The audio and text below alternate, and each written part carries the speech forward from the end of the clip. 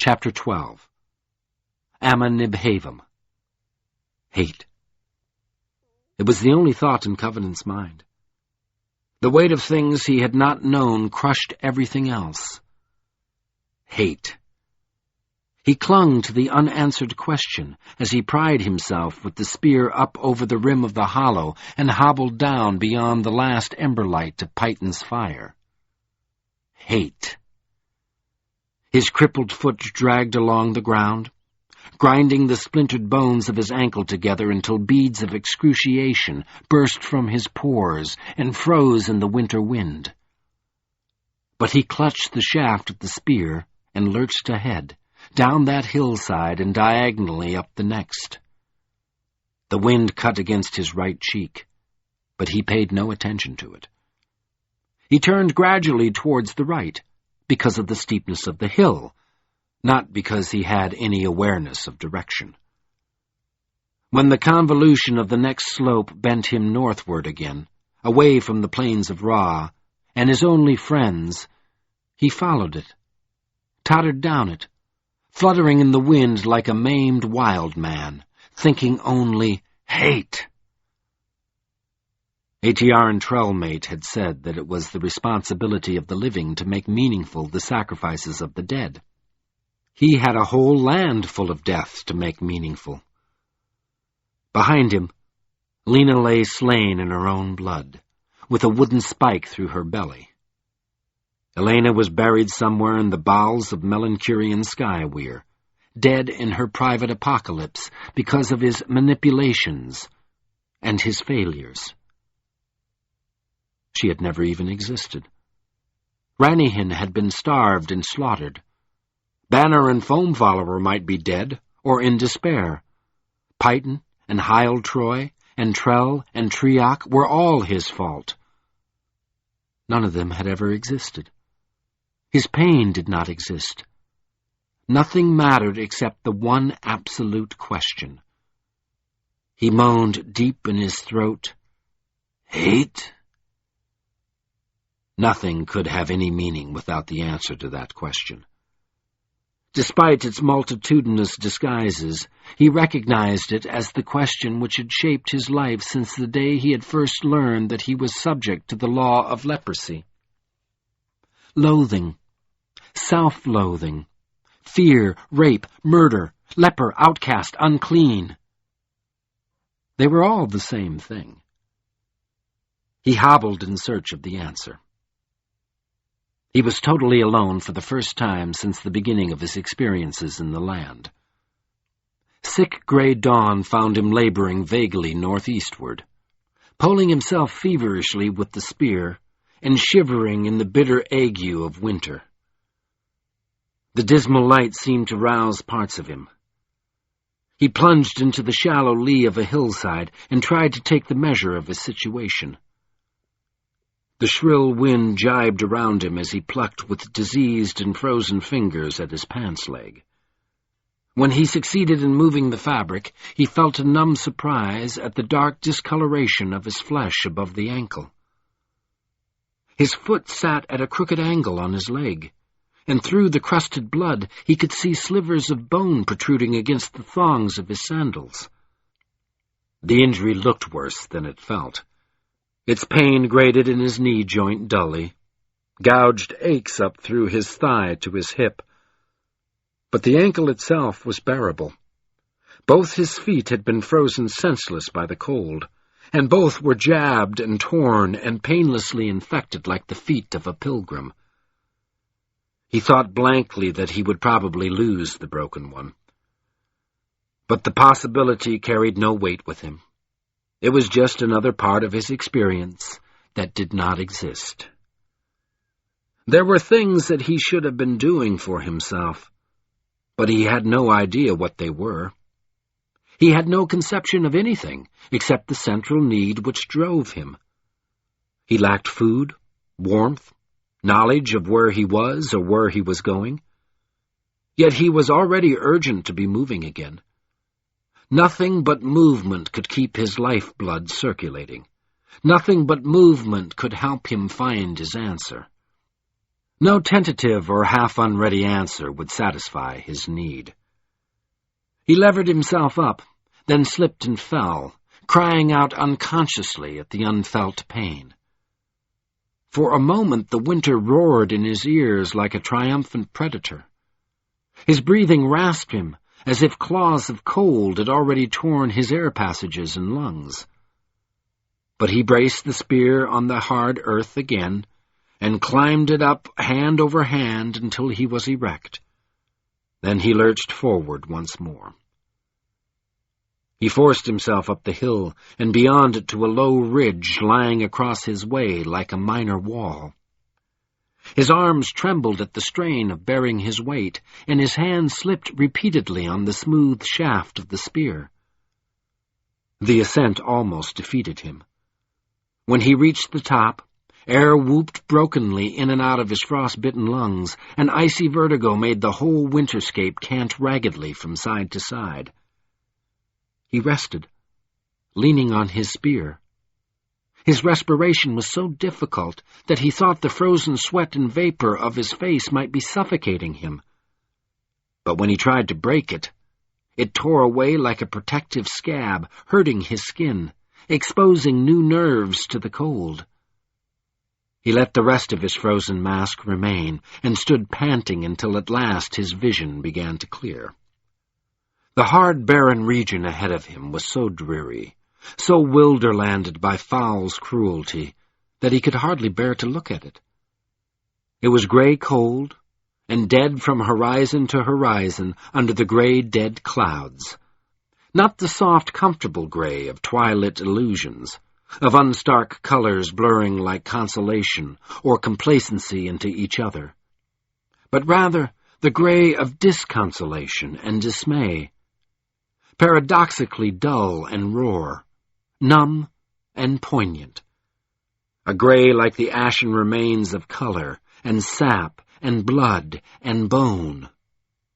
Gray winds drove gray cold over the gray frozen hills.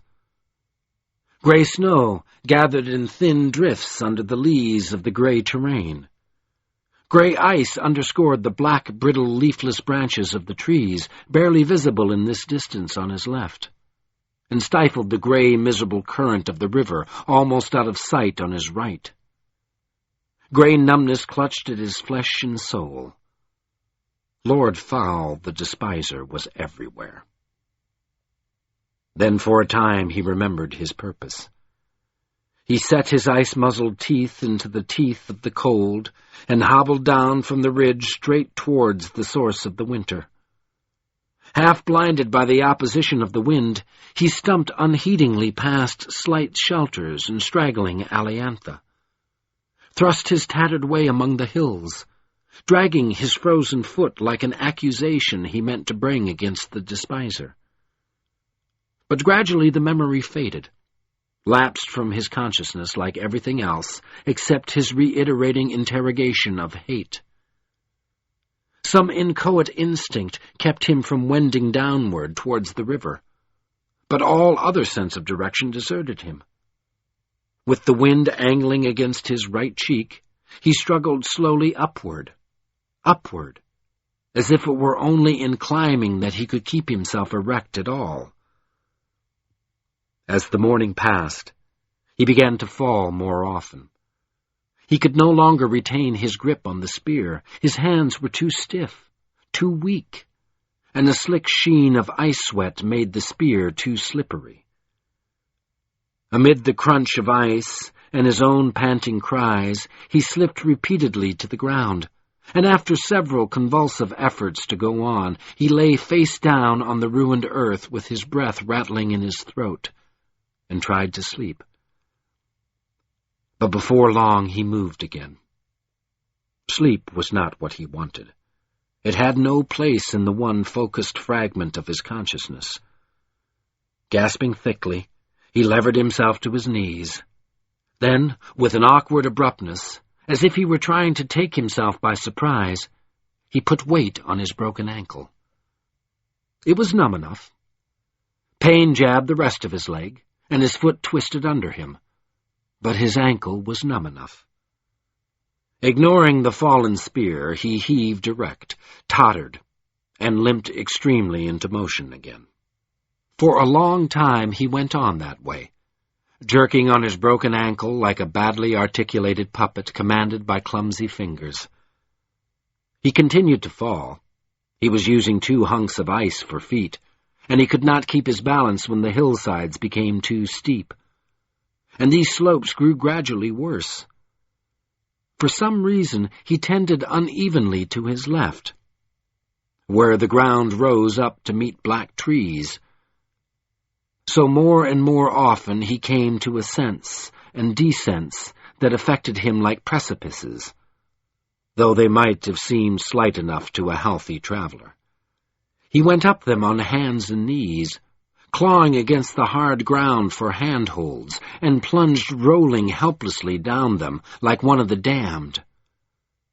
But after each fall he rested prone in the snow like a penitent, and after each rest he staggered or crawled forward once more, pursuing his private and inevitable apotheosis, though he was entirely unable to meet it. As the day waned into afternoon, his falls came more and more often, and after falling, he lay still and listened to the air sob in and out of his lungs, as if the breaking of his ankle had fractured some essential bone in him, some obdurate capacity for endurance, as if at last numbness failed him, proved in some way inadequate, leaving him at the mercy of his injury. By degrees he began to believe that after all his dream was going to kill him. Sometime in the middle of the afternoon he slipped, rolled, came to rest on his back. He could not muster the strength to turn over. Like a pinned insect, he struggled for a moment, then collapsed into prostrate sleep, trapped there between the iron heavens and the brass earth. Dreams roiled his unconsciousness, giving him no consolation. Again and again he relived the double-fisted blow with which he had stabbed Python. But now he dealt that forced blow at other hearts: Laura, main thrall Rue, Elena, Joan, the woman who had been killed protecting him at the Battle of Soaring Woodhaven. Why had he never asked anyone her name? In dreams he slew them all. They lay around him with gleams of light shining keenly out of their wounds like notes in an alien melody. The song tugged at him, urged. But before he could hear it, another figure hove across his vision, listing like a crippled frigate. The man was dressed in misery and violence. He had blood on his hands, and the love of murder in his eyes. But Covenant could not make out his face. Again he raised the knife. Again he drove it with all his might into that vulnerable breast. Only then did he see that the man was himself. He lurched as if the blank sky had struck him, and flopped over onto his chest to hide his face, conceal his wound. When he remembered the snow in which he lay, he got quavering to his feet and limped on into the late afternoon. Before long he came to a hillside he could not master. He flung himself at it, limped and crawled at it as hard as he could. But he was exhausted and crippled. He turned left and stumbled along the slope, seeking a place where he could ascend. But then, inexplicably, he found himself rolling downward. When he tumbled to a stop at the bottom, he rested for a while in confusion. He must have crossed the top without knowing it. He hauled himself up again, gasping, and went on. The next hill was no better. But he had to master it. When he could not drive himself upward any farther, he turned to the left again, always left and up, though for some strange reason this seemed to take him down towards the river. After a short distance he found a trail in the snow. Part of him knew that he should be dismayed, but he felt only relief, hope. A trail meant that someone had passed this way, passed recently, or the wind would have effaced the marks, and that someone might help him. He needed help. He was freezing, starving, failing. Under its crust of scab and ice, his ankle was still bleeding. He had reached the infinitude of his impotence, his inefficacy, the point beyond which he could not keep going, could not believe, envision, hope that continuation, life, was possible. He needed whoever or whatever had made that trail to decide his fate for him. He followed it to the left, downward, into a hollow between hills. He kept his eye on the trail immediately before him, fearing to look up and find that the maker of the trail was out of sight, out of reach. He saw where the maker had fallen, shed blood, rested, limped onward. Soon he met the next hill, and began crawling up it along the crawling trail. He was desperate, alone and impoverished as he had never before been in the land. But at last he recognized the truth. When the trail turned, crawled away to the left, fell back down the hillside, he could no longer deny that he had been following himself, that the trail was his own, a circle between hills he could not master. With a thick moan he passed the boundary. His last strength fell out of him. Keen gleams winked across the dark gulf behind his closed eyes, but he could not answer them. He fell backward, slid down the hill into a low snowdrift. Yet even then his ordeal continued. His fall uncovered something in the snow. While he lay gasping helplessly, felt his heart trembled towards failure in his chest, a smell intruded on him. Despite the cold, it demanded his notice. It rose piquant and seductive in his face, ran into him on every breath, compelled him to respond. He propped himself up on quivering arms and wiped the snow away with dead fingers. He found grass growing under the snowdrift. Somehow its potent life refused to be quenched. Even a few yellow flowers blossomed under the weight of the snow, and their sharp aroma caught hold of him.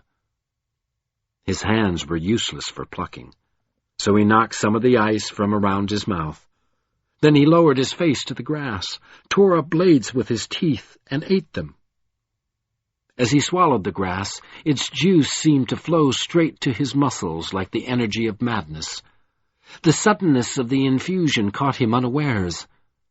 As he bent for a fourth time, a convulsion came over him, and he collapsed into a rigid fetal position, while raw power raged through his veins. For an instant, he screamed in agony. But at once he passed beyond himself into a bleak wilderland where nothing but winter and wind and malice existed. He felt Lord Fowl's preternatural assault on a level that was not sight, or hearing, or touch, but rather a compaction of all his senses. The nerves of his soul ached as if they had been laid bare to the livid ill. And in the core of his perception, a thought struck him, stabbed into him as if it were the spear point of the winter. He identified the thing he did not understand. It was magic.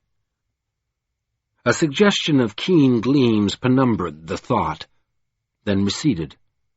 Magic, eldritch power, theurgy. Such a thing did not exist, could not exist. Yet it was part of the land, and it was denied to him.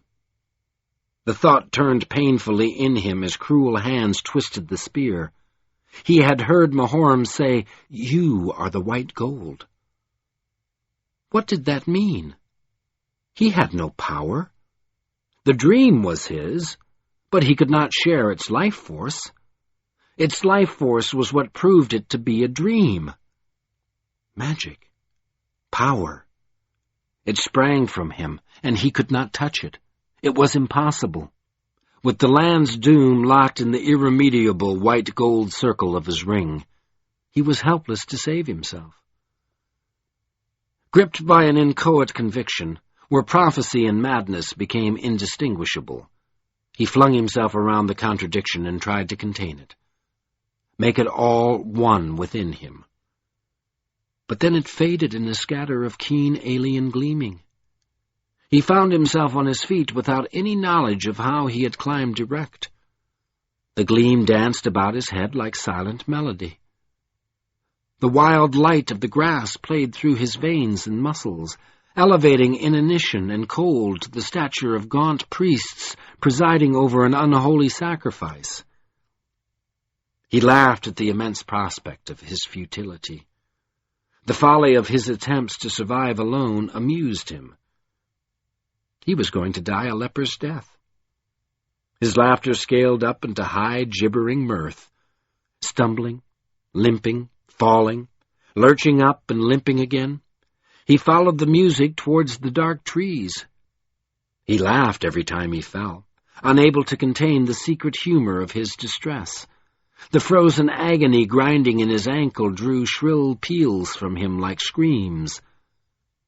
But though he was impatient now for an end, eager for any blank, damnable repose, still the keen gleams carried him along. Advancing and receding, urging, sprinkling his way like glaucous petals of ambergris, they made him rise after each fall and continue towards the outskirts of the forest. After a while, he began to think that the trees were singing to him. The gleams which fraught the air fell about him in alien intervals, like moist, blue-green shines of woodsong. But he could neither see nor hear them. They were apparent only to the restless energy in his veins.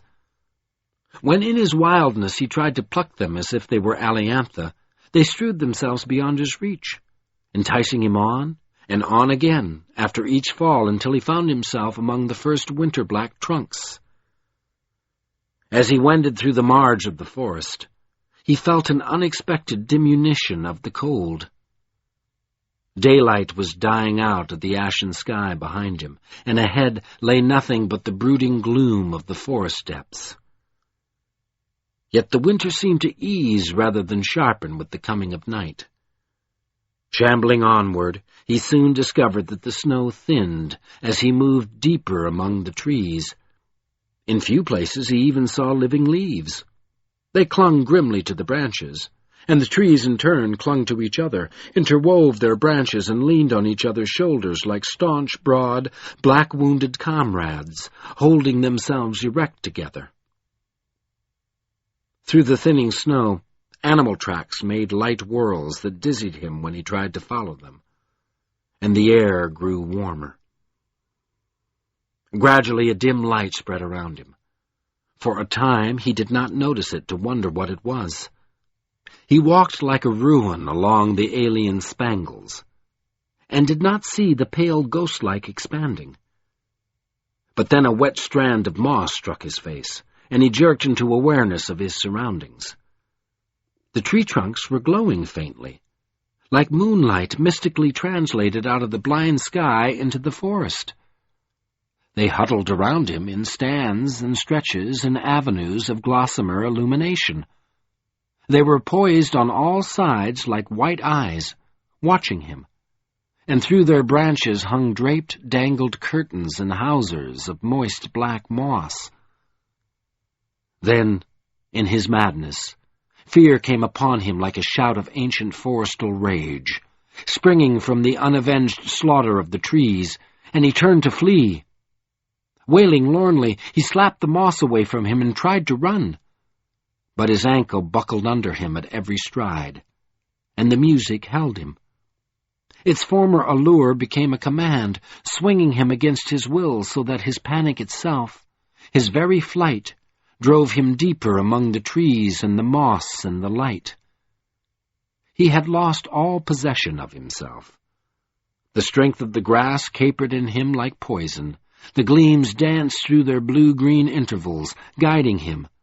He fled like the hunted, battering and recoiling against trunks, tangling himself in moss, tearing his hair in fear, Animals scampered out of his wailing path, and his ears echoed to the desolate cries of owls. He was soon exhausted. His flesh could not bear any more. As his wailing turned to frenzy in his throat, a large hairy moth, the size of a cormorant, suddenly fluttered out of the branches, veered erratically, and crashed into him. The impact knocked him to the ground in a pile of useless limbs.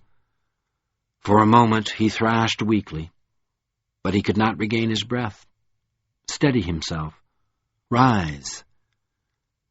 After a brief struggle, he collapsed on the warm turf and abandoned himself to the forest. For a time the gleaming hovered over him as if it were curious about his immobility. Then it spangled away into the depths of the trees, leaving him clapped in dolorous dreams. While he slept, the light mounted until the trunks seemed to be reaching towards him with their illumination, seeking a way to absorb him, rid the ground of him, efface him from the sight of their hoary rage. But though they glowered, they did not harm him. And before long a feathery scampering came through the branches and the moss. The sound seemed to reduce the trees to baleful insentence. They withdrew their threatening as a host of spiders began to drop lightly onto Covenant's still form. Guided by gleams, the spiders swarmed over him as if they were searching for a vital spot to place their stings. But instead of stinging him, they gathered around his wounds. Working together, they started to weave their webs over him where he was hurt. In a short time, both his feet were thickly wrapped in pearl-gray webs. The bleeding of his ankle was staunched, and its protruding bone splinters were covered with gentle protection. A score of the spiders draped his frost-bitten cheeks and nose with their threads, while others bandaged his hands, and still others webbed his forehead, though no injury was apparent there. Then they all scurried away as quickly as they had come. He slept on. His dreams racked him at odd moments, but for the most part he lay still, and so his ragged pulse grew steadier, and the helpless whimper faded from his breathing. In his gray webs he looked like a cocooned wreck, in which something new was a-borning. Much later that night, he stirred and found the keen gleams peering at him again through his closed eyelids. He was still far from consciousness, but the notes of the melody roused him enough to hear feet shuffling towards him across the grass. "Ah, mercy," an old woman's voice sighed over him. "Mercy. So peace and silence come to this. I left all thought of such work, and yet my rest comes to this.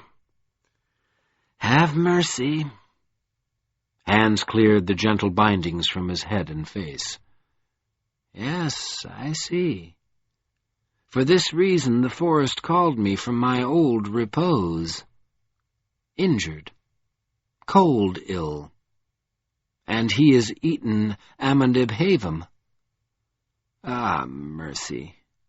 How the world intrudes, when even Morin moss bestirs itself for such things as this. Well, the grass has kept life in him, whatever its penalty. But I mislike the look of his thoughts. He will be a sore trial to me."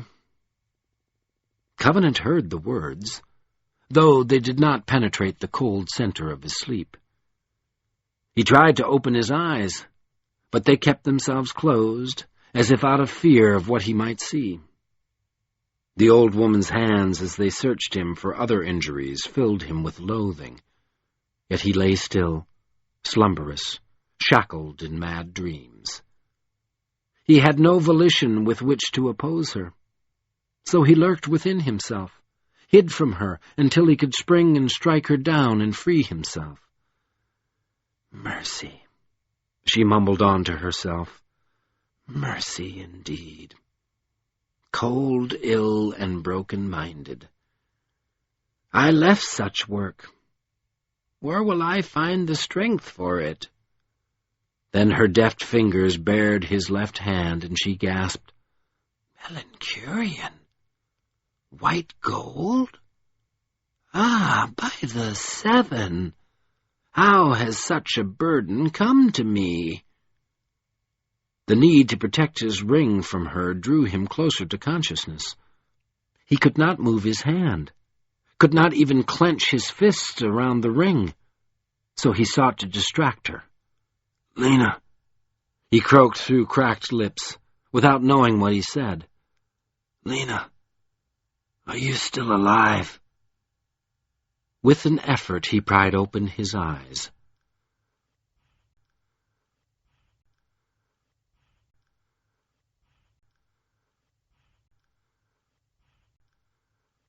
Chapter 13. The Healer. Still sleep shrouded his sight. At first he saw nothing except the compact, baleful light of the trees. But his ring was in danger from her. He was jealous of his white gold. Sleep or no sleep, he did not mean to give it up. He strove to focus his eyes, strove to come far enough out of hiding to engage her attention. Then a soft stroke of her hand swept the cobwebs from his eyebrows, and he found that he could see her. "Lena," he croaked again. She was a dusky, loamy woman, with hair like tangled brown grass and an old face uneven and crude in outline, as if it had been inexpertly molded in clay. The hood of a tattered fallow-green cloak covered the crown of her head, and her eyes were the brown of soft mud, an unexpected and suggestive brown, as if the silt of some private devotion filled her orbs, effaced her pupils, as if the black round nexus between her mind and the outside world were something that she had surrendered in exchange for the rare, rich loam of power. Yet there was no confidence, no surety in her gaze as she regarded him. The life which had formed her eyes was far behind her. Now she was old, timorous. Her voice rustled like the creaking of antique parchment as she asked, "Lena, are you still alive?" "Am I? No, I am not your Lena. She is dead. If the look of you tells any truth, mercy." "Mercy," he echoed soundlessly. "This is the doing of the Amma Nibhavim. Perhaps you have preserved your life in eating it, but surely you know that it is poison to you, a food too potent for human flesh." "Are you still alive?" he repeated, with cunning in his throat. Thus he disguised himself, protected that part of him which had come out of hiding and sleep to ward his ring. Only the damaged state of his features kept him from grinning at his own slyness. "Perhaps not," she sighed, "but let that pass. You have no knowledge of what you say. You are cold, ill, and poison-mad, and there is a sickness in you that I do not comprehend. Why aren't you dead?" She brought her face close to his and went on. "Listen to me. I know that the hand of confusion is upon you, but listen to me. Hear and hold my words. You have come in some way into Morin Moss Forest. I am a healer, an unfettered one, who turned to the work of healing. I will help you, because you are in need, and because the white gold reveals that great matters are afoot in the land, and because the forest found its voice to summon me for you, though that also I do not comprehend. I saw you kill him." The raw croak of Covenant's voice sounded like horror and grief, but in its depths he hugged himself for glee at his cunning. She drew back her head, but showed no other reaction to what he had said. I came to this place, from my life, because the forest's unquiet slumber met my own long ache for repose. I am a healer, and Morin Moss permits me. Yet now it speaks. Great matters indeed. Ah, mercy. It is in my heart that the Colossus itself... Well, I wonder. I have made my home here for many years. I am accustomed to speak only for my own pleasure. I saw. Do you not hear me? He stabbed you with a wooden spike. I saw the blood. Mercy. Is your life so violent, then? Well, let that pass also. You do not hear me. You have fallen too far into the Unbeliever.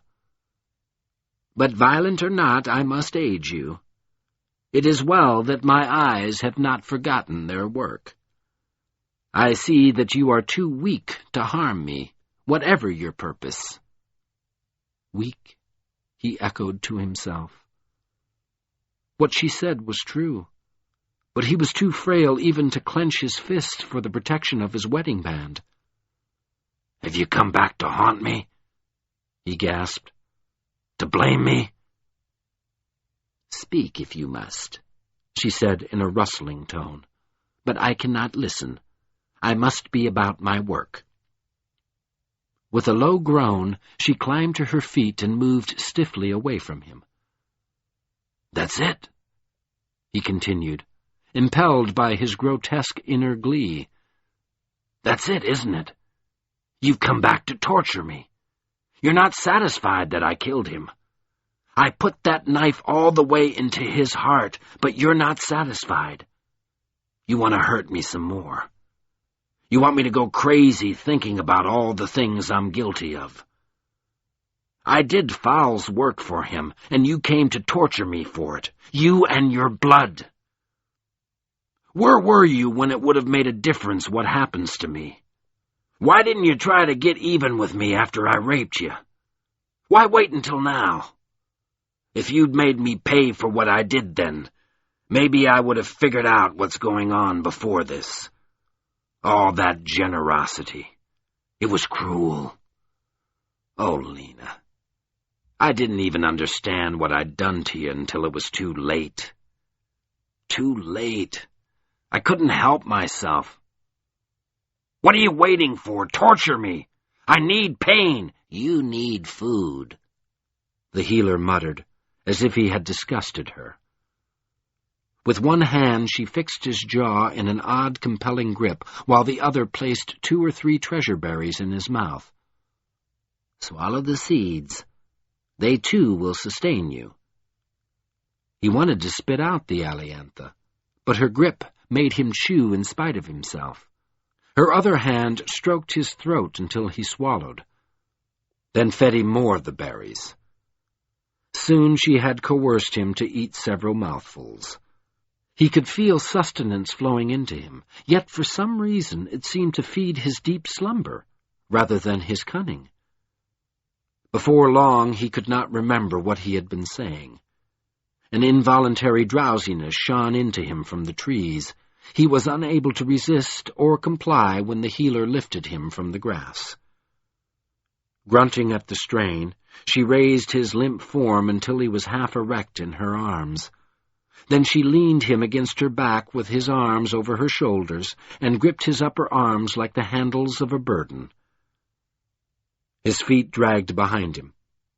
He dangled on her squat shoulders. But she bore his weight, carried him like a dead sack into the pale white night of Morin Moss. While he drowsed, she took him laboriously farther and farther into the secret depths of the forest. And as they left its borders behind, they passed into warmer air and greater health, a region where spring had not been quenched by Lord Fowl's winter. Leaves multiplied and spread out around bird nests to cloak the branches. Moss and grass and small woodland animals increased among the trees. A defying spirit was abroad in this place, resisting cold, nourishing growth, affirming Morn Moss's natural impulse towards buds and new sap and arousal. It was as if the ancient forestals had returned, bringing with them the wood's old knowledge of itself. Yet even in its secret heart, Morn Moss was not impervious to the despiser's fell influence. Temperatures rose above the freezing point, but failed to climb any higher. The leaves had no spring profusion. They grew thinly, in dark bitter greens rather than in hale verdancy. The animals wore their winter coats over bones that were too gaunt for true spring. If a forestal had indeed returned to Morn Moss, he lacked the potency of his olden predecessors. No, it was more likely that the monolithic colossus of the fall had shrugged off its brooding slumber to take a hand in the defenses of the forest. And it was more likely still that Cair Royal Wildwood was reaching out from his fastness in Garroding Deep, doing what he could across the distance to preserve old Morn Moss. Nevertheless, this lessening of winter was a great boon to the trees, and to the denizens of the forest. It kept alive many things which might have been among the first to die when Lord Fowl interdicted spring. For that reason, among others, the unfettered healer trudged onwards with Covenant on her back. The defying spirit had not only tolerated both her and him, it had summoned her to him. She could not refuse. Though she was old, and found Covenant painfully heavy, she sustained herself by sucking moisture from the moss, and plodded under him towards her home among the secrets of the forest. The tree shine had lapsed into dim gray dawn before her journey ended at a low cave in the bank of a hill. Thrusting aside the moss which curtained its small entrance, she stooped and dragged Covenant behind her into the modest single chamber of her dwelling. The cave was not large. It was barely deep enough for her to stand erect in its center, and its oval floor was no more than 15 feet wide. But it was a cozy home for one person. It had comfort enough in the soft loam of its walls and its bed of piled dry leaves. It was warm, protected from the winter, and when other lights were withdrawn, it was lit in ghostly filigree by the tree roots which held its walls and ceilings. In its underground safety, her small cook fire was not a threat to the forest. In addition to the low embers which awaited her against one wall, she possessed a pot of graveling. Dropping Covenant wearily on the bed, she opened the graveling and used some of its heat to resurrect her fire. Then she set her stiff old bones on the floor and rested for a long time. It was nearly mid-morning when her fire threatened to die out. Sighing dryly, she roused herself to stoke up a blaze and cook a hot meal for herself. This she ate without a glance at Covenant. He was in no condition for solid food. She cooked and ate to gather strength for herself, because her peculiar power of healing required strength. So much strength that she had exhausted her reserves of courage before reaching middle age, and had left her work to rest in Morn Moss for the remainder of her days. Decades, 4 or 5 she no longer knew, had passed since she had fled, and during that time she had lived in peace and reticence among the seasons of the forest, believing that the ordeals of her life were over. Yet now even Morn Moss had bestirred itself to bring her work back to her. She needed strength. She forced herself to eat a large meal, then rested again. But at last she rallied herself to begin the task. She set her pot of firestones on a shelf in the wall so that its warm yellow light fell squarely over Covenant. He was still asleep, and this relieved her. She did not want to face either his mad talk or his resistance. But she was made afraid once again by the extent of his sickness. Something bone-deep had hold of him, something she could not recognize or understand. In its unfamiliarity, it reminded her of old nightmares in which she had terrified herself by attempting to heal the despiser. The acute fracture of his ankle she did understand. His cold-bitten and battered hands and feet were within her experience, and she saw that they might even heal themselves, if they were kept warm for a long convalescence. His cheeks and nose and ears, his cracked lips, with the odd scar on one side, his uncleanly healed forehead, all did not challenge her. But the damage the Amandibhavim had done to his mind was another matter. It made his sleeping eyes bulge so feverishly in their sockets that through their lids she could read every flick and flinch of his wild dreams. It knuckled his forehead in an extreme scowl of rage or pain. It locked his hands into awkward fists, so that even if she had dared to touch his white gold, she could not have taken it from him. And his essential sickness was still another matter. She caught glimpses of the way in which it was interwoven with his madness. She dreaded to touch that ill with her power. To steady herself, she hummed an old song under her breath. When last comes to last, I have little power. I am merely an urn. I hold the bone sap of myself and watch the marrow burn. When last comes to last, I have little strength. I am only a tool. I work its work, and in its hands I am the fool. When last comes to last, I have little life. I am simply a deed, an action done while courage holds. A seed. While she strove to master her faint-heartedness, she made preparations. First she cooked a thin broth, using hot water and a dusty powder, which she took from a leather pouch among her few belongings. This she fed to Covenant without awakening him. It deepened his repose, made rest and unconsciousness so thick in him that he could not have struggled awake to save his own life. Then, when he was entirely unable to interfere with her, she began to strip off his attire. Slowly, using her own hesitation to enhance the thoroughness of her preparations, she removed all his raiment and bathed him from head to foot.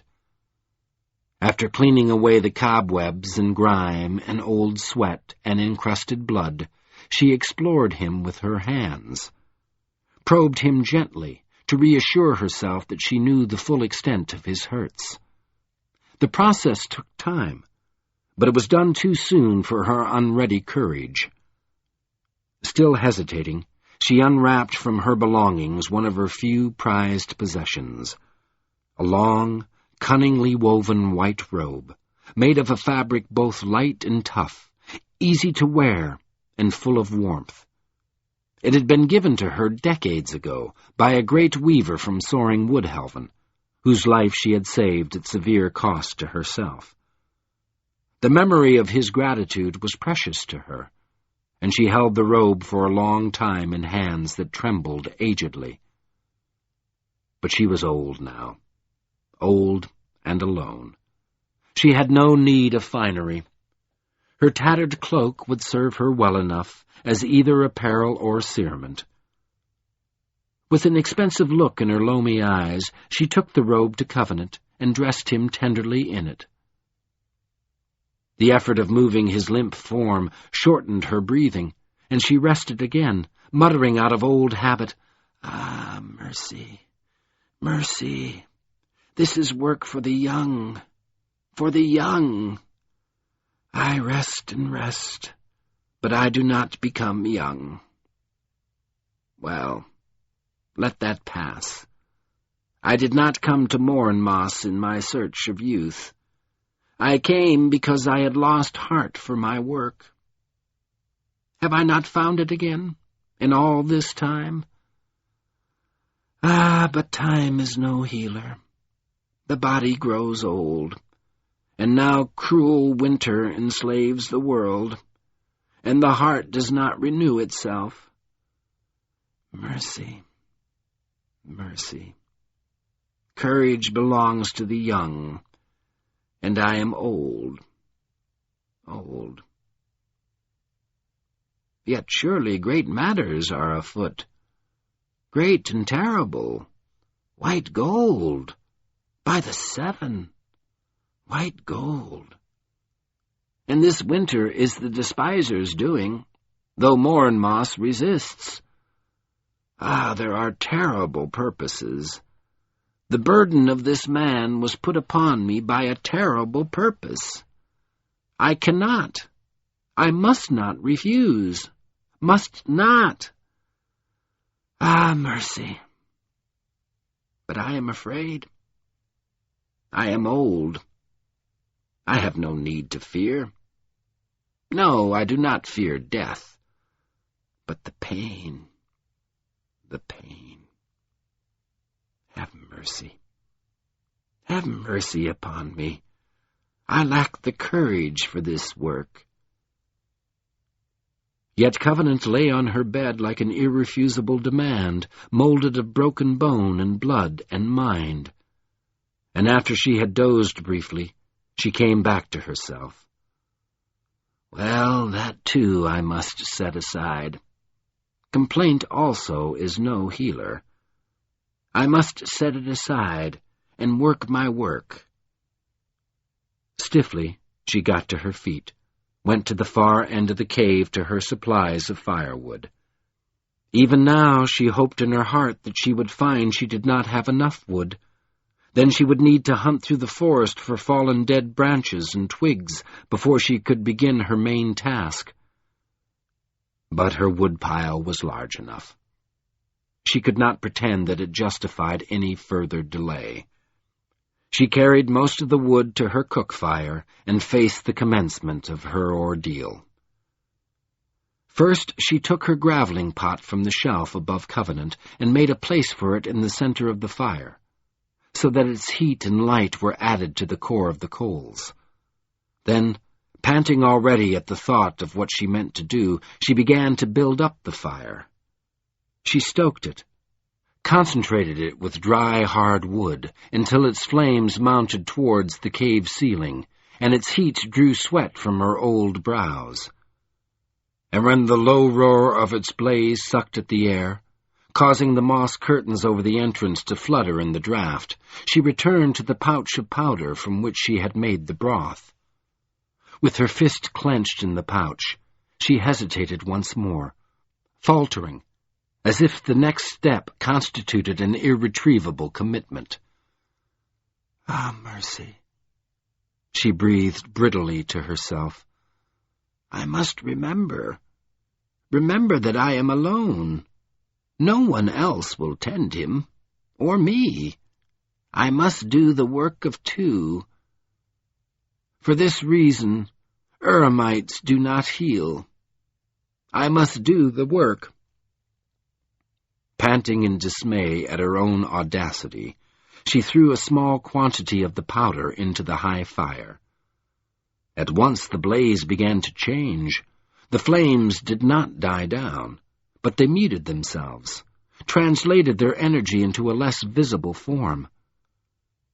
Their light turned from orange and red and yellow to brown, a steadily deepening brown, as if they sprang now from thick loam rather than from wood.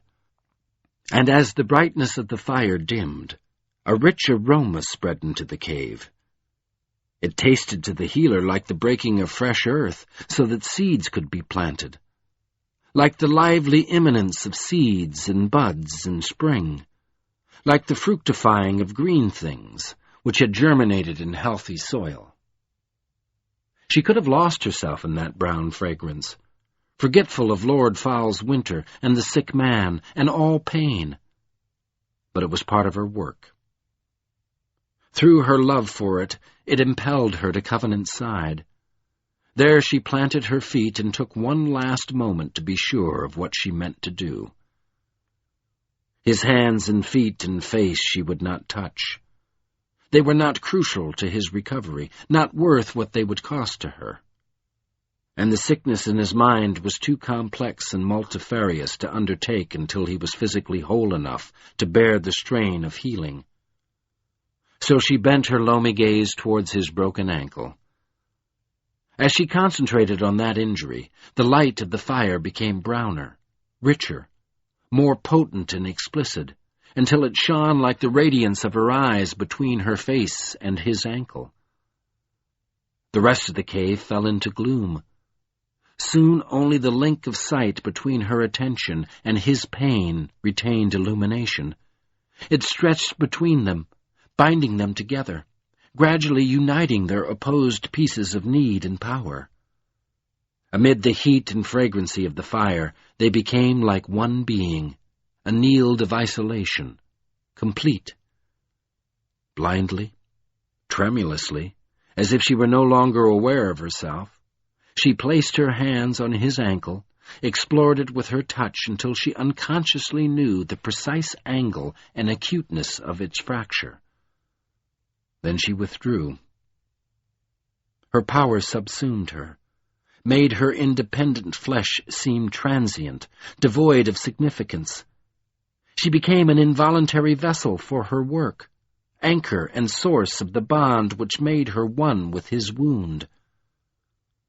When the bond grew strong enough, she retreated from him. Without volition or awareness, she stooped and picked up the smooth, heavy stone which she used as a pestle. Without volition or awareness, she held it like a weighty gift in both hands, offering it to Covenant. Then she raised it high over her head. She blinked, and the brown link of oneness trembled. With all her strength, she swung the stone down, slammed it against her own ankle. The bones broke like dry wood. Pain shot through her. Pain like the splintering of souls, hers and his. She shrieked once and crumpled to the floor in a swoon. Then time passed for her in a long agony that shut and sealed every other door of her mind. She lay on the floor while the fire died into dim embers, and the aroma of spring turned to dust in the air, and the ghostly fibers of the roots shone and waned. Nothing existed for her except the searing instant in which she had matched Covenant's pain. The instant in which she had taken all their pain, his and hers, upon herself. Night passed and came again. Still she lay crumpled. Her breathing gasped hoarsely between her flaccid lips, and her heart fluttered along the verges of extinction. If she could have regained consciousness long enough to choose to die, she would have done so gladly, eagerly. But the pain sealed her within herself, and had its way with her until it became all she knew of life or death. Yet at last she found herself thinking that it had never been this bad when she was younger. The old power had not altogether failed her, but her ordeals at their worst had never been like this. Her body was racked with thirst and hunger, and this too was not as it had ever been before. Where were the people who should have watched over her, who should have at least given her water so that she did not die of thirst before the agony passed? Where were the family or friends who brought the ill and injured to her, and who gladly did all they could to aid the healing? In time, such questions led her to remember that she was alone, that she and the sick man were both untended. He too had been without food or water during the whole course of her ordeal, and even if her power had not failed, he was in no condition to endure such privation. He might be dead in spite of what she had survived for him. With an effort that made her old body tremble exhaustedly, she raised herself from the floor. On her hands and knees she rested, panting heavily. She needed to gather the feeble remnant of herself before she faced the sick man. Miserable tasks awaited if he were dead. She would have to struggle through the despiser's winter to take that white gold ring to the lords of Revelstone. and she would have to live with the fact that her agony had been the agony of failure. Such possibilities daunted her. Yet she knew that even this delay might make the difference, might prove fatal. Groaning, she tried to stand up. Before she could get her legs under her, movement staggered towards her from the bed. A foot kicked her to the floor again. The sick man lumbered past her and thrashed through the curtain of moss while she sprawled on the packed earth. The surprise of the blow hurt her more than the kick itself. The man was far too weak to do her any real harm, and his violence rekindled some of her energy. Panting blunt curses to herself, she stumbled stiffly upright and limped out of the cave after him. She caught up with him within 20 feet of the cave's mouth. The gleaming pale gaze of the tree trunks had stopped his flight. He wheeled with fear whimpering in his throat, as if the trees were savage beasts, crouched and waiting for him. "You are ill," the healer muttered wearily. "Understand that if you understand nothing else. Return to the bed."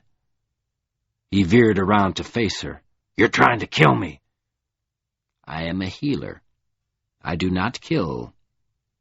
"You hate lepers, and you're trying to kill me." His eyes bulged insanely in his haggard face.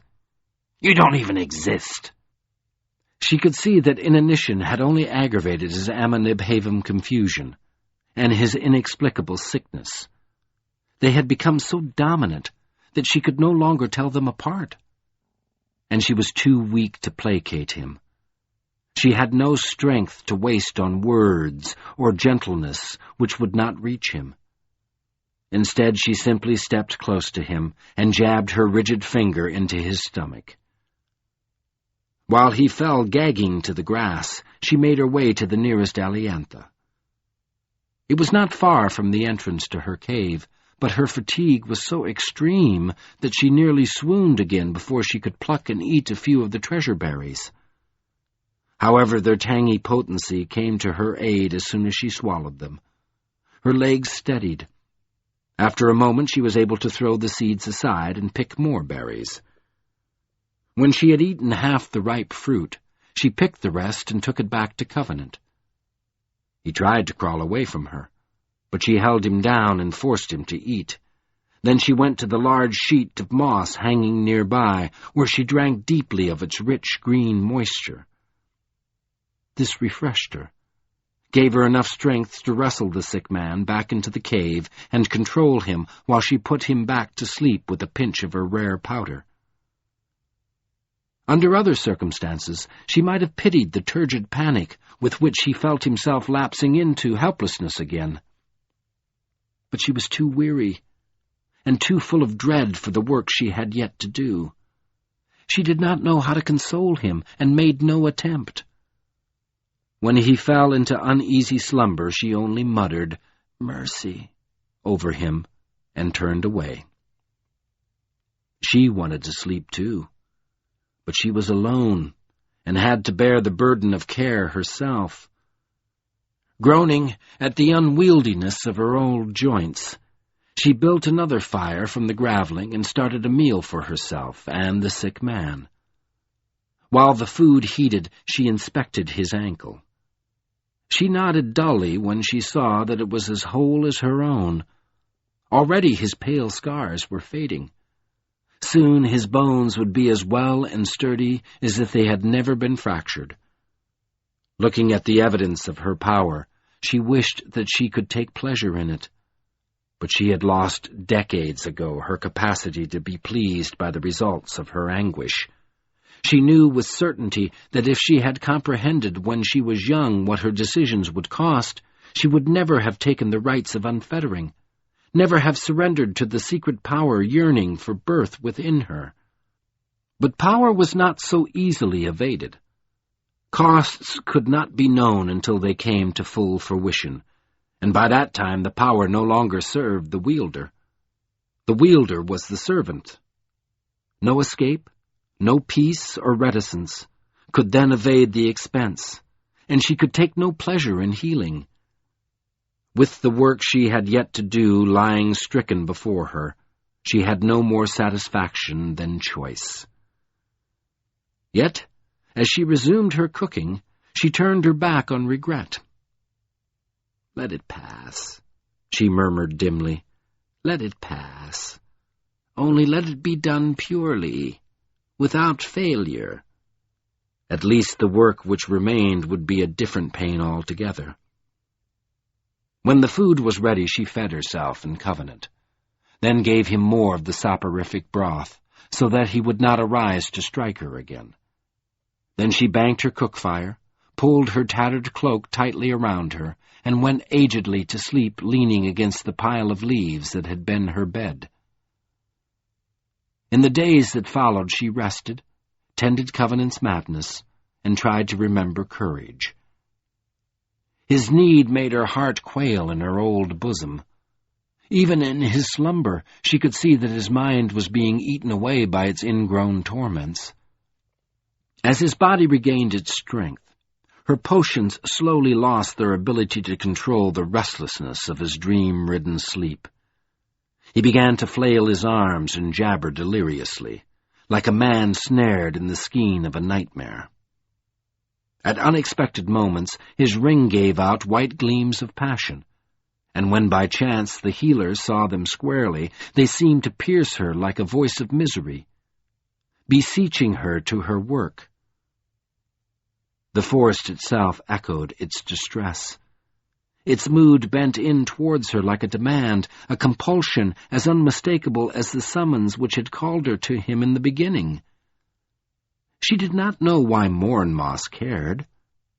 She only felt its caring brush her cheek like the palm of authority, warning her.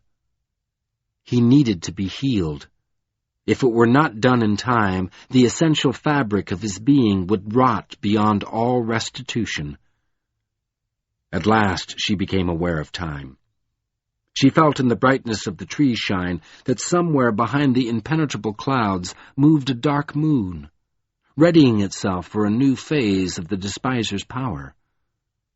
She forced herself to unclench her hesitations one by one and to face her work again. Then she built her high blaze for the second time and made ready her rare powder. While the hard wood took fire, she set both water and food on the shelf above Covenant, so that if he regained consciousness before she did, he would not have to search for what he needed. A fatal mood was on her, and she did not believe she would survive. "Mercy," she muttered as the fire mounted. "Mercy." She uttered the word as if she were seeking a benediction for herself. Soon the flames filled her cave with light and heat, flushing the withered skin of her cheeks. The time had come. She could feel the power limping in her like a sere lover, oddly frail and masterful, yearning for its chance to rise up once more and take her, yearning, and yet so strangely inadequate, old, as if it could no longer match what it remembered of its desires. For a moment her blood deserted her. Weakness filled all her muscles, so that the leather pouch fell from her fingers. But then she stooped to regain it, thrust her trembling hand into it, threw its dust into the fire, as if that gesture were her last, best approximation of courage. As the potent aroma of the dust spread its arms, took all the air of the cave into its embrace, began its slow transubstantiation of the firelight, she stood near Covenant's head and locked her quavering knees. Staring brownly at his forehead while the heat and illumination of the blaze came into consonance with her attention, she passed beyond the verges of volition and became once more the vessel of her power. Around her the cave grew dim, as the rich loamy light of the bond wove itself between her pupilless orbs and his sick, mad mind. And before her Covenant tensed, stiffened, eyes staring gauntly, neck corded, knuckles white, as if her power clutched his very soul with fear. Trembling, She reached out her hands, placed her palms flat against the gathered thunder of his forehead. The next instant she recoiled, as if he had scalded her. "No!" she cried. Horror flooded her. She foundered in it. "You ask too much!" Deep within her, she fought to regain her self-command, fought to thrust down the power, deny it, return to herself, so that she would not be destroyed. "I cannot heal this!" But the man's madness came upon her as if he had reached out and caught her wrists. Wailing helplessly, she returned to him, replaced her palms on his forehead. The terror of it rushed into her, filled her until it burst between her lips like a shriek. Yet she could not withdraw. His madness pounded through her as she sank into it, trying not to see what lay at its root. And when at last it made her see, forced her to behold itself, the leering disease of its source, she knew that she was ruined. She wrenched her seared hands from his head and went hunting, scrabbling frantically among her possessions. Still shrieking, she pounced upon a long stone cooking knife, snatched it up, aimed it at his vulnerable heart. He lay under the knife like a sacrifice defiled with leprosy. But before she could stab out his life, consummate his unclean pain in death, a host of glaucous alien gleams leaped like music into the air around her. They fell on her like dew, clung to her like moist melody, stayed her hand. They confined her power and her anguish, held all things within her, until her taut, soundless cry imploded. They contained her until she broke under the strain of things that could not be contained. Then they let her fall. Gleaming like the grief of trees, they sang themselves away.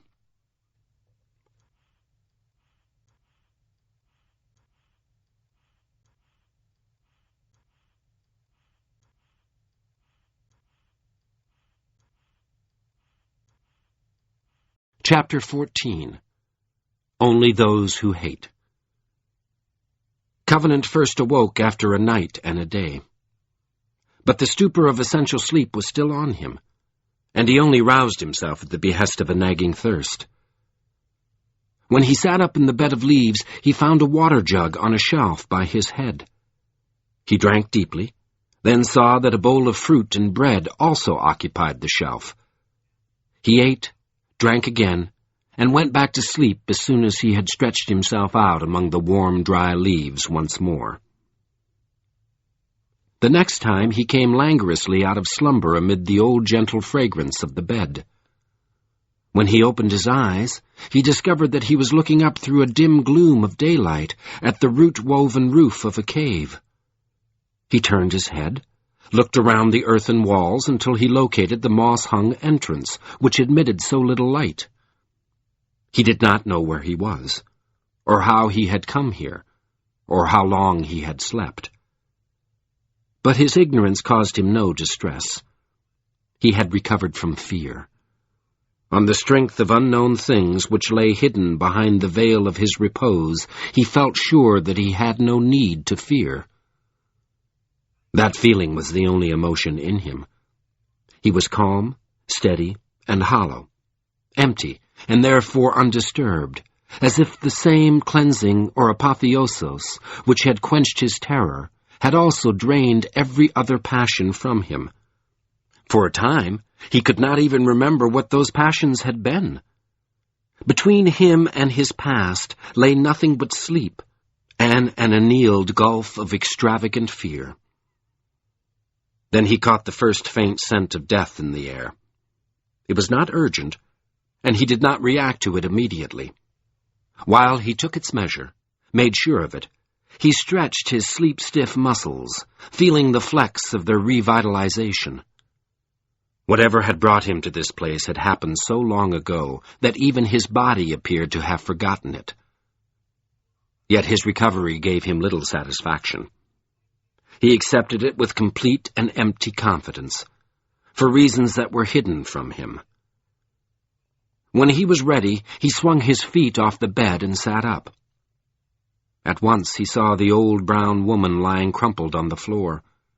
She was dead, with an outcry still rigid on her lips, and a blasted look in the staring loam of her eyes. In the dim light, she seemed like a racked mound of earth. He did not know who she was.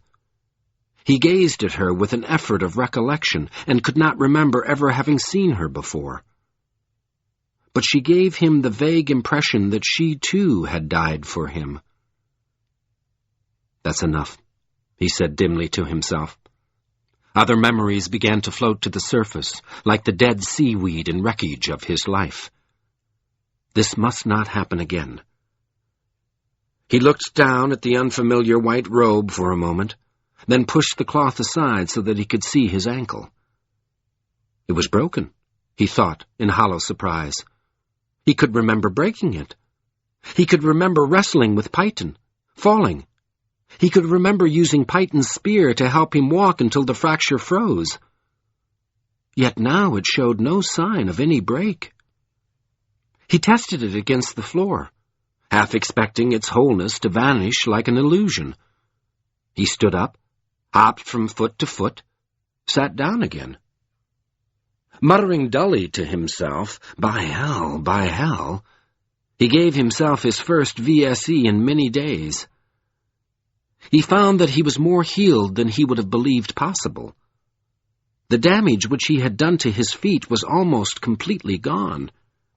His gaunt hands flexed easily, though they had lost flesh, and his ring hung loosely on his wedding finger.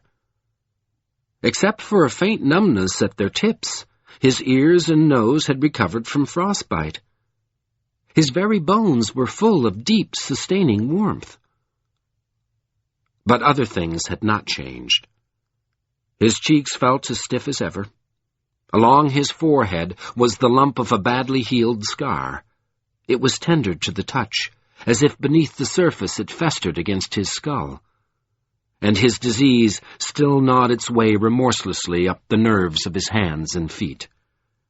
His fingers were numb to the palms, and only the tops of his feet and the backs of his heels remained sensitive. So the fundamental condition of his existence remained intact. The law of his leprosy was graven within him, carved with the cold chisel of death, as if he were made of dolomite or marble, rather than bone and blood and humanity. For that reason he remained unmoved in the hollow center of his healing. He was a leper, and had no business exposing himself to the risks of passion. Now when he looked back at the dead woman, he remembered what he had been doing before the winter had reft him of himself. He had been carrying a purpose of destruction and hate eastward, towards Fowl's Creche. That purpose now wore the aspect of madness. He had been mad to throw himself against the winter alone, just as he had been mad to believe that he could ever challenge the despiser. The path of his past appeared strewn with corpses, the victims of the process which had brought him to that purpose, the process of manipulation by which Lord Fowl sought to produce the last fatal mistake of a direct challenge.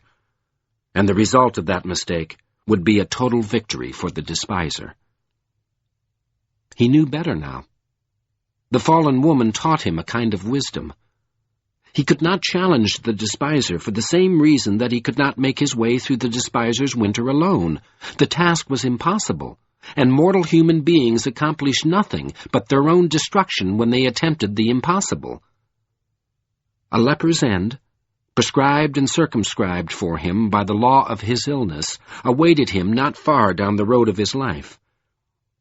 He would only hasten his journey towards that end if he lashed himself with impossible demands, and the land would be utterly lost. Then he realized that his inability to remember what had brought him to this place, what had happened to him in this place, was a great blessing, a giving of mercy so clear that it amazed him. Suddenly, he understood at least in part why Triok had spoken to him of the mercy of new opportunities, and why Triok had refused to share his purpose.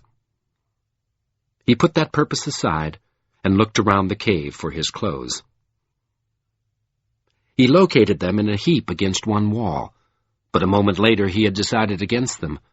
They seemed to represent participation in something that he now wished to eschew, and his white robe was a gift which the dead woman had given him as part and symbol of her larger sacrifice. He accepted it with calm, sad, hollow gratitude. But he had already started to don his sandals before he realized how badly they reeked of illness. In days of walking, his infection had soaked into the leather, and he was loath to wear the unclean stench. He tossed the sandals back among his discarded apparel. He had come barefoot into this dream, and knew that he would go barefoot and soul-battered out of it again, no matter how he tried to protect himself. In spite of his reawakening caution, he chose not to worry about his feet. The faint tatar of death in the air reminded him that he could not remain in the cave. He drew the robe tight around him and stooped through the entrance to see if he could discover where he was. Outside, under the gray clouds of day, the sight of the forest gave him another surge of empty surprise. He recognized Moss. He had crossed this wood once before. His vague knowledge of the land's geography told him in general terms where he was, but he had no conception of how he had come here. The last thing in his memory was the slow death of Lord Fowl's winter. There was little winter to be seen here. The black trees leaned against each other as if they were rooted interminably in the first gray verges of spring. But the air was brisk rather than bitter, and tough grass grew sufficiently over the clear ground between the trunks. He breathed the forest smells while he examined his unreasoning confidence, and after a moment he felt sure that Moss also was something he should not fear. When he turned to re-enter the cave, he had chosen at least the first outlines of his new road. He did not attempt to bury the woman. He had no digging tool, and no desire to offer any injury to the soil of the forest. He wore her robe in part to show his respect for her, but he could not think of any other gesture to make towards her. He wanted to apologize for what he was doing, for what he had done, but he had no way to make her hear him. At last he placed her on her bed, arranged her stiff limbs as best he could to give her an appearance of dignity. Then he found a sack among her possessions and packed into it all the food he could find. After that he drank the last of her water and left behind the jug to save weight. With a pang of regret, he also left behind the pot of graveling. He knew he would want its warmth, but did not know how to tend it. The knife which lay oddly in the center of the floor he did not take, because he had had enough of knives. Remembering Lena, he lightly kissed the woman's cold, withered cheek. Then he shrugged his way out of the cave, muttering, as if the word were a talisman he had learned from her sacrifice, "Mercy." He strode away into the day of his new comprehension. He did not hesitate over the choice of directions. He knew from past experience that the terrain of Moss sloped generally downward from northwest to southeast, towards the plains of Ra. He followed the slope with his sack over his shoulder and his heart hollow, steady because he was full of lax, like the heart of a man who had surrendered himself to the prospect of a colorless future. Before he had covered 2 leagues, daylight began to fail in the air, and night fell from the clouds like rain. But Moss roused itself to light his way, and after his long rest he did not need sleep. He slowed his pace so that he would move without disturbing the dark moss, and went on while the forest grew lambent and restless around him. Its ancient uneasiness, its half-conscious memory of outrage and immense bereavement, was not directed at him. The perennial mood of the trees almost seemed to stand back as he passed, allowing him along his way. But he felt it nonetheless, heard it muttering through the breeze as if Moss were breathing between clenched teeth. His senses remained truncated, winter-blurred, as they had been before his crisis with Python and Lena, but still he could perceive the forest's sufferance of him. Moss was aware of him, and made a special exertion of tolerance on his behalf. Then he remembered that Garroding Deep also had not raised its hand against him. He remembered Cair Royal Wildwood, and the Forestall's unwilling disciple. Though he knew himself suffered, permitted, he murmured mercy to the pale shining trunks, and strove to move carefully, avoiding anything which might give offense to the trees. His caution limited his progress, and when dawn came he still wended generally southeast within the woods. But now he was re-entering the domain of winter. Cold snapped in the air, and the trees were bleak. Grass had given way to bare ground. He could see the first thin skiffs of snow through the gloom ahead of him, and as dawn limped into ill day, he began to learn what a gift the white robe was. Its lightness made it easy to wear, yet its special fabric was warm and comfortable, so that it held out the harshness of the wind. He considered it a better gift than any knife or staff or oar-crest stone, and he kept it sashed gratefully around him. Once the tree shine had subsided into daylight, he stopped to rest and eat. But he did not need much rest. And after a frugal meal, he was up and moving again. The wind began to gust and flutter around him. In less than a league, he left the last black shelter of the forest and went out into Fowl's uninterrupted spite. The wilderness of snow and cold that met his blunt senses seemed unchanged. From the edges of the forest, the terrain continued to slope gradually downward, through the shallow rumpling of old hills, until it reached the dull river flowing miserably into the northeast. And across his whole view, winter exerted its gray ruination. The frozen ground slumped under the ceaseless rasp of the wind and the weight of the snowdrifts, until it looked like irreparable disconsolation or apathy, an abdication of loam and intended verdancy. In spite of his white robe and his recovered strength, he felt the cut of the cold, and he huddled into himself as if the land's burden were on his shoulders.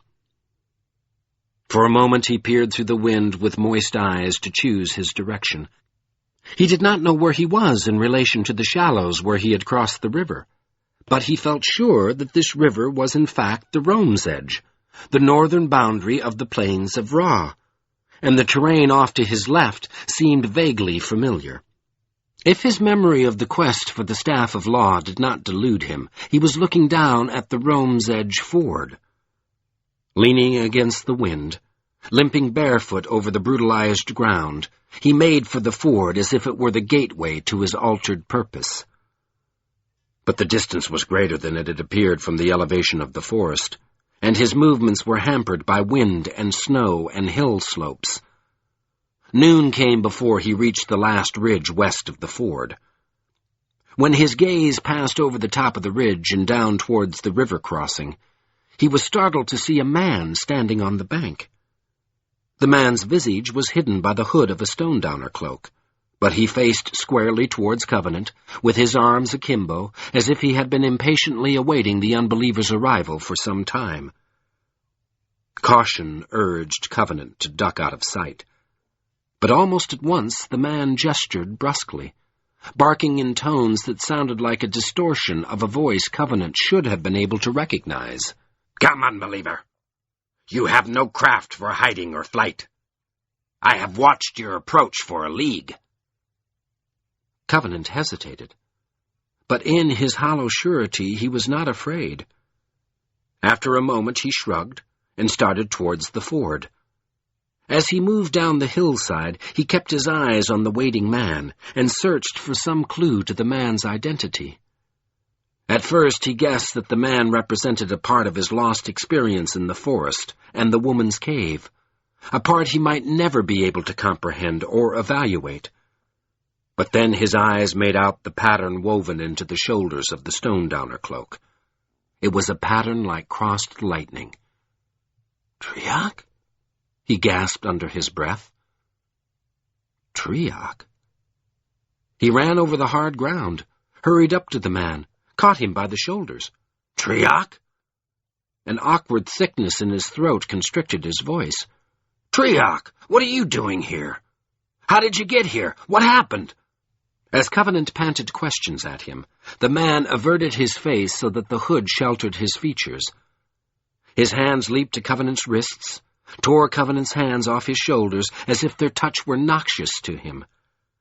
With unmistakable ire, he thrust Covenant away from him. But when he spoke, his barking tones sounded almost casual.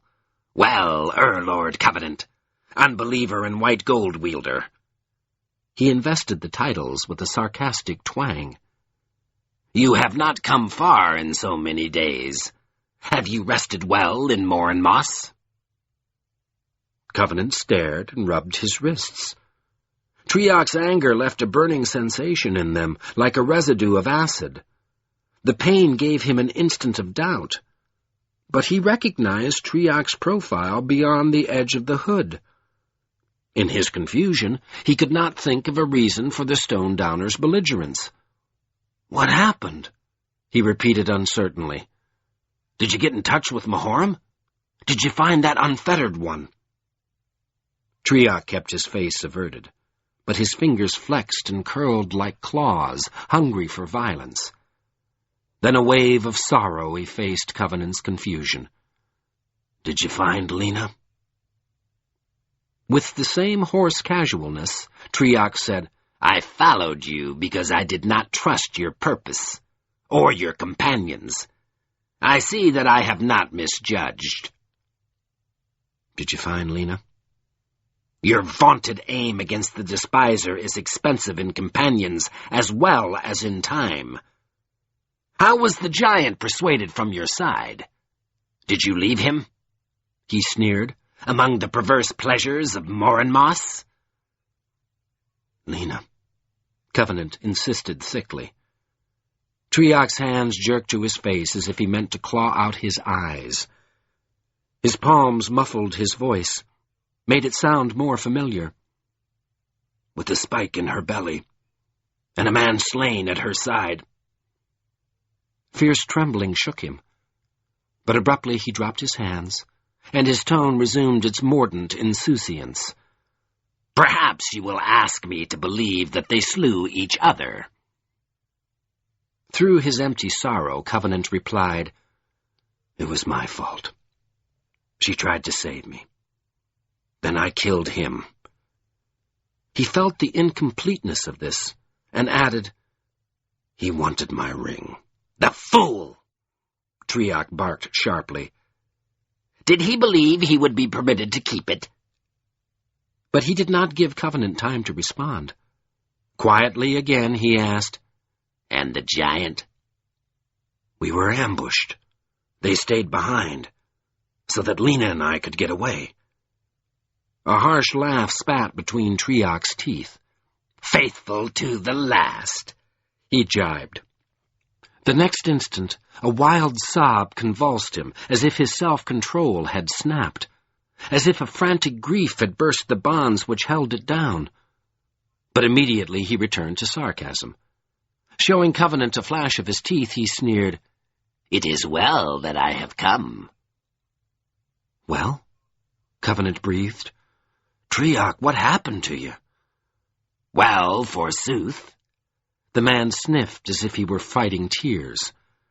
"You have lost much time in that place of harm and seduction. With each passing day, the despiser grows mightier.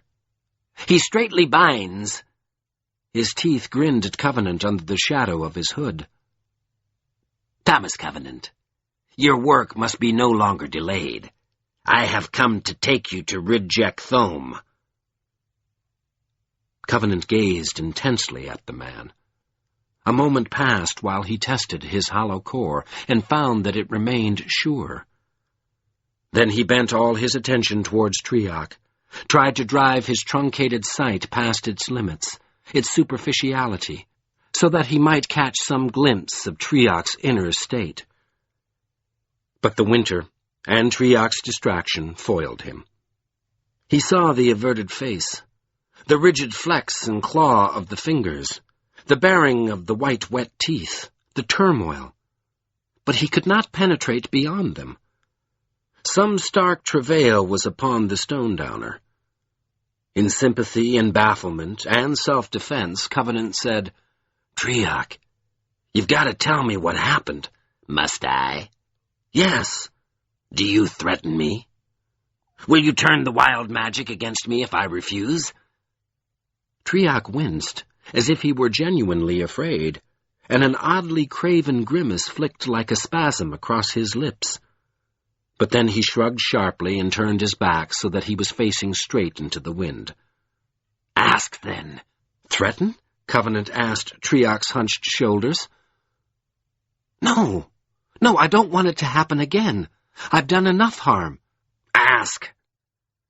"Did you—" He could hardly get the words through his clogged throat. "Did you find that unfettered one?" "Yes." "Did he contact Mahoram?" "No." "Why not?" "He did not suffice." The bitterness of the words barked along the bitter wind, and Covenant could only repeat, "Triak, what happened?" "The unfettered one lacked strength to match the Lamilia lore. He took it from me, and could not match it. Yerquin and Quirrell were lost. More companions lost while you dally and falter." "Both lost. I didn't— How did you find me?" "This is expensive blood, Covenant. When will it sate you?" "Sate me? Triak?" The question hurt him, but he endured it. He had long ago lost the right to take umbrage at anything Triak might say. With difficulty he asked again, "How did you find me?" "I waited. Where else could you have gone?" "Triak." Covenant covered himself with the void of his calm and said, "Triak, look at me." "I do not wish to look at you." "Look at me." "I have no stomach for the sight." "Triak!" Covenant placed his hand on the man's shoulder. Instantly, Triak spun and struck Covenant across his cheek. The blow did not appear powerful. Triak swung shortly, as if he were trying to pull back his arm, but force erupted at the impact, threw Covenant to the ground several feet away. His cheek stung with a deep pain like vitriol that made his eyes stream. He barely saw Triak flinch, turn, and start to flee, then catch himself and stop, waiting across the distance of a dozen yards as if he expected Covenant to hurl a spear through his back. The pain roared like a rush of black waters in Covenant's head, but he forced himself to sit up, ignored his burning cheek, and said quietly, "I'm not going to Falskresh." "Not?" Surprise spun Triak to face Covenant. "No." Covenant was vaguely surprised by his own certitude. "I'm going to cross the river. I'm going to try to go south with the Ramen. They might—" "You dare!" Triak yelled. He seemed livid with fury, but he did not advance towards Covenant. "You cost me my love, my comrades, my home. You slay every glad face of my life. And then you say you will deny the one promise which might recompense. Unbeliever! Do you think I would not kill you for such treachery?" Covenant shrugged. "Kill me if you want to. It doesn't make any difference." The pain in his face interfered with his concentration, but still he saw the self-contradiction behind Triak's throat. Fear and anger were balanced in the stone-downer, as if he were two men trapped between flight and attack, straining in opposite directions. Somewhere amid those antagonists was the Triak Covenant remembered. He resisted the roaring in his head, and tried to explain so that this Triarch might understand.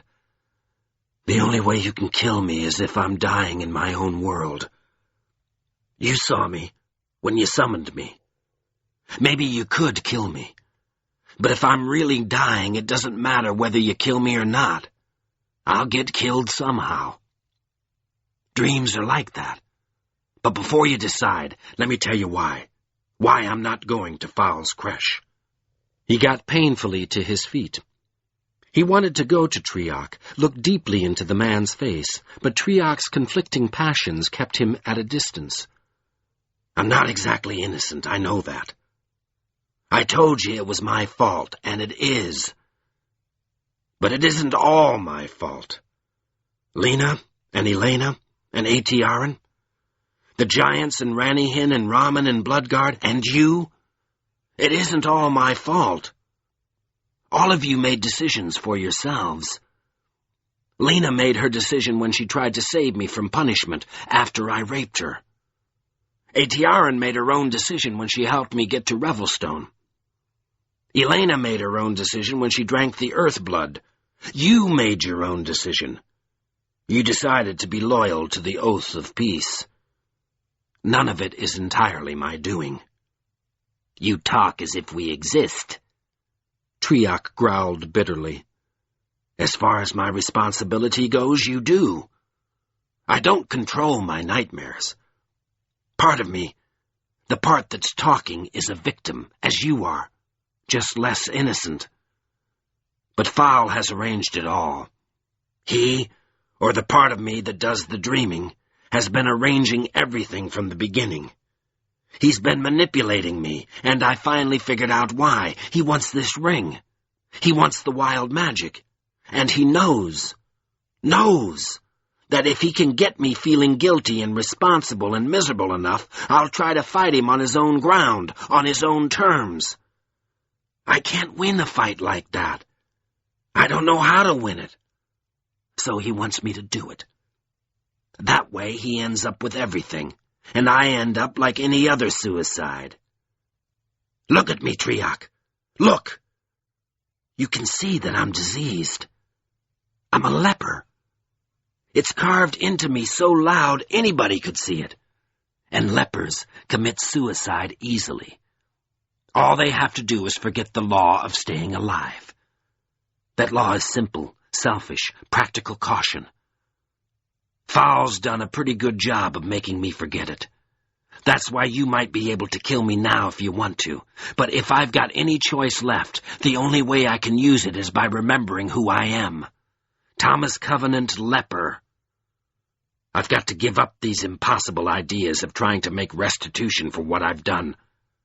I've got to give up guilt and duty, or whatever it is I'm calling responsibility these days. I've got to give up trying to make myself innocent again.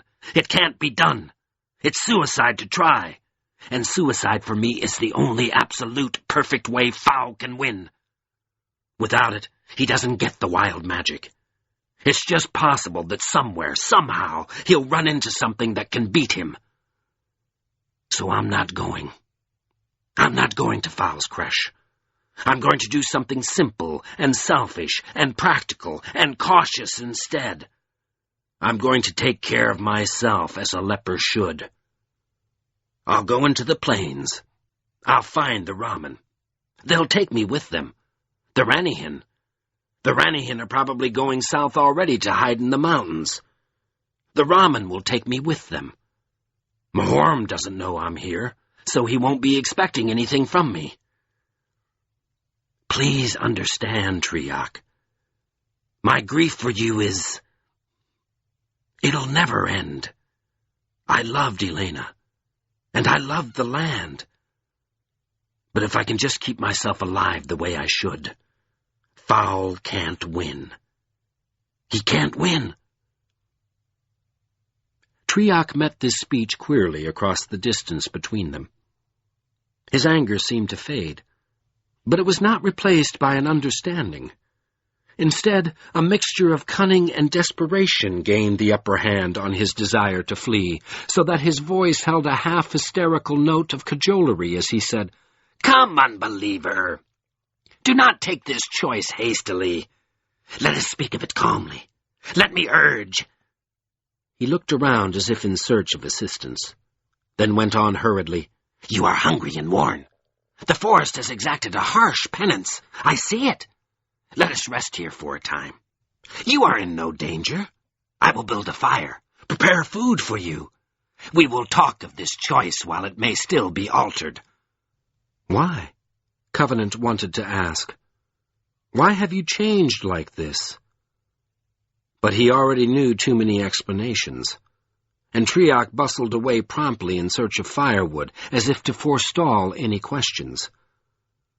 The land on this side of the Rome's Edge had been wooded at one time, and before long he had collected a large pile of dead brush and bushes, which he placed in the shelter of a hill a short distance from the ford. All the time he kept his face averted from Covenant. When he was satisfied with his quantity of wood, he stooped in front of the pile with his hands hidden, as if for some obscure reason he did not want Covenant to see how he started the fire. As soon as flames had begun to spread through the brush, he positioned himself on the far side of the fire and urged Covenant to approach its warmth. Covenant acquiesced gladly enough. His robe could not keep the cold out of his hands and feet. He could hardly refuse a fire. And he could hardly refuse Triac's desire to discuss his decision. His debt to Triac was large, not easily borne. He sat down within the radiant balm of the fire opposite Triac and silently watched him prepare a meal. As he worked, Triac mumbled to himself in a tone that made Covenant feel oddly uncomfortable. His movements seemed awkward, as if he were trying to conceal arcane gestures while he handled the food. He avoided Covenant's gaze, but whenever Covenant looked away, he could feel Triac's eyes flick furtively over him and flinch away. He was startled when Triac said abruptly, "So you have given up hate." Given up? He had not thought of the matter in those terms. Maybe I have. It doesn't seem like a very good answer. I mean, aside from the fact that there's no room for it in the law of leprosy. Hate, humiliation, revenge. I make a mistake every time I let them touch me. I risk my life. And love, too, if you want to know the truth. But aside from that, it doesn't seem that I could beat foul that way. I'm just a man. I can't hate forever, as he can. And he forced himself to articulate a new perception. My hate isn't pure. It's corrupt because part of me always hates me instead of him. Always. Triac placed a stoneware pot of stew in the fire to cook, and said in a tone of eerie conviction, "It is the only answer. Look about you. Health, love, duty. None suffice against this winter. Only those who hate are immortal." Immortal? Certainly. Death claims all else in the end. How else did the despiser and his... He said the name as if it dismayed him. Ravers endure. They hate. In his hoarse, barking tone, the word took on a wide range of passion and violence, as if indeed it were the one word of truth and transcendence. The savor of the stew began to reach Covenant. He found that he was hungry, and that his inner quiescence covered even Triac's queer asseverations. He stretched out his legs, reclined on one elbow. Hate, he sighed softly, reducing the word to manageable dimensions. Is that it, Triac? I think I've spent this whole thing, dream, delusion, fact, whatever you want to call it. I've spent it all looking for a good answer to death. Resistance, rape, ridicule, love, hate. Is that it? Is that your answer? Do not mistake me, Triac replied.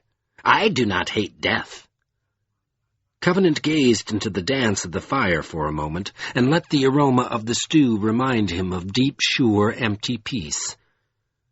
Then he said, as if he were completing a litany, "What do you hate?" "I hate life." Brusquely, Triok spooned stew into bowls. When he handed a bowl around the fire to Covenant, his hand shook. But as soon as he had returned to his hooded covert beyond the flames, he snapped angrily, "Do you think I am unjustified? You, unbeliever?" No. No. Covenant could not lift up his head against the accusation in Triok's voice. "Hate me as much as you need to," he breathed into the crackling of the fire and the steaming stew. "I don't want anyone else to sacrifice himself for me." Without looking up, he began to eat. The taste of the stew was not unpleasant, but it had a disconcerting underflavor which made it difficult to swallow. Yet once a mouthful had passed his throat, he found it warm and reassuring. Slowly, drowsiness spread outward from it. After a few moments, he was vaguely surprised to see that he had emptied the bowl. He put it aside and lay down on his back. Now the fire seemed to grow higher and hotter, so that he only caught glimpses of Triok watching him keenly through the weaving spring and crackle of the flames. He was beginning to rest when he heard Triok say through the fiery veil, "Unbeliever, why do you not resume your journey to Fowl's Creche? Surely you do not believe that the despiser will permit your flight, after he has striven so to bring about this confrontation of which you speak." "He won't want me to get away," Covenant replied emptily, surely. "But I think he's too busy doing other things to stop me. And if I can slip through his fingers just once, he'll let me go, at least for a while. I've already done so much for him. The only thing he still wants from me is the ring. If I don't threaten him with it, he'll let me go while he fights the lords, and then he'll be too late. I'll be gone as far as the Ranihan can take me." "But what of this creator?" Triok spat the word. "Who they say also chose you. Has he no hold upon you?" Sleepiness only strengthened Covenant's confidence. "I don't owe him anything. He chose me for this. I didn't choose it or him. If he doesn't like what I do, let him find someone else." "But what of the people who have died and suffered for you?" Triok's anger returned, and he ripped the words as if they were illustrations of meaning which he tore from the walls of a secret hall of gifts deep within him. "How will you supply the significance they have earned from you? They have lost themselves in bootless death if you flee." "I know." Covenant sighed to the sharp flames and the wind. "We're all futile, alive or dead." He made an effort to speak clearly through his coming sleep. "What kind of significance will it give them if I commit suicide? They won't thank me for throwing away something that cost them so much. While I'm alive." He lost the thought, then recovered it. "While I'm alive, the land is still alive." "Because it is your dream." "Yes. For that reason, among others." Covenant experienced a moment of stillness before the passion of Triok's response penetrated him. Then he hauled himself up and peered blearily through the fire at the stone downer. Because he could think of nothing else to say, he murmured, "Why don't you get some rest? You're probably exhausted yourself waiting for me." "I have given up sleep." Covenant yawned. "Don't be ridiculous." "What do you think you are? A blood guard?" In answer, Triok laughed tautly, like a cord about to snap. The sound made Covenant feel that something was wrong. that he should not have been so irresistibly sleepy. He should have had the strength to meet Triak's distress responsibly. But he could hardly keep his eyes open. Rubbing his stiff face, he said, "Why don't you admit it? You're afraid I'll sneak off as soon as you stop watching me." "I do not mean to lose you now, Thomas Covenant." "I wouldn't do that to you." Covenant blinked and found his cheek resting against the hard ground. He could not remember having reclined. "Wake up," he said to himself without conviction. Sleep seemed to be falling on him out of the grayness of the sky. He mumbled, "I still don't know how you found me." But he was asleep before the sound of his voice reached his ears. He felt he had been unconscious for only a moment when he became aware, on a half-subliminal level, of darkness thronging towards him out of the winter, as abysmal as death. Against them came faint alien gleams of music, which he recognized and did not remember. They melodied themselves about him in blue-green intervals that he could neither hear nor see. They appeared weak, elusive, like voices calling to him across a great distance. But they were insistent. They nudged him, sang to him, plied him towards consciousness. Through his uncomprehending stupor, they danced a blind, voiceless warning of peril.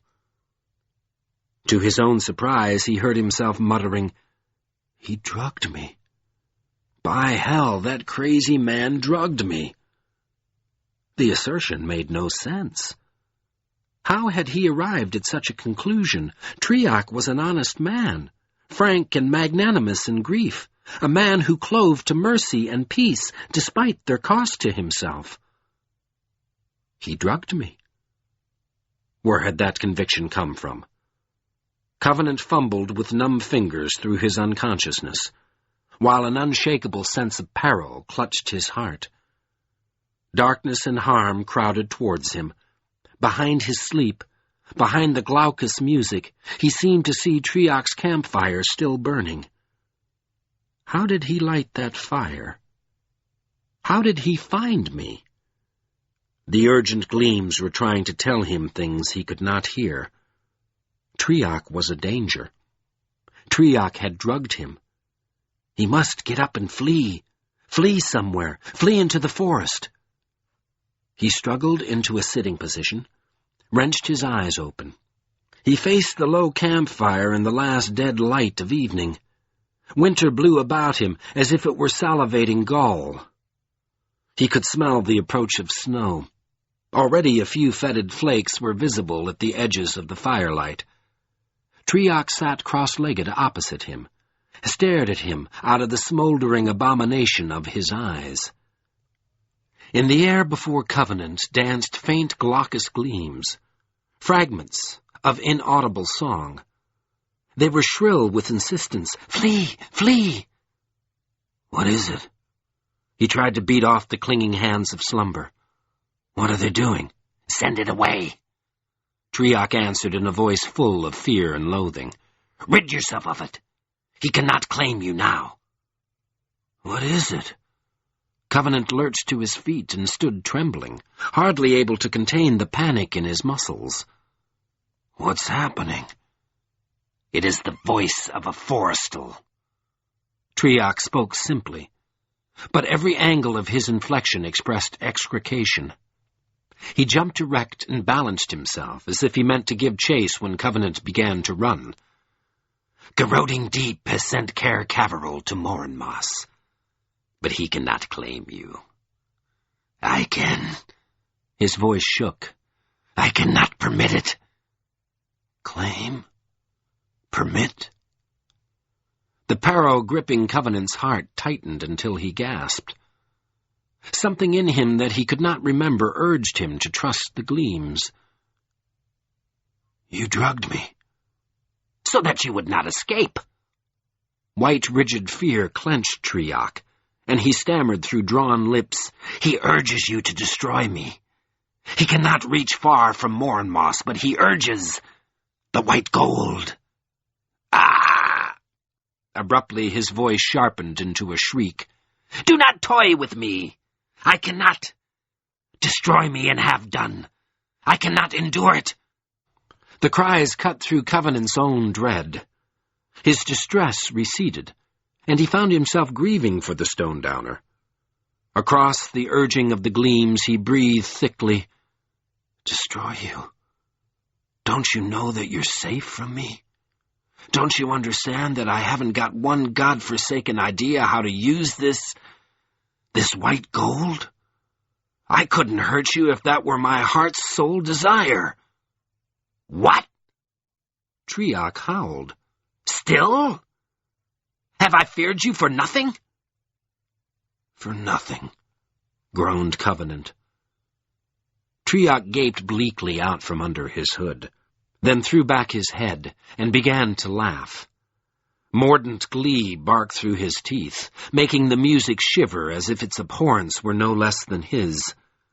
Powerless, he laughed. By the mirth of my master! Powerless! Chuckling savagely, he started towards Covenant.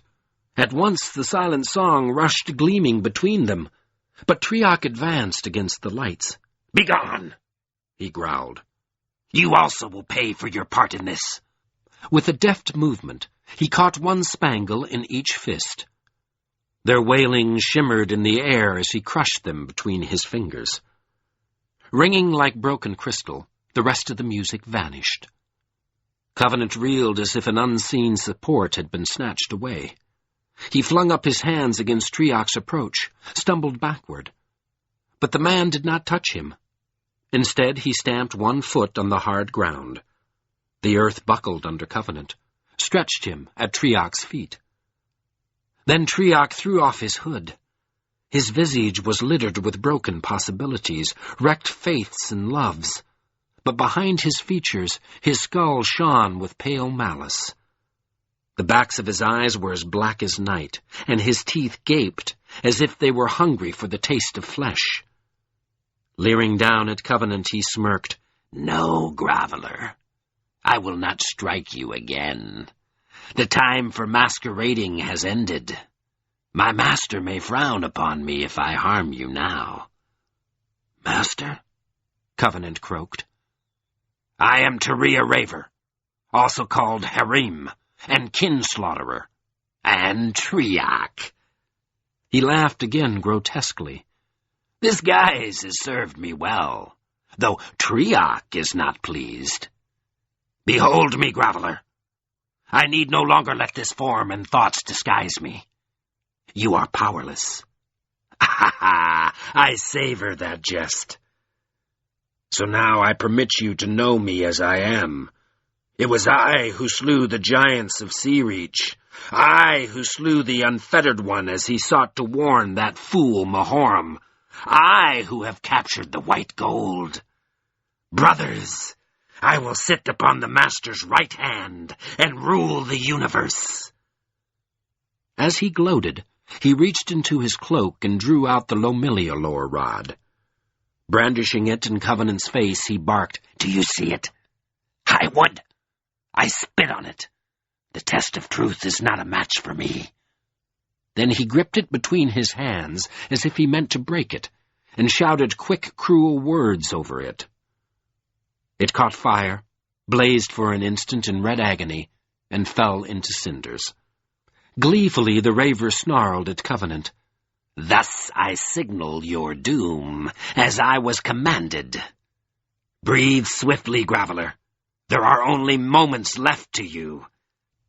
Covenant's muscles trembled, as if the ground still pitched under him. But he braced himself, struggled to his feet. He felt stunned with horror, helpless. Yet in the back of his mind he strained to find an escape. The ring, he panted. Why don't you just take the ring? A black response leaped in Triarch's eyes. Would you give it to me? No! He thought desperately that if he could goad Triarch into some act of power, Caer Caveral's glaucous song might return to aid him. Then I will tell you, groveler, that I do not take your ring because the command of my master is too strong. He does not choose that I should have such power. In other times, he does not bind us so straitly, and we were free to work his will in our several ways, but he claims, and I obey.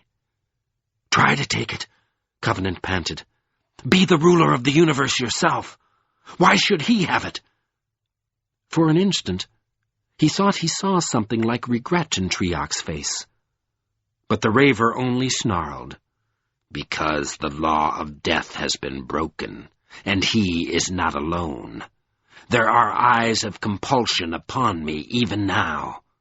Eyes which may not be defied. His leer of hunger returned. Perhaps you will see them before you are slain. Before my brother and I tear your living heart from you and eat it in your last sight. He laughed harshly, and as if in answer, the darkness around the campfire grew thicker. The night blackened like an accumulation of spite, then drew taut and formed discreet figures that came forward. Covenant heard their feet rustling over the cold ground. He whirled and found himself surrounded by Erviles. When their eyeless faces felt his stricken stare, they hesitated for an instant. Their wide, drooling nostrils quivered as they tasted the air for signs of power, evidence of wild magic. Then they rushed forward and overwhelmed him. Livid red blades wheeled above him like the shattering of the heavens. But instead of stabbing him, they pressed flat against his forehead. Red waves of horror crashed through him. He screamed once and went limp in the grasp of the Erviles.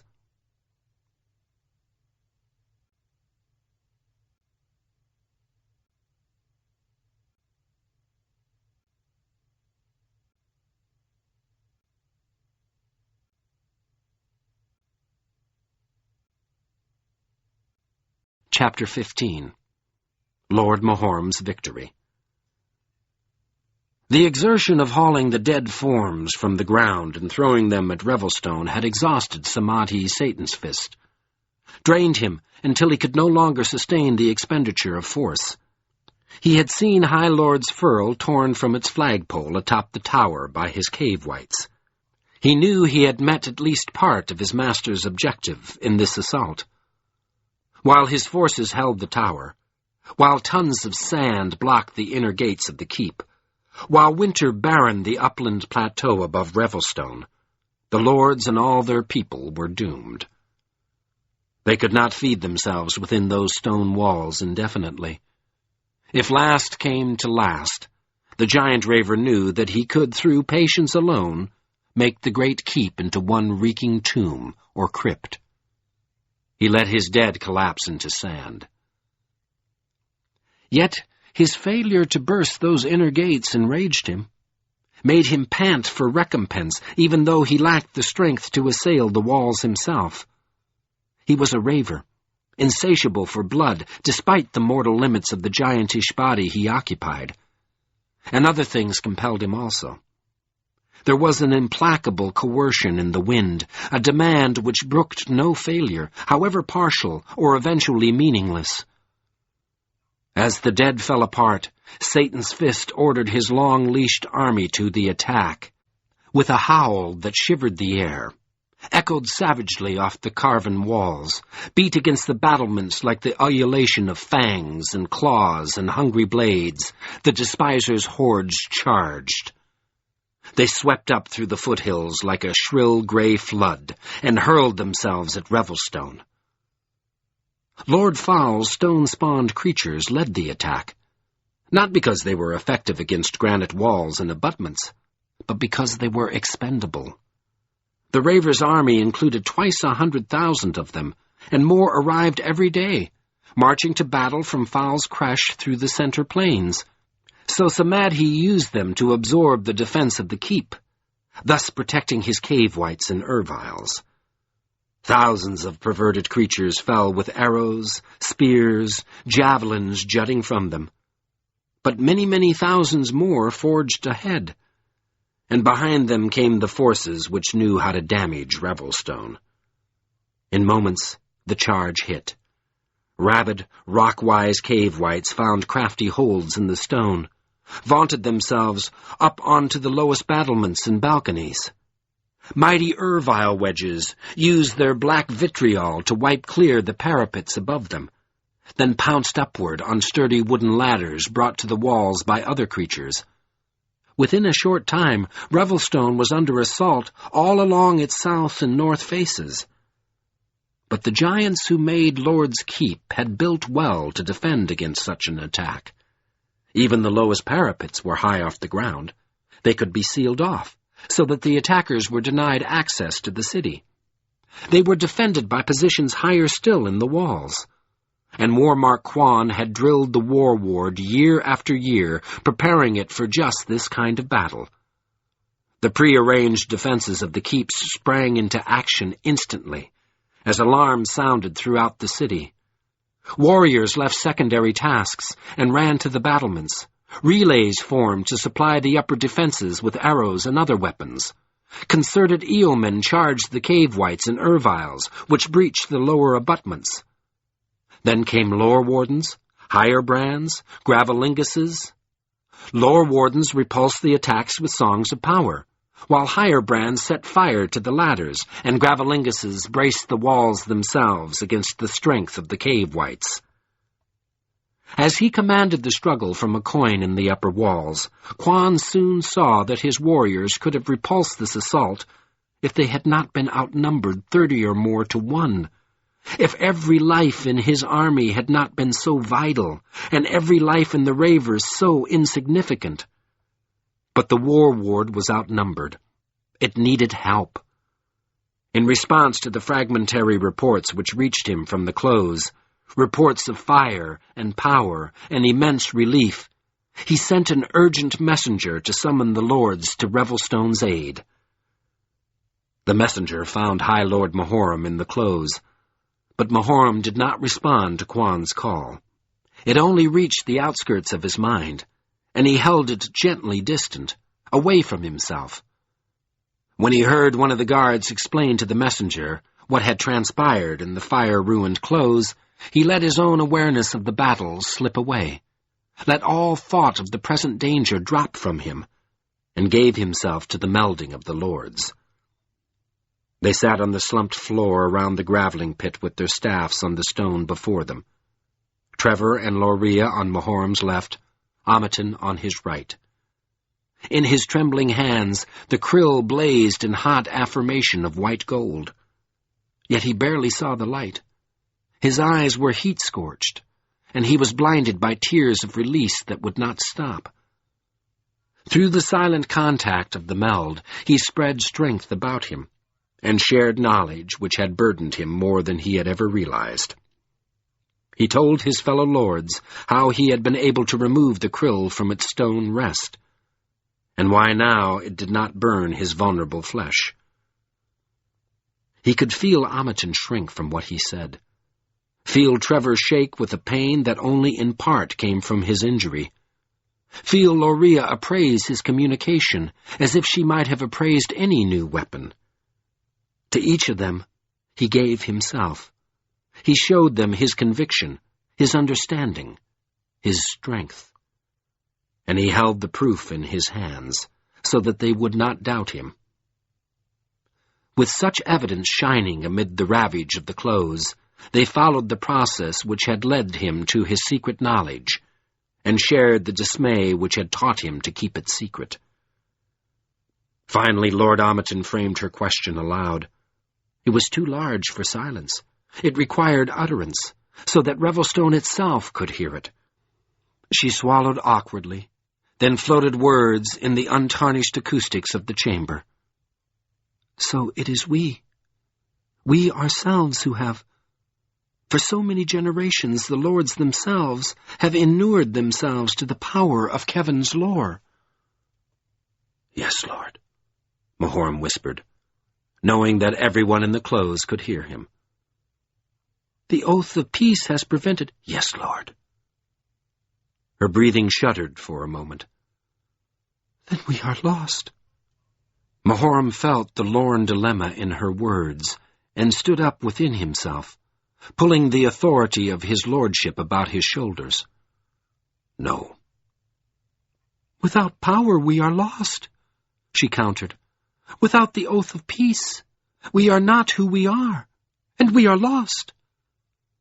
"Thomas Covenant has returned," responded Loria. Brusquely, Ameton put this hope aside. "Nevertheless, either he has no power, or his power violates the peace with which we have striven to serve the land. Thus also we are lost." "No," the High Lord repeated. "Not lost. We and Lord Covenant must find the wisdom to attain both peace and power. We must retain our knowledge of who we are, or we will despair, as Kevin Landwaster despaired, in desecration. Yet we must also retain this knowledge of power, or we will have failed to do our utmost for the land. Perhaps the future lords will find that they must turn from Kevin's lore, that they must find lore of their own, lore which is not so apt for destruction. We have no time for such a quest. Knowing the peril of this power, we must cling to ourselves all the more, so that we do not betray the land." His words seemed to ring in the close, and time passed before Ameton said painfully, "You offer us things which contradict each other, and tell us that we must preserve both, achieve both together. Such counsel is easily spoken." In silence, the High Lord strove to share with her his sense of how the contradiction might be mastered, made whole. He let his love for the land, for Revelstone, for her, flow openly into her mind. And he smiled as he heard Lord Trevor say slowly, "It may be done. I have felt something akin to it. What little strength I have returned to me when the keep's need became larger for me than my fear of the keep's foe." "Fear," Loria echoed in assent, and Mahoram added, "Fear or hatred?"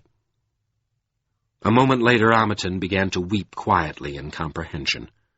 With Loria and Trevor, Mahoram wrapped courage around her, and held her, until her dread of her own danger, her own capacity to desecrate the land, relaxed. Then the High Lord put down the krill and opened his eyes to the close. Dimly, blurrily, his sight made out Hearthrall, Torm, and Trell. Trell still huddled within himself, shirking the horror of what he had done. And Torm cradled his head, commiserating in Radhammerl grief with the torment of soul which could turn a Gravelingus against beloved stone. They were silent, and Mahoram gazed at them as if he were to blame for Trell's plight. But before he could speak, another messenger from Warmark Quan arrived in the close, demanded notice. When the High Lord looked up at him, the messenger repeated Quan's urgent call for help. "Soon," Mahoram sighed. "Soon. Tell my friend that we will come when we are able. The Lord Trevor is wounded. I am—" With a brief gesture, he indicated the scalded skin of his head. "The Lord Ameton and I must have food and rest.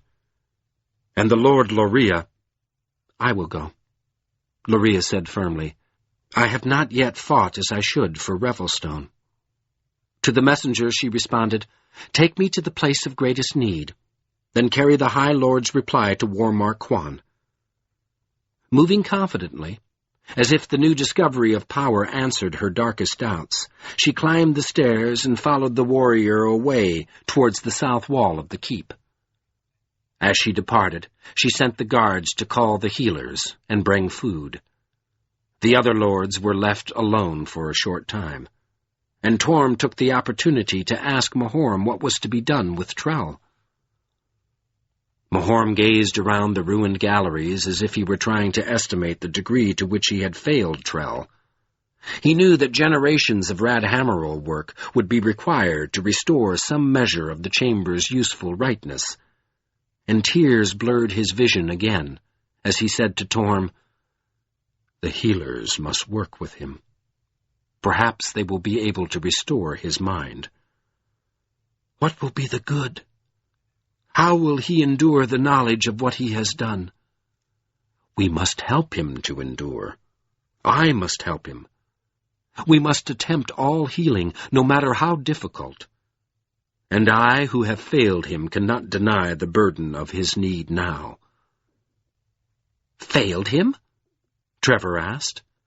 The pain of his injury had drawn the blood from his face. But he had not lost the mood which had inspired him to bear such a great share of the keep's defense. "In what way? You did not cause his despair. If you had treated him with distrust, you would have achieved nothing but the confirmation of his distrust. Distrust vindicates itself." Mahorm nodded. "And I distrusted. I distrusted all. I kept knowledge secret, even while I knew the keeping wrong. It is fortunate that the harm was no greater." "Yet you could not prevent, perhaps." "And perhaps, if I had shared my knowledge with him, so that he had known his peril, perhaps he might have found the strength to remember himself. Remember that he was a Gravalingus of the Radhammerl, a lover of stone." Torm agreed stiffly, and his sympathy for Trell made him say, "You have erred, High Lord." "Yes, Hearthrall," Mahorm replied with deep gentleness in his voice. "I am who I am, both human and mortal. I have much to learn." Torm blinked fiercely, ducked his head. The tautness of his shoulders looked like anger, but Mahorm had shared an ordeal with the Hearthrall, and understood him better. A moment later, several healers hurried into the close. They brought with them 2 stretchers, and carefully bore Trell away in one. Lord Trevor they carried in the other, peremptorily ignoring his protests. Torm went with Trell. Soon Mahorm and Amatin were left with the warrior who brought their food, and a healer who softly applied a soothing ointment to the High Lord's burns. Once Mahorm's hurts had been treated, he dismissed the warrior and the healer. He knew that Amatin would want to speak with him, and he cleared the way for her before he began to eat. Then he turned to the food. Through his weariness, he ate deliberately, husbanding his strength so that when he was done, he would be able to return to his work. Lord Amatin matched his silence. She seemed to match the very rhythm of his jaws, as if his example were her only support in the face of a previously unguessed peril. Mahorm sensed that her years of devotion to Kevin's wards had left her peculiarly unprepared for what he had told her. Her trust in the lore of the old lords had been exceedingly great. So he kept silent while he ate, and when he was done, he remained still, resting himself while he waited for her to speak what was in her heart. But her question, when it came, took a form he had not anticipated. "High Lord," she said, with a covert nod towards the krill, "if Thomas Covenant has returned to the land, who summoned him? How was that call performed? And where is he?" "Amatin," Mahorm began. "Who but the despiser could do such a thing?" "There are. And if this is not Lord Fowl's doing, then where has Covenant appeared? How can he aid us if he is not here?" "He will not aid us." Mahorm spoke firmly to stop the tumble of her questions. "If there is help to be found in him, it will be aid for the land, not aid for us against this siege. There are other places from which he may serve the land, yes, and other summoners also. We and Lord Fowl are not the only powers. The Creator himself may act to meet this need.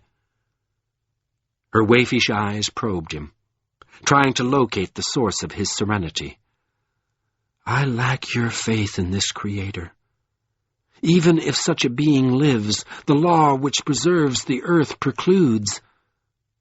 Do not the legends say that if the Creator were to break the arch of time to place his hand upon the earth, then the arch and all things in it would come to an end?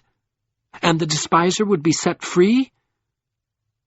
That is said, Mahoram affirmed. I do not doubt it. Yet the doom of any creation is upon the head of its Creator. Our work is enough for us. We need not weary ourselves with the burdens of gods. Ameton sighed. You speak with conviction, High Lord.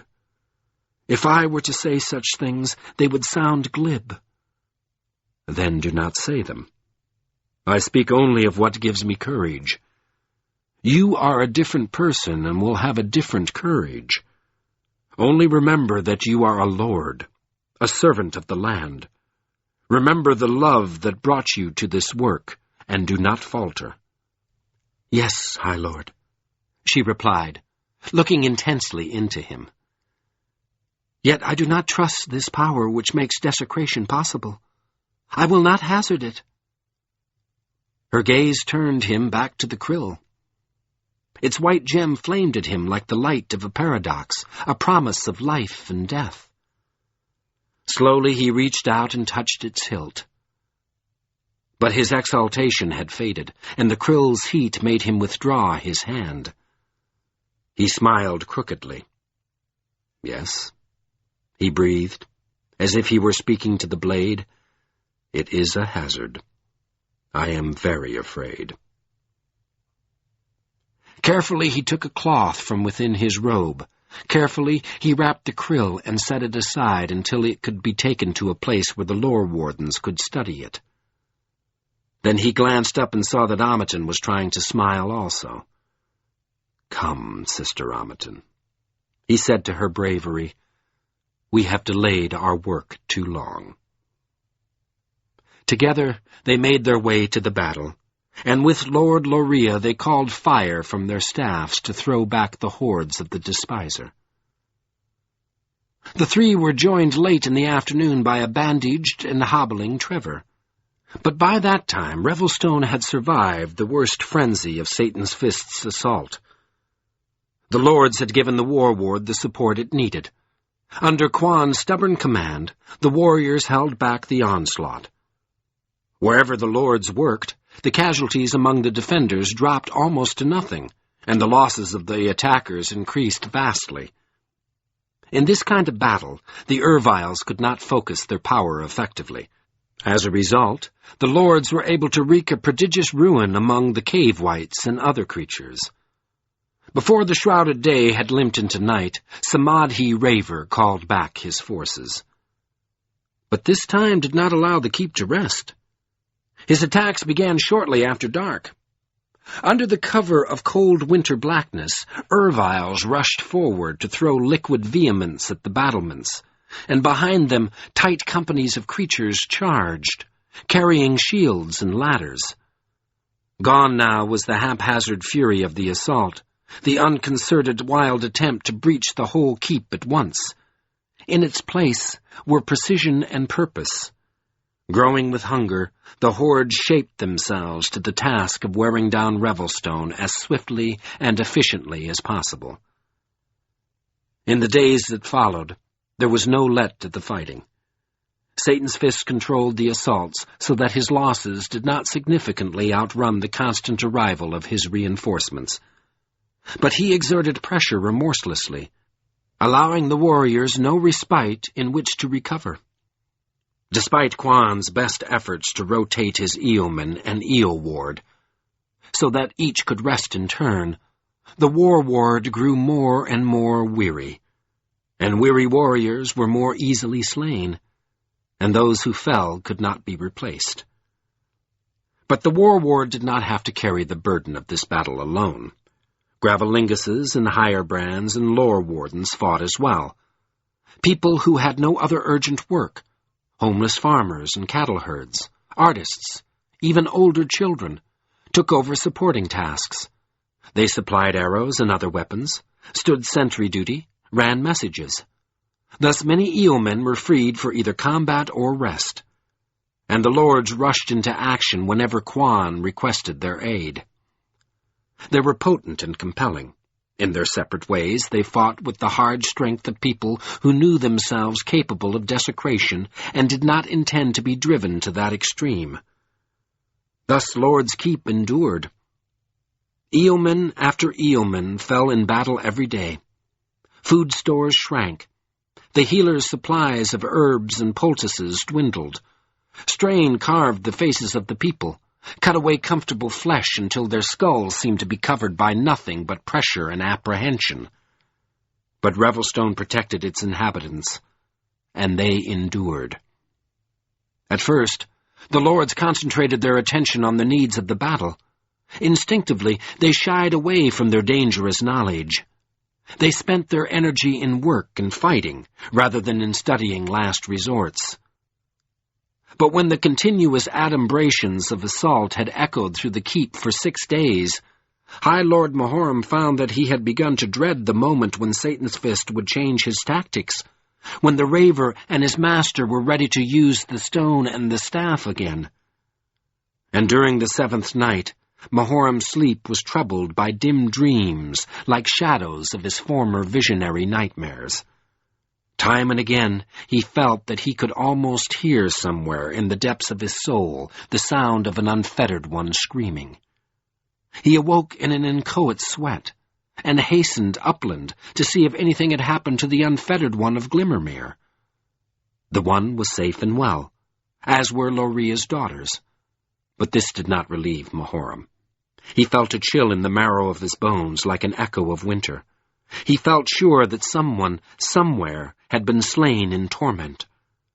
Straightening himself against the shiver of dread, he called the other lords to a council, where for the first time he raised the question of how their new knowledge could be used against the despiser.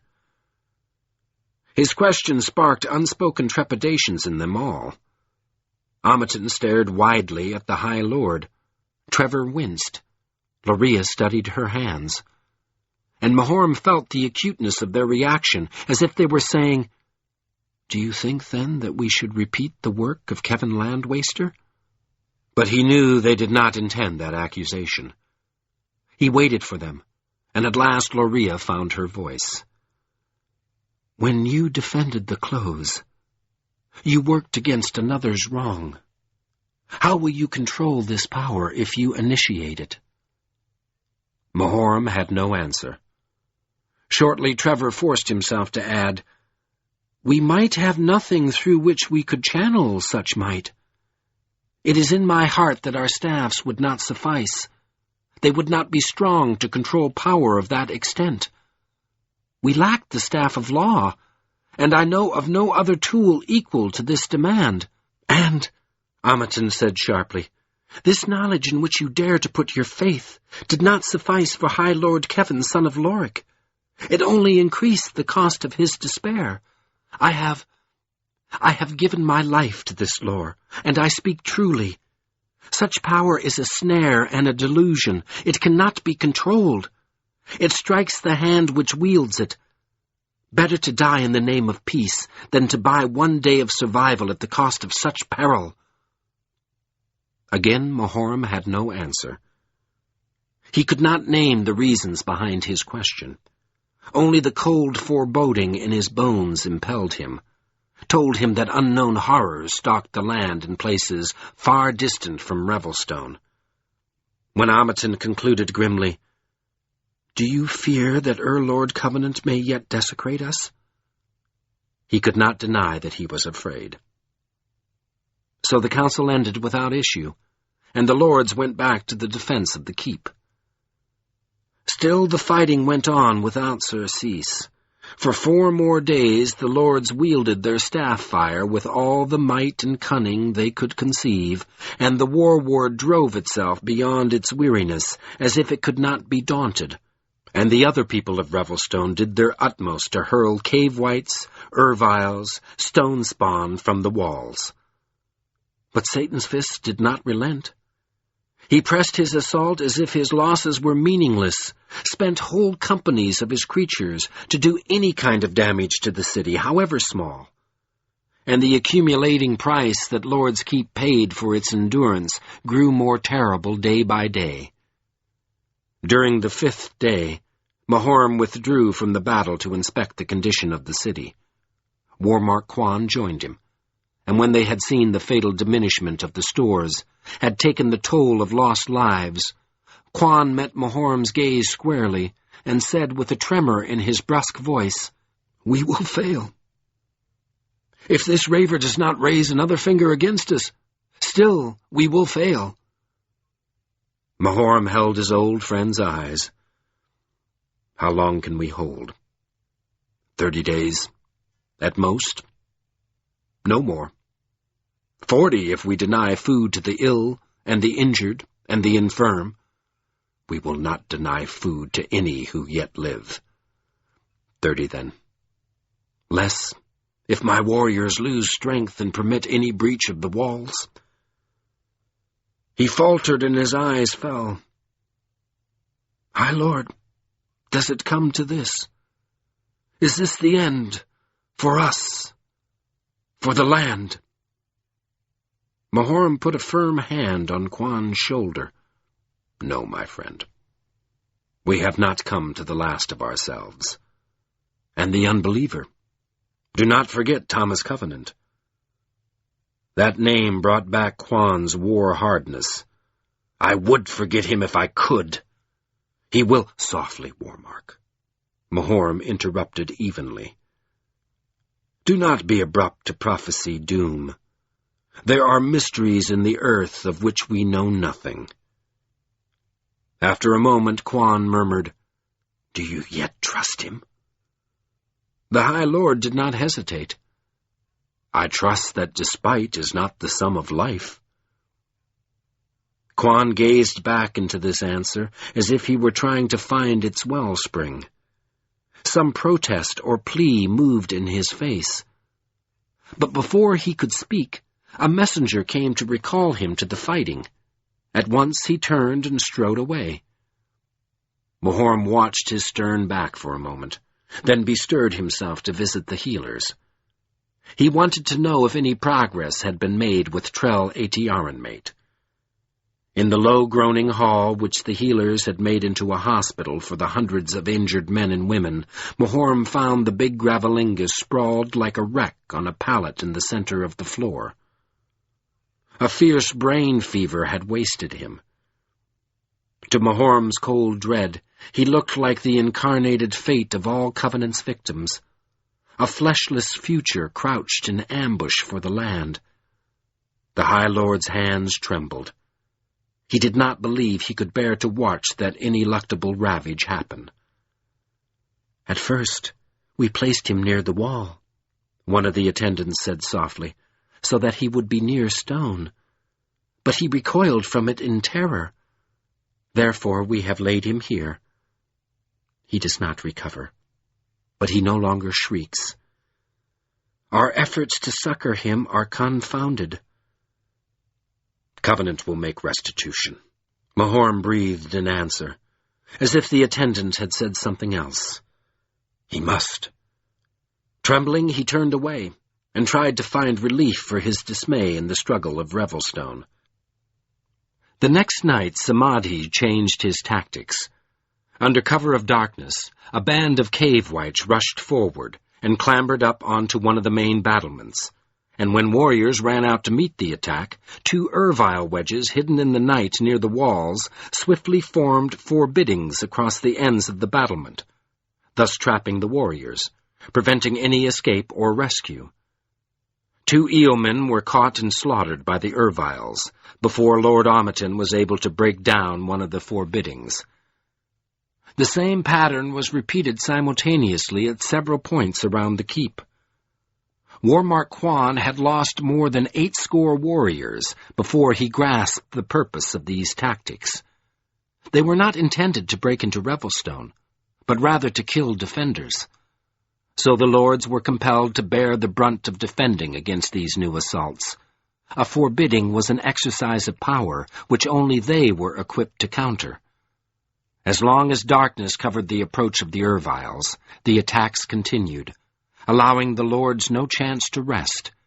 And when dawn came, Sheol, Satan's Fist, resumed the previous strategy of his assault. After 4 nights of this, Mahoram and his comrades were near exhaustion. Each forbidding cost 2 of them an arduous exertion. One lord could not counteract the work of 3 or 5 score Erviles swiftly enough. As a result, Amaton was now as pale and hollow-eyed as an invalid.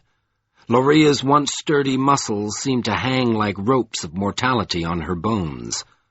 And Trevor's eyes flinched at everything he saw, as if even in the deepest safety of the keep he was surrounded by ghouls. Mahoram himself felt that he had a great weight leaning like misery against his heart. They could all taste the accuracy of Quan's dire predictions, and they were sickening on the flavor. During a brief moment of dazed half-sleep, late that 4th night, the High Lord found himself murmuring, "Covenant, covenant," as if he were trying to remind the unbeliever of a promise. But the next morning the attack stopped. A silence, like the quietude of open graves, blew into Revelstone on the wind. All the creatures had returned to their encampment, and in their absence Revelstone panted and quivered like a scourged prisoner between lashes. Mahoram took the opportunity to eat, but he put food into his mouth without seeing it, and chewed without tasting it. In the back of his mind, he was trying to measure the remnant of his endurance. Yet he responded immediately when a messenger hastened up to him, informed him that Samadhi Raver was approaching the keep alone. Protected by flanks of archers from any attack by the enemy occupying the tower, Mahoram and the other lords went to one of the high balconies near the eastward point of the keep and faced Satan's Fist. The giant Raver approached sardonically, with a swagger of confidence and a spring of contempt in his stride. His huge fist gripped his fragment of the stone, and it steamed frigidly in the freezing air. He stopped just beyond effective bow range, leaped up at the lords, and shouted stertorously, "Hail, lords! I give you greetings! Are you well?" "Well," Quan grated under his breath, "let him come 5 paces nearer, and I will show him well." "My master is concerned for you," Samadhi continued. "He fears that you have begun to suffer in this unnecessary conflict." The High Lord's eyes glinted at this jibe. "Your master lives for the suffering of others. Do you wish us to believe that he is eschewed despite? He is amazed and saddened that you resist him. Do you still not see that he is the one word of truth in this misinformed world? He is the only strength, the one right. The creator of the earth is a being of disdain and cruelty. All who are not folly-blind know this. All who are not cowards in the face of the truth know that Lord Fowl is the only truth. Has your suffering taught you nothing? Has Thomas Covenant taught you nothing? Surrender, I say. Give up this perverse and self-made misery. Surrender! I swear to you that you will stand as my equals in the service of Lord Fowl." In spite of his mordant sarcasm, the Raver's voice carried a strange power of persuasion. The might of the stone was in his words, compelling his hearers to submit. As Samadhi spoke, Mahoram felt that the flesh of his resistance was being carved away, leaving his bare bones exposed to the winter.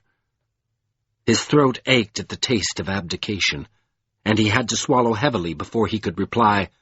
"Samadhi Sheol," he croaked, then swallowed again and focused all his skeletal resolve in his voice.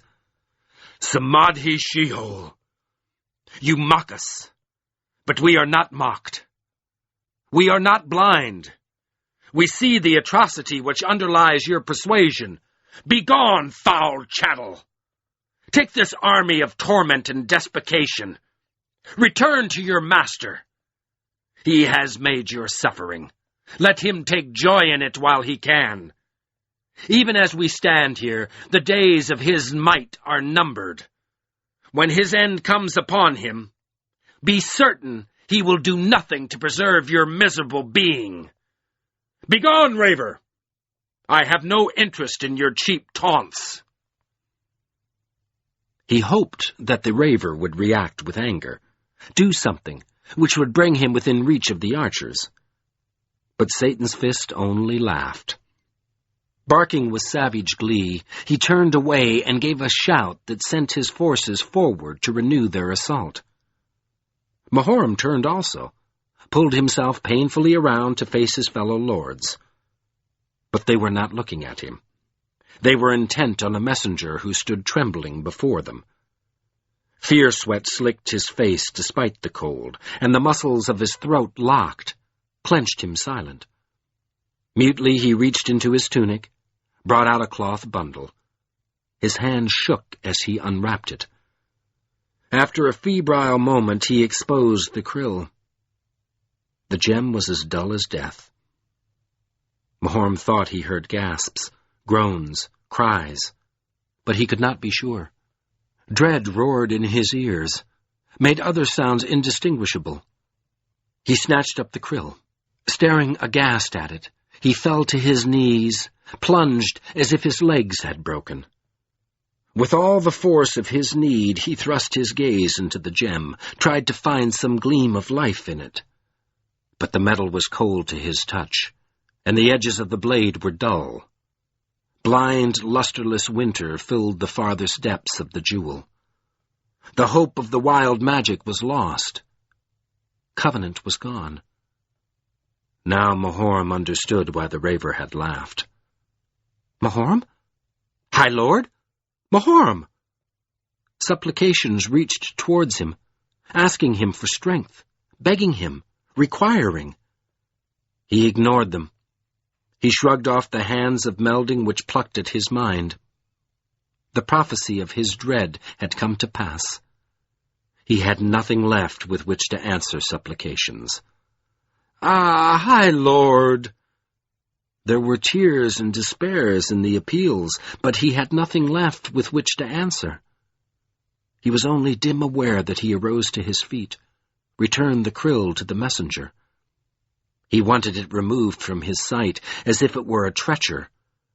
Yet that feeling occupied only a distant portion of him. With the rest, he tightened his frail blue robe as if he were still fool enough to believe it could protect him from the cold, and walked numbly away from the battlement.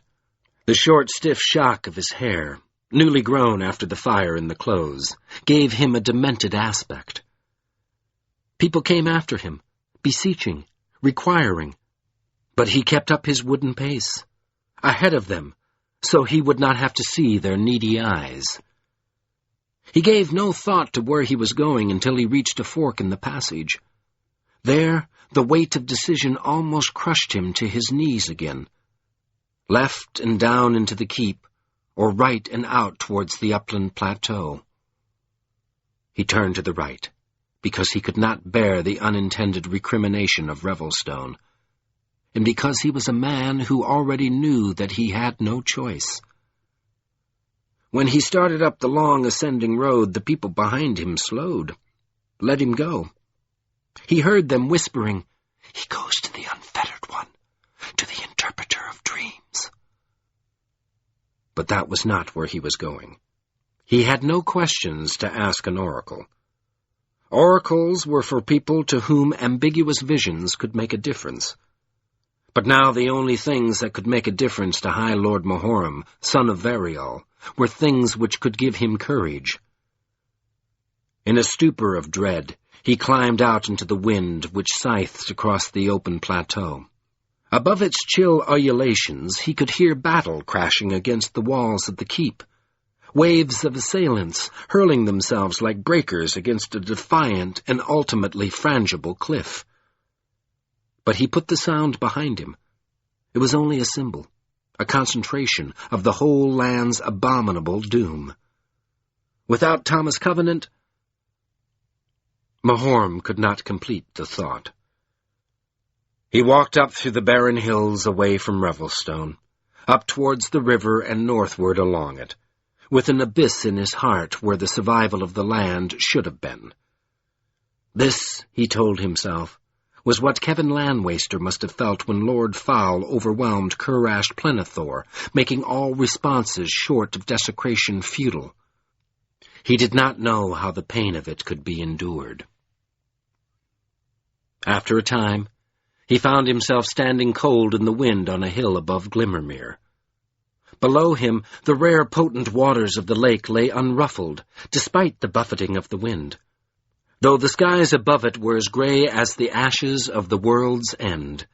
It seemed to shine with remembered sunlight. It reflected cleanly the hills and the distant mountains, and through its purity he could see its fathomless rocky bottom. He knew what he would have to do. He lacked courage, not comprehension. The last exactions of faith lay unrolled before him in his dread, like the map of a country which no longer existed. When he stumbled frozenly down towards the lake, he did so because he had nowhere else to turn. There was earth power in Glimmermere. He placed his staff on the bank, stripped off his robe, and dropped into the lake, praying that its icy waters would do for him what he could not do for himself. Though he was already numb with cold, the water seemed to burn instantly all over his flesh, snatch him out of his numbness like a conflagration in his nerves. He had had no thought of swimming when he had slipped into the depths, but the force of Glimmermere triggered reactions in him, sent him clawing up towards the surface. With a whooping gasp, he broke water, sculled for a moment to catch his breath against the fiery chill, then struck out for the bank where he had left his robe. Climbing out onto the hillside, he felt aflame with cold. But he compelled himself to remain naked while the wind made ice of the water on his limbs and dried him. Then he pulled his robe urgently over his shoulders, hugged his staff to his chest so that its heat warmed him where he most needed warming. His feverish chill took some time to pass, and while he waited, he braced himself, strove to shore up his heart against the obstacles and the dismay which awaited him. He had to do something which was obviously impossible. He had to slay Samadhi Satan's fist. He would need help.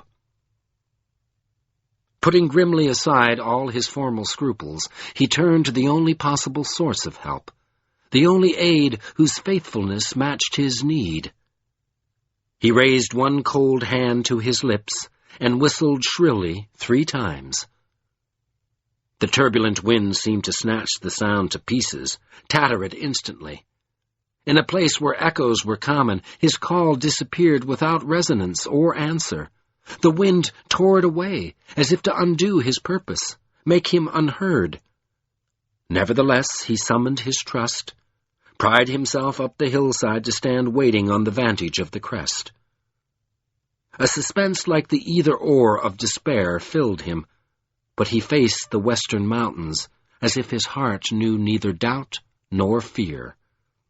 Long moments which sharpened his suspense to the screaming point passed, before he saw a dull brown movement making its way towards him out of the mountains.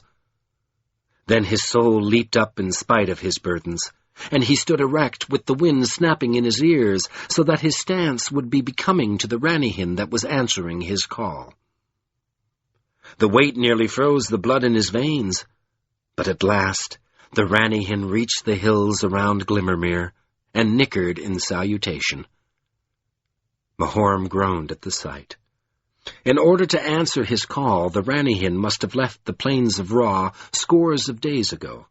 must have fled Satan's Fist's army to run straight across the center plains into the Westron Mountains, then found its pathless way among the high winter of the peaks northward to the spur of the range which jutted east and ended in the plateau of Revelstone.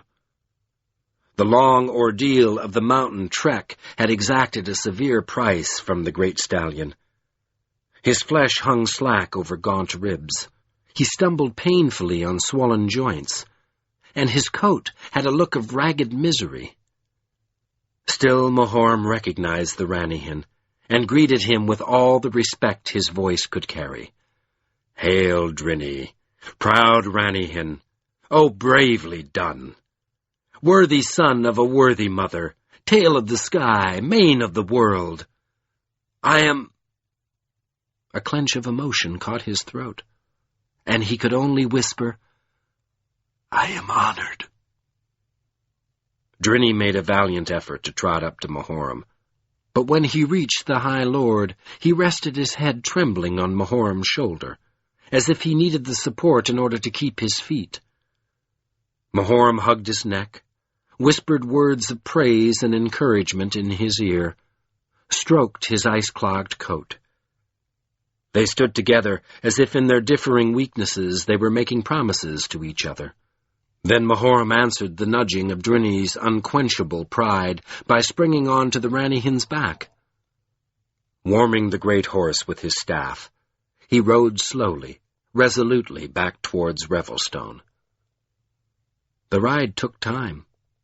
Time made arduous and agonizing by the frailty of Drinny's muscles, his painful, exhausted stumbling. When they passed down through the hills, Mahoram's own weariness returned, and he remembered his inadequacy, his stupefying dread. But he had placed his feet on the straight path of his faith. Now he held the Ranihin between his knees and bound himself in his determination not to turn aside. Drinny had answered his call. While his thoughts retained some vestige of Glimmermere's clarity, he made his plans. Then at last his mount limped down into the wide tunnel which led into Lord's Keep.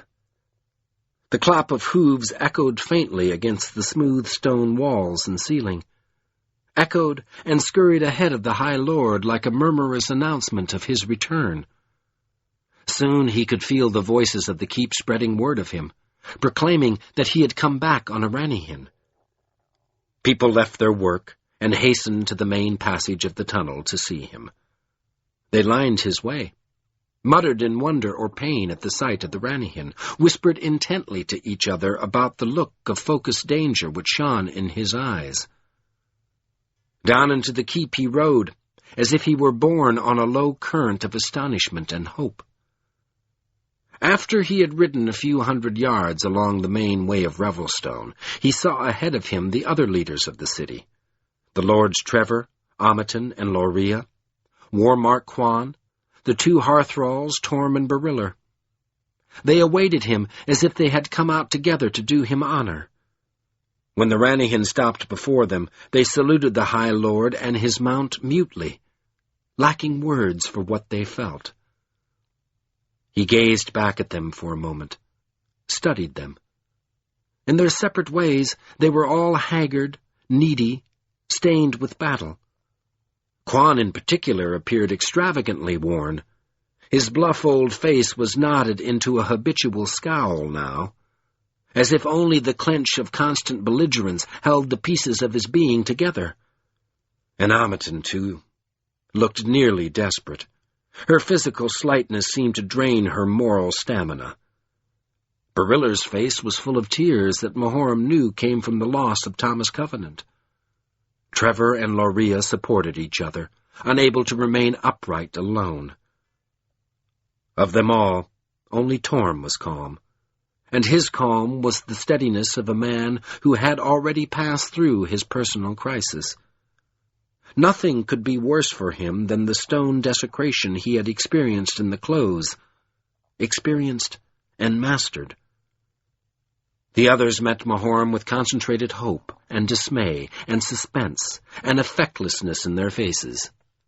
expressions which begged to know what this returning on a Ranihin meant. He nodded to their silent salute, then dropped heavily from Drinny's back and moved a step or two closer to them. On the only level for which he had sufficient strength, the level of his authority, he answered them. He spoke softly, but his voice was raw with peril. Hear me. I am Mahoram, son of Verial, High Lord by the choice of the Council. I have taken my decision. Hear me and obey. Warmark Kwan, Drinny of the Ranihin, must be given care. He must be fed and healed. He must be returned swiftly to his strength. I will ride him soon. Lords, Hearthralls, Warmark, the watchtower of Revelstone must be regained. The gates of the keep must be cleared. Do it swiftly. Warmark, ready the horses of the war ward. Prepare all mounted warriors and as many unmounted as you deem fit. Prepare them to march against Samadhi's Satan's fist. We will strike as soon as our way has been made clear. He could see that his command stunned them, that they were appalled at the mad prospect of attacking the Raver's army. But he did not offer them any aid, any reassurance. When the time came for the certain death of his purpose, he hoped to leave behind him men and women who had proved to themselves that they could meet extreme needs, leaders who had learned that they could do without him. Yet he could not refuse to explain the reason for his commands. My friends, he went on with the rawness livid in his tone, the light of the Krill has failed. You know the meaning of this.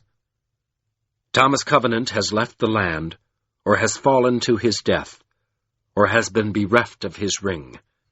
Therein lies our sole hope.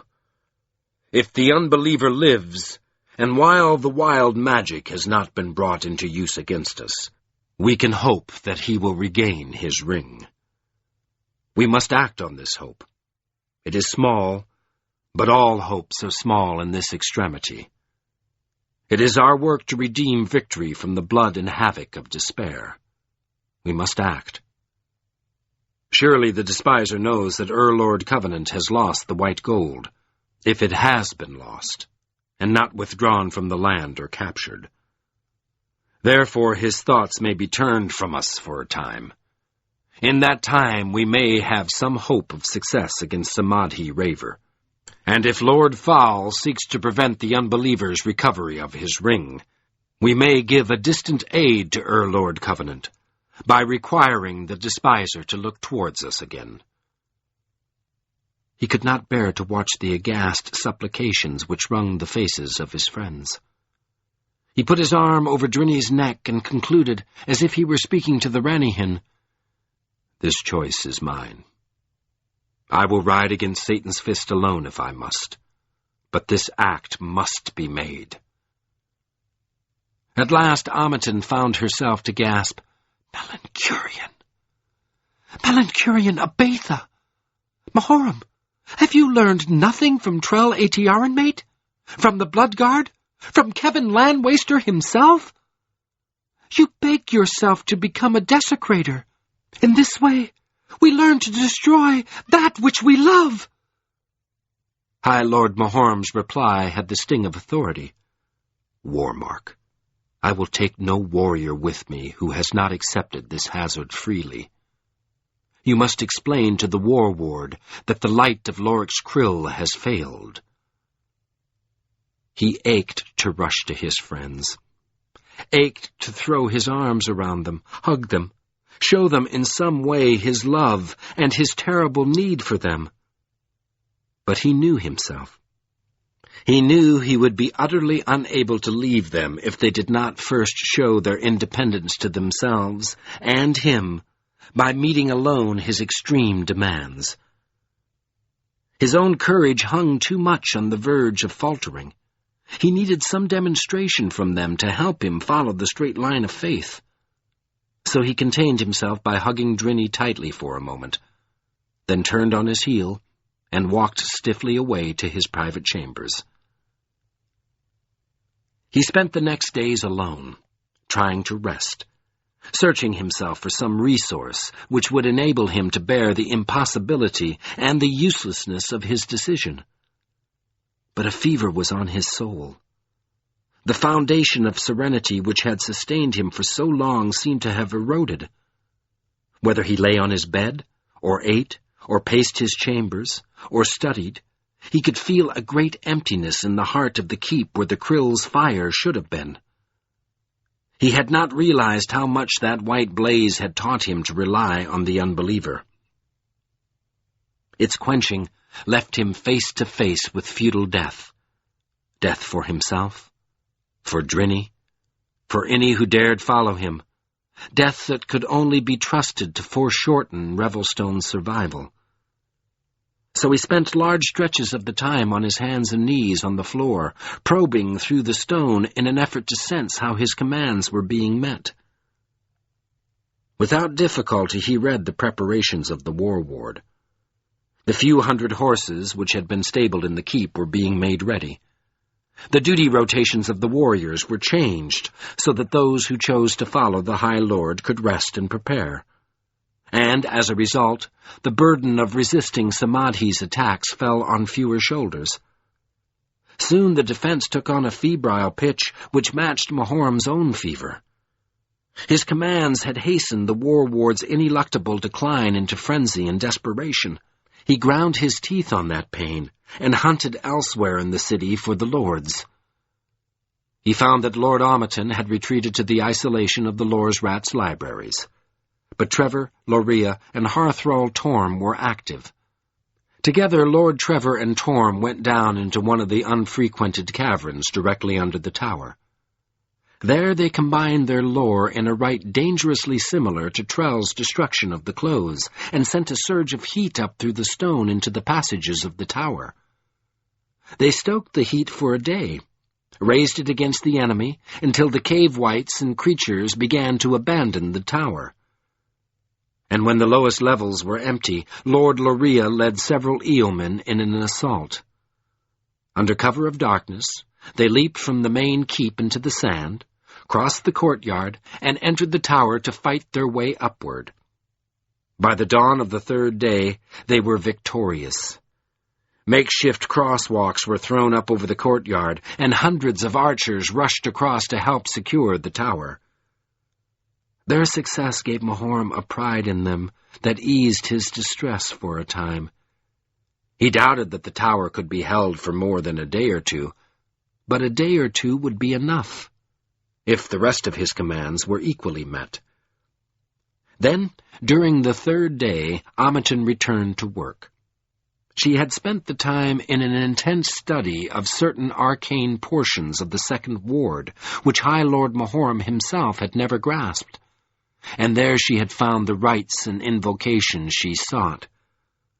Armed with that knowledge, she went to the abutments directly above the courtyard, made eldritch signs and symbols on the stone, wove rare gestures, chanted songs in the last language of the old lords, and below her the sandy remains of the dead slowly parted.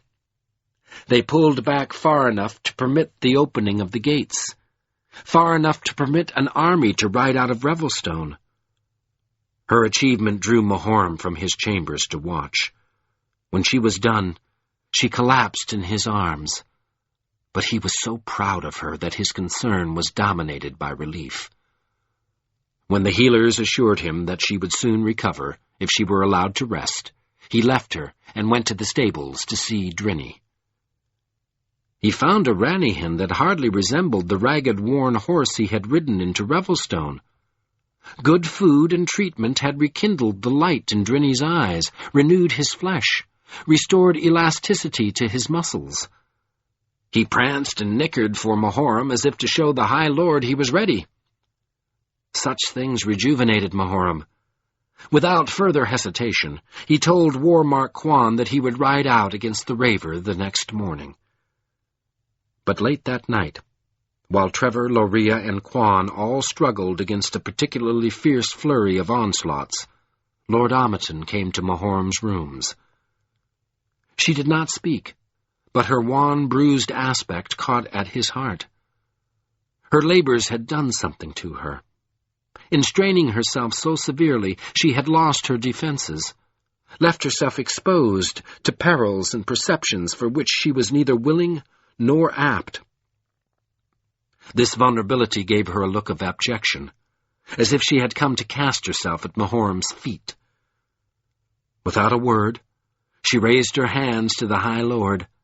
In them she held the krill of Lorik. He accepted it without dropping his gaze from her face. "Ah, Sister Amundsen," he breathed gently, "you should rest. You have earned—" But a spasm of misery around her eyes cut him off. He looked down, made himself look at the krill. Deep in its gem, he saw faint glimmerings of emerald. Without a word, Amundsen turned and left him alone with the knowledge that Covenant's ring had fallen into the power of the despiser. When he left his rooms the next morning, he looked like a man who had spent the night wrestling in vain against his own damnation. His step had lost its conviction. He moved as if his very bones were loose and bending, and the dangerous promise of his gaze had faded, leaving his eyes dull, stricken. He bore the krill within his robe, and could feel Lord Fowl's sick emerald hold upon it growing. Soon he knew the cold of the green would begin to burn his flesh. But he was past taking any account of such risks. He dragged himself forward, as if he were on his way to commit a perfidy which appalled him. In the great entrance hall, a short distance within Revelstone's still-closed gates, he joined the warriors. They were ranked by eelmen, and he saw at a glance that they numbered 2,000.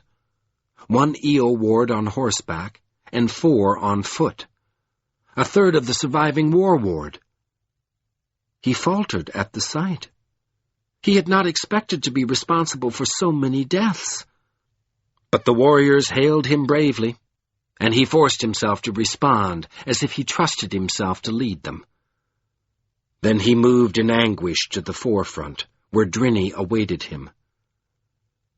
The lords and Warmark Quan were there with the Ranihin, but he passed by them because he could not meet their eyes, and tried to mount.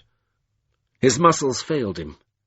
He was half paralyzed by dread, and could not leap high enough to gain Drinny's back. Shaking on the verge of an outcry, he clung to the horse for support, and besearched himself for the serenity which had been his greatest resource. Yet he could not make the leap. Drinny's back was too high for him. He ached to ask for help, but before he could force words through his locked throat, he felt Quan behind him, felt Quan's hand on his shoulder. The old Warmark's voice was gruff with urgency as he said, "High Lord, this risk will weaken Revelstone. 1/3 of the war ward? 2,000 lives wasted? High Lord, why? Have you become like Kevin Landwaster? Do you wish to destroy that which you love?" "No," Mahorm whispered, because the tightness of his throat blocked any other sound. With his hands, he begged Drinny for strength. I do not forget. I am the High Lord. The path of faith is clear. I must follow it, because it is not despair." "You will teach us despair, if you fail." Mahorm heard the pain in Quan's voice, and he compelled himself to answer. He could not refuse Quan's need. He was too weak, but he could not refuse. "No. Lord Fowl teaches despair. It is an easier lesson than courage." Slowly he turned around, met first Quan's gaze, then the eyes of the lords. "An easier lesson," he repeated. "Therefore the counsels of despair and hate can never triumph over despite." But his reply only increased Quan's pain. While knuckles of distress clenched Quan's open face, he moaned brokenly, "Ah, my lord! Then why do you delay? Why do you fear?" "Because I am a mortal. Weak. The way is only clear, not sure. In my time I have been a seer, an oracle. Now I desire a sign. I require to see." He spoke simply, but almost at once his mortality, his weakness, became too much for him. Tears blurred his vision. The burden was not one that he could bear alone. He opened his arms and was swept into the embrace of the lords. The melding of their minds reached him, poured into him on the surge of their united concern. Folded within their arms and their thoughts, he felt their love soothe him, fill him like water after a long thirst, feed his hunger.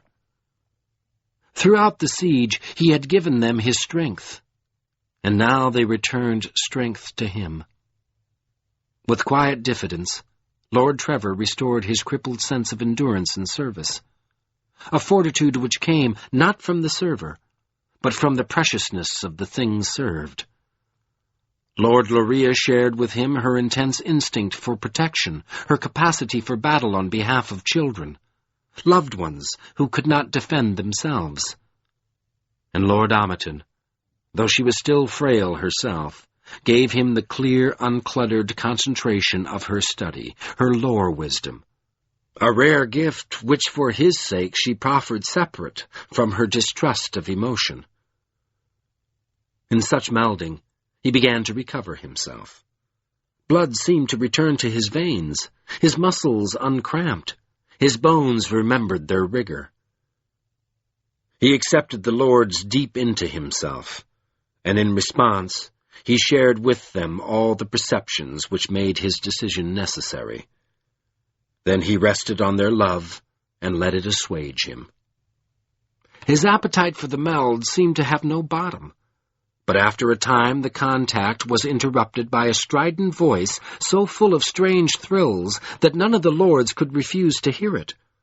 A sentry raced into the hall clamoring for their attention, and when they looked at her, she shouted, "The Raver is attacked! His army! The encampment! It is under attack! By Waynehim!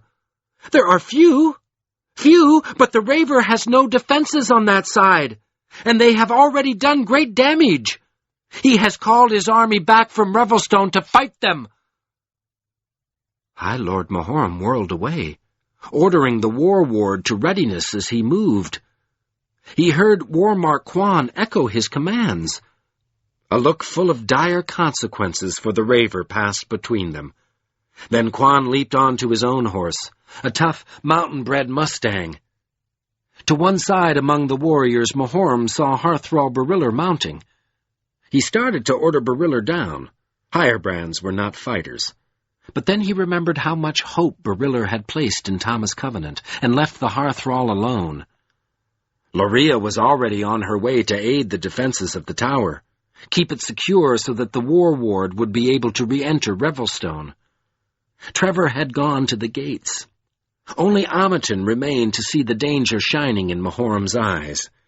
She held him briefly, then released him, muttering, "It would appear that the Waynehim have made the same decision." Mahorum spun and leaped lightly onto Drinny's back. The Ranihin whinnied. Peals of pride and defiance resounded through the hall. As the huge gates opened outward on the courtyard, Mahorum sent Drinny forward at a canter. The war ward started into motion behind him, and at its head, High Lord Mahorum rode out to war. In a moment, he flashed through the gates, across the courtyard between steep banks of sand and earth, into the straight tunnel under the tower. Drinny stretched jubilantly under him, exalted by health and running and the scent of battle. As Mahorum passed through the splintered remains of the outer gates, he had already begun to outdistance the war ward. Beyond the gates he wheeled Drinny once, gave himself an instant in which to look back up at the lofty keep. He saw no warriors in the tower, but he sensed them bristling behind the fortifications and windows. The bluff stone of the tower, with Revelstone rising behind it like the prow of a great ship, answered his gaze in granite permeance, as if it were a prophecy by the old giants, a cryptic perception that victory and defeat were human terms, which had no meaning in the language of mountains. Then the riders came cantering through the throat of the tower, and Mahoram turned to look at the enemy. For the first time, he saw Samadhi's army from ground level. It stood blackly in the bleak winterscape around him like a garrote, into which he had prematurely thrust his neck. Briefly, he remembered other battles. Kirul Threndor, Doom's Retreat, Dori under Koroshev, as if they had been child's play, mere shadows cast by the struggle he now faced. But he pushed them out of his mind, bent his attention towards the movements in the foothills below him. As the sentry had said, Revelstone's attackers were pelting furiously back towards their encampment. It was only a few hundred yards distant, and Mahoram could see clearly why Samadhi's forces had been recalled. The giant raver was under assault by a tight wedge of 10 or 15 score Wainhim. Satan's Fist himself was not their target, though he fought against them personally with ferro-blasts of green. The Wainhim struck against the undefended rear of the encampment in order to destroy its food supplies. They had already incinerated great long troughs of the carrion and gore on which Lord Fal's creatures fed, and while they warded off the scourge of Satan's Fist stone as best they could, they assailed other stores.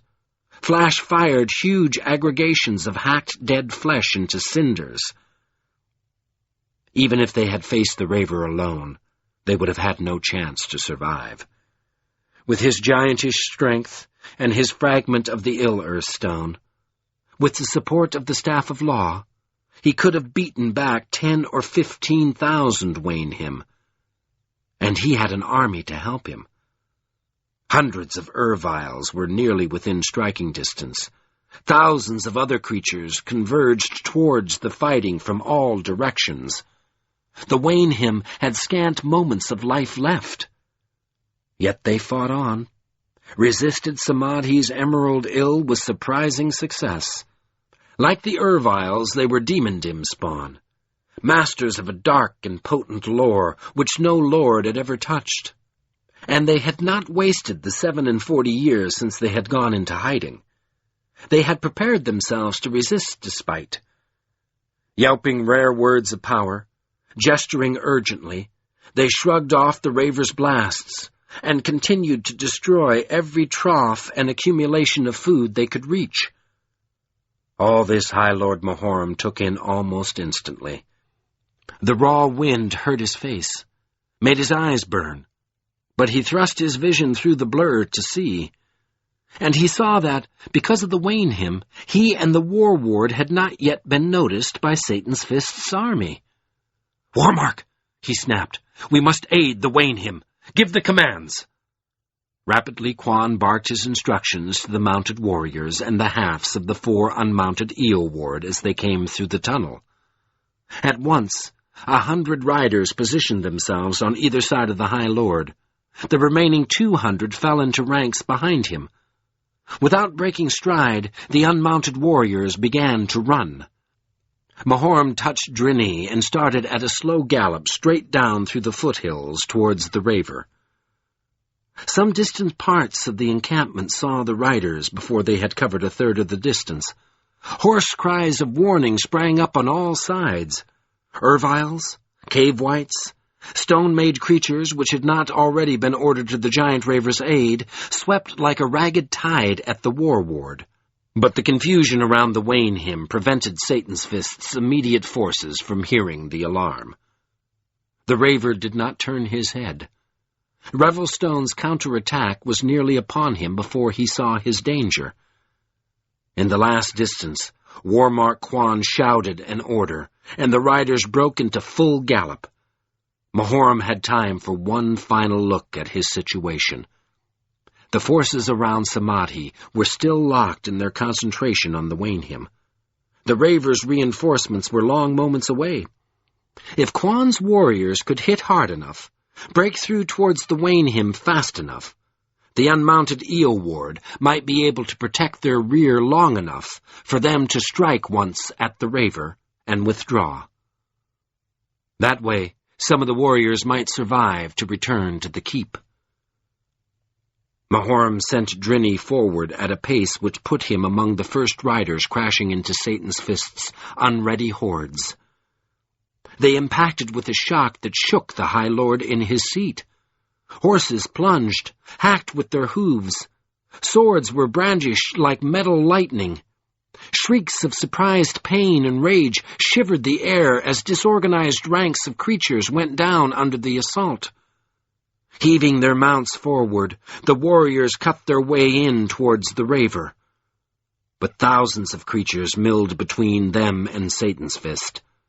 Though the hordes were in confusion, the sheer weight of their numbers slowed the warward's charge. Seeing this, Quan gave new orders. On his command, the warriors flanking Mahoram turned outward on either side, cleared a space between them for the riders behind the High Lord. These Eomen sprinted forward. When they reached Mahoram, he called up the power of the staff. Blue fire raged ahead of him like the point of a lance, piercing the wall of enemies as he led the second rush of riders deeper into the turmoil of the Raver's army. For a moment he thought they might succeed. The warriors with him hacked their way swiftly through the enemy, and ahead of them, Satan's Fist turned from the Wainhim to meet this new threat. The Raver howled orders to organize his army, turned his forces against the warward, surged a few furious strides in that direction. Mahoram saw the distance shorten. He wielded his lord's fire fiercely, striving to reach his foe before the impossible numbers of the enemy broke his momentum. But then the riders plowed into an obstacle. A band of cave wights had had time to obey the Raver's commands. They had lined themselves across the path of the warward, linked their strong earth-delver's arms, braced themselves. When the riders plunged forward, they crashed into the creatures. The strength of the cave wights was so great that their line held. Horses were thrown down. Riders tumbled to the ground, both before and beyond the wall. The charge of the warward was turned against itself as the horses which followed stumbled and trampled among the leaders. Only Mahoram was not unhorsed. At the last instant, Drinny gathered himself, leaped. He hurdled the line easily, kicking at the heads of the cave wights as he passed. With the riders who had been thrown beyond the wall, Mahoram found himself faced by a massing wedge of Erviles. The cave wights cut him off from the warward, and the falling of the horses gave Samadhi's creatures a chance to strike back. Before Quan could organize any kind of assault on the cave wights, his warriors were fighting for their lives where they stood. Wheeling Drinny, Mahoram saw that he would get no help from the riders. But if he went back to them, fought the wall himself, the Erviles would have time to complete their wedge. They would have the riders at their mercy. At once, he sent the warriors with him to attack the cave wights. Then he flung himself like a bolt of Lord's fire at the Erviles. He was only one man against several hundred of the black Roynish creatures, but he had unlocked the secret of High Lord Kevin's lore. He had learned the link between power and passion. He was mightier than he had ever been before. Using all the force his staff could bear, he shattered the formation like a battering ram, broke and scattered Erviles like rubble. With Drinny pounding, kicking, slashing under him, he held his staff in both hands, whirled it about him, sent vivid blasts blaring like blue fury at the cloud-dammed heavens, shouting in a rapture of rage like an earthquake. And the Erviles staggered, as if the sky had fallen on them, collapsed, as if the ground had bucked under their feet. He fired his way through them like a titan, and did not stop until he had reached the bottom of a low hollow in the hills. There he spun, and discovered that he had completely lost the warward. The riders had been thrown back. In the face of insuperable odds, Quan had probably taken them to join the unmounted warriors so that they could combine their strength in an effort to save the High Lord. On the opposite rim of the hollow, Satan's fist stood glaring down at Mahorum. He held his stone cocked to strike, and the mad lust of the raver was in his giantish face. But he turned away without attacking, disappeared beyond the rim, as if he had decided that the Wayne hymn were a more serious threat than High Lord Mahorum. "Satan's fist!" Mahorum yelled. "Samadhi Sheol!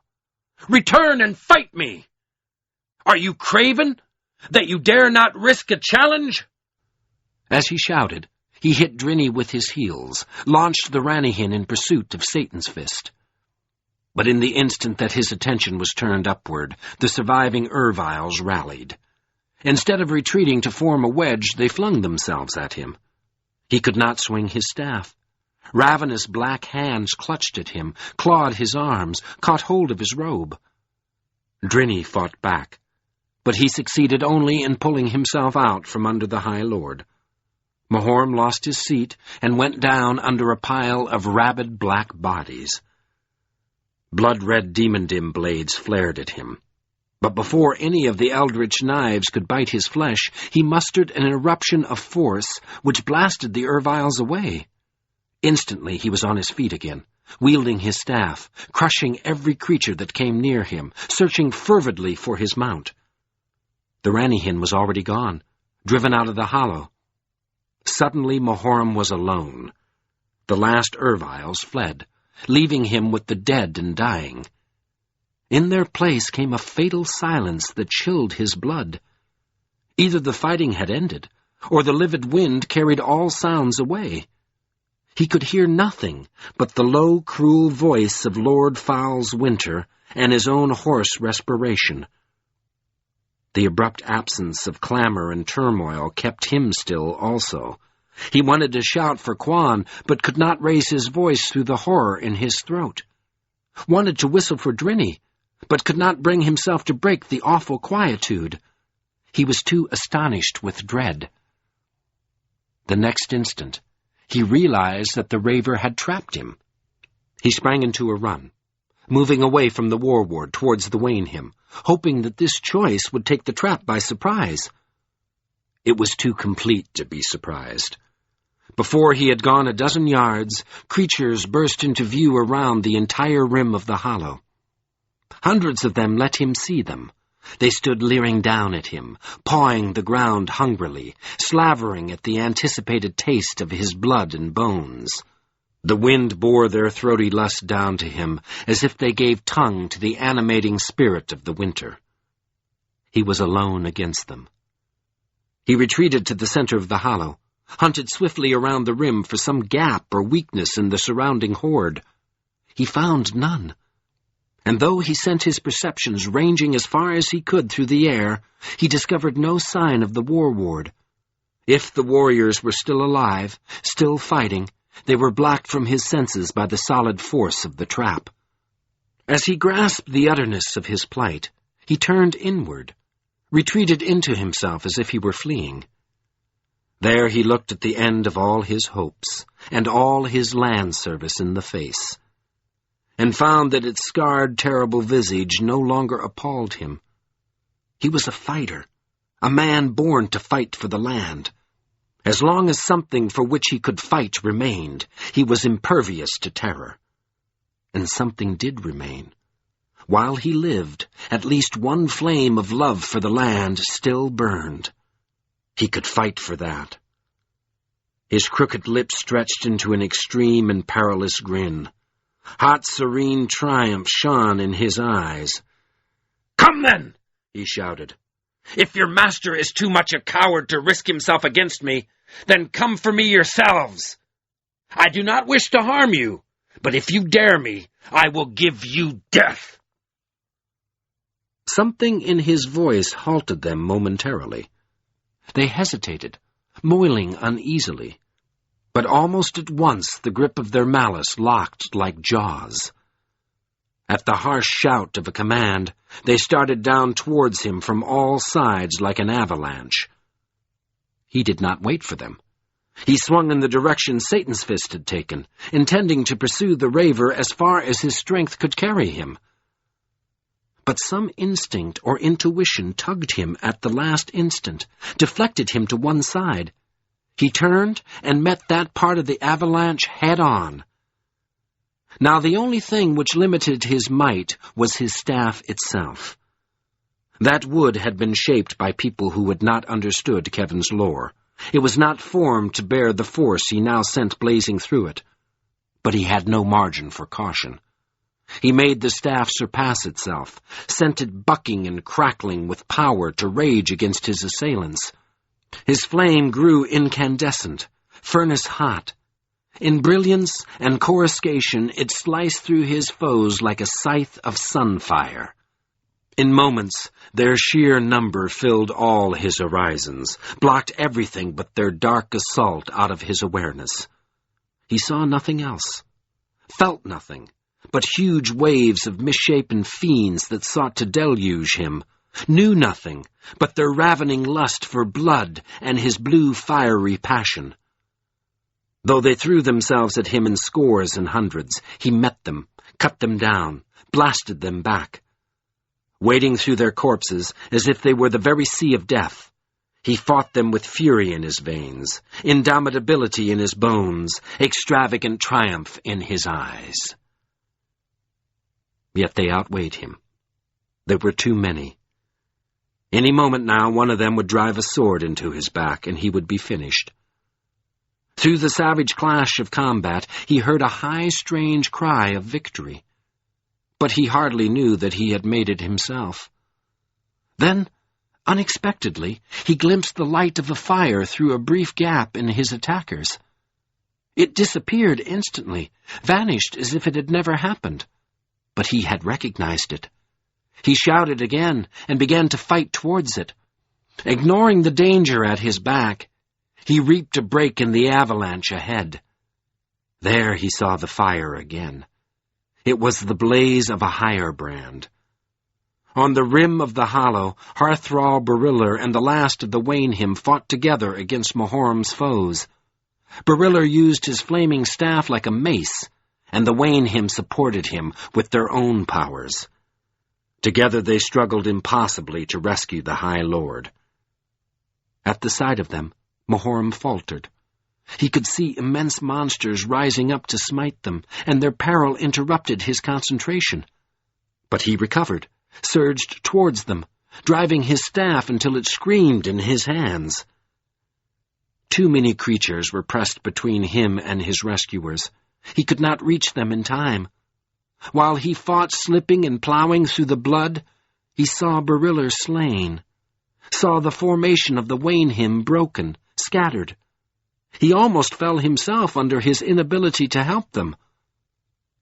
But with their deaths, they had purchased a thinning in the flood of attackers at that point. Through that thinning came Drinny of the Ranihin, bucking and charging to regain his rider. His violent speed carried him down into the hollow. He crashed through creatures, leaped over them, hacked them out of his way. Before they could brace themselves to meet him, Drinny had reached the High Lord. Mahorm sprang on to the Ranihin's back.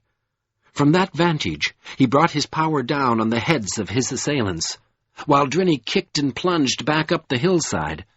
In moments, they crested the rim and broke into clearer ground beyond it. As he guided Drinny ahead, Mahorm caught a glimpse of the war ward.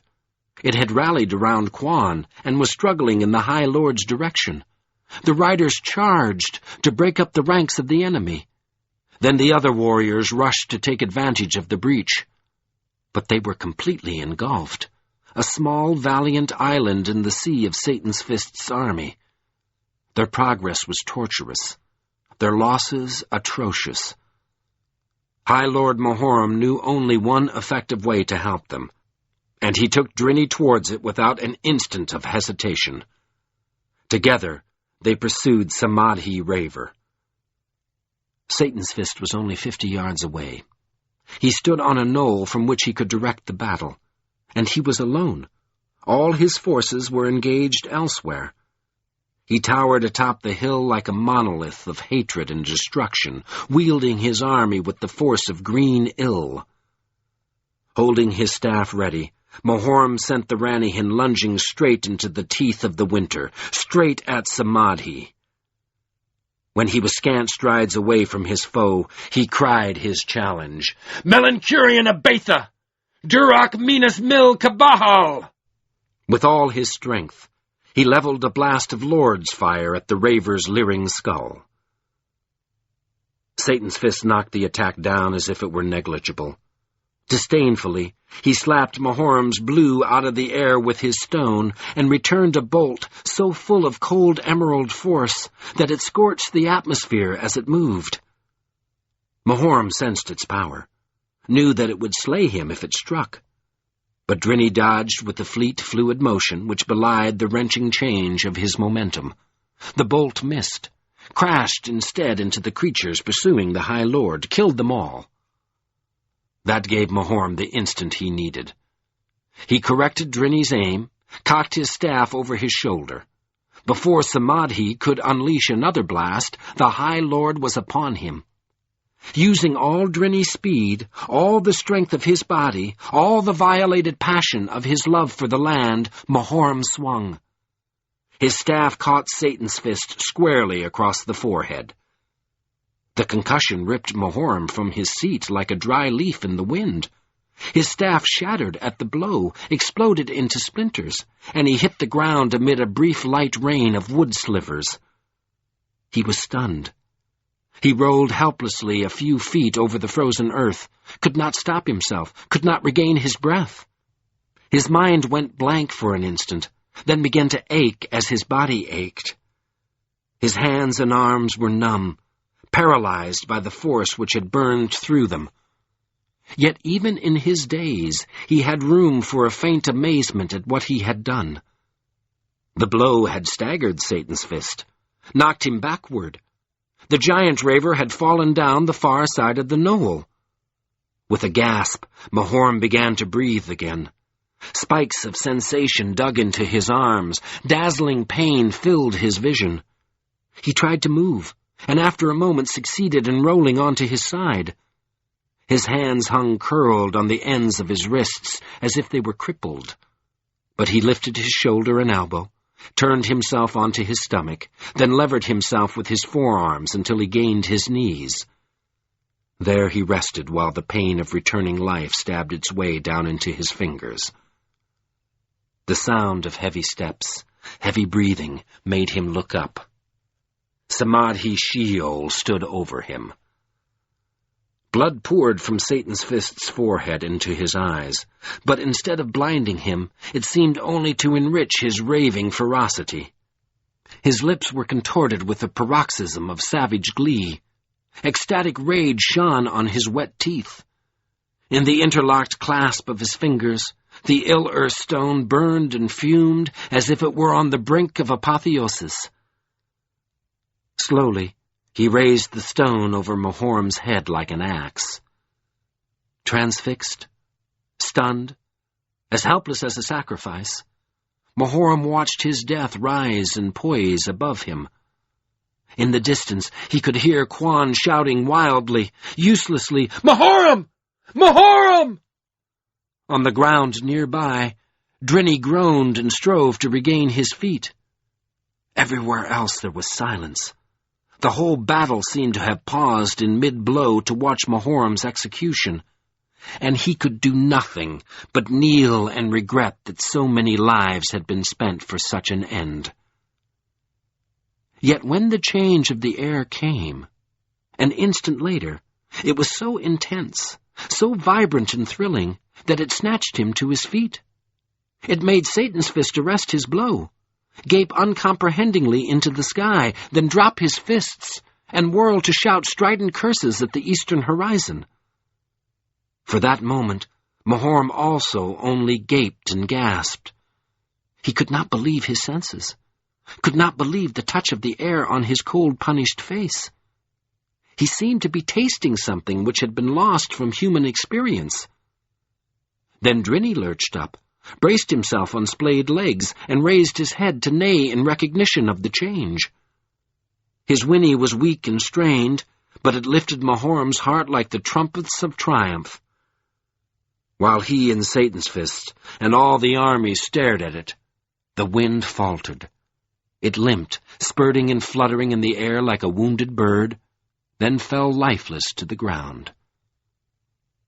For the first time since Lord Fowl's preternatural winter had begun, there was no wind. Some support or compulsion had been withdrawn from Samadhi's Satan's Fist. With a howl of rage, the raver spun back towards Mahoram. "Fool!" he screamed, as if the High Lord had let out a shout of jubilation. "That was but one weapon of many.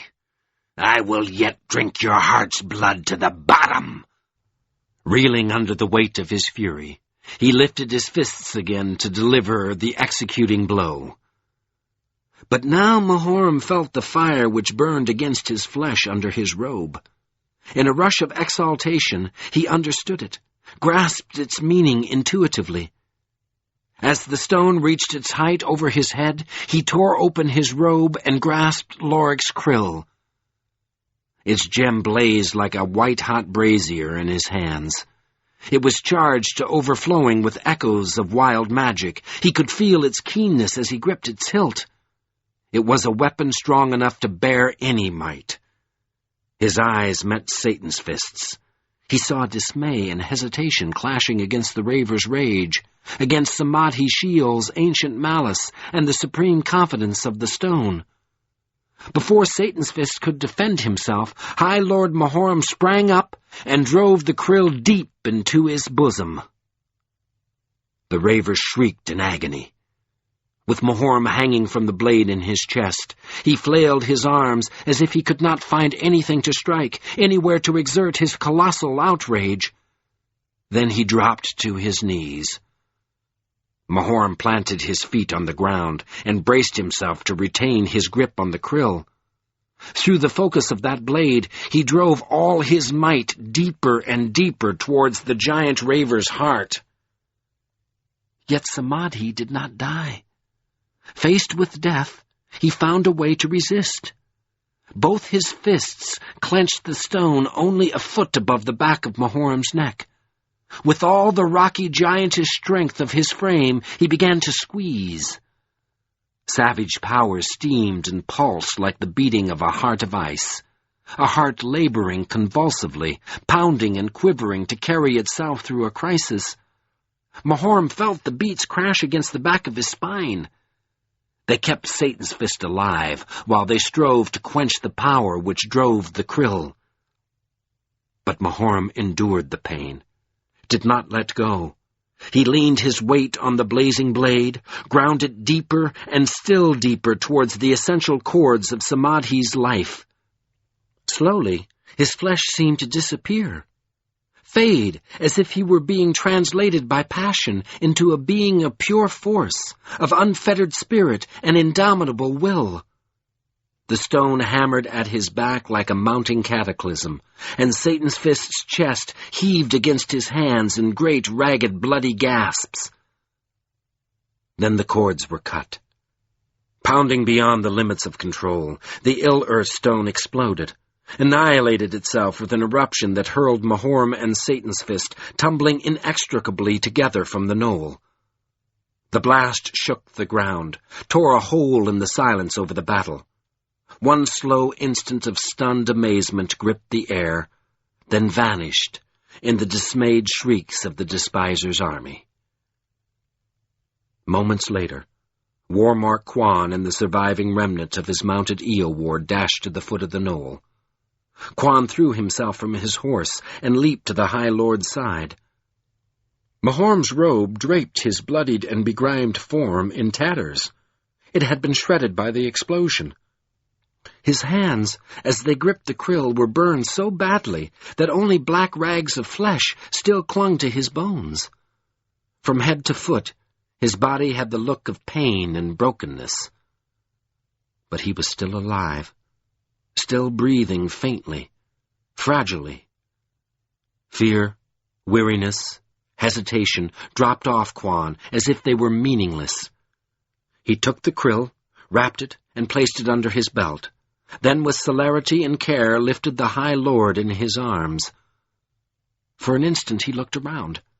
He saw Drinny nearby, shaking his head and mane to throw off the effects of the blast. He saw the Despiser's army seething in confusion and carnage. He hoped that it would fall apart without the Ravers' leadership and coercion, but then he saw also that the Erviles were rallying, taking charge of the creatures around them, reorganizing the hordes. In spite of the High Lord's weight, Quan ran and vaulted onto Drinny's back, shouting to the war ward, "Retreat! Return to the keep! The Grey Slayer has not lost his hold!" He clapped Drinny with his heels and took the Ranihin at a full gallop towards the open gates of Revelstone.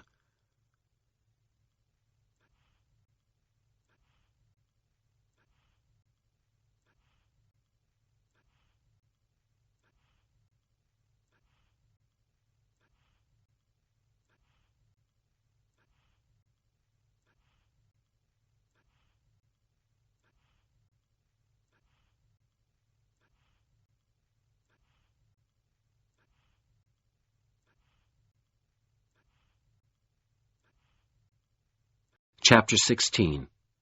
Colossus. There were gaps in the darkness during which Covenant knew dimly that rank liquids were being forced into him. They nourished him despite their rancid taste. His captors were keeping him alive. But between these gaps nothing interrupted his bereavement, his loss of everything he could grasp or recognize. He was dismembered from himself.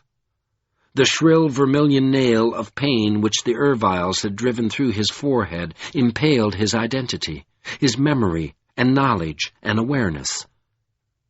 He was at the nadir, captured, conquered, bereft.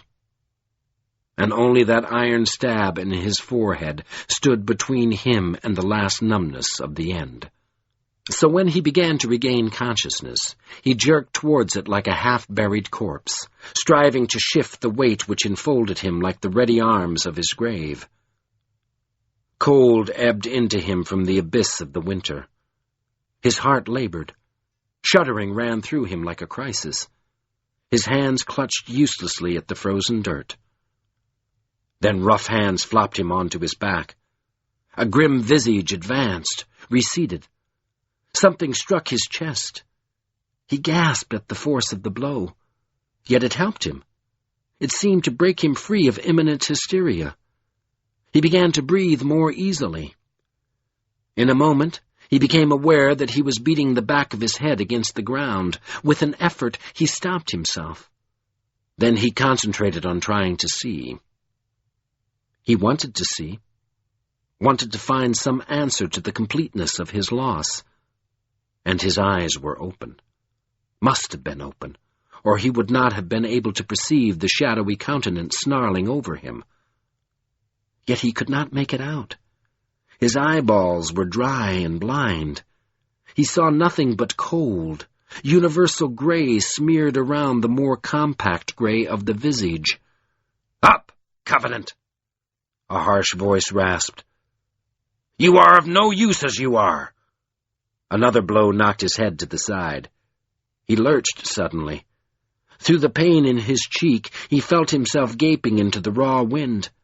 He blinked painfully at the dryness of his eyes, and tears began to resolve his blindness into shapes and spaces. "Up, I say!" He seemed to recognize the voice without knowing whose it was.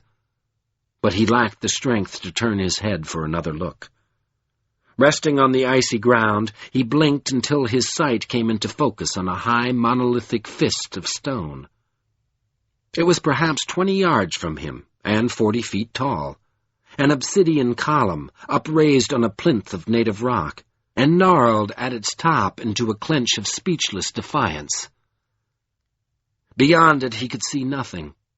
It stood against a background of clouds, as if it were erect on the rim of the world. At first it appeared to him a thing of might, an icon of earth power upthrust or set down there to mark a boundary against evil. But as his vision cleared, the stone seemed to grow shallow and slumberless, blank. While he blinked at it, it became as inert as any old rock. If it still lived, he no longer had the eyes to see its life. Slowly, fragments of other senses returned to him. He discovered that he could hear the wind hissing ravenously past him like a river thrashing across rapids, and behind it was a deep, muffled booming like the thunder of a waterfall. "Up!" the harsh voice repeated. "Must I beat you senseless to awaken you?" Mordant laughter echoed after the demand as if it were a jest. Abruptly, the rough hands caught hold of his robe and yanked him off the ground. He was still too weak to carry his own weight, too weak even to hold up his head.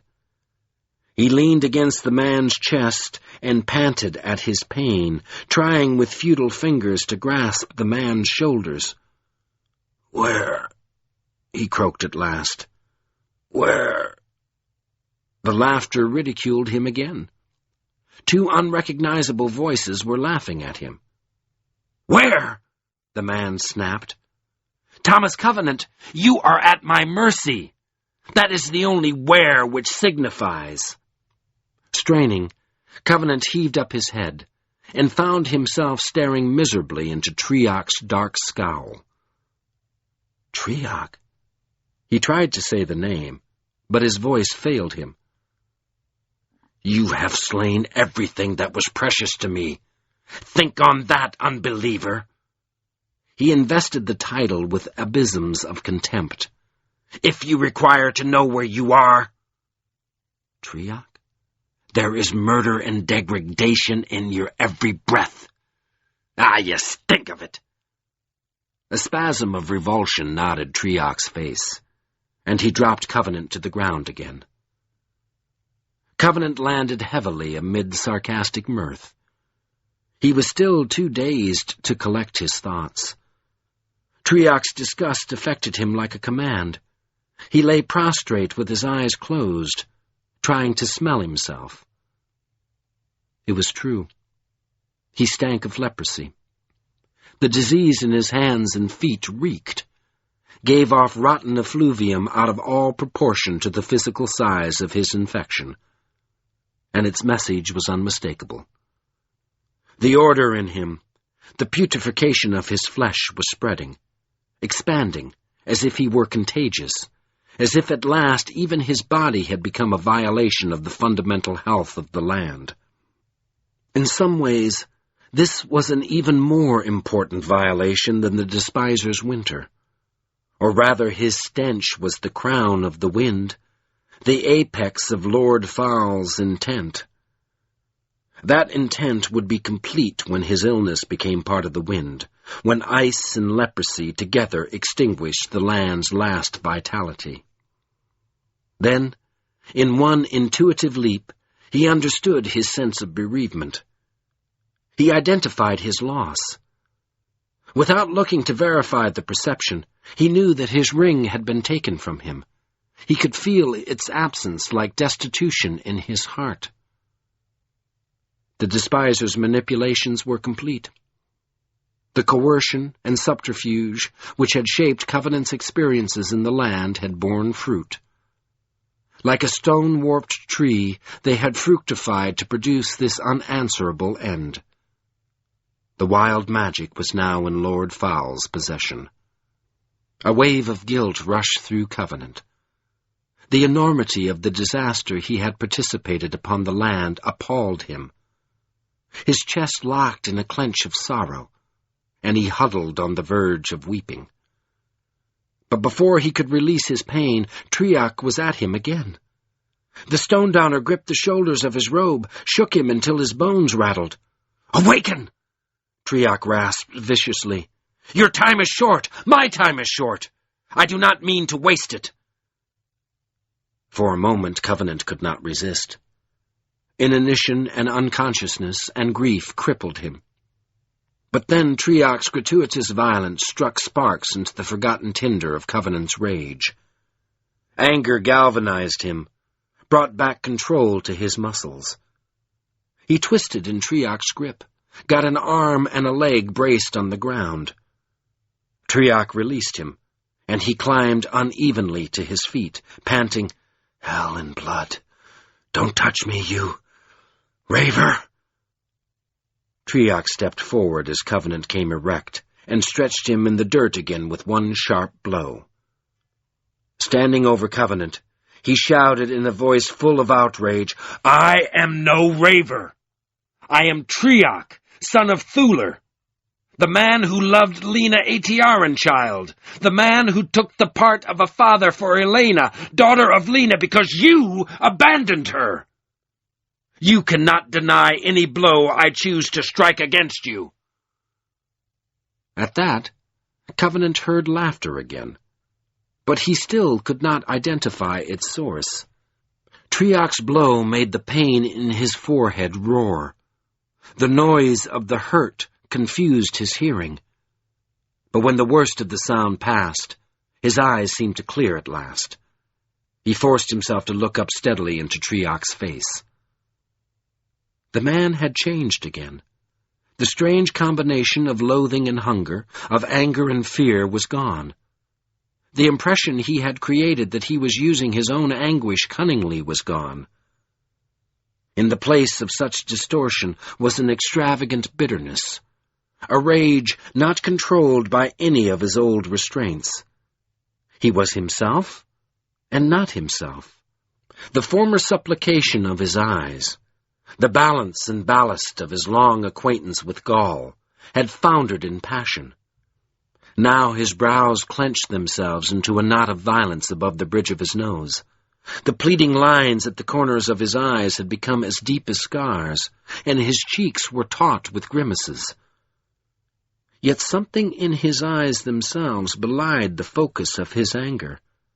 His orbs were glazed and milky, as if they were blurred by cataracts, and they throbbed with a vain intensity. He looked as if he were going blind. The sight of him made Covenant's own rage feel incondign, faulty. He was beholding another of his victims. He had no justification for anger. "Triak!" he groaned, unable to think of any other response. "Triak!" The stone-downer paused, allowed him a chance to regain his feet, then advanced threateningly. Covenant retreated a step or two. He needed something to say, something that could penetrate or deflect Triak's bitterness. But his thoughts were stunned. They groped ineffectually, as if they had been rendered fingerless by the loss of his ring. Triak swung at him. He parried the blow with his forearms, kept himself from being knocked down again. Words. He needed words. "Hellfire!" he shouted, because he could not find any other reply. "What happened to your oath of peace?" "It is dead," Triak growled hoarsely. "It is dead with a spike of wood in its belly." He swung again, staggered Covenant. "The law of death is broken, and all peace has been laid waste." Covenant regained his balance and retreated farther. "Triak!" he gasped. "I didn't kill her. She died trying to save my life. She knew it was my fault, and she still tried to save me. She would fight you now if she saw you like this. What did that raver do to you?" The stone-downer advanced with slow ferocity. "You're not like this," Covenant cried. "You gave your whole life to prove you're not like this." Springing suddenly, Triak caught Covenant by the throat. His thumbs ground into Covenant's windpipe as he snarled, "You have not seen what I have seen." Covenant struggled, but he had no strength to match Triak's. His fingers clawed and clutched, and had no effect. The need for air began to hum in his ears. Triak released one hand, cocked his fist deliberately, and hit Covenant in the center of his wounded forehead. He pitched backward, almost fell, but hands caught him from behind, yanked him upright, put him on his feet. Hands that burned like the touch of acid. He jerked away from them, then whirled to see who had burned him. Fresh blood ran from his yammering forehead into his eyes, clogged his vision, but he gouged it away with numb fingers, made himself see the two figures that had caught him. They were laughing at him together. Beat for beat, their ridicule came as one, matched each other in weird consonance. They sounded like one voice jeering through two throats. They were ramen. He saw them in an instant, took them in as if they had been suddenly revealed out of midnight by a flash of dismay. He recognized them as two of Mainthrall Cam's cords, Lal and Wayne. But they had changed. Even his truncated vision could see the alteration which had been wrought in them, the complete reversal of being which occupied them. Contempt and lust submerged the former spirit of their health. Only the discomfortable spasms which flicked their faces, and the unnecessary violence of their emanations, gave any indication that they had ever been unlike what they were now. "Our friend Triac spoke the truth," they said together, and the unharmonized unison of their voices mocked both Covenant and Triac. "Our brother is not with us. He is at work in the destruction of Revelstone. But Triac will take his place. For a time. A short time. We are Turiya and Moksha, Harem and Jahannam. You have come to take delight in the ruin of things we hate. You are nothing to us now, groveler, unbeliever." Again they laughed, one spirit or impulse uttering contempt through two throats. "Yet you, and our friend Triac, amuse us while we wait." But Covenant hardly heard them. An instant after he comprehended what had happened to them, he saw something else, something that almost blinded him to the ravers. Two other figures stood a short distance behind Wayne and Lal. The two people he had most ached to see since he had regained himself in Mournmoss, Saltheart Foamfollower and Banner. The sight of them filled him with horror. Foamfollower wore a host of recent battle marks among his older scars, and Banner's silvering hair and lined face had aged perceptibly. But all that was insignificant beside the grisly fact that they were not moving. They did not so much as turn their heads towards Covenant. They were paralyzed, clenched rigid and helpless by a green force which played about them like a corona, enveloped them in coercion. They were as motionless as if even pulse and respiration had been crushed out of them by shimmering emerald. And if they had been able to look at Covenant, they would not have seen him. Their eyes were like Triac's, but much more severely glazed. Only the faintest outlines of pupil and iris were visible behind the white blindness which covered their orbs. "Banner," Covenant cried. "Foamfollower. Ah!" While his body swayed on locked joints, he cowered inwardly. His arms covered his head as if to protect it from an axe. The plight of Banner and Foamfollower dealt him an unendurable shock. He could not bear it. He quailed where he stood, as if the ground were heaving under him. Then Triac caught hold of him again. The stone-downer bent him to the dirt, hunched furiously over him to pant, "You have not seen what I have seen. You do not know what you have done." Weak, ringless, and miserable though he was, Covenant still heard Triac, heard the whelming passion with which Triac told him that even now he did not know the worst, had not faced the worst. And that communication made a difference to him. He pushed him deep into his fear, down to the place in him which had not been touched by either capture or horror. It drove him back to the calm which had been given to him in Mournmoss. He seemed to remember a part of himself that had been hidden from him. Something had been changed for him in the forest, something which could not be taken away. He caught hold of it, immersed himself in the gift.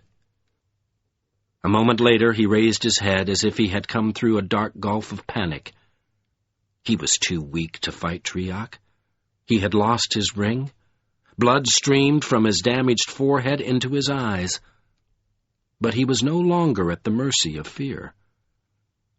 Blinking rapidly to clear his vision, he gasped up at Triak. "What's happened to them?" "You have not seen!" Triak roared. Once more he raised his fist to hammer the unbeliever's face. But before he could strike, a low voice commanded simply, "Stop." Triak jerked, struggling to complete his blow. "I have given you time. Now I desire him to know what I do." The command held Triak. He could not strike. Trembling, he wrenched away from Covenant, then spun back to point lividly towards the stone column and shout, "There!" Covenant lurched to his feet, wiped his eyes. Midway between him and the upreared fist of stone stood Elena. She was robed in radiant green velour, and she bore herself proudly like a queen. She seemed swathed in an aura of emeralds. Her presence sparkled like gems when she smiled. At once, without effort or assertion, she showed that she was the master of the situation. The ravers and Triak waited before her like subjects before their liege. In her right hand she held a long staff.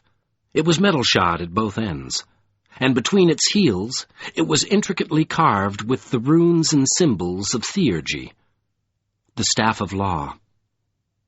But the wonder of its appearance there meant nothing to Covenant compared with the miracle of Elena's return. He had loved her, lost her. Her death at the hands of dead Kevin Landwaster had brought his second sojourn in the land to an end. Yet she stood now scarcely 30 feet from him.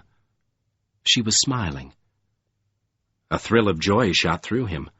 The love which had tormented his heart since her fall rushed up in him until he felt he was about to burst with it. Blood streamed from his eyes like tears. Joy choked him so that he could not speak. Half-blinded, half-weeping, he shrugged off his travail and started towards her as if he meant to throw himself down before her, kiss her feet. Before he had crossed half the distance, she had made a short gesture with the staff, and at once a jolt of force hit him. It drove the air from his lungs, pitched him to his hands and knees on the hard ground. "No," she said softly, almost tenderly. "All your questions will be answered before I slay you, Thomas Covenant, Lord and Unbeliever. Beloved." On her cold lips, the word beloved impugned him. "But you will not touch me. You will come no closer." A great weight leaned against his shoulders, held him to the ground. He retched for air, but when he gasped it into his lungs, it hurt him, as if he were inhaling disease. The atmosphere around him reeked with her presence. She pervaded the air like rot. On a scale that dwarfed him, she smelled as he did, smelled like leprosy. He forced up his head, gaped gasping at her from under the steaming spike of his wound.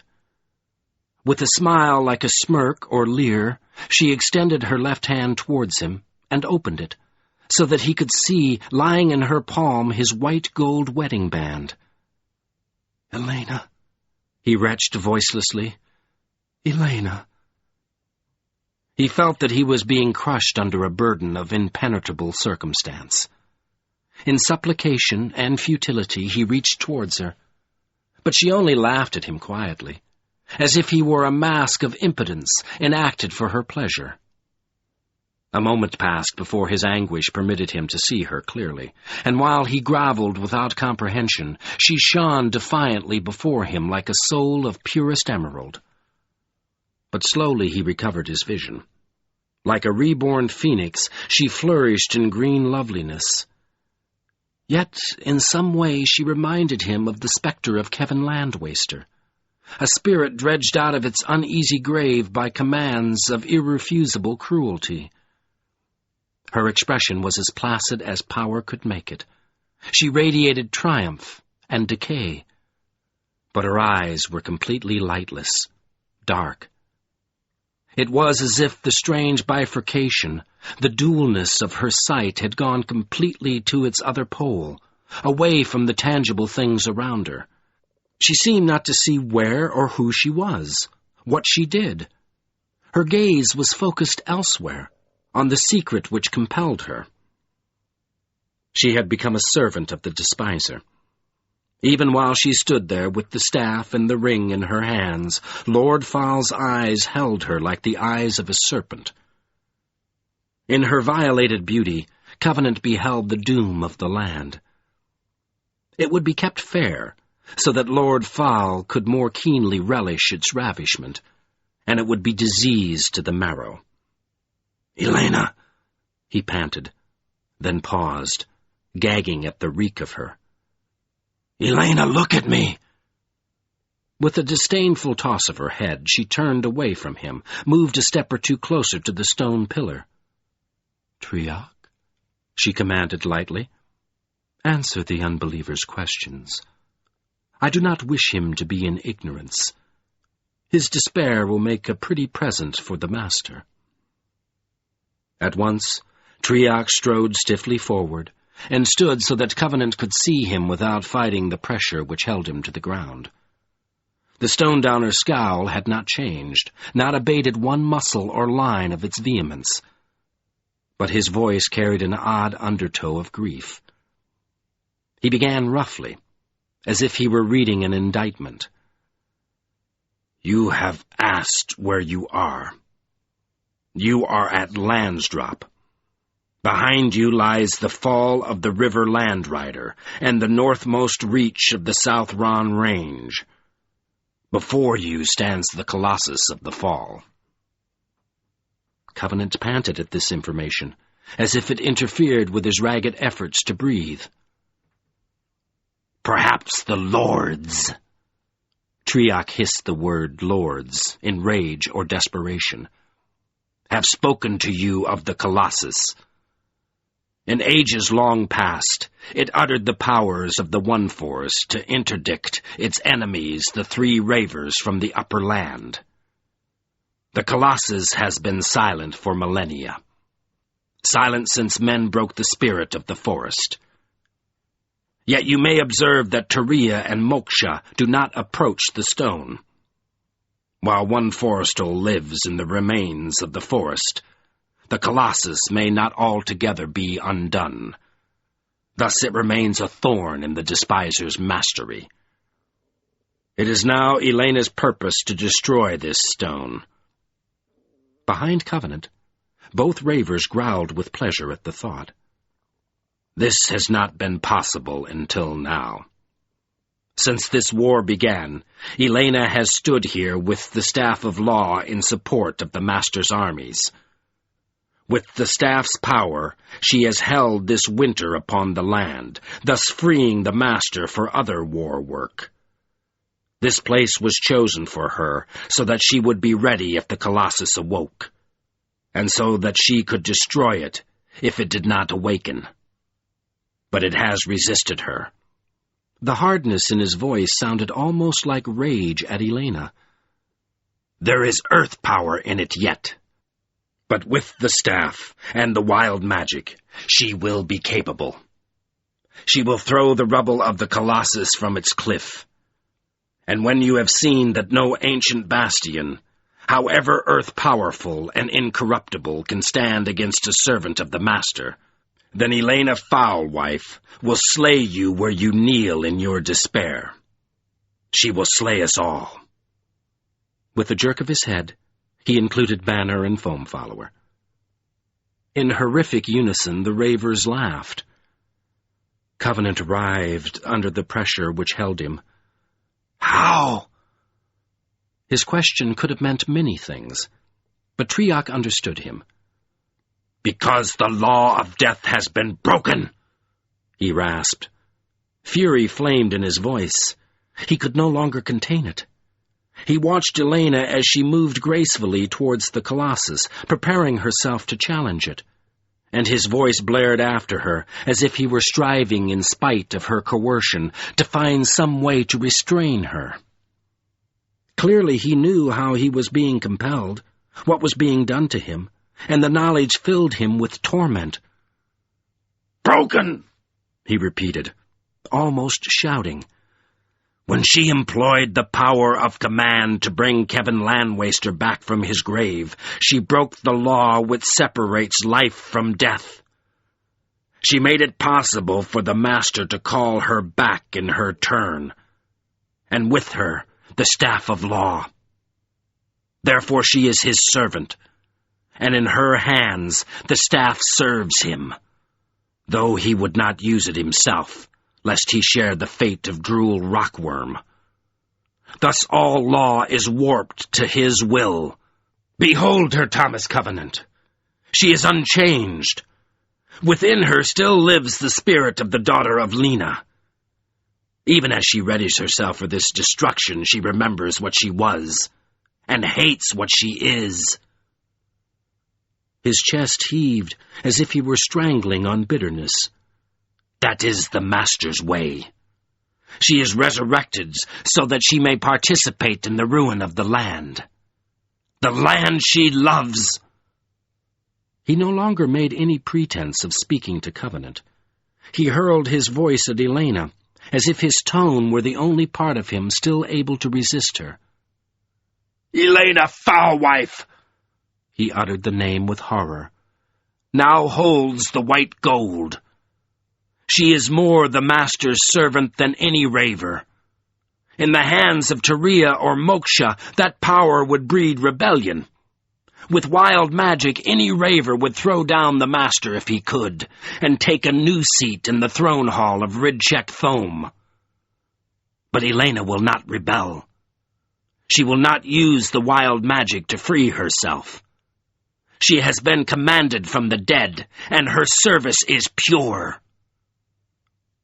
He raged the word pure at her, as if it were the worst affront he could utter. But she was impervious to him, secure in power and triumph. She only smiled faintly, amused by his ranting, and continued to make her preparations. With her back to Covenant and Triac, she faced the monolith. It towered over her, as if it were about to fall and crush her, but her stance admitted to no possibility of danger. With the staff and the ring, she was superior to every power in the land. In radiance and might, she raised her hands, holding up the staff of law and the white gold. Her sleeves fell from her arms. Exulting and exalted, she began to sing her attack on the Colossus of the Fall. Her song hurt Covenant's ears, exacerbating his raw helplessness. He could not bear her intent, and could not oppose it. Her interdict kept him on his knees like fetters of humiliation. Though he was only a dozen yards from her, he could not reach her, could not interfere with her purpose. His thoughts raced madly, scrambled for alternatives. He could not abide the destruction of the Colossus. He had to find another answer. "Foam follower!" he croaked in desperation. "I don't know what's happened to you. I don't know what's being done to you, but you gotta fight it. You're a giant. You gotta stop her. Try to stop her. Foam follower! Banner!" The ravers met his plea with sardonic jeers, and Triac rasped without taking his eyes off Elena. "You are a fool, Thomas Covenant. They cannot help you. They are too strong to be mastered, as I have been mastered, and too weak to be masters. Therefore she has imprisoned them by the power of the staff. The staff crushes all resistance. Thus it is proven that law does not oppose to spite. We are all mastered beyond redemption." "Not you!" Covenant responded urgently. He fought the pressure until he feared his lungs would break, but he could not free himself. Without his ring, he felt as crippled as if his arms had been amputated. Without it, he weighed less than nothing in the scales of the land's fate. "Not you!" he gasped again. "I can hear you, Triac. You! She isn't afraid of you. She isn't holding you. Triac, stop her!" Again the ravers laughed. But this time Covenant heard the strain in their voices. Heaving against his captivity, he managed to wrench his head around far enough to look at Wayne and Lal. They still stood a safe distance from the Colossus. Neither made any move to help Covenant or oppose Elena. Both went on chuckling, as if they could not help themselves. Yet their exertion was unmistakable. They were white-lipped and rigid. Beads of effort ran down their faces. With all the long pride of their people, the Ramen were struggling to break free. And behind them, Foam Follower and Banner strove for freedom also. Somehow both of them had found the strength to move slightly. Foam Follower's head was bowed, and he clenched his face with one hand as if he were trying to alter the shape of his skull. Banner's fingers clawed at his sides. His face grew taut, baring his teeth. Urgently, desperately, they fought Elena's power. Their ordeal felt terrible to Covenant. Terrible and hopeless. Like the Ramen, they were beyond their limits of what they could do. Pressure mounted in them, radiated from them. It was so acute that Covenant feared their hearts would rupture, and they had no chance of success. The power of the staff increased to crush every extravagance of their self-expenditure. Their futility hurt Covenant more than his own. He was accustomed to impotence, inured to it, but Banner and Foam Follower were not. The stark vision of their defeat almost made him cry out in anguish. He wanted to shout at them, beg them to stop before they drove themselves soul-mad. But the next instant a surge of new hope shot through him as he suddenly understood what they were doing. They knew they could not escape, were not trying to escape. They fought towards another goal. Elena was paying no attention to them. She concentrated on preparing for the destruction of the Colossus, so she was not actively exerting herself to imprison them. She had simply left her compulsion in the air and turned her back. Foam Follower and Banner were drawing on this compulsion, using it up. As the giant and the Bloodguard strained for freedom, strove with all their personal might, Triok jerked his head from side to side, quivered in a fever of passion, snapped his jaws as if he were trying to tear hunks of domination out of the air, and began to move towards Elena. The ravers made no attempt to stop him. They could not. The struggles of the Ramen gave them no leeway in which to act. Triok strained as he moved, as if his bones were being torn asunder, and he quavered imploringly again and again, "Elena! Elena!" But he moved. He advanced step by step towards her. Covenant watched him in an agony of suspense. Before he came within arm's reach of her, she said severely, "Stop." Swaying in a gale of conflicting demands, Triok halted. "If you resist me one more step," she grated, "I will tear your heart from your pathetic old body and feed it to Harem and Jahannam while you observe them and beg me to let you die." Triok was weeping now, shaking with importunate sobs. "Elena! Elena!" Without even glancing at him, she resumed her song. But the next instant something snatched at her attention, spun her away from the Colossus. Her face pointed lividly towards the west. Surprise and anger contorted her features. For a moment she stared in speechless indignation at the intrusion. Then she brandished the staff of law. "The Lord strike back!" she howled furiously. "Samadhi is threatened! They dare!" Covenant gaped at the information, at her knowledge of the siege of Revelstone, but he had no time to assimilate it. "Fowl's blood!" she raged. "Blast them, Raver!" Immense forces gathered in the staff, mounting to be hurled across the distance to Samadhi Sheol's aid. For that instant, she neglected her compulsion of the people around her.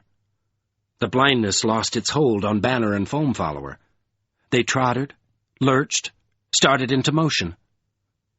The ravers tried to react, but could not move quickly enough against the resistance of the Raman. Covenant felt the pressure on his back ease. At once he rolled out from under it. Springing to his feet, he launched himself towards Elena. But Triarch was the only one close enough to her to take advantage of her lapse. With a wild cry, he chopped both fists down at her left hand. His hands passed through her spectral flesh and struck the ring. The unexpectedness of the blow tore the solid band from her surprised fingers. It dropped free. He dived after it, got one hand on it, flicked it away towards Covenant as his body slapped the hard ground. Elena's reaction came instantly.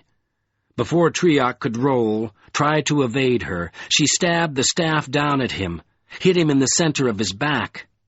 Power flared through him, shattering his spine. Almost in the same motion, she swung the staff up again, caught it in a combat grip as she whirled to face Covenant. His start towards her almost made him miss the ring. It went past him on one side, but he skidded and pounced on it, scooped it up before she could stop him. With his wedding band clenched in his fist, he braced himself to meet her attack. She regarded him momentarily, then chose not to exert herself against him. With one wave of the staff, she re-imprisoned Foam Follower and Banner, quenched the rebellion of the Raman. Then she dropped her guard as if she no longer needed it. Her voice shook with anger, but she was steady as she said, "It will not avail him. He knows not how to awaken his might. Harem, Jahannam, I leave him to you." In horrid unison, the two ravers snarled their satisfaction, their hunger for him. Together they moved slowly towards him.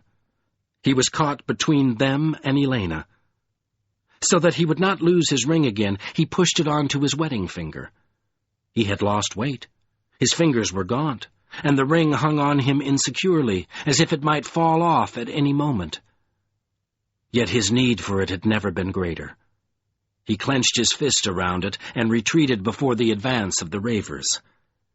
In the back of his mind he was sure that Triarch was not dead. Triarch was his summoner. He would disappear from the land as soon as the Stone-Downer died. But Triarch surely had only moments of life left.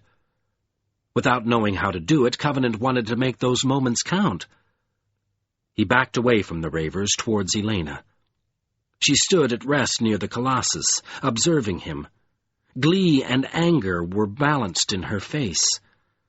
The ravers came at him step by slow step, with their arms extended hungrily, sarcastically, inviting him to abandon resistance and rush into the oblivion of their grasp. They advanced. He retreated. She stood where she was, defying him to touch her. His ring hung lifeless on his finger, as if it were a thing of metal and futility, nothing more. A talisman devoid of meaning in his hands. A rising tide of protest filled him with ineffectual curses. Hellfire, hellfire, hell and blood! Impulsively, without knowing why he did it, he shrieked into the gray wind, "Forrestal! Help me!" At once the clenched crown of the Colossus burst into flame. For an instant, while Harem and Jahannam yowled, the monolith blazed with verdant fire. A conflagration the color of leaves and grass flourishing, green that had nothing in common with Lord Fal's emerald ill-earth stone. Raw, fertile aromas crackled in the air like violent spring. Abruptly, two bolts of force raged out of the blaze, sprang like lightning at the ravers. In a coruscating welter of sparks and might, the bolt struck the chests of Lal and Wayne. The monolith's power flamed in their hearts until the mortal flesh of the Raman was incinerated, flash-burned into nothingness. Then the bolts dropped, the conflagration vanished. Harem and Jahannam were gone. The sudden blast and vanishing of the fire staggered Covenant. Forgetting his peril, he stared dumbly about him. The Raman were dead. More blood, more lives sacrificed to his impotence. He wanted to cry out, "No!" Some instinct warned him. He ducked, and the staff of law hissed past his head. He jumped away, turned, caught his balance. Elena was advancing towards him. She held the staff poised in both hands. Her face was full of murder. She could have felled him with an exertion of the staff's might, ravaged him where he stood by unleashing her power against him. But she was too mad with rage for such fighting. She wanted to crush him physically, beat him to death with the strength of her own arms. As he faced her, she gestured towards Foam Follower and Banner without even glancing in their direction.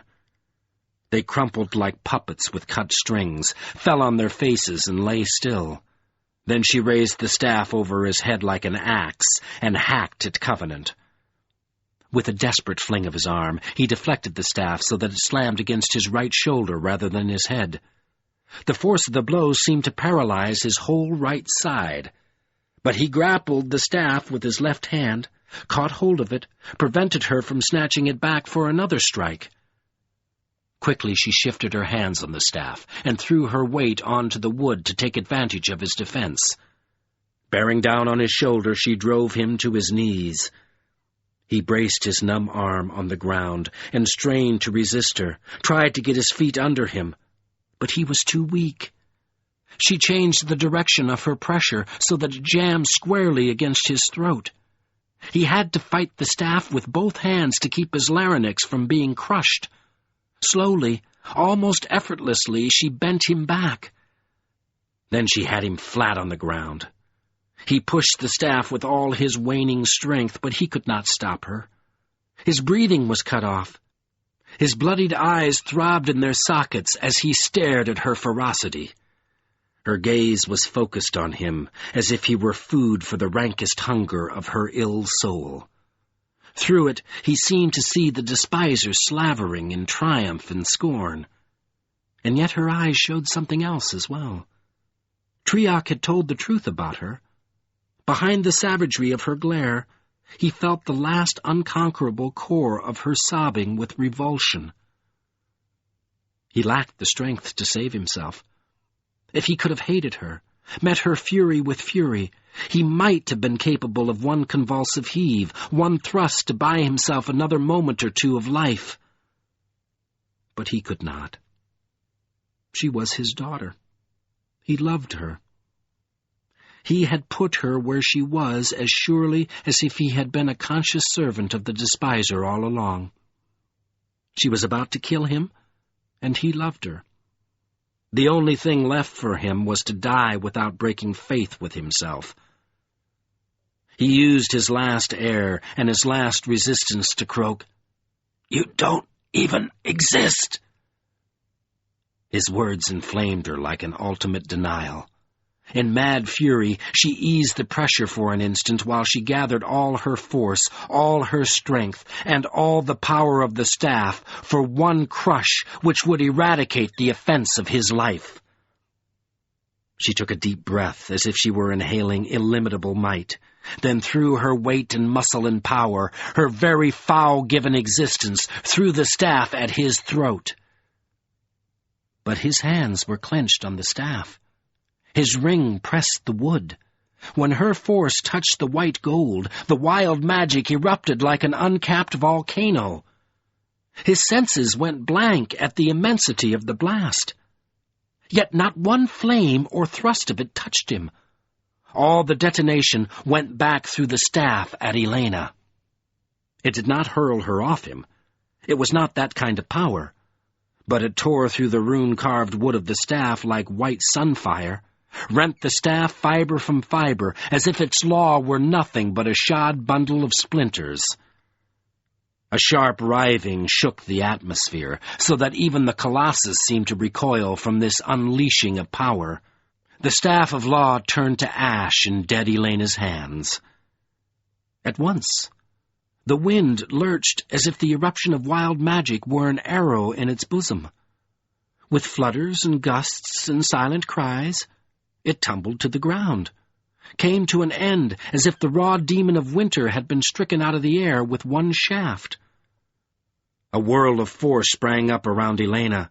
mounted like a wind devil, with her in its center. Her death had come back for her. The law she had broken was sucking her out of life again. As Covenant watched, stunned and uncomprehending, almost blinded by his reprieve, she began to dissipate. Particle by particle, her being vanished into the gyre, fled into disillusion. But while she faded and failed, lost her ill existence, she found the solidity for one final cry. "Covenant," she called like a lorn voice of desolation. "Beloved, strike a blow for me." Then she was gone, reabsorbed into death. The gyre grew pale, paler, until it disappeared in unruffled air. Covenant was left alone with his victims.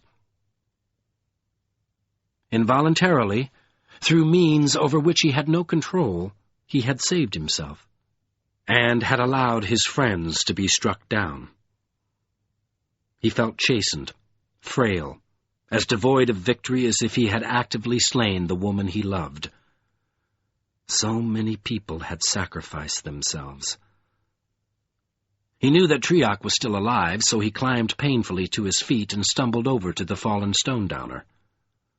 Triac's breathing rattled like blood in his throat. He would be dead soon. Covenant seated himself on the ground and lifted Triac so that the man's head rested on his lap. Triac's face was disfigured by the force which had smashed him.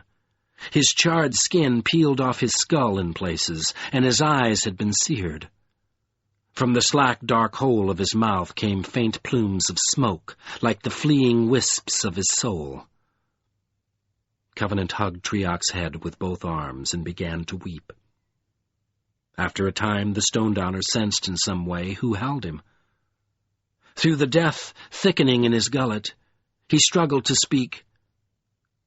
"Covenant." His voice was barely audible, but Covenant fought back his tears to respond, "I hear you." "You are not to blame. She was flawed from birth." That was as far as his mercy could go. After one final wisp, the smoke faded away. Covenant held him, and knew he had no pulse or breath of life left. He understood that Triac had forgiven him. The stone-downer was not to blame if his gift gave no consolation. In addition to everything else, Covenant was responsible for the flaw of Elena's birth. She was the daughter of a crime which could never be undone. So he could do nothing but sit with Triac's unanswerable head in his lap and weep while he waited for the reversal of his summons, the end which would relieve him of the land. But no end came. In the past, he had always begun to fail as soon as his summoner died, but now he remained. Moments passed, and still he was undiminished. Gradually he realized that this time he would not disappear, that for reasons he did not understand, he had not yet lost his chance. He did not have to accept Elena's fate. It was not the last word. Not yet. When Banner and Foam Follower stirred, groaned, began to regain consciousness, he made himself move. Carefully, deliberately, he took his ring from his wedding finger and placed it on the index finger of his half hand, so that it would be less likely to slip off. Then, amid all his grief and regret, he stood up on bones that could bear anything and hobbled over to help his friends.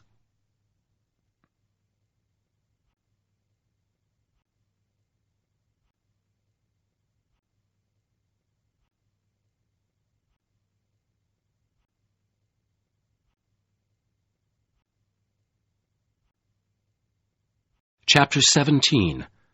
The Spoiled Plains. Banner recovered more quickly than Foam Follower. In spite of his advancing age, the toughness of the Harukai was still in him. After Covenant had chafed his wrists and neck for a moment, he shrugged off his unconsciousness and became almost instantly alert. He met Covenant's teary gaze with characteristic dispassion, and together they went to do what they could for the giant. Foamfollower lay moaning on the ground in a fever of revulsion. Spasms bared his teeth, and his massive hands thrashed erratically against his chest, as if he were trying to smite some fatal spot of wrong in himself.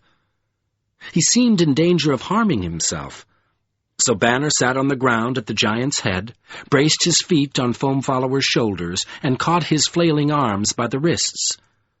Banner held the giant's arms still, while Covenant sat on Foamfollower's chest and slapped his snarling face. After a moment of resistance, Foamfollower let out a roar. Wrenching savagely, he heaved Banner over Covenant's head, knocked the Unbeliever off his chest, and lurched panting to his feet. Covenant retreated from the threat of Foamfollower's fists. But as the giant blinked and panted, he recovered himself, recognized his friends. "Covenant?" he gritted. "Banner?" As if he feared they were ravers. "Foamfollower," Covenant responded thickly. Tears of relief streamed down his gaunt cheeks. "You're all right." Slowly Foamfollower relaxed as he saw that his friends were unmastered and whole. "Stone and sea," he gasped weakly, shuddering as he breathed. "Ah, my friends! Have I harmed you?" Covenant could not answer. He was choked with fresh weeping. He stood where he was and let Foamfollower watch his tears. He had no other way to tell the giant how he felt. After a moment, Banner replied for him. "We are well as may be. You have done us no injury." "And the spectre of High Lord Elena, the staff of law, how is it that we yet live?" "Gone." Covenant fought to control himself. "Destroyed." Foamfollower's face was full of sympathy. "Ah, no, my friend," he sighed. "She is not destroyed. The dead cannot be destroyed." I know that." Covenant gritted his teeth, hugged his chest, until he passed the crest of his emotion. Then it began to subside, and he regained some measure of steadiness. "She's just dead. Dead again. But the staff, it was destroyed by wild magic." Half fearing the reaction of his friends to this information, he added, "I didn't do it. It wasn't my doing. He faltered. He had heard Mahoram say, "You are the white gold." How could he be sure now what was or was not his doing? But his revelation only drew a strange glint from Banner's flat eyes. The Herokai had always considered weapons unnecessary, even corruptive. Banner found satisfaction rather than regret in the passing of the staff.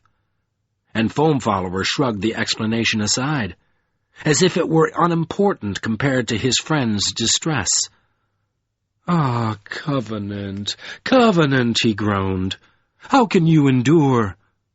Who can withstand such things?"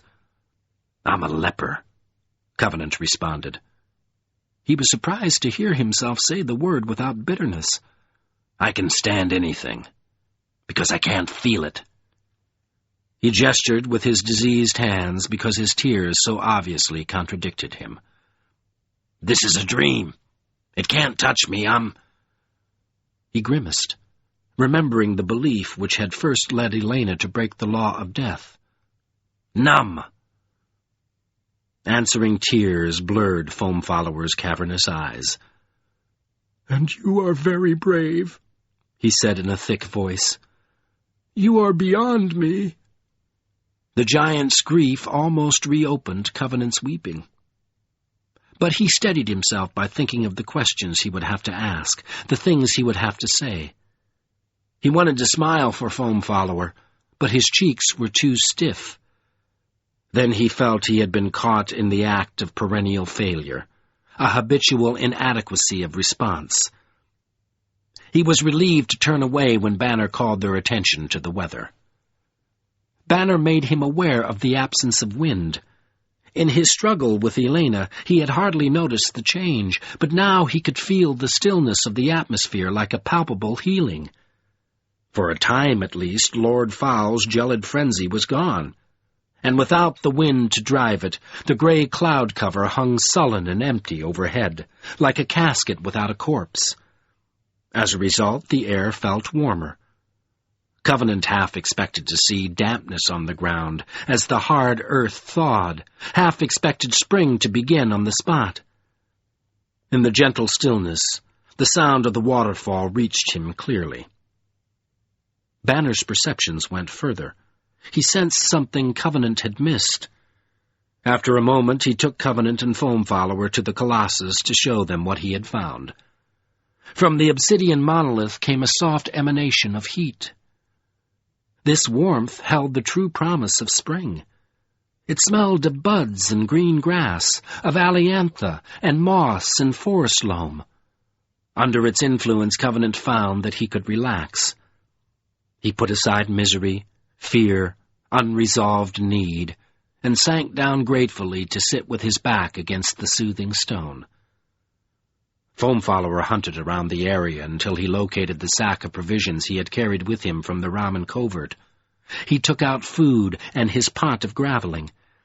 Together he, Banner, and Covenant ate a silent meal under the fist of the Colossus, as if they were sharing a communion, as if they accepted the stone's warmth and shelter to do it honor. They had no other way to express their thanks. Covenant was hungry. He had had nothing but demon-dim drink to sustain him for days. Yet he ate the food, absorbed the warmth, with a strange humility, as if he had not earned them, did not deserve them. He knew in his heart that the destruction of the staff purchased nothing more than a brief respite for the land, a short delay in the despiser's eventual triumph. And that respite was not his doing. The reflex which had triggered the white gold was surely as unconscious, as involuntary, as if it had happened in his sleep. And yet another life had been spent on his account. That knowledge humbled him. He fed and warmed himself, because all his work had yet to be done, and no other being in the land could do it for him. When the frugal meal was finished, he began his task by asking his companions how they had come to the Colossus. Foam Follower winced at the memory. He left the telling of it to Banner's terseness. While Banner spoke, the giant cleaned and tended Covenant's forehead. In short sentences, Banner indicated that the Ramen had been able to defeat the attack on their covert, thanks to the giant's prodigious aid. But the battle had been a long and costly one, and the night was gone before Banner and Foam Follower could begin to search for Covenant and Lena. "Erviles," Foam Follower muttered at Covenant's injury. "This will not heal. To make you captive, they put their mark upon you." The main thralls permitted only 2 cords, Wayne and Lal, to aid in the search. For during the night a change had come over the Ranihan. To the surprise and joy of the Ramen, the great horses had unexpectedly started south towards the sanctuary of the mountains. The Ramen followed at once. Only their mixed awe and concern for the Ring Thane induced them to give Banner and Foam Follower any aid at all. So the 4 of them began the hunt. But they had lost too much time. Wind and snow had obscured the trail. They lost it south of the Rome's Edge, and could find no trace of Covenant. At last they concluded that he must have gained other aid to take him eastward. Together the 4 of them made what haste they could towards the fall of the river Landrider. The journey was made slow and arduous by creche packs and marauders, and the 4 feared that Covenant would have left the upper land days ago. But when they neared the Colossus, they came upon a band of Erviles accompanied by the Raver, Harem Triok. Then the 4 were dismayed to see that the band bore with it the Unbeliever, prostrate, as if he were dead. The 4 attacked, slew the Erviles. but they could not prevent the call which Harem sent, and before they could defeat Harem, rescue Covenant, and retrieve the ring, that call was answered by the dead Elena, wielding the staff of law. She mastered the four effortlessly. Then she gave Wayne to Harem, so that Triak's anguish would be more poignant. When Jehannam came to her, that raver entered Lal. Covenant knew the rest. Banner and Foamfollower had seen no sign of Lena. They did not know what had delayed Covenant's arrival at Landsdrop. As Banner finished, Foamfollower growled in angry disgust. "Stone and sea! She has made me unclean. I must bathe. I will need a sea to wash away this coercion." Banner nodded. "I also." But neither of them moved, though the river Landrider was nearby beyond a low line of hills. Covenant knew that they were holding themselves at his disposal. They seemed to sense that he needed them, and they had questions of their own. But he felt unready for the things he would have to say. After a silence, he asked painfully, "Triak summoned me, and he's dead. Why am I still here?" Foamfollower mused briefly, then said, "Perhaps because the law of death has been broken. Perhaps it was that law which formerly sent you from the land when your summoner died. Or perhaps it is because I also had a hand in this call." "Yes," Covenant sighed to himself. His debt to Triak was hardly less than what he owed Foamfollower. He could not shirk the responsibility any longer. He forced himself to describe what had happened to Lena. His voice was dull as he spoke of her, an old woman brought to a bloody and graveless end because in her confusion she clung to the man who had harmed her. And her death was only the most recent tragedy in her family. First and last, her people had borne the brunt of him. Trell Gravelingus, Aetiaran Trellmate, High Lord Elena, Lena herself. He had ruined them all. Such things altered him, made a different man of him. That made it possible for him to ask another question after he had told all he knew of his own tale. "Foamfollower." He framed his inquiry as carefully as he could. "It's none of my business. But Python said some terrible things about you. Or he meant them to be terrible. He said—" But he could not say the words. No matter how he uttered them, they would sound like an accusation. The giant sighed, and his whole frame sagged. He studied his intertwined hands as if somewhere in their clasped gentleness and butchery were a secret he could not unclose. But he no longer evaded the question. "He said that I betrayed my kinfolk, that the giants of Sea Reach died to the last child at the hands of Taria Raver because I abandoned them. It is true." "Foamfollower," Covenant moaned. "My friend." Sorrow welled up in him, almost made him weep again. Abstractedly, Banner said, "Many things were lost in the grieve that day." "Yes." Foamfollower blinked, as if he were trying to hold back tears, but his eyes were dry, as parched as a wilderland. "Yes, many things. Among them I was the least. Ah, Covenant, how can I tell you of it? This tongue has no words long enough for the tale. No words can encompass the love for a lost homeland, or the anguish of diminishing seed, or the pride in fidelity. That fidelity was our only reply to our extinction. We could not have borne our decline if we had not taken pride. So my people, the giants, I also in my own way, the giants were filled with horror, with abhorrence so deep that it numbed the very marrow of our bones. When they saw their pride riven, torn from them like rotten sails in the wind, they foundered at the sight. They saw the portent of their hope of home, the three brothers, changed from fidelity to the most potent ill by one small stroke of the despiser's evil. Who in the land could hope to stand against a giant raver? Thus the unhomed became the means to destroy that to which they had held themselves true. And in horror, at the naught of their fidelity, their folly practiced through long centuries of pride, they were transfixed. Their revulsion left no room in them for thought or resistance or choice. Rather than behold the most of their failure, rather than risk the chance that more of them would be made soul-crushers' servants, they elected to be slain. I also, in my way, I was horrified as well. But I had already seen what they had not until that moment. I had seen myself become what I hated. Alone of all my kindred, I was not surprised. It was not the vision of a giant raver which horrified me. It was my own people. Ah, stone and sea, they appalled me.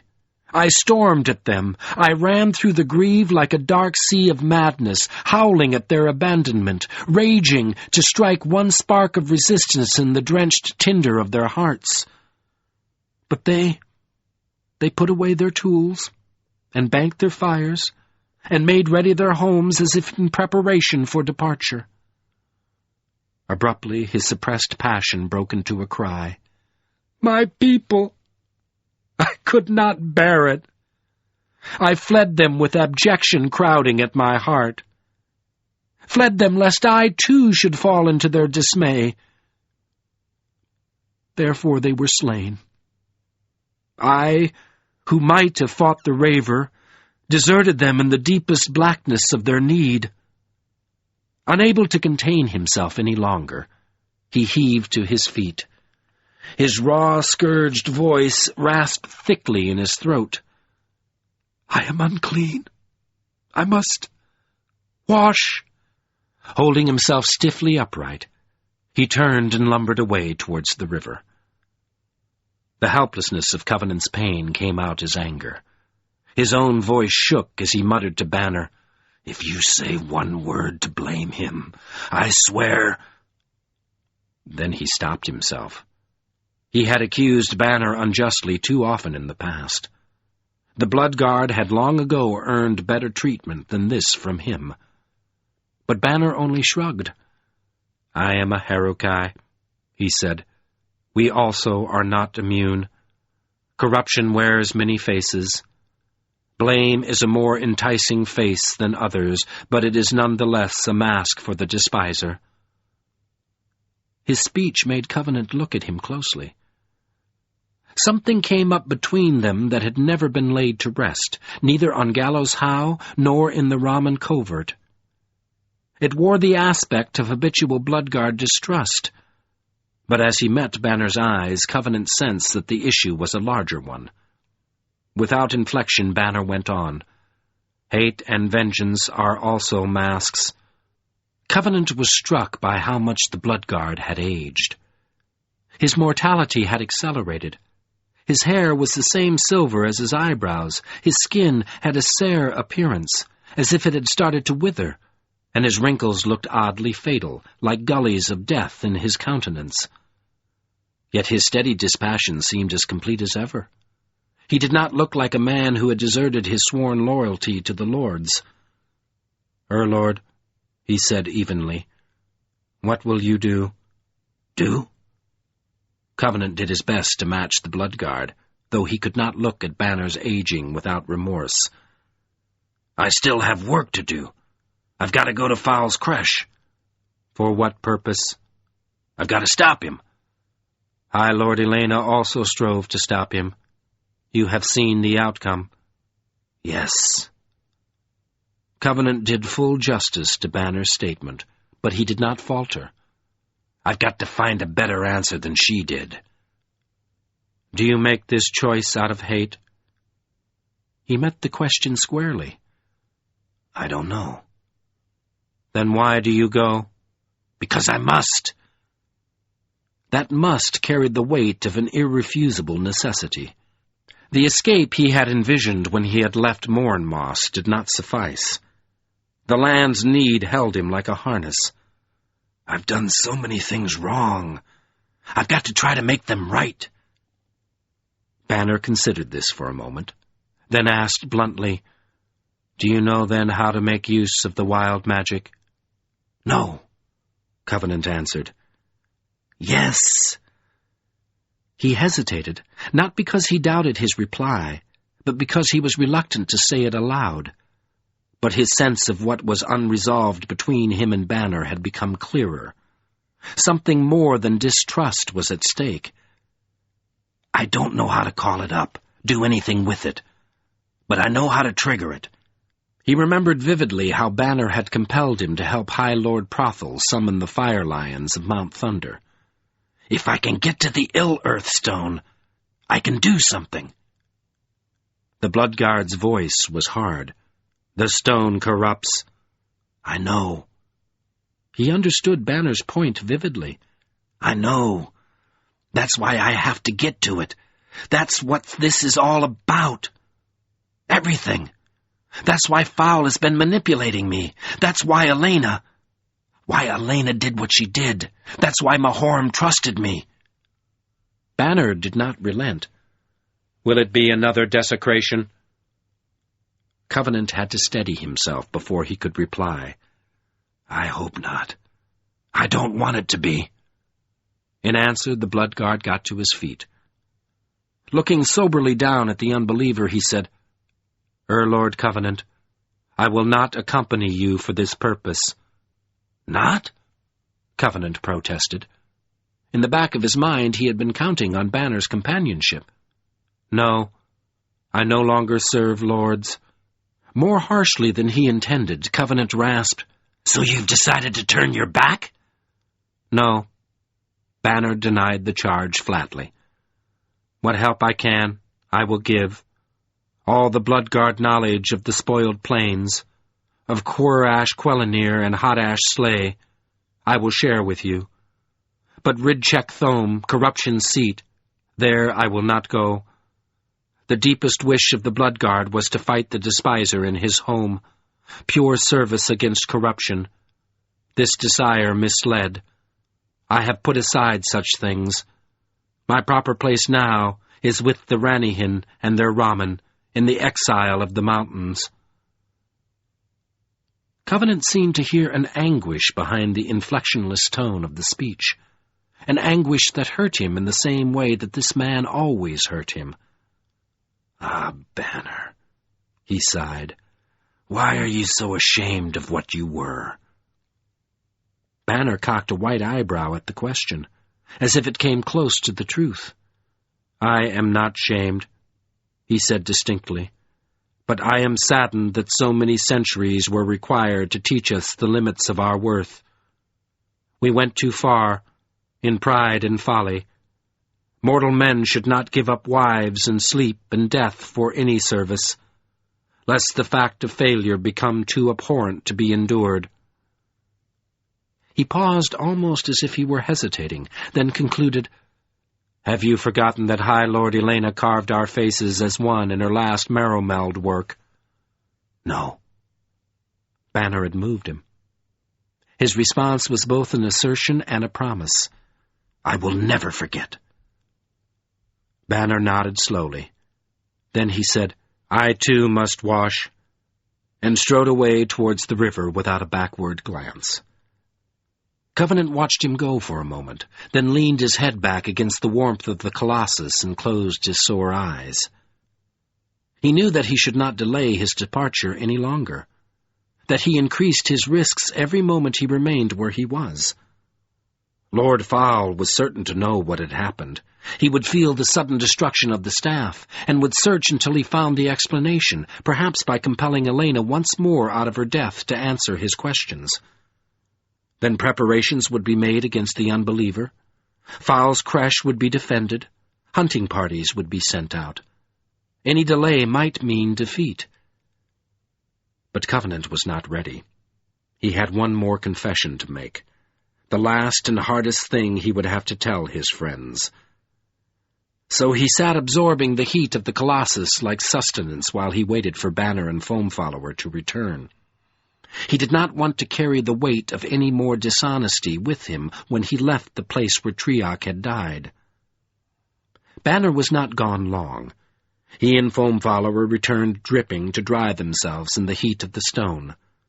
Foamfollower had regained his composure. His teeth flashed through his stiff, wet beard as if he were eager to be on his way, as if he were ready to fight his way through a sea of foes for one chance to strike a blow at the despiser. And Banner stood dourly at the giant's side. They were equals, despite the difference in size.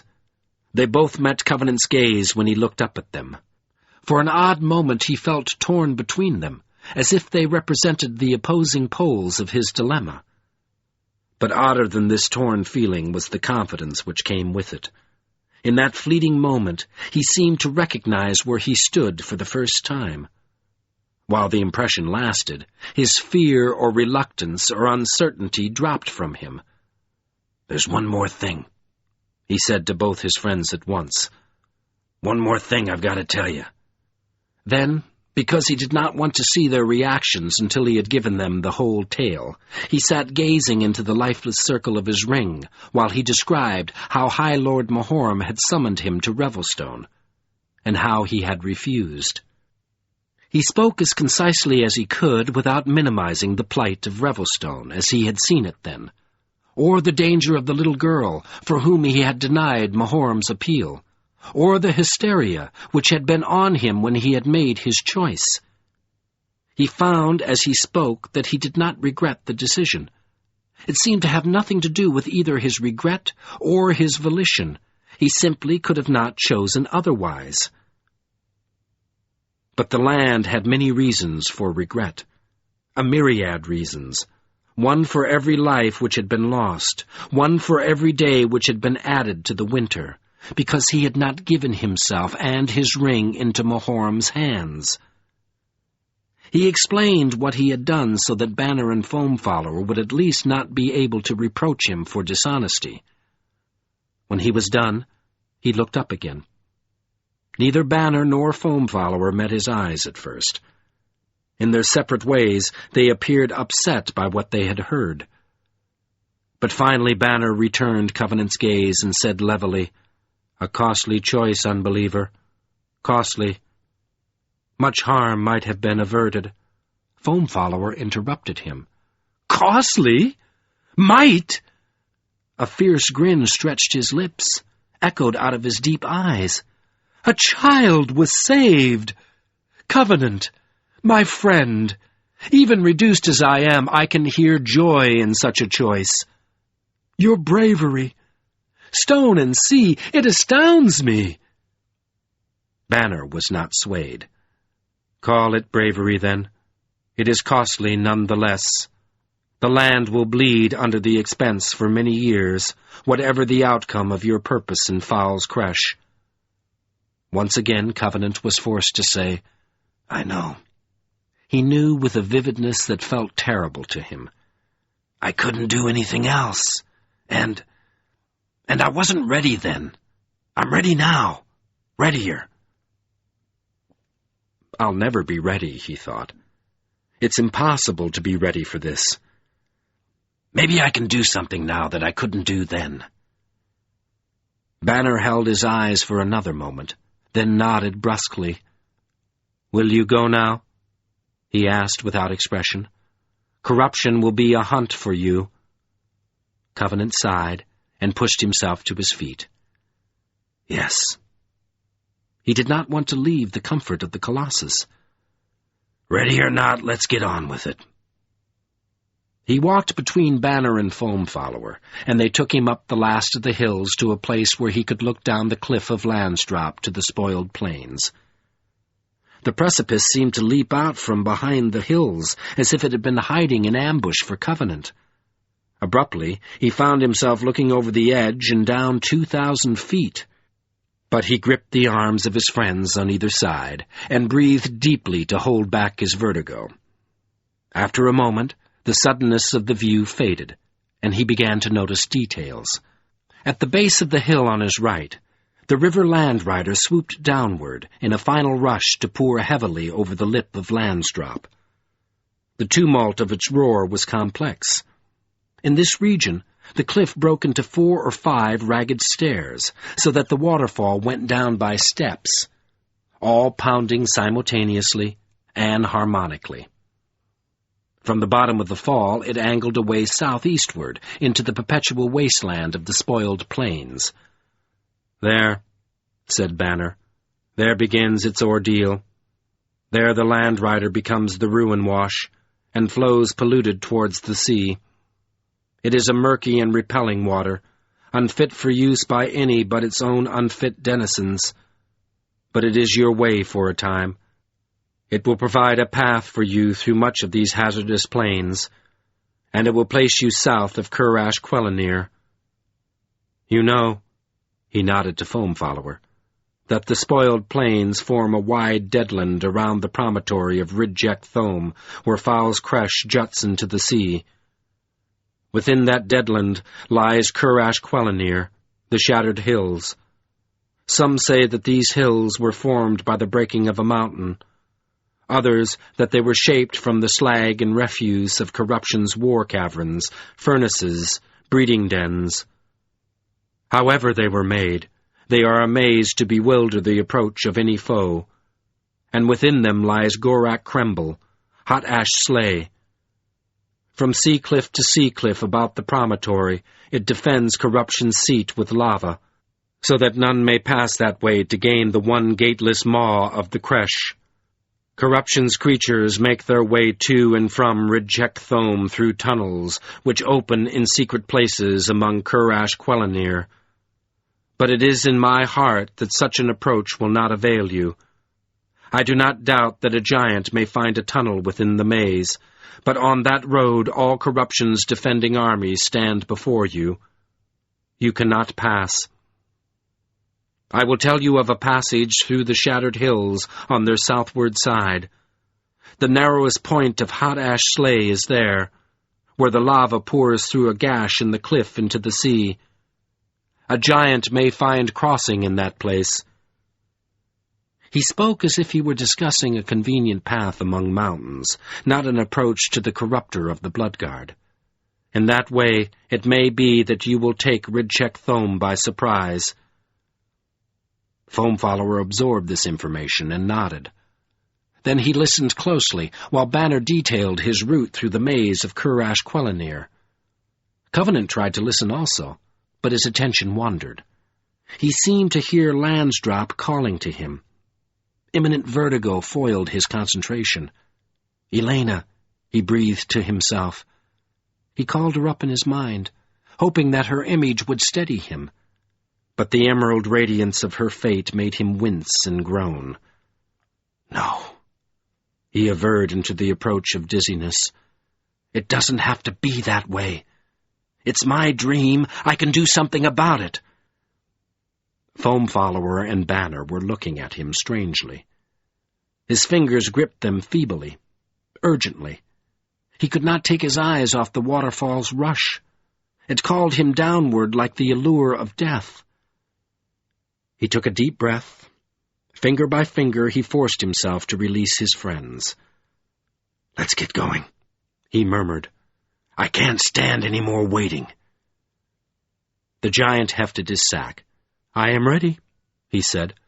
"Our supplies are scant, but we have no recourse. We must hope for Aliantha on the lower land." Without looking away from the fall, Covenant addressed Banner. He could not ask the Bloodguard to change his decision, so he said, "You'll bury Triak? He's earned a decent grave." Banner nodded, then said, "I will do another thing also." He reached one hand into his short robe and drew out the charred metal heels of the Staff of Law. "I will bear these to Revelstone. When the time of my end comes upon me, I will return to the mountain home of the Herokai. On the way I will visit Revelstone. If the Lords and Lords' Keep still stand, I know not what value may remain in this metal, but perhaps the survivors of this war will find some use for it." "Thank you," Covenant whispered silently. Banner put the bands away and bowed once briefly to Covenant and Foam Follower. "Look for help wherever you go," he said. "Even in the spoiled plains, corruption is not entirely master." Before they could reply, he turned and trotted away towards the Colossus. As he passed over the hilltop, his back told them as clearly as speech that they would never see him again. "Banner," Covenant groaned. "Was it that bad?" He felt bereft, deserted, as if half his support had been taken away. "Gently, my friend," Foam Follower breathed. "He has turned his back on vengeance. 2,000 years and more of pure service were violated for him, yet he chooses not to avenge them. Such choices are not easily made. They are not easily born. Retribution, my friend, retribution is the sweetest of all dark, sweet dreams." Covenant found himself still staring at the waterfall. The complex plunge of the river had a sweetness all its own. He shook himself. Hellfire! The emptiness of his curses seemed appropriate to his condition. "Are we going to do it, or aren't we?" "We will go." Covenant felt the giant's gaze on him without meeting it. "Covenant, Lord, there is no need for you to endure this descent. Close your eyes, and I will bear you as I did from Kevin's watch." Covenant hardly heard himself answer. That was a long time ago. Vertigo was beginning to reel its head. "I've got to do this for myself." For a moment he let slip his resistance and almost fell to his knees. As the suction tugged at his mind, he comprehended that he would have to go into it rather than away from it, that the only way to master vertigo was to find its center. Somewhere in the center of the spinning would be an eye, a core of stability. "Just go ahead, so you can catch me." Only in the eye of the whirl could he find solid ground. Foam Follower regarded him dubiously, then started down to the edge of the cliff near the fall. With Covenant limping in his wake, he went to the rim, glanced down to pick the best place for a descent, then lowered himself out of sight over the edge. Covenant stood for a moment teetering on the lip of Landsdrop. The fall yawed abysmally from side to side. It beckoned to him like relief from delirium. It was such an easy answer. As his vertigo mounted, he did not see how he could refuse it. But its upsurge made his pulse hammer in his wounded forehead. He spun around that pain as if it were a pivot, and found that the seductive panic of the plunge was fading. The simple hope that vertigo had a firm center seemed to make this hope come true. The world did not stop, and its hold on him receded, withdrew into the background. Slowly the pounding in his forehead eased. He did not fall.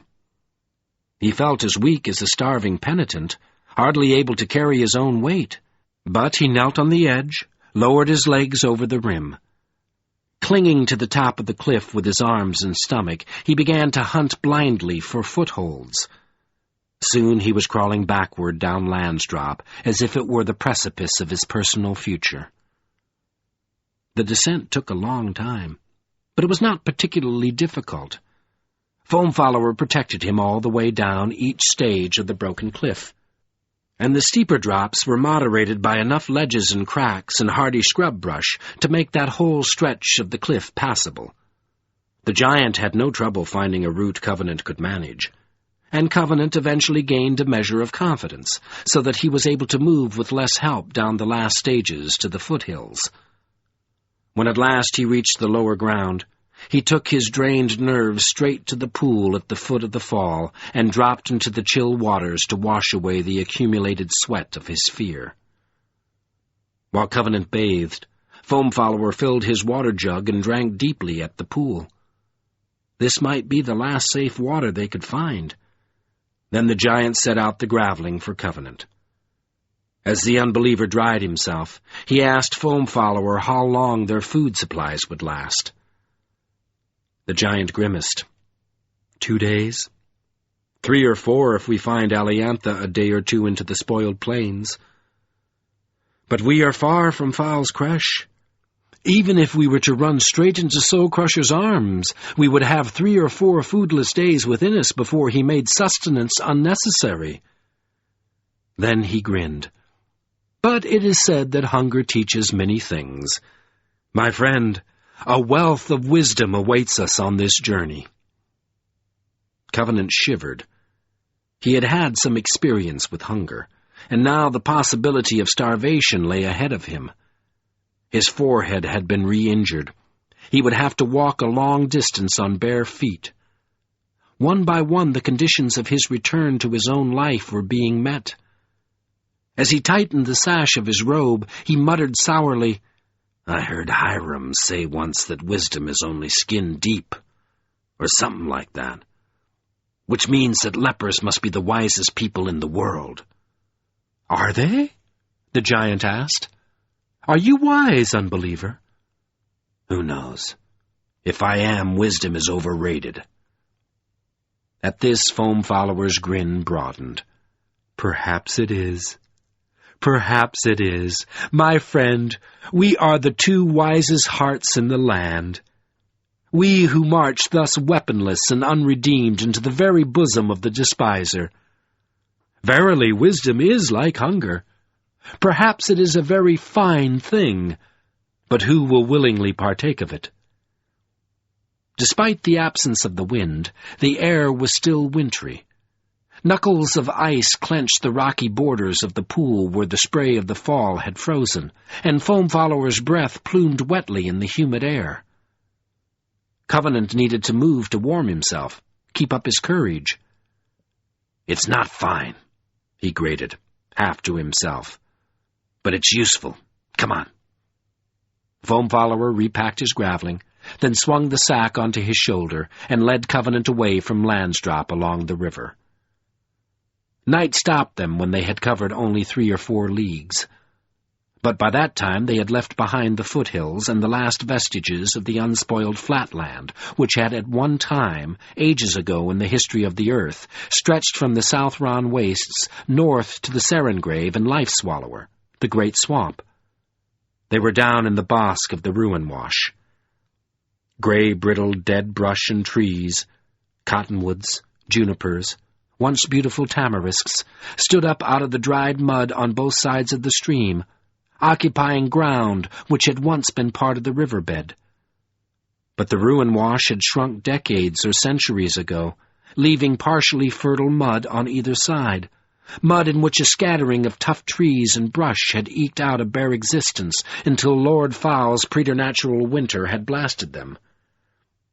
As darkness soaked into the air, as if it were oozing out of the ground, the trees became spectral shapes of forbidding, which made the bosque almost impassable.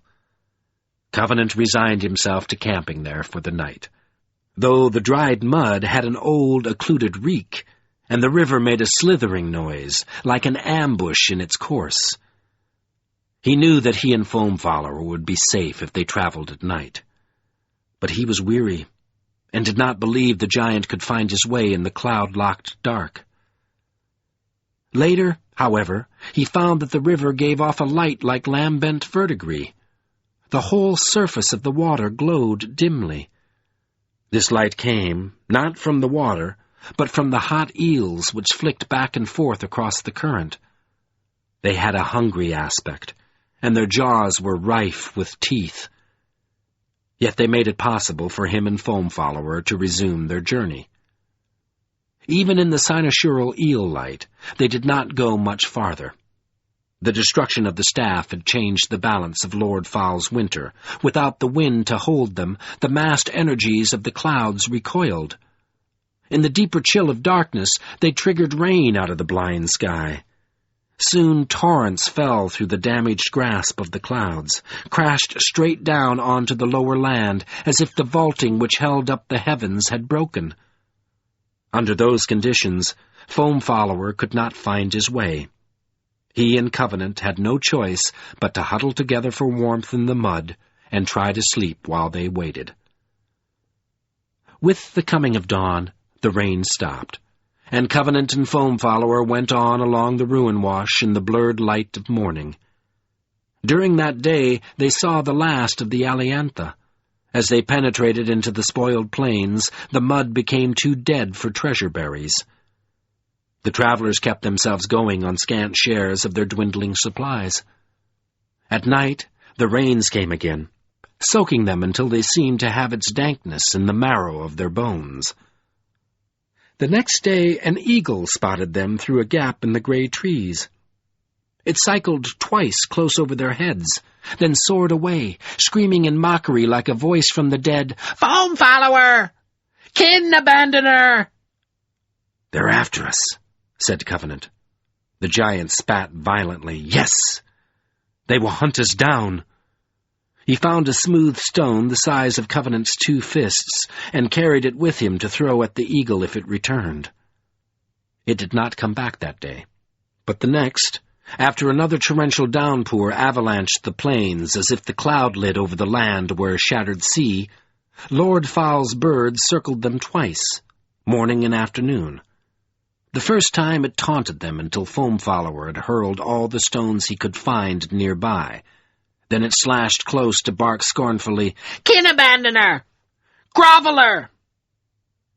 The second time Foam Follower kept one stone hidden. He waited until the eagle had swooped lower to jeer, then threw it at it with deadly force. It survived by breaking the blow with its wings, but it flew limping away, barely able to stay aloft.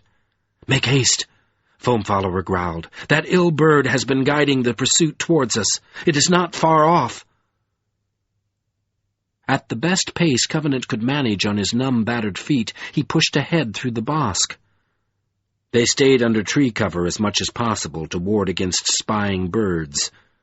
This caution slowed them somewhat, but the largest drag on their progress was Covenant's weariness.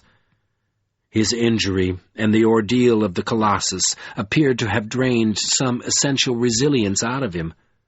He got little sleep in the wet, cold nights, and he felt that he was slowly starving on his share of the food. In dogged silence he shambled along league after league, as if his fear of the hunt were the only thing that kept him moving. And that evening, in the gloaming verdigris of the eel fire, he consumed the last of Foam Follower's supplies. "Now what?" he muttered vaguely when he was done. "We must resign ourselves. There is no more." "Ah, hell," Covenant groaned to himself. He remembered vividly what had happened to him in the woods behind Haven Farm, when his self-imposed inanition had made him hysterical. The memory filled him with cold dread. In turn, that dread called up other memories. Recollections of his ex-wife, Joan, and his son, Roger. He felt an urge to tell Foam Follower about them, as if they were spirits he could exorcise by simply saying the right thing about them to the right person. But before he could find the words, his thoughts were scattered by the first attack of the hunt. Without warning, a band of ape-like creatures came crashing through the bosque from the south side of the ruin wash. Voiceless, like the rush of a nightmare, they broke through the brittle wood and the eel light. They threw themselves from the low bank and heaved across the current towards their prey. Either they did not know their danger, or they had forgotten it. Without one shout or cry, they all vanished under a sudden hot seething of blue-green iridescence. None of them reappeared. At once, Covenant and Foam Follower started on their way again. While the crepuscular light lasted, they put as much distance as possible between themselves and the place of the attack. A short time later the rain began. It fell on them like the collapse of a mountain, made the whole night impenetrable. They were forced to stop. They hunched together like waifs under the scant leafless shelter of a tree, trying to sleep and hoping that the hunt could not follow them in this weather. After a while, Covenant dozed. He was hovering near the true depths of sleep when Foam Follower shook him awake. "Listen!" Covenant could hear nothing but the uninterrupted smash of the rain. The giant's ears were keener. "The ruin wash rises! There will be a flood!" Straggling like blind men, thrashing their way against unseen trees and brush, slipping through water that already reached above their ankles, they tried to climb out of the bosque towards higher ground. After a long struggle, they worked clear of the old riverbed. But the water continued to mount, and the terrain did not. Now, beyond the rain, Covenant could hear the deeper roar of the flood. It seemed to tower above them in the night. He was stumbling knee-deep in muddy water, and could see no way to save himself. But Foam Follower dragged him onward. Some time later they waded into an erosion gully. The walls were slick, and the water poured down through it like flowing silt, but the giant did not hesitate. He attached Covenant to him with a short clinger line and began to forge up the gully. Covenant clung to Foam Follower for a distance that seemed as long as leagues, but at last he could feel that they were climbing. The walls of the gully narrowed. Foam Follower used his hands to help them ascend. When they reached an open hillside where the flow of water hardly covered their feet, they stopped. Covenant sank exhausted into the mud. The rain faltered to an end, and he went numbly to sleep, until another cold, gray dawn smeared its way across the clouds from the east. At last he rubbed the caked fatigue out of his eyes and sat up. Foam Follower was gazing at him with amusement. "Ah, Covenant," the giant said, "we are a pair. You are so bedraggled and sober, and I fear my own appearance is not improved." He struck a begrimed pose. "What is your opinion?" For a moment, Foam Follower looked as gay and carefree as a playing child. The sight gave Covenant a pang.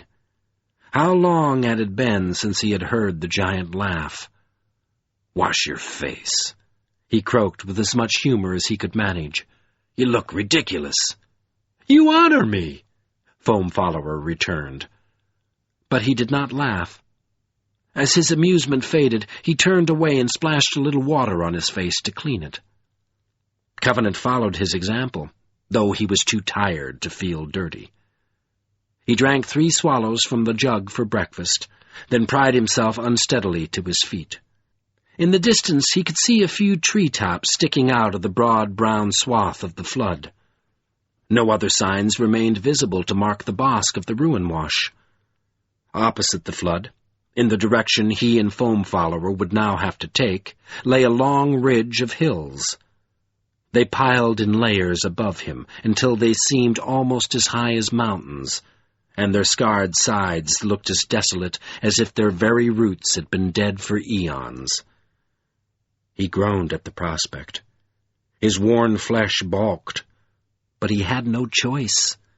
The lowlands of the ruin wash were no longer passable. With nothing to sustain them but frugal rations of water, he and the giant began to climb. The ascent was shallower than it had appeared. If Covenant had been well fed and healthy, he would not have suffered. But in his drained condition, he could hardly drag himself up the slopes. The festering wound on his forehead ached like a heavy burden attached to his skull, pulling him backward. The thick, humid air seemed to clog his lungs. From time to time, he found himself lying among the stones, and could not remember how he had lost his feet. Yet, with Foam Follower's help, he kept going. Late that day, they crested the ridge of hills, started their descent. Since leaving the ruin wash, they had seen no sign of pursuit. The next morning, after a night's rain as ponderous and rancid as if the clouds themselves were stagnant, they moved down out of the hills. As Covenant's gaunt flesh adjusted to hunger, he grew steadier, not stronger, but less febrile.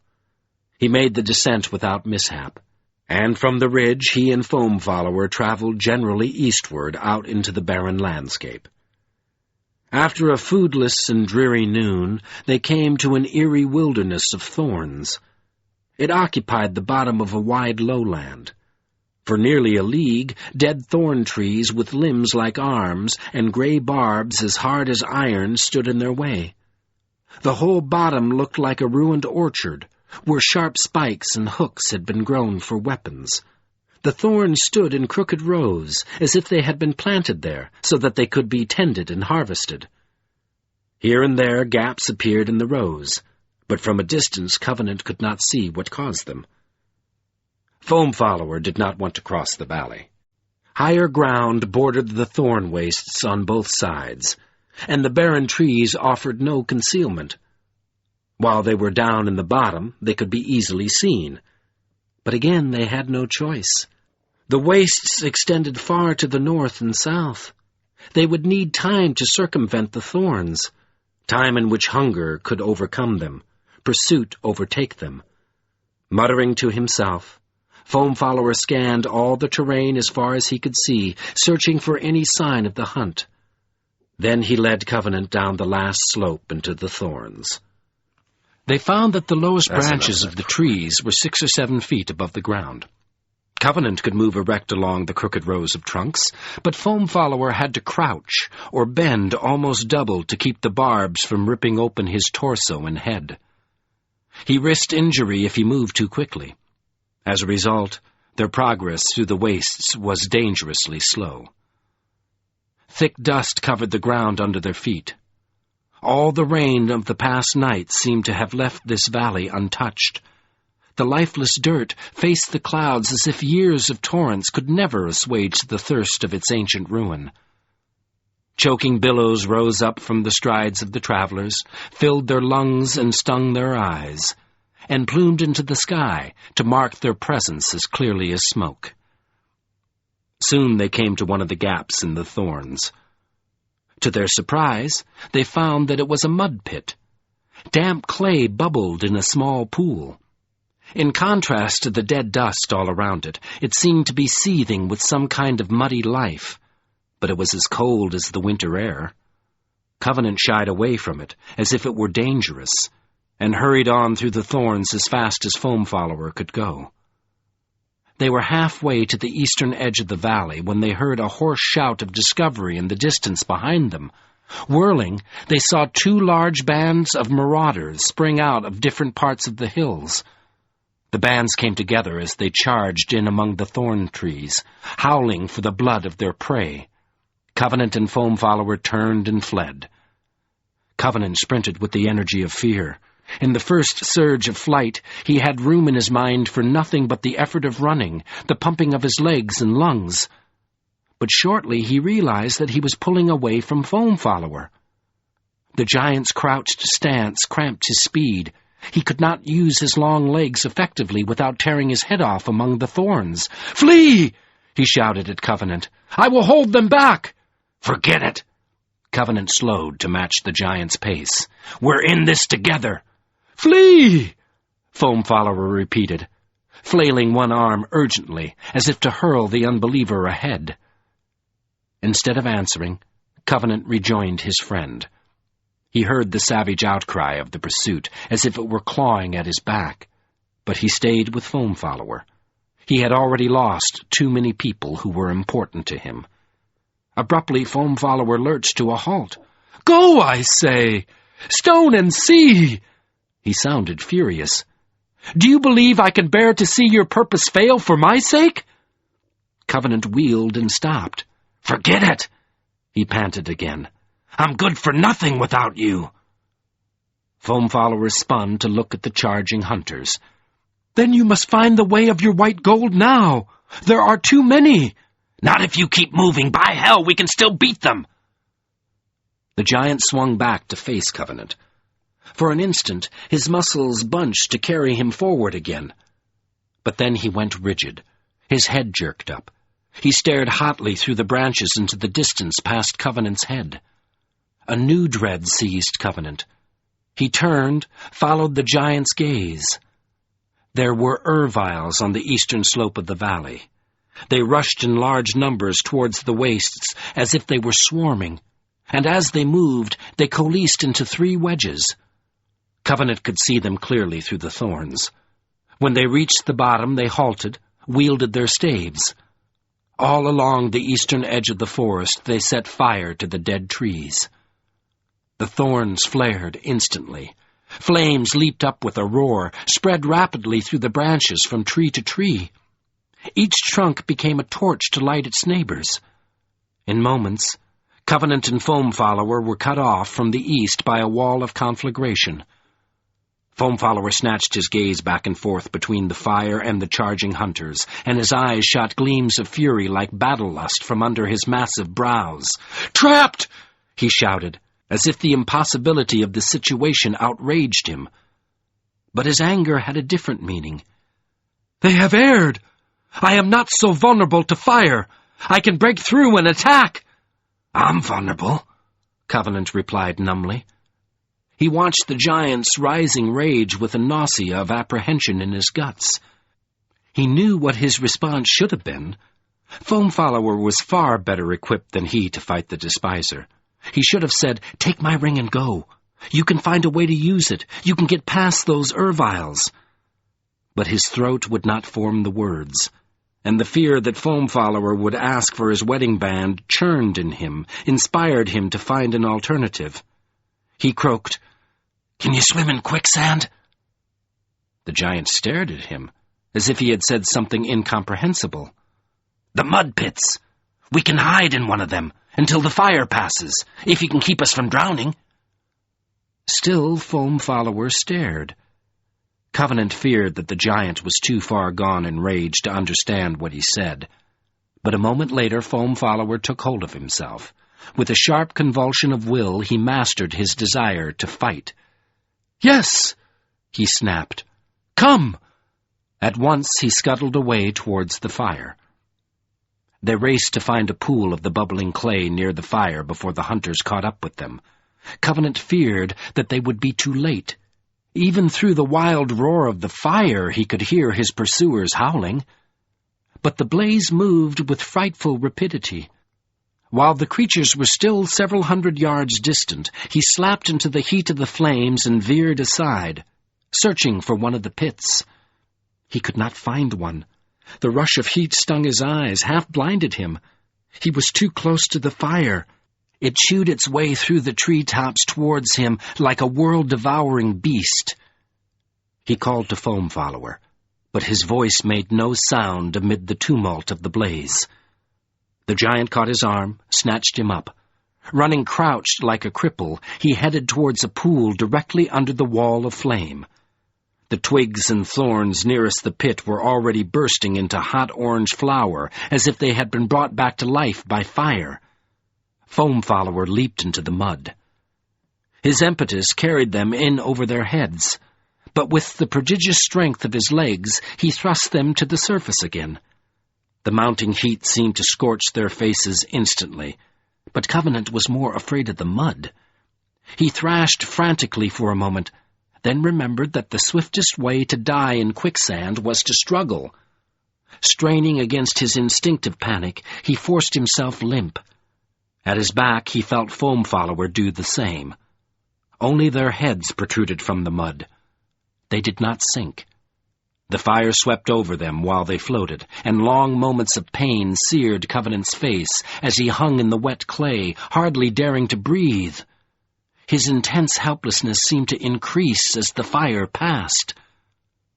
When the flames were gone, he and Foam Follower would be left floating in mire to defend themselves as best they could against 3 wedges of Erviles without so much as moving their arms. He tried to draw a large enough breath to shout to Foam Follower, but while he was still inhaling, hands deep in the mud pit caught his ankles and pulled him down.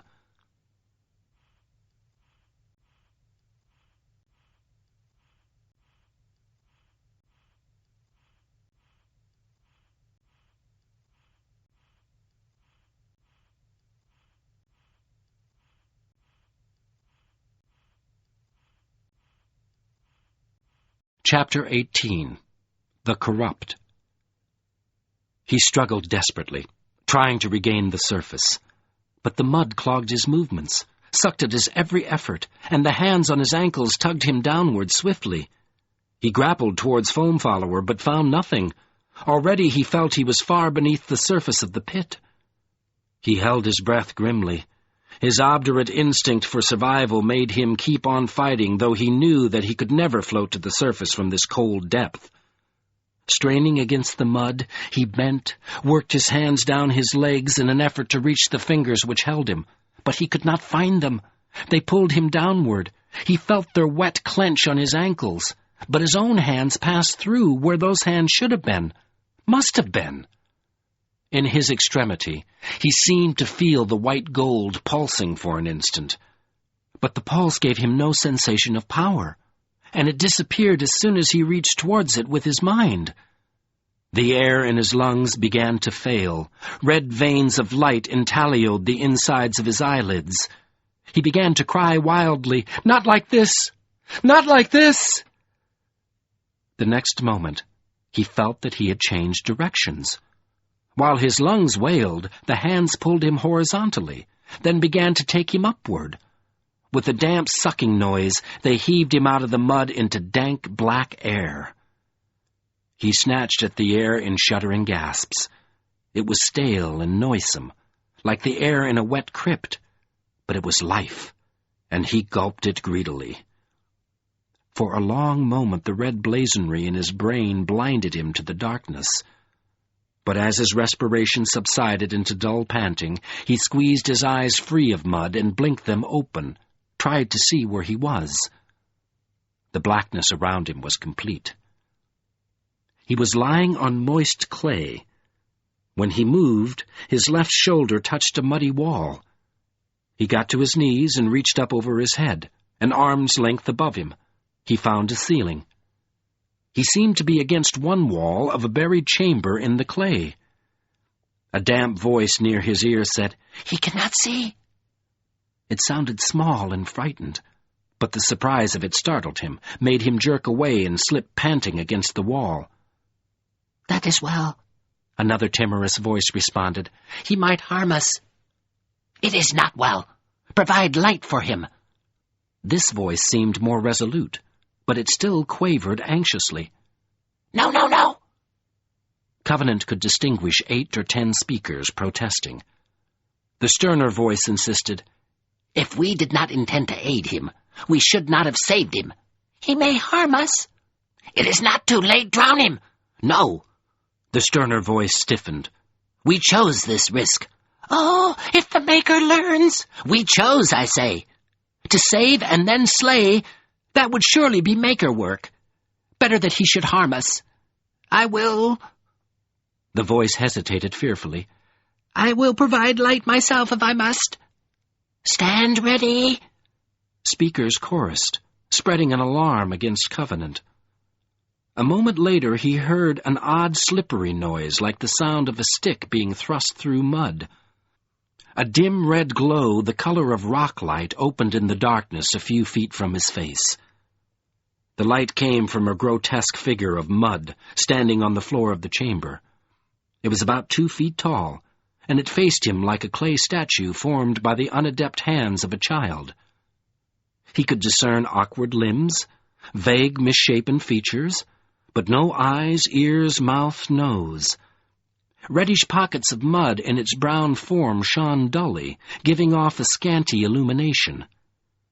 He found that he was in the end of a tunnel. Near him was a wide pit of bubbling mud, and beyond it the walls, floor, and ceiling came together, sealing the space. In the opposite direction the tunnel stretched away darkly. There, at the limit of the light, stood a dozen or more short clay forms like the one in front of him. They did not move, made no sound. They looked inanimate, as if they had been left behind by whatever creature had formed the tunnel. But the tunnel contained no one or nothing else that might have spoken.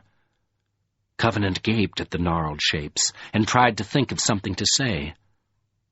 Abruptly the mud pit began to seethe.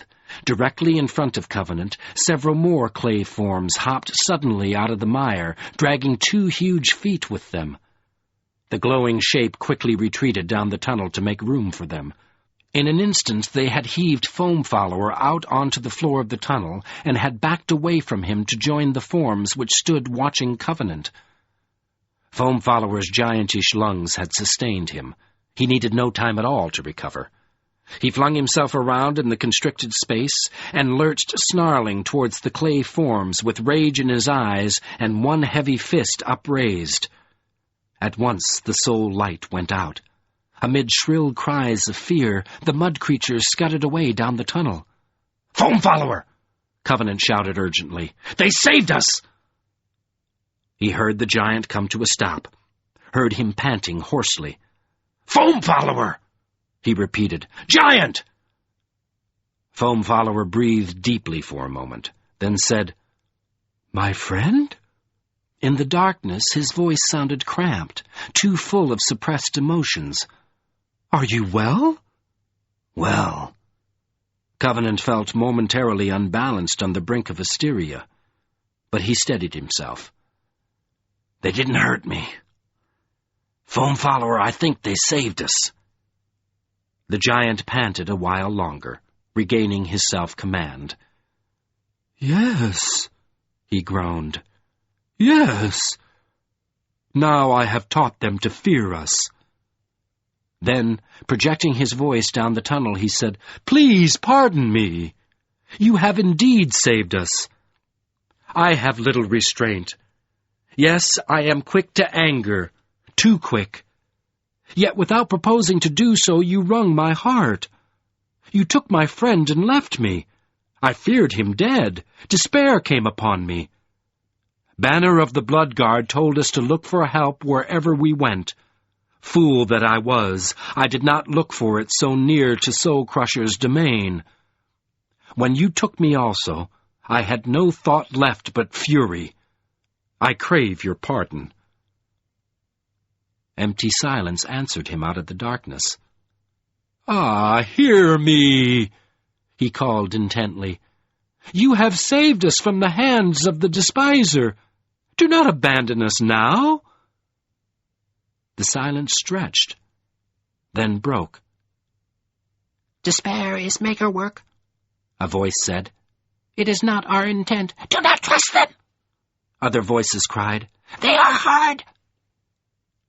But the shuffling noise of feet came back towards Covenant and Foam Follower, and several of the clay forms lit themselves as they moved, so that the tunnel was filled with light. The creatures advanced cautiously, stopped well beyond the giant's reach. "We also ask your pardon," said the leader as firmly as it could. "Ah, you need not ask it," Foam Follower replied. "It may be that I am slow to recognize my friends, but when I have recognized them, they have no cause to fear me. I am Saltheart Foam Follower, the—" He swallowed, as if the words threatened to choke him. "The last of the Sea Reach giants. This is my friend Thomas Covenant, Lord and bearer of the white gold." "We know," the leader said. "We have heard. We are the Jehirin, the Asat Jehirin Bethlehem. The Maker Place has no secret that the Jehirin have not heard. You were spoken of. Plans were made against you. The Jehirin debated and chose to aid you. If the Maker learns," a voice behind the leader quavered, "we are doomed." "That is true. If he guesses at our aid, he will no longer suffer us. We fear for our lives. But you are his enemies, and the legends say—" Abruptly the leader stopped, turned to confer with the other Jehirin. Covenant watched in fascination as they whispered together. From a distance they all looked alike, but closer inspection revealed that they were as different as the clay work of different children. They varied in size, shape, hue, timidity, tone of voice, yet they shared an odd appearance of unsolidity. They bulged and squished when they moved, as if they were only held together by a fragile skin of surface tension, as if any jar or blow might reduce them to amorphous wet mud. After a short conference, the leader returned. Its voice quivered, as if it were afraid of its own audacity as it said, "Why have you come? You dare? What is your purpose?" Foam Follower answered grimly, so that the Jehirin would believe him. "It is our purpose to destroy Lord Fowl, the Despiser." Covenant winced at the bald statement. But he could not deny it. How else could he describe what he meant to do? The Jehirin conferred again, then announced rapidly, anxiously, "It cannot be done! Come with us!" The suddenness of this made it sound like a command, though the leader's voice was too tremulous to carry much authority. Covenant felt impelled to protest, not because he had any objection to following the Jehirin, but because he wanted to know why they considered this task impossible. But they forestalled him by the celerity of their withdrawal. Before he could frame a question, half the lights were gone and the rest were going. Foam Follower shrugged and motioned Covenant ahead of him down the tunnel. Covenant nodded. With a groan of weariness, he began to crouch along behind the Jehirin. They moved with unexpected speed. Bulging and oozing at every step, they half trotted and half poured their way down the tunnel. Covenant could not keep up with them. In his cramped crouch, his legs ached on the stale air, and his feet slipped erratically in the slimy mud. Foam Follower's pace was even slower. The low ceiling forced him to crawl. But some of the Jehirin stayed behind with them, guiding them past the bends and intersections of the passage. And before long the tunnel began to grow larger. As the number and complexity of the junctions increased, the ceiling rose. Soon Covenant was able to stand erect, and Foam Follower could move at a crouch. Then they traveled more swiftly. Their journey went on for a long time. Through intricate clusters of intersections where tunnels honeycombed the earth, and the travelers caught glimpses of other creatures, all hastening the same way.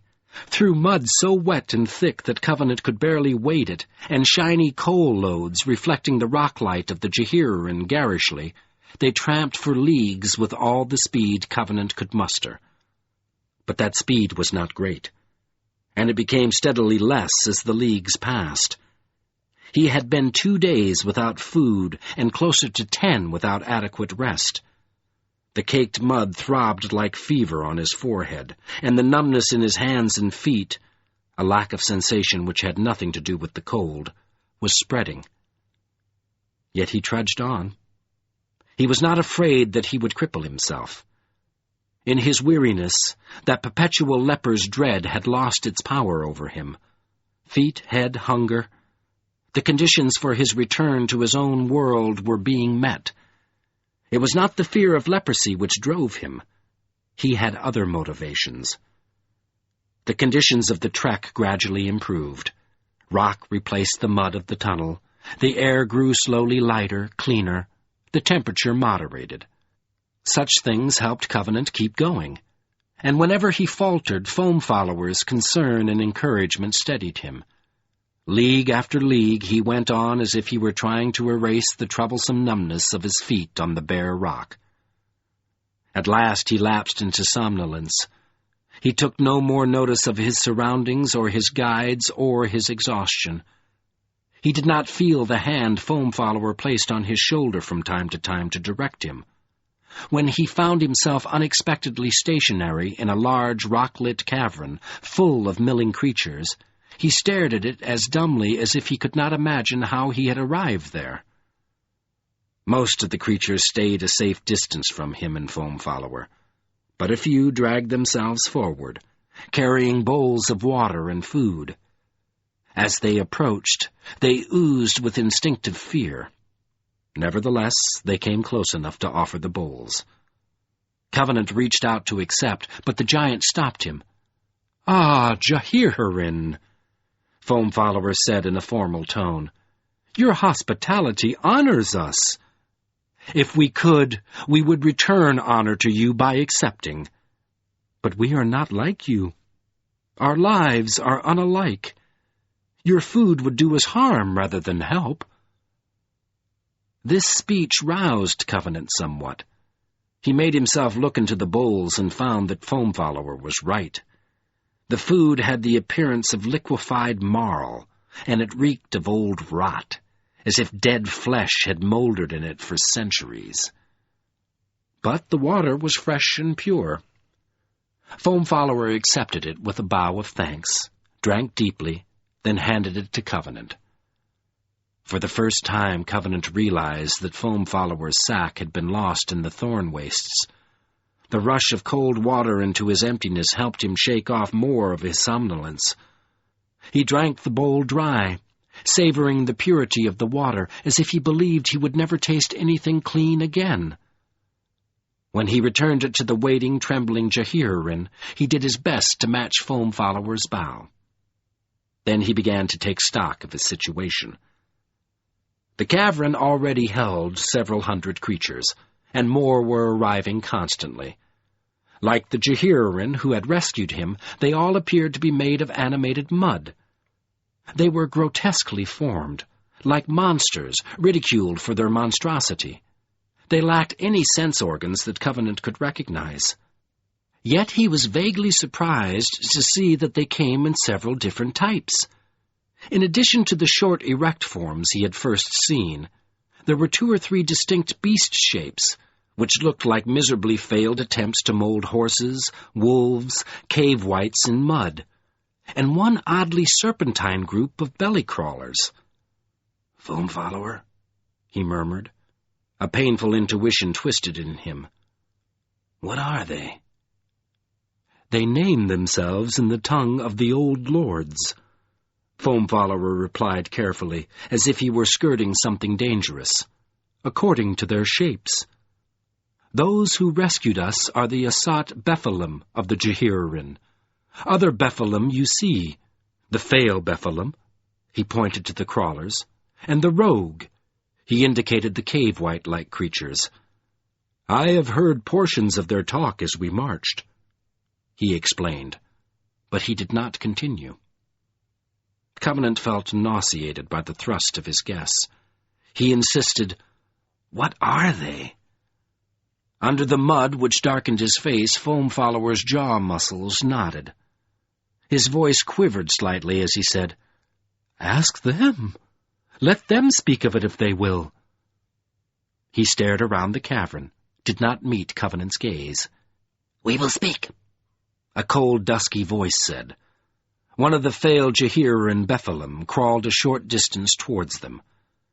It slopped wetly over the rock as it moved, and when it halted, it lay panting and gasping like a landed fish.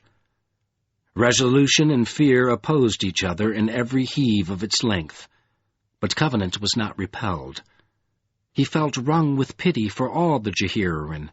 "We will speak," the crawler repeated. "You are hard. You threaten us all." "They will destroy us," a host of voices whimpered. "But we have chosen to aid." "The choice was not unopposed," voices cried. "We have chosen. You are, the legend says—" It faltered in confusion. "We accept this risk." Then a wave of misery filled its voice. "We beg you, do not turn against us." Evenly, firmly, Foam Follower said, "We will never willingly harm the Jehirin." A silence like disbelief answered him from every part of the cavern. But then a few voices said in a tone of weary self-abandonment, "Speak then! We have chosen!" The crawler steadied himself. "We will speak. We have chosen. White gold human, you ask what we are. We are the Jehirin, the soft ones, maker work." As it spoke, the rock light pulsed in the air like sorrow. "The maker labors deep in the fastness of his home, breeding armies. He takes living flesh as you know living flesh and works his power upon it, shaping power and malice to serve his own. But his work does not always grow to his desires. At times, the result is weakness rather than strength. At times, his making is blind, or crippled, or stillborn. Such spawn he casts into a vast quagmire of fiery mud to be consumed." A vibration of remembered terror filled the cavern. "But there is another potency in that abysm. We are not slain. In agony we become the Jehirin, the soft ones. We are transformed. From the depths of the pit we crawl. We crawl! Voices echoed. In lightless combs lost even to the memory of the Maker. Lost! We supplicate our lives. Lives! From the mud of the thorn wastes to the very walls of the Maker place, we wander in soil and fear. Searching! Searching! Listening! Listening! Waiting! Waiting! The surface of the earth is denied to us. We would perish in dust if the light of the sun were to touch us. And we cannot delve. We cannot make new tunnels to lead us from this place. We are soft. Lost! And we dare not offend the Maker. We live in sufferance. He smiles upon our abjection. Lost! Yet we retain the shapes of what we were. We are... The voice shuddered, as if it feared it would be stricken for its audacity. Not servants of the Maker. Hundreds of the Jehirin gasped in trepidation. Many of our combs bordered the passages of the Maker. We search the walls and listen. We hear. The Maker has no secret. We heard his enmity against you, his intent against you. In the name of the legend, we debated and chose. Any aid that could be concealed from the Maker we choose to give. As the crawler finished, all the Jehirin fell silent and watched Covenant while he groped for a response. Part of him wanted to weep, to throw his arms around the monstrous creatures and weep. But his purpose was rigid within him. He felt that he could not bend to gentleness without breaking. To destroy Lord Fowl, he grated silently, "Yes." "But you," he responded harshly. "They said it's impossible, cannot be done." Cannot! The crawler trembled. The passages of the Maker under Curash Quellenir are guarded. Curash Quellenir itself is a maze. The fires of Gorak Kremble ward the Maker place. The halls swarm with malice and servants. We have heard. The Maker has no secret. "Yet you aided us." The giant's tone was thoughtful. "You have dared the Maker's rage. You did not do this for any small reason." That is true. The speaker seemed afraid of what Foam Follower might say next. "Surely there are other aids which you can give." Yes. Yes. Of Gorak Kremble we do not speak. There is nothing. But we know the ways of Curash Quellenir, and in the Maker place also, there is something. But... The speaker faltered, fell silent. "But," Foam Follower said steadily, "such aid is not the reason for the aid you have already given. I am not deaf or blind, Jehirin. Some other cause has led you to this peril." The legend! Gulped the speaker, then slithered away to confer with the creatures behind it. An intensely whispered argument followed, during which Covenant tried to calm his sense of impending crisis. For some obscure reason, he hoped that the creatures would refuse to speak of their legend. But when the crawler returned to them, Foam Follower said deliberately, "Tell us."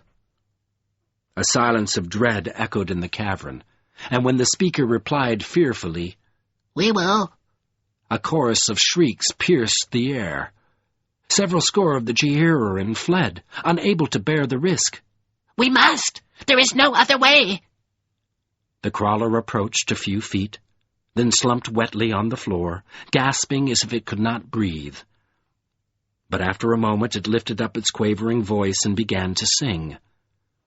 The song was in an alien tongue that Covenant did not comprehend, and its pitches were made so uncertain by fear that he could not discern the melody.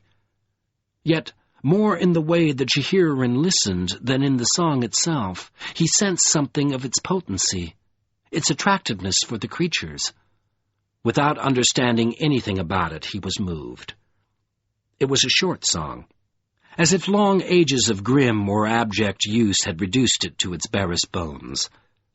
When it was done, the speaker said weakly, The legend, the one hope of the Jehirin, the sole part of our lives that is not maker work, the sole purpose. It tells us that the distant forebears of the Jehirin, the unmaker made, were themselves makers. But they were not seedless as he is, as we are. They were not driven to breed upon the flesh of others. From their bodies came forth young, who grew, and in turn made young. Thus the world was constantly renewed in firmness and replenishment.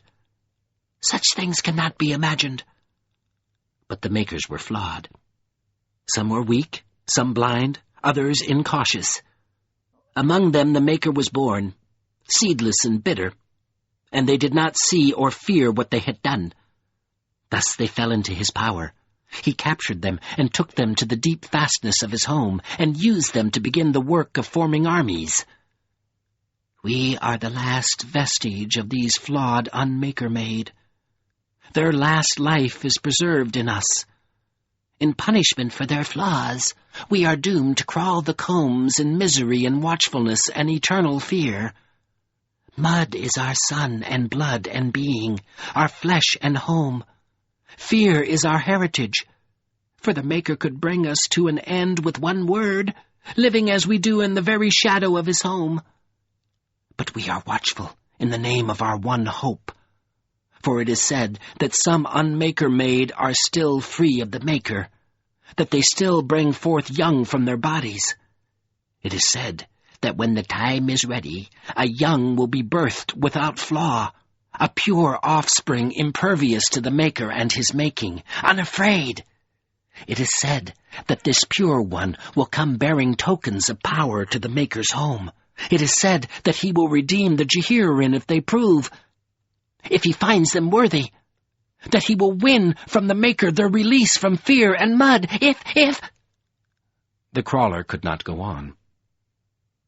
Its voice stumbled into silence, left the cavern aching for a reply to fill the void of its misery. But Covenant could not bend without breaking. He felt all the attention of the Jehirin focused on him. He could feel them voicelessly asking him, imploring, "Are you that pure one? If we help you, will you free us?" But he could not give them the answer they wanted. Their living death deserved the truth from him, not a false hope. Deliberately he sacrificed their help. His voice was harsh. He sounded angry as he said, "Look at me. You know the answer. Under all this mud, I'm sick, diseased, and I've done things. I'm not pure. I'm corrupt." One last pulse of silence met his denial. One still moment while the intent, tremulous hope around him shattered.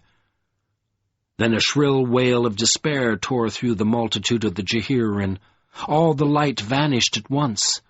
Shrieking in darkness, like desolated ghouls, the creatures ran. Foamfollower caught hold of Covenant to protect him against the attack. But the Jehirin did not attack. They fled. The sound of their movement rushed through the cavern like a loud wind of loss, and died away. Soon the silence returned, fell limp at the feet of Covenant and Foamfollower like empty cerements, the remains of a violated grave. Covenant's chest shook with dry spasms like sobs, but he clenched himself into union with the silence. He could not bend. He would break if the rictus of his determination were forced to bend. "Foul!" he jerked. "Foul, you're too cruel!" He felt the attempted consolation of the giant's hand on his shoulder. He wanted to respond, wanted to utter in some way the violence of his resolve. But before he could speak, the silence seemed to flow and concentrate itself into the sound of soft weeping. The sound grew on him as he listened. Forlorn and miserable, it rose up into the darkness like irremediable grief, made the hollow air throb. He yearned to go to the weeper, yearned to comfort it in some way. But when he moved, it found words to halt him. Desolate accusation. Despair is maker work. "Forgive me," Covenant groaned. "How could I lie to you?" He searched for the right reply, then said on intuition, "But the legend hasn't changed. I haven't touched the legend. I don't deny your worth. You are worthy. I'm just not the pure one. He hasn't come yet. I don't have anything to do with your hope." The weeper did not answer. Its sobs ached on in the air. Having started, its old, unadined misery could not stop. But after a moment it brought up a glimmer of rocklight. Covenant saw that it was the crawler who had spoken for the Jehirin. "Come," it wept. "come." Shaking with sorrow, it turned and crept out of the cavern. Covenant and the giant followed without hesitation. In the presence of the creature's grief, they silently accepted whatever it intended for them. It led them back into the combs, away from their earlier route, upward through a complex chain of tunnels. Soon the rock walls had become cold again, and the air began to smell faintly of brimstone. A short time later, little more than half a league from the cavern, their guide halted. They kept themselves a respectful distance from the creature, and waited while it tried to control its sobs.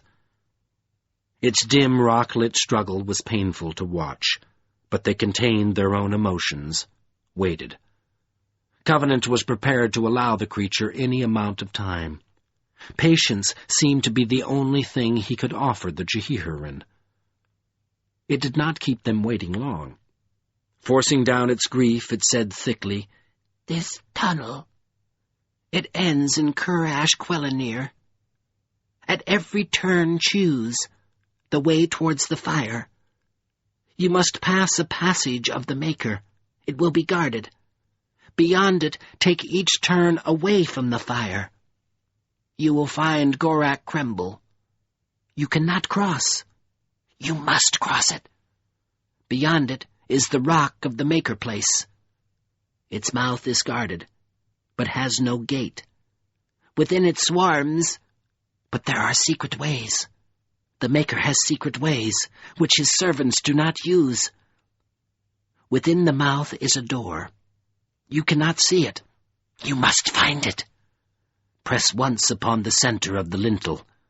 You will find many ways and hiding places." The crawler turned and began to shuffle back down the tunnel.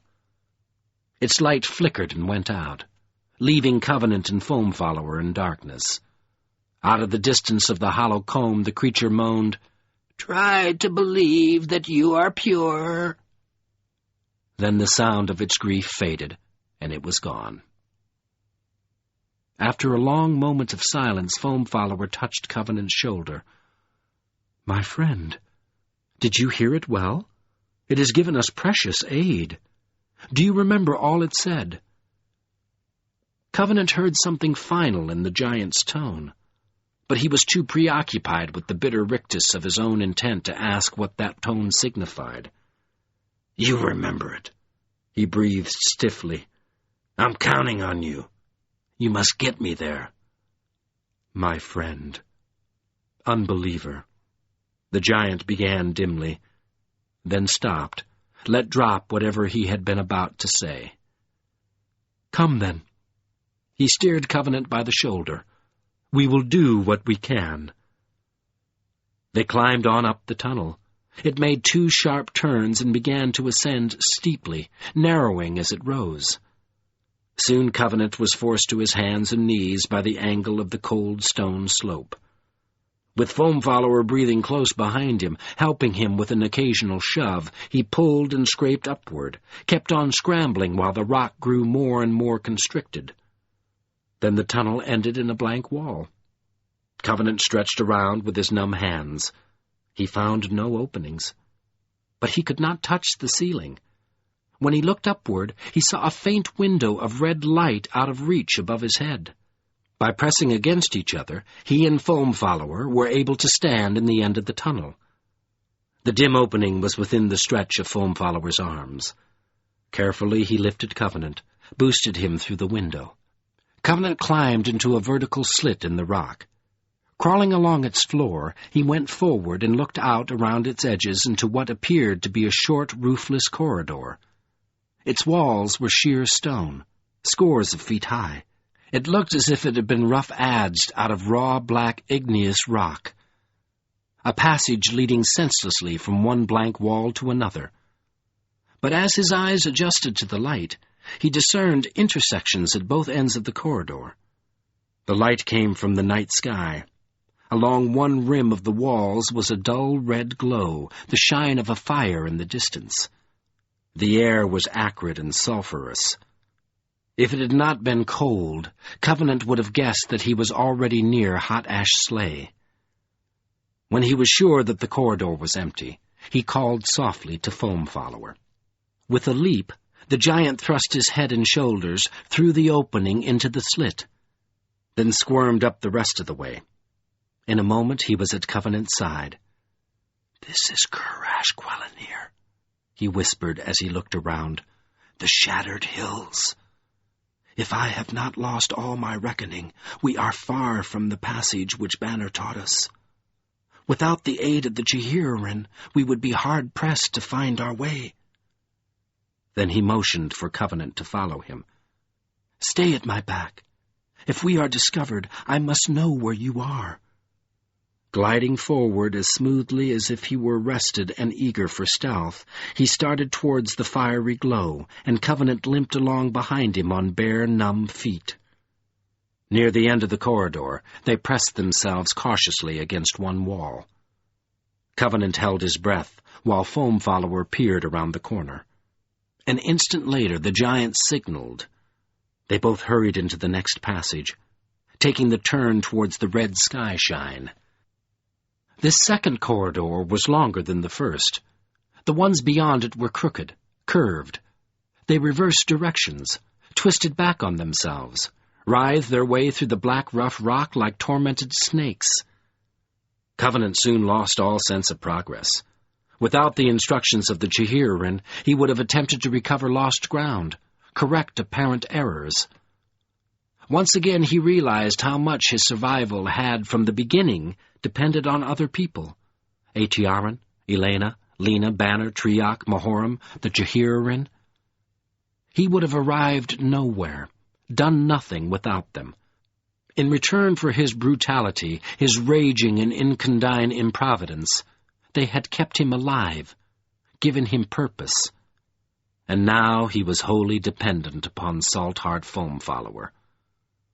It was not a good omen for a leper. He trudged on under the aegis of dolorous portents. His wound felt like a weight under which he no longer could lift up his head. The brimstone air seemed to sap the strength from his lungs.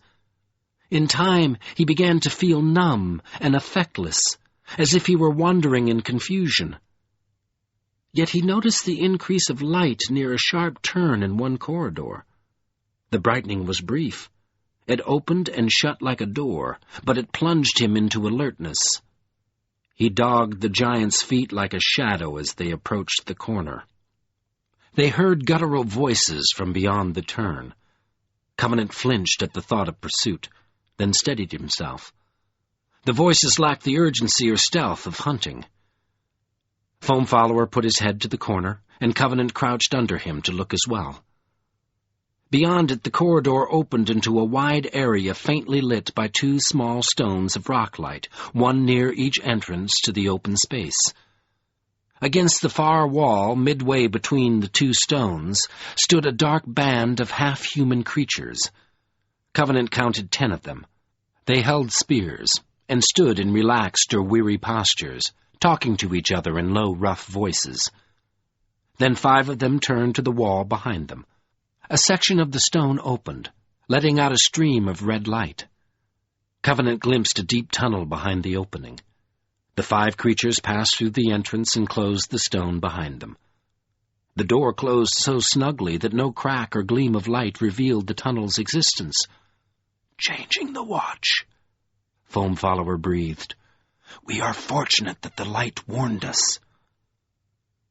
With the door closed, the guards placed themselves against the darkness of the wall where they were nearly invisible, and fell silent. Covenant and Foam Follower backed a short distance away from the corner. Covenant felt torn. He could not think of any way past the guards, yet in his fatigue he dreaded the prospect of hunting through the maze for another passage. But Foam Follower showed no hesitation. He put his mouth to Covenant's ear and whispered grimly, "Stay hidden. When I call, cross this open space and turn away from Hot Ash Sleigh.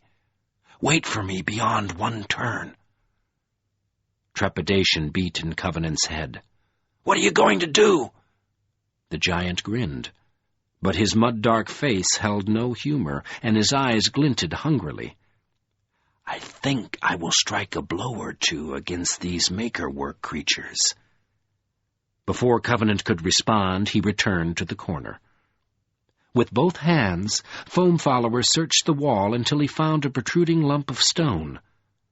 His great muscles strained momentarily, and the lump came loose in his hands. He sighted for an instant past the turn, then lofted the stone. It landed with a loud clatter in the far corridor. One guard snapped a command to the others. Gripping their spears, they started towards the noise. Foam Follower gave them a moment in which to move, then he launched himself at them. Covenant jumped to the corner, saw Foam Follower charge the guards. They were looking the other way. Foam Follower's long legs crossed the distance in half a dozen silent strides. They only caught a glimpse of him before he fell on them like the side of a mountain. They were large, powerful fighters, but he was a giant. He dwarfed them, and took them by surprise. One blow, 2, 3... In instant succession, he crushed 3 of them, skull or chest, and sprang at the 4th. The creature dodged backward, tried to use its spear. Foam Follower tore the spear from its hands and broke the guard's head with one slap of the shaft. But that took an instant too long. It allowed the 5th guard to reach the entrance of the tunnel. The door sprang open, light flared. The guard disappeared down the bright stone throat. Foam Follower wheeled to the opening. In his right hand he balanced the spear. It looked hardly larger than an arrow in his fist, but he cocked it over his shoulder like a javelin and flung it at the fleeing guard. A strangled shout of pain echoed from the tunnel. The giant whirled towards Covenant. "Now!" he barked. "Run!" Covenant started forward, impelled by the giant's urgency. But he could not run, could not force his limbs to move that fast. His friend transfixed him. Foam Follower stood in the vivid rock light with blood on his hands, and he was grinning. Savage delight corrupted his bluff features. Glee flashed redly from the caves of his eyes. "Foam Follower," Covenant whispered, as if the name hurt his throat. "Giant!" "Go!" the giant shouted, then turned back to the tunnel. With one sweep of his arm, he slammed the stone door shut. Covenant stood blinking in the relative darkness and watched as Foam Follower snatched up the 3 remaining spears, took them to the doorway, then broke them in pieces, and jammed the pieces into the cracks of the door to wedge it shut. When he was done, he started away from the wall. Only then did he realize that Covenant had not obeyed him. At once he pounced on the Unbeliever, caught him by the arm. "Fool!" he snapped, swinging Covenant towards the far passage. "Do you mock me?" But his hand was slick with blood. He lost his hold, accidentally sent Covenant reeling to jolt heavily against the stone. Covenant slumped down the wall, gasping to regain his breath.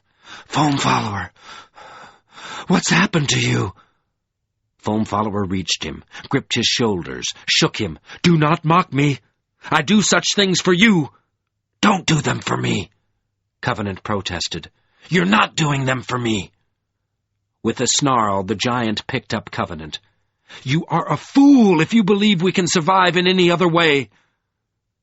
Carrying the Unbeliever under his arm like an obdurate child, he loped into the maze towards Hot Ash Sleigh.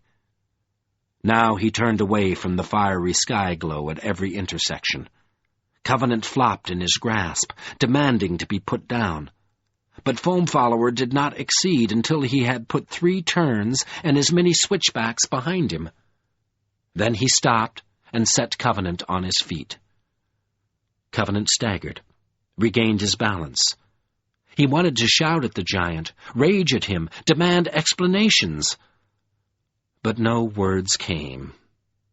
In spite of himself, he understood Saltheart Foamfollower. The last of the unhomed had struck blows which could not be called back or stopped. Covenant could not pretend that he did not understand. Yet his heart cried out. He needed some other answer to his own extremity. A moment passed before he heard the sound that consumed Foamfollower's attention. But then he caught it. A distant, reiterated boom like the impact of a battering ram on stone. He guessed what it was. The Despiser's creatures were trying to break out of their tunnel into the maze. An instant later he heard a sharp splintering noise and shouts. The giant put a hand on his shoulder. "Come!" Covenant broke into a run to keep pace with Foamfollower's trot. Together they hurried through the corridors. They discarded all caution now, made no attempt to protect themselves from what might lie ahead. At every junction of the maze they swung away from the mounting red glow, and in every curve and switchback of the corridors they moved closer to the fire, deeper into the thick, acrid atmosphere of Gorak Kremble. Covenant felt heat in the air now, a dry, stifling heat, like the windless scorching of a desert. As it grew, it sent rivulets of sweat running down his back. He panted hoarsely on the air, stumbled across the rough rock, kept running. At odd intervals he could hear shouts of pursuit echoing over the walls of Curash Quellenir. Whenever he tripped, the giant picked him up and carried him a short way. This happened more and more often. His fatigue and inanition affected him like vertigo. In his falls, he battered himself until he felt benumbed with bruises from head to foot. When he reached it, the change was so sudden that it almost flattened him. One moment he was lurching through a blind series of corridors, the next he was out on the shores of Hot Ash Slay. He slapped into the heat and light of the lava and stopped. The hills ended sharply. He found himself on a beach of dead ash, 10 yards from a moiling red river of molten stone. Under the blank dome of night, Hot Ash Slay curved away from him out of sight on both sides. It bubbled and seethed, sent up flaring spouts of lava and brimstone into the air, swirled as if it were boiling where it stood rather than flowing. Yet it made no sound. It hit Covenant's ears, silent, as if he had been stricken deaf. He felt that the flesh was being scorched from his bones, felt that he was suffocating on hot sulfur, but the lava seethed weirdly across his gaze as if it were inaudible, a nightmare manifestation, impossibly vivid and unreal. At first it dominated his sight, stretched from this ashen shore to the farthest limit of any horizon. But when he blinked back the damp heat blur from his eyes, he saw that the lava was less than 50 yards wide. Beyond it, he could make out nothing but a narrow marge of ash. The hot red light cast everything else into darkness, made the night on the far side look as black and abysmal as the open throat of hell. He groaned at that prospect, and the thought of Fowl's Creche standing murderous and hidden beyond this impassable fire. Here all his purpose and pain came to nothing. Hot Ash Slay could not be crossed. Then a burst of echoed yelps jerked him around. He expected to see creatures pouring out of the maze. The sound died again as the pursuit charged into less resonant corridors, but it could not be far behind them. "Foamfollower!" Covenant cried, and his voice cracked with fear despite his efforts to control it. "What do we do?" "Listen to me," Foamfollower said. A fever of urgency was on him. "We must cross now, before we are seen. If you are seen, if Soul Crusher knows that you have crossed, he will hunt for you on the far side. He will capture you." "Cross?" Covenant gaped. "Me?" "If we are not seen, he will not guess what we have done. He will judge that you are elsewhere in the maze. He will hunt you there, not on the promontory of Ridchek Thome." "Cross that? Are you crazy? What do you think I am?" He could not believe what he was hearing. In the past, he had assumed that he and Foam Follower would somehow get beyond Hot Ash Sleigh, but he had made that assumption because he had not visualized this moat of lava around Fowl's dwelling place, had not conceived the true immensity of the obstacle.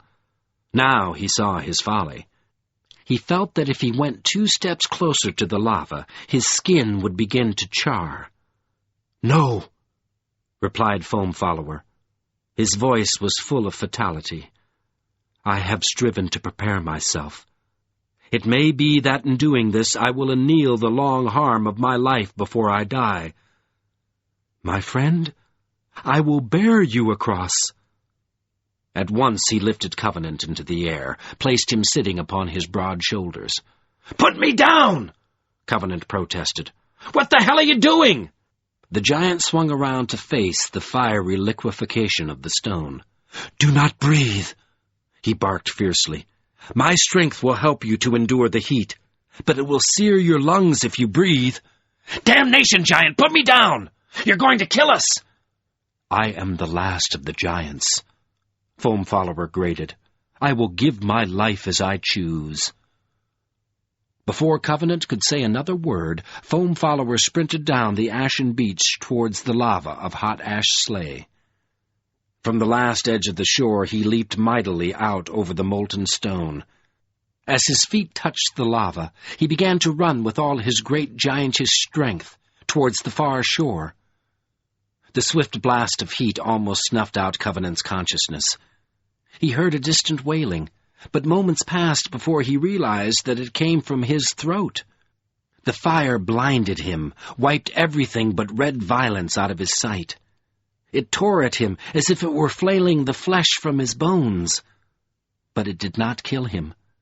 Endurance flowed into him from the giant, and his ring ached on his half hand as if it were absorbing his torment, easing the strain on his flesh. He could feel Foam Followers sinking under him. The lava was thicker than mud or quicksand, but with each stride the giant fell deeper into it. By the time his long, surging strides had covered half the distance, he was in over his thighs, yet he did not falter.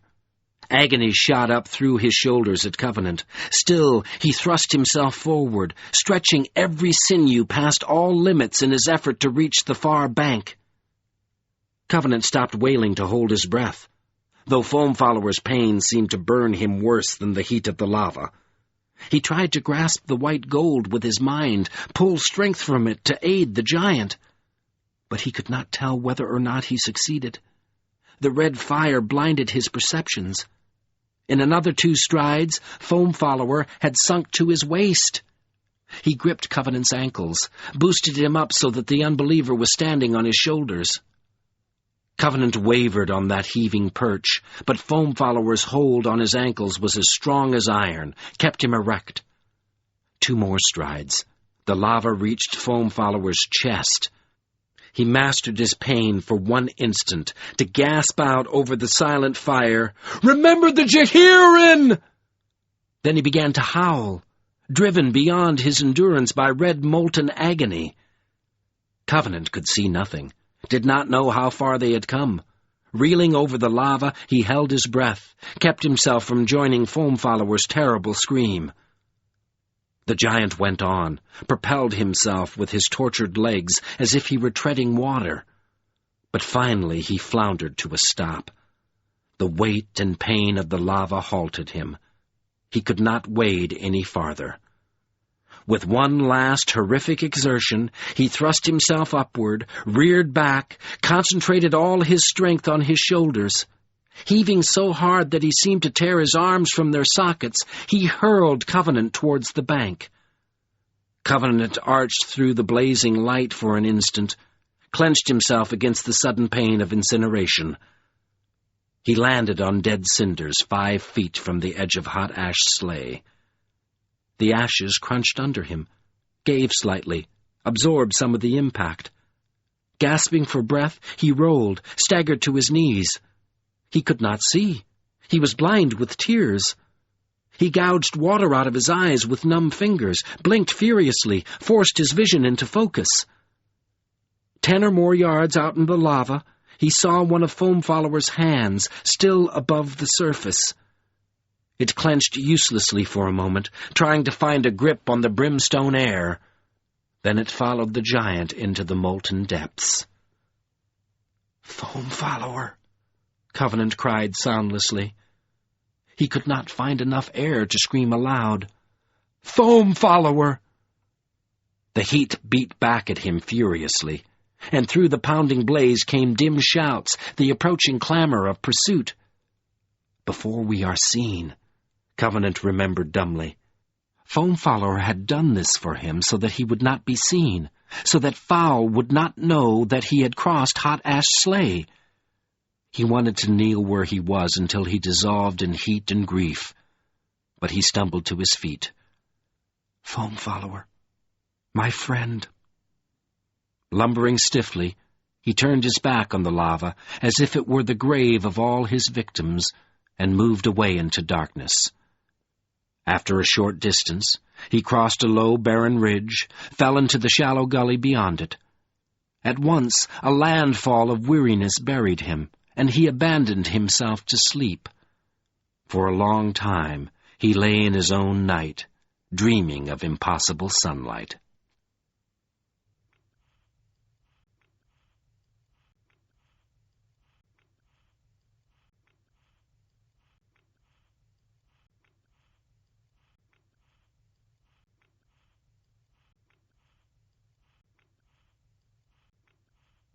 Chapter 19. Ridcheck Thome. He awoke with the acrid taste of brimstone in his mouth and ashes in his heart. At first he could not remember where he was.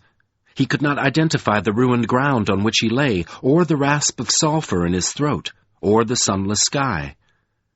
He could not recollect the cause of his loneliness. How could anyone be so alone and still go on breathing? But after a time he began to notice the smell of sweat and disease under the brimstone. "Sweat," he murmured. "Leprosy." He remembered. Frailly he levered himself into a sitting position in the gully, then leaned his back against one crumbling wall and tried to grasp his situation. His thoughts hung in tatters from the spars of his mind, shredded by a gale of inanition and loss. He knew that he was starving. "That's right," he said to himself. "That's the way it is." His feet were battered, scored with cuts, and his forehead hurt as if a spike had been driven through his skull. He nodded in recognition. That's right. That's the way it was. But his dirty skin was not burned, and his mud-stained robe showed no signs of heat damage. For a while he sat without moving and tried to understand why he was still alive. Foam Follower must have saved him from the heat by exerting power through him, in the same way that the giants propelled boats by exerting power through the Gildenlode rudders. He shook his head at Foam Follower's valor. He did not know how he could go on without the help of a friend. Yet he shed no tears over the giant. He felt barren of tears. He was a leper and had no business with joy or grief. None. He claimed flatly. The crisis of the Colossus had taken him beyond himself, drawn responses from him which he did not properly possess. Now he felt that he had returned to his essential numbness, regained the defining touchstone of his existence. He was done pretending to be anything more than what he was. But his work was not done. He needed to go on, to confront the despiser, to complete, if he could, the purpose which had brought him here. All the conditions of his release from the land had not yet been fulfilled. For good or ill, he would have to bring Lord Fowl's quest for white gold to an end. And he would have to do it as Banner and Foam Follower would have done it, dispassionately and passionately, fighting and refusing to fight, both at once, because he had learned one more reason why he would have to seek out the despiser. Surrounded in his mind by all his victims, he found that there was only one good answer still open to him. The answer was a victory over despite, Only by defeating Lord Fowl could he give meaning to all the lives which had been spent in his name, and at the same time preserve himself. The irremediable fact of who he was: Thomas Covenant, unbeliever, leper. Deliberately he looked at his ring. It hung loosely on his emaciated finger, dull, argent, and intractable. He groaned and started to wrestle himself to his feet. He did not know why he was still in the land after Foam Follower's death, and did not care. Probably the explanation lay somewhere in the breaking of the law of death. The despiser could do anything. Covenant was prepared to believe that in Lord Fowl's domain all the former law of the earth had been abrogated. He began to make his way up the far side of the gully. He had no preparations to make, no supplies or plans or resources to get ready, no reason why he should not simply begin his task, and the longer he delayed, the weaker he would become. As he neared the crest of the hill, he raised his head to look around.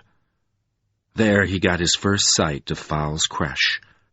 It stood perhaps half a league away across a cracked bare lowland of dead soil and rock, a place which had lain wrecked and riven for so long that it had forgotten even the possibility of life.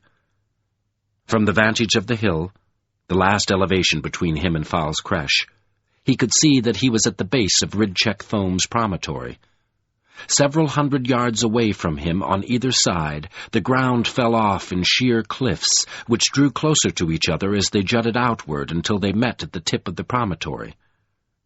In the distance, he heard waves thundering against the cliffs, and far beyond the lips of the wedge he could see the dark gray-green waters of the sea. But he gave little attention to the landscape. His eyes were drawn by the magnet of the creche itself. He had guessed from what he had heard that most of Lord Fowl's home lay underground, and now he saw that this must be true. The promontory rose to a high pile of rock at its tip, and there the creche stood. 2 matched towers, as tall and slender as minarets, rose several hundred feet into the air, and between them at ground level was the dark open hole of the single entrance. Nothing else of the despiser's abode was visible. From windows atop the towers, Lord Fowl or his guards could look outward beyond the promontory, beyond Hot Ash Sleigh, beyond even the shattered hills.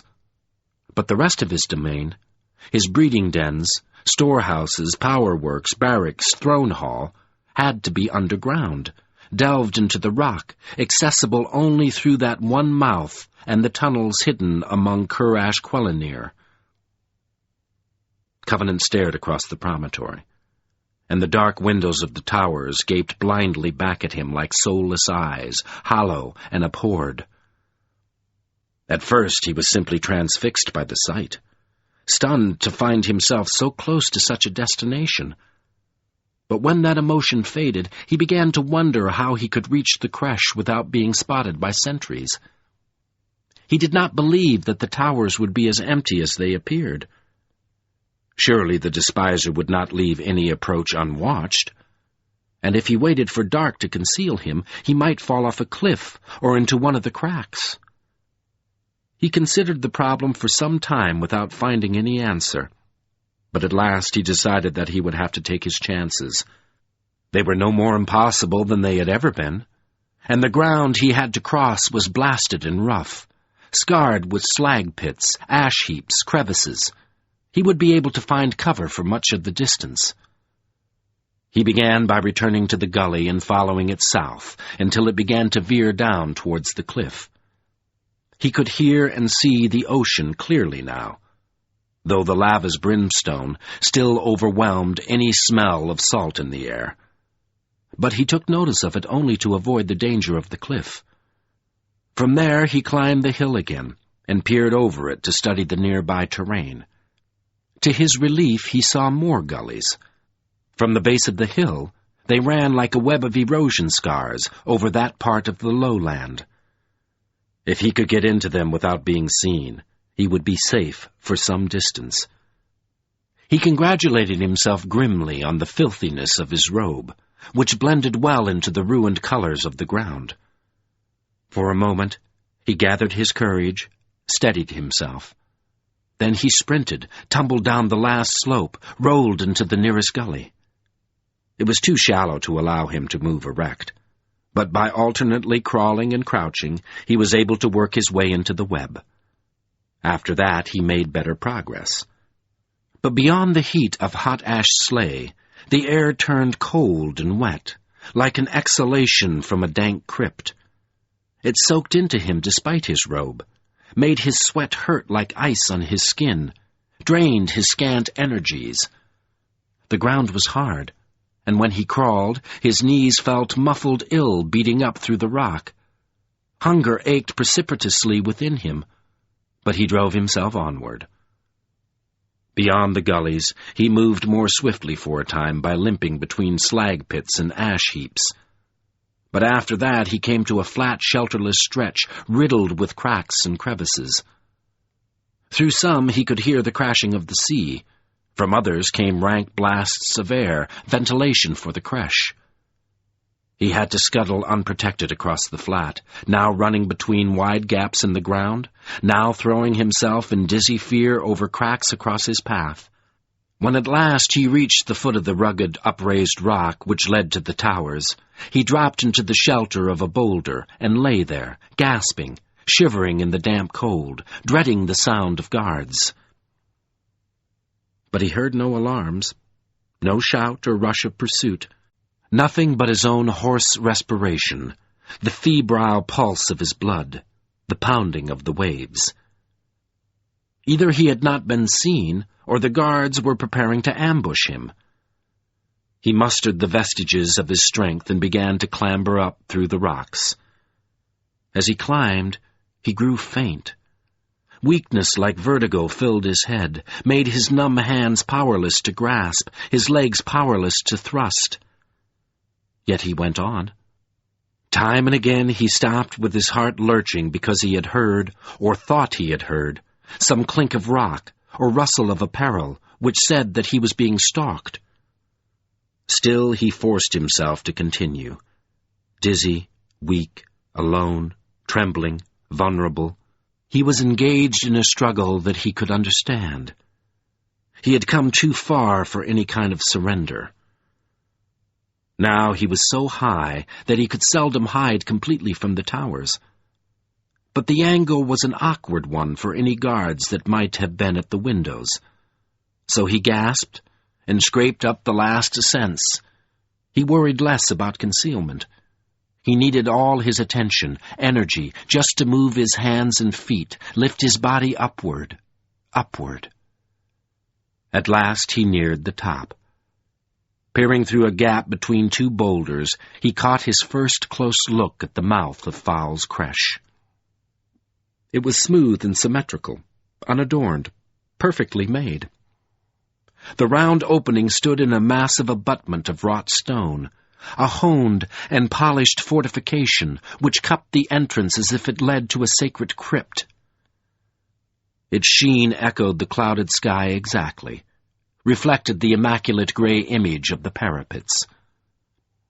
One figure as tall as a giant stood before the cave.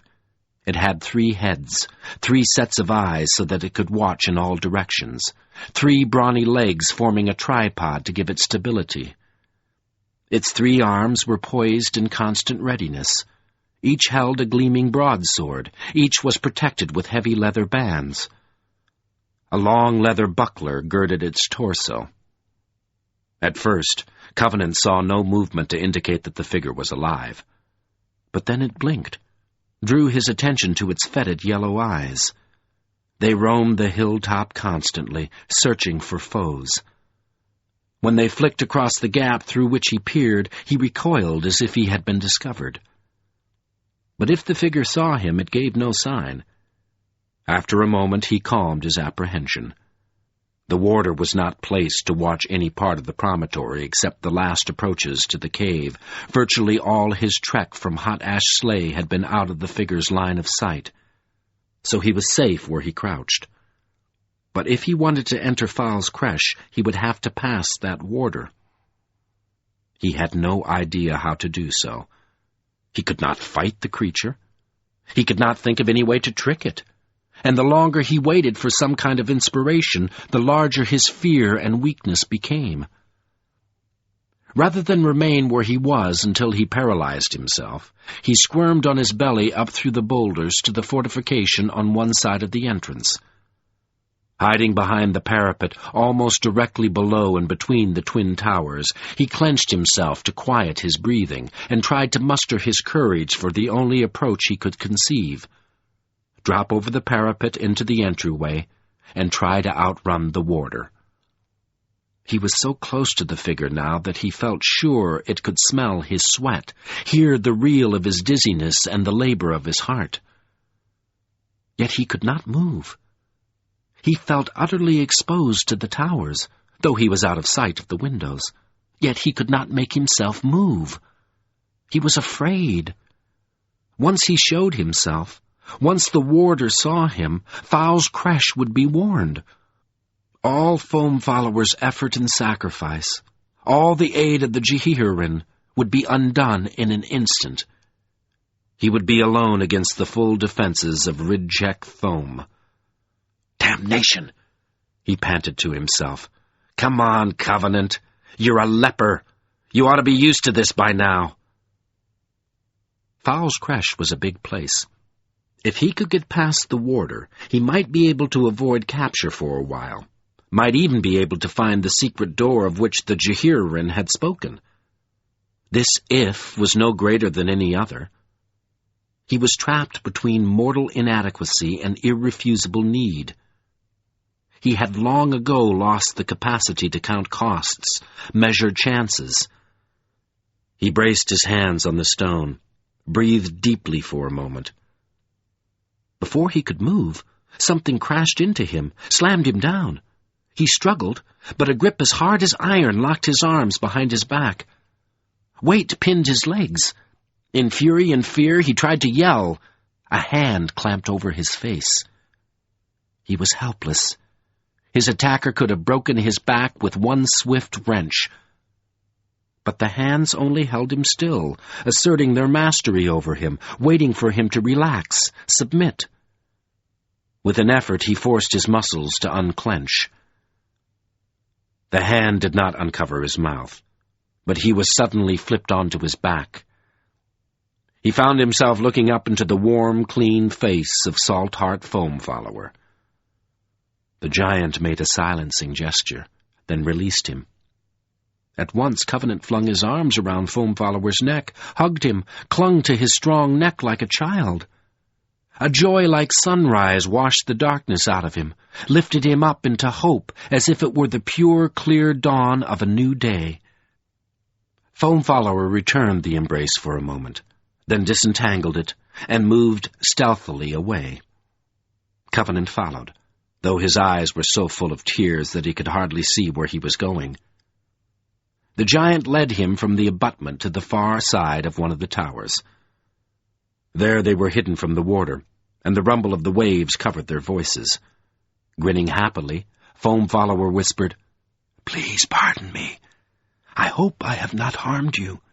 I have been watching for you, but did not see you. When you gained the parapet, I could not call without alerting that foul spawn.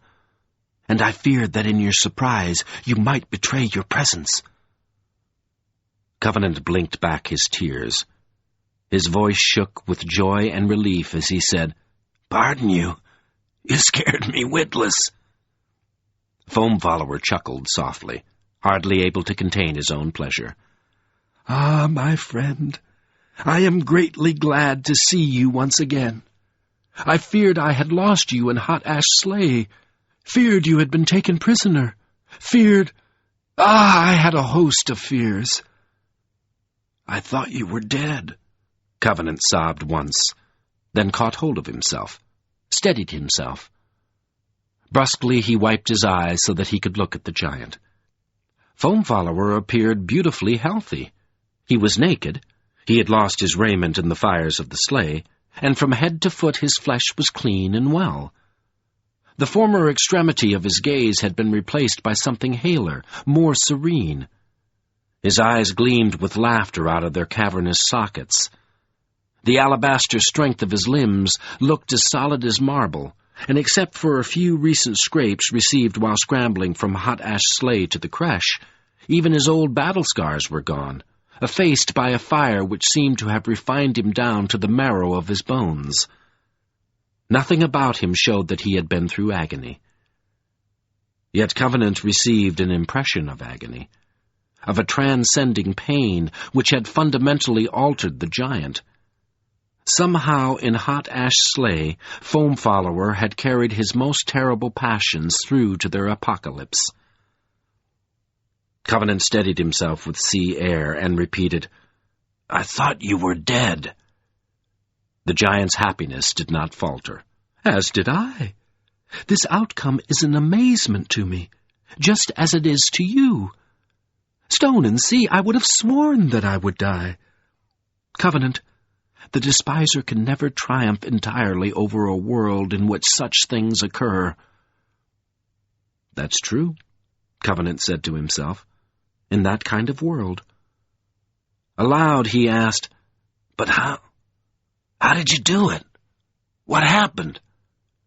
"I am not altogether certain. My friend, I think you have not forgotten the giantish Ka'amora, the ritual fire of grief. Giantish flesh is not harmed by ordinary fire. The pain purges, but does not burn. In that way the unhomed from time to time found relief from the extravagance of their hearts.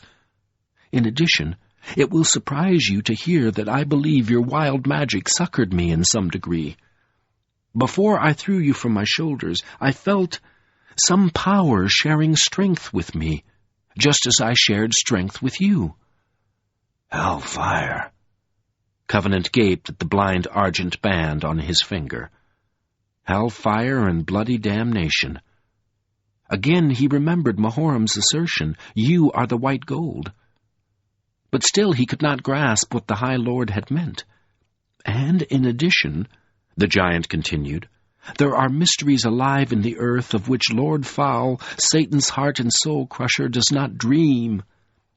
The earth power which spoke to befriend Beric Halfhand is not silent now. It speaks another tongue, perhaps. Perhaps its ways have been forgotten by the people who live upon the earth, but it is not quenched. The earth could not exist if it did not contain good to match such banes as the ill earth stone." "Maybe," Covenant mused. He hardly heard himself. The thought of his ring had triggered an entirely different series of ideas in him. He did not want to recognize them, hated to speak of them, but after a moment he forced himself to say, Are you sure you haven't been resurrected, like Elena?" A look of laughter brightened the giant's face. "Stone and Sea, that has the sound of the Unbeliever in it." "Are you sure?" "No, my friend," Foam Follower chuckled. "I am not sure. I neither know nor care. I am only glad that I have been given one more chance to aid you." Covenant consumed Foam Follower's answer, then found his response. He did his best to measure up to the giant as he said, "Then let's do something about it while we still can." "Yes." Gravity slowly entered Foam Follower's expression, but it did not lessen his aura of ebullience and pain. "We must. At our every delay, more lives are lost in the land." "I hope you have a plan."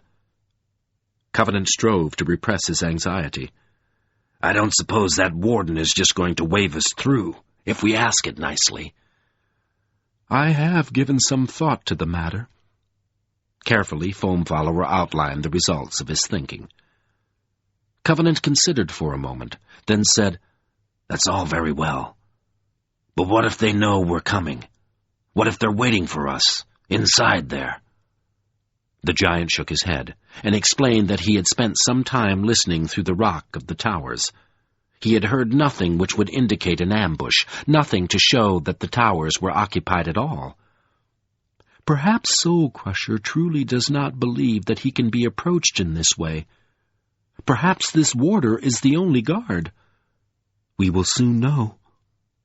Yes, indeed, Covenant muttered. Only I hate surprises. You never know when one of them is going to ruin your life.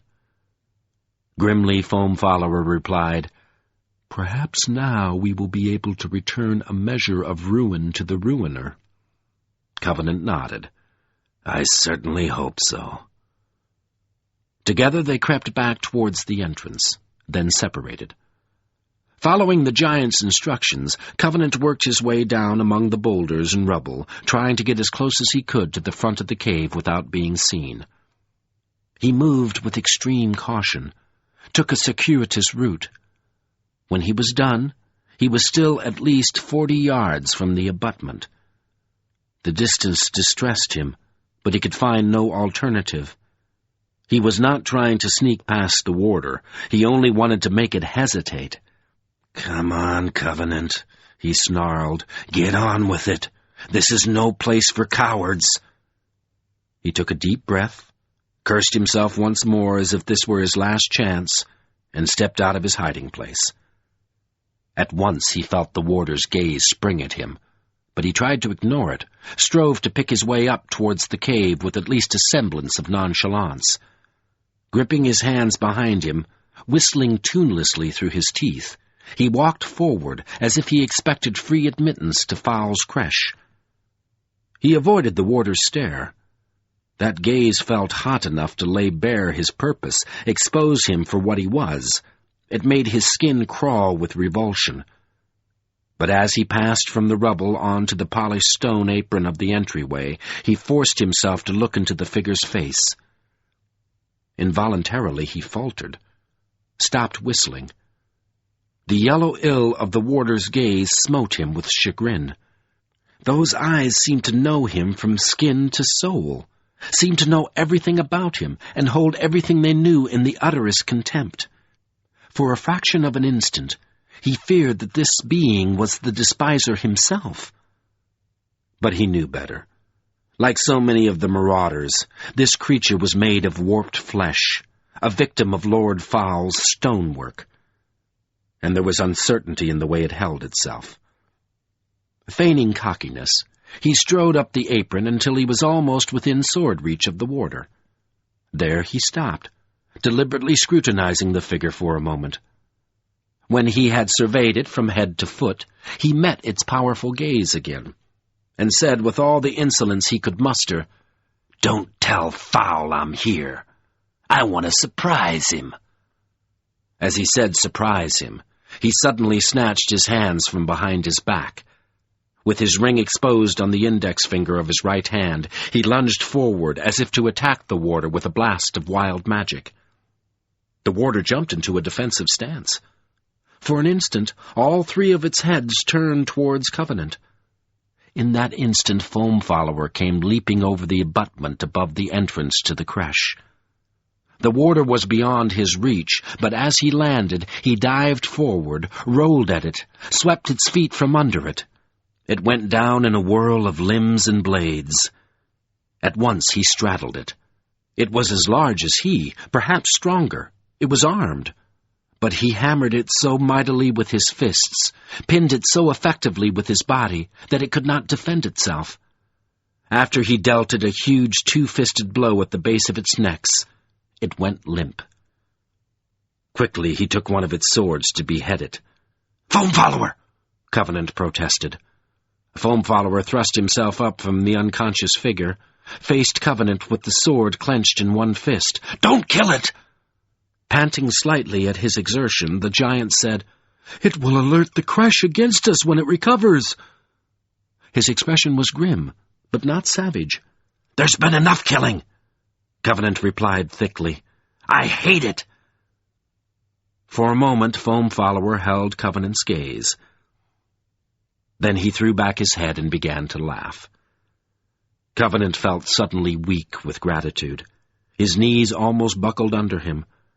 "That's better," he mumbled in relief. Leaning against one wall of the entryway, he rested while he treasured the giant's mirth. Shortly, Foam Follower subsided. "Very well, my friend," he said quietly. "The death of this creature would gain time for us, time in which we might work our work and then seek to escape. But escape has never been our purpose." He dropped the sword across the prostrate warder. "If its unconsciousness allows us to reach our goal, we will have been well enough served. Let escape fend for itself." He smiled wryly, then went on. "However, it is in my heart that I can make a better use of this buckler." Bending over the warder, he stripped off its garment and used the leather to cover his own nakedness. "You're right," Covenant sighed. He did not intend to escape. "But there's no reason for you to get yourself killed. Just help me find that secret door, then get out of here." "Abandon you?"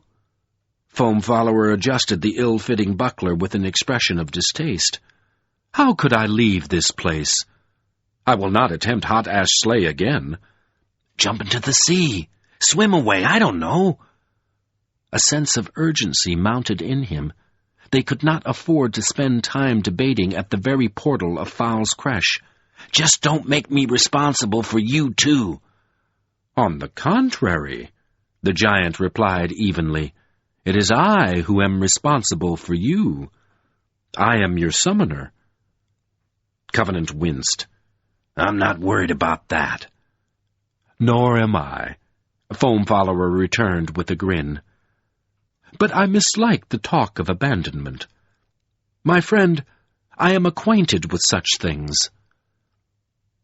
They regarded each other gravely, and in the giant's gaze Covenant saw as clearly as words that he could not take responsibility for his friend, could not make his friend's decisions.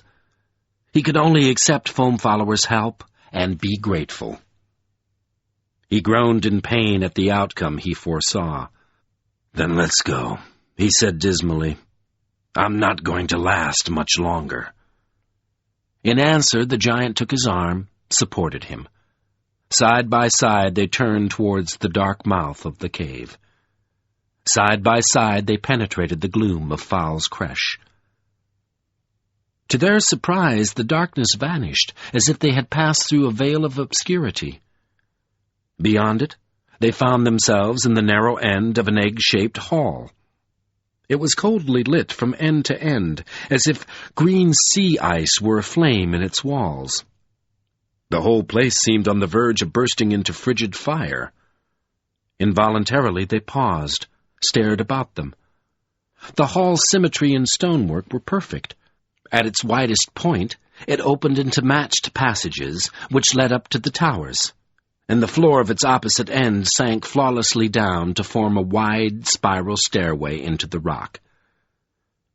Everywhere the stone stretched and met without seams, cracks, junctures. The hall was as smoothly carved, polished, and even, as unblemished by ornament, feature, error, as if the ideal conception of its creator had been rendered into immaculate stone without the interference of hands that slipped, minds that misunderstood. It was obviously not giant work. It lacked anything which might intrude on the absolute exaction of its shape, lacked the giantish enthusiasm for detail. Instead, it seemed to surpass any kind of mortal craft. It was preternaturally perfect. Covenant gaped at it, while Foam Follower tore himself away to begin searching the side walls for the door of which the Jehirin had spoken. Covenant moved out into the hall, wandered as if aimlessly towards the great stairway. There was old magic here, might treasured by hate and hunger. He could feel it in the ceremential light, in the sharp cold air, in the immaculate walls. This fiery, frigid place was Lord Fowl's home, seat and root of his power. The whole soulless domain spoke of his suzerainty, his entire and inviolate rule. This empty hall alone made mere gnats and midges out of his enemies. Covenant remembered having heard it said that Fowl would never be defeated while Ridchek Thome still stood. He believed it. When he reached the broad spiral of the stairway, he found that its open center was like a great well, curving gradually back into the promontory as it descended. The stair itself was large enough to carry 15 or 20 people abreast. Its circling drew his gaze down into the bright hole until he was leaning out from the edge to peer as far as he could, and its symmetry lent impetus to the surge of his vertigo, his irrational love and fear of falling. But he had learned the secret of that dizziness and did not fall. His eyes searched the stairwell, and a moment later he saw something which shook away his dangerous fascination.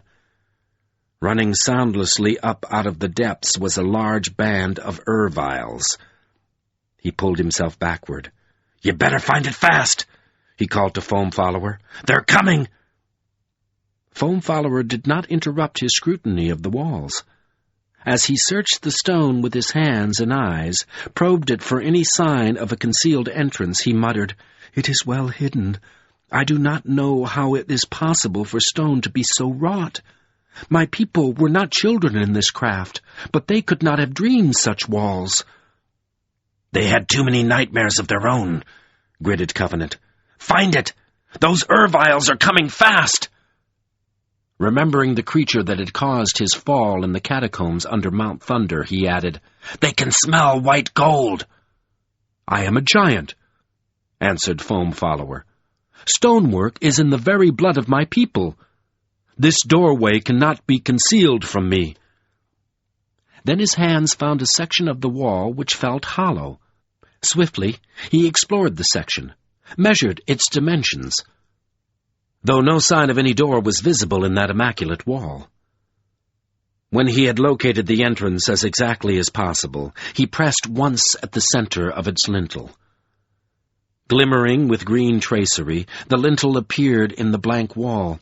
Doorposts spread down from it to the floor, as if they had at that instant been created out of the rock, and between them the door swung noiselessly inward. Foam Follower rubbed his hands in satisfaction. Chuckling, "As you commanded, Lord," he motioned for Covenant to precede him through the doorway. Covenant glanced toward the stairs, then hastened into the small chamber beyond the door. Foam Follower came behind him, ducking for the lintel and the low ceiling of the chamber. At once he closed the door, watched it dissolve back into featureless stone. Then he went ahead of Covenant to the corridor beyond the chamber. This passage was as bright and cold as the outer hall. Foam Follower and Covenant could see that it sloped steeply downward, straight into the depths of the promontory. Looking along it, Covenant hoped that it would take him where he needed to go. He was too weak to sneak all through the creche hunting for his doom. Neither of them spoke. They did not want to risk being heard by the erviles. Foam Follower glanced at Covenant, shrugged once, and started down into the tunnel. The low ceiling forced Foam Follower to move in a crouch, but he traveled down the corridor as swiftly as he could, and Covenant kept pace with him by leaning against the giant's back and simply allowing gravity to pull his strengthless legs from stride to stride. Like twins, brothers connected to each other despite all their differences by a common umbilical need, they crouched and shambled together through the rock of Ridcheck foam. As they descended, Covenant fell several times. His sense of urgency, his fear, grew in the constriction of the corridor. But it drained rather than energized him, left him as slack as if he had already been defeated. Livid cold drenched him, soaked into his bones like the fire of an absolute chill, surrounded him until he began to feel strangely comfortable in it. Comfortable and drowsy, as if, like an exhausted sojourner, he were at last arriving home, sinking down before his rightful hearth. Then, at odd moments, he caught glimpses of the spirit of this place, the uncompromising flawlessness which somehow gave rise to, affirmed, the most rabid and insatiable malice. In this air, contempt and comfort became the same thing. Fowl's Creche was the domain of a being who understood perfection, a being who loathed life, not because it was any threat to him, but because its mortal infestations offended the defining passion of his existence. In those glimpses, Covenant's numb, lacerated feet seemed to miss the stone, and he fell headlong at Foam Follower's back. But they kept moving, and at last they reached the end of the tunnel. It opened into a series of unadorned, unfurnished apartments, starkly exact and symmetrical, which showed no sign that they had ever been or ever would be occupied by anyone. Yet the cold green light shone everywhere, and the air was as sharp as ice crystals. Foam Follower's sweat formed a cluster of emeralds in his beard, and he was shivering, despite his normal immunity to temperature. Beyond the apartments, they found a chain of stairs which took them downward through blank halls, empty caverns large enough to house the most fearsome Banes, uninhabited galleries where an orator could have stormed an audience of thousands. Here again they found no sign of any occupation. All this part of the creche was for Lord Fowl's private use. No Erviles or other creatures intruded, had ever intruded. Foam Follower hastened Covenant through the eerie perfection. Down they went, always down, seeking the depths in which Lord Fowl would cherish the ill-earth stone. And around them the ancient ill of Ridcheck Foam grew heavier and more dolorous at each deeper level. In time, Foam Follower became too cold to shiver, and Covenant shambled along at his side, as if only an insistent yearning to find the creche's chilliest place, the point of absolute ice, kept him from falling asleep where he was. The instant which took him downward at every opportunity did not mislead them. Gradually Foam Follower began to sense the location of the stone. The radiance of that bane became palpable to his sore nerves. Eventually, they reached a landing in the wall of an empty pit. There they found another hidden door. Foam Follower opened it, as he had the first one, and ducked through it into a high, round hall. After Covenant had stumbled across the sill, Foam Follower closed the door and moved warily out into the center of the hall. Like the other halls the giant had seen, this one was featureless except for its entrances. He counted 8 large doorways, each perfectly spaced around the wall, perfectly identical to the others, each sealed shut with heavy stone doors. He could sense no life anywhere near him, no activity beyond any of the doors, but all his nerves shrilled in the direction of the stone. "There," Foam Follower breathed softly, pointing at one of the entrances. "There is the throne hall of Ridcheck Thome, where Soul Crusher holds the ill-earth stone." Without looking at his friend, he went over to the door, placed his hands on it to verify his perception. "Yes," he whispered, "it is here." Dread and exultation wrestled together in him. Moments passed before he realized that Covenant had not answered him. He pressed against the door to measure its strength. "Covenant?" he said over his shoulder. "My friend, the end is near. Cling to your courage for one moment longer. I will break open this door. When I do, you must run at once into the throne hall. Go to the stone, before any power intervenes." Still Covenant did not reply. "Unbeliever, we are at the end. Do not falter now." In a ghastly voice, Covenant said, "You don't need to bring it down." Foam Follower whirled, springing away from the door. The Unbeliever stood in the center of the hall. He was not alone. An Ervile lore master stood before him, slavering from its gaping nostrils. In its hands it held chains, shackles. As Foam Follower watched in horror, it locked the shackles onto Covenant's wrists. Leading him by the chain, it took him to the door of the throne hall. The giant started forward towards his friend, but Covenant's terrible gaze stopped him. In the dark, starved bruises of Covenant's eyes, he read something that he could not answer. The Unbeliever was trying to tell him something for which he did not have words.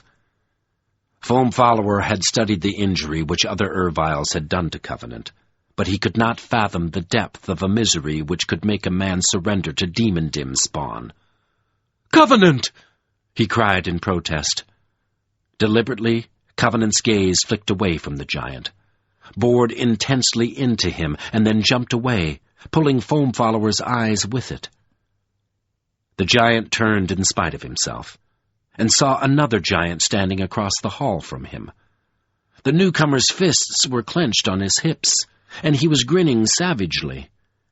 Foam Follower recognized him at once. He was one of the 3 brothers who had fallen victim to the Ravers. Like Elena, this tormented soul had been resurrected to serve Soul Crusher. Before Foam Follower could react, the door to the throne hall opened, then closed behind Covenant. At the same time, all the other doors leaped open, pouring stone-made monsters into the hall.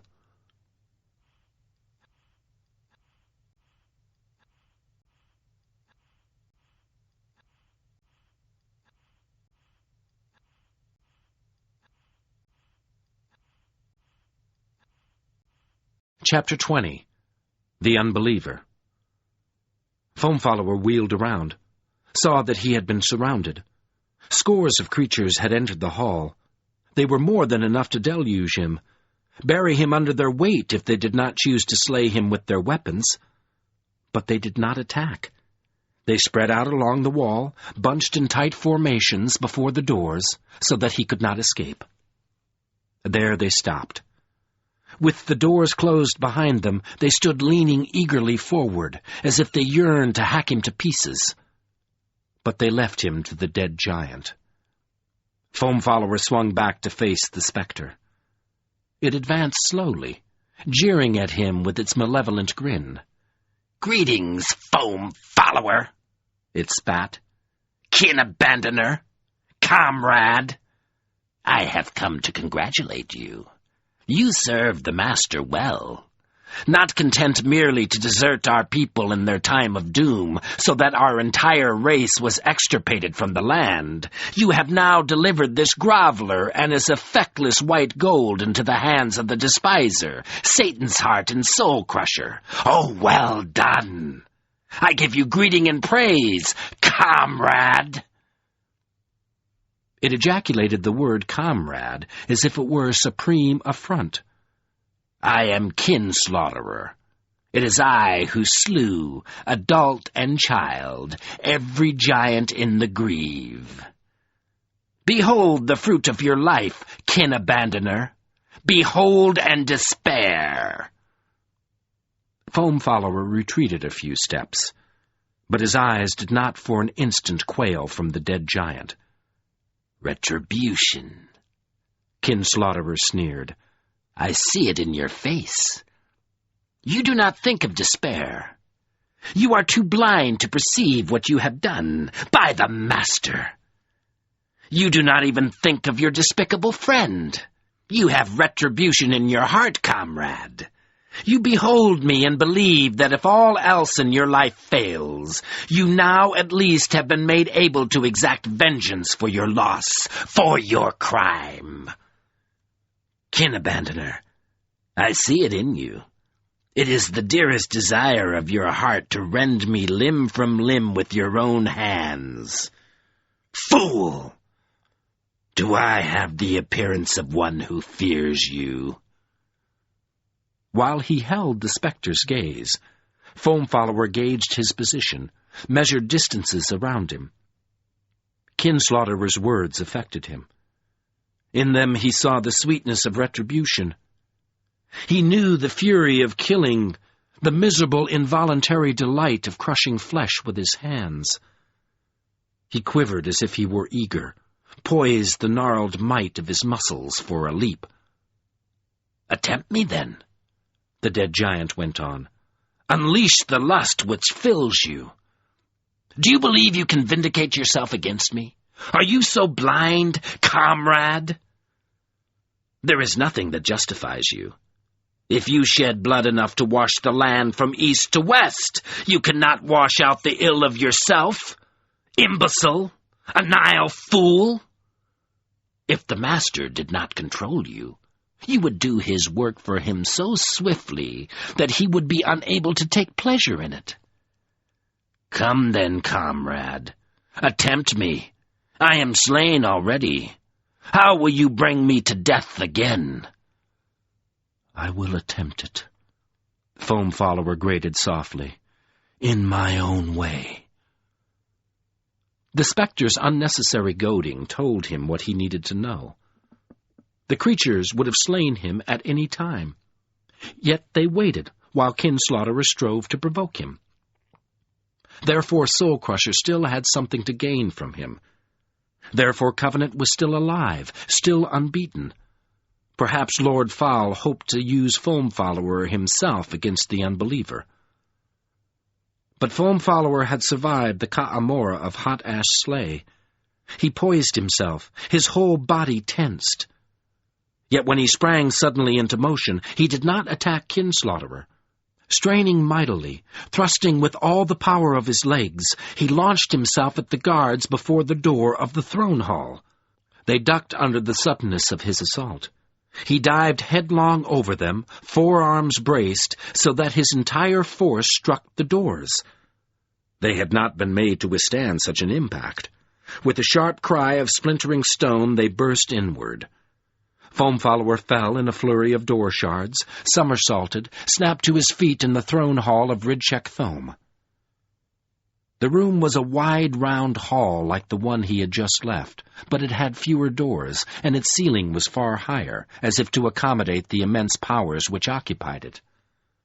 Opposite Foam Follower was the great throne itself. On a low mound against the far wall, old grisly rock had been upreared to form the despiser's seat in the shape of jaws, raw-hooked teeth bared to grip and tear.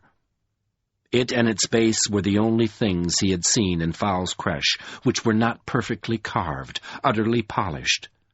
It appeared to have been irremediably crippled, grotesqued, by the age-long weight of Lord Fowl's malice. It looked like a prophecy or foretaste of ultimate doom for all Ridchek Thome's immaculate rock. Set into the floor directly before it was the Ill-Earth Stone. The stone was not as large as Foam Follower had expected it to be. It did not appear so big or heavy that he could not have lifted it with his arms. Yet its radiance staggered him like the blow of a prodigious fist. It was not extremely bright. Its illumination in the throne hall was only a little stronger than the light elsewhere, but it blazed in its setting like an incarnation of absolute cold.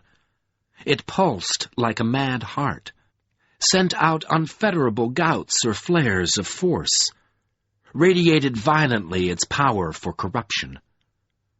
Foam Follower slammed into the glare and stopped, as if he could already feel the gelid emerald turning his skin to ice. He stared at the stone for a moment, horrified by its strength. But then his staggered senses became aware of another might in the throne hall. This power seemed oddly subdued in comparison to the stone, but it was only subtler, more insidious, not weaker. As Foam Follower turned towards it, he knew that it was the stone's master, Lord Fowl. He located the despiser more by tactile impression than by sight. Lord Fowl was essentially invisible, though he cast an impenetrable blankness in the air like the erect shadow of a man, a shadow of absence rather than presence, which showed where he would have been if he had been physically corporeal. And around the shadow shone a penumbra of glistening green. From within it, he reeked of attar. He stood to one side of the stone, with his back to the door and the giant, and before him, facing Foam Follower, was Thomas Covenant. They were alone. After delivering Covenant, the Ervile had left the throne hall. Covenant seemed unaware of the chains shackling his wrists. He did not appear to be struggling at all. He was already in the last stages of starvation and cold. Pain dripped like dank sweat down his emaciated cheeks, and his gaunt, desolate eyes met Lord Fowl, as if the despiser's power were clenched in the ugly wound on his forehead. Neither of them took any notice of Foam Follower's loud entrance.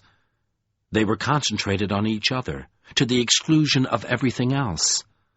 Some interchange had taken place between them, something Foam Follower had missed, but he saw the result.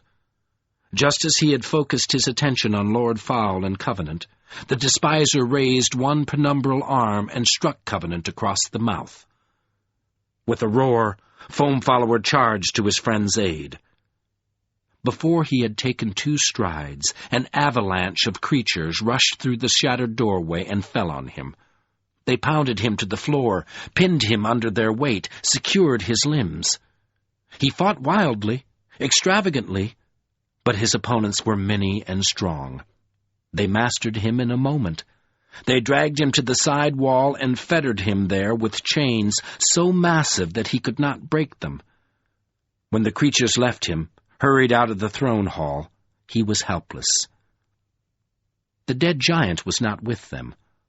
Already it had served or failed its purpose. It had been banished again.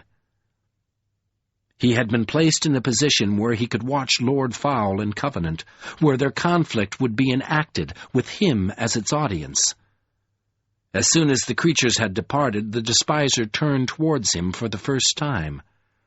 When the gleaming green penumbra had shifted itself to face him, he saw the despiser's eyes. They were the only part of Lord Fowl that was visible within his aura.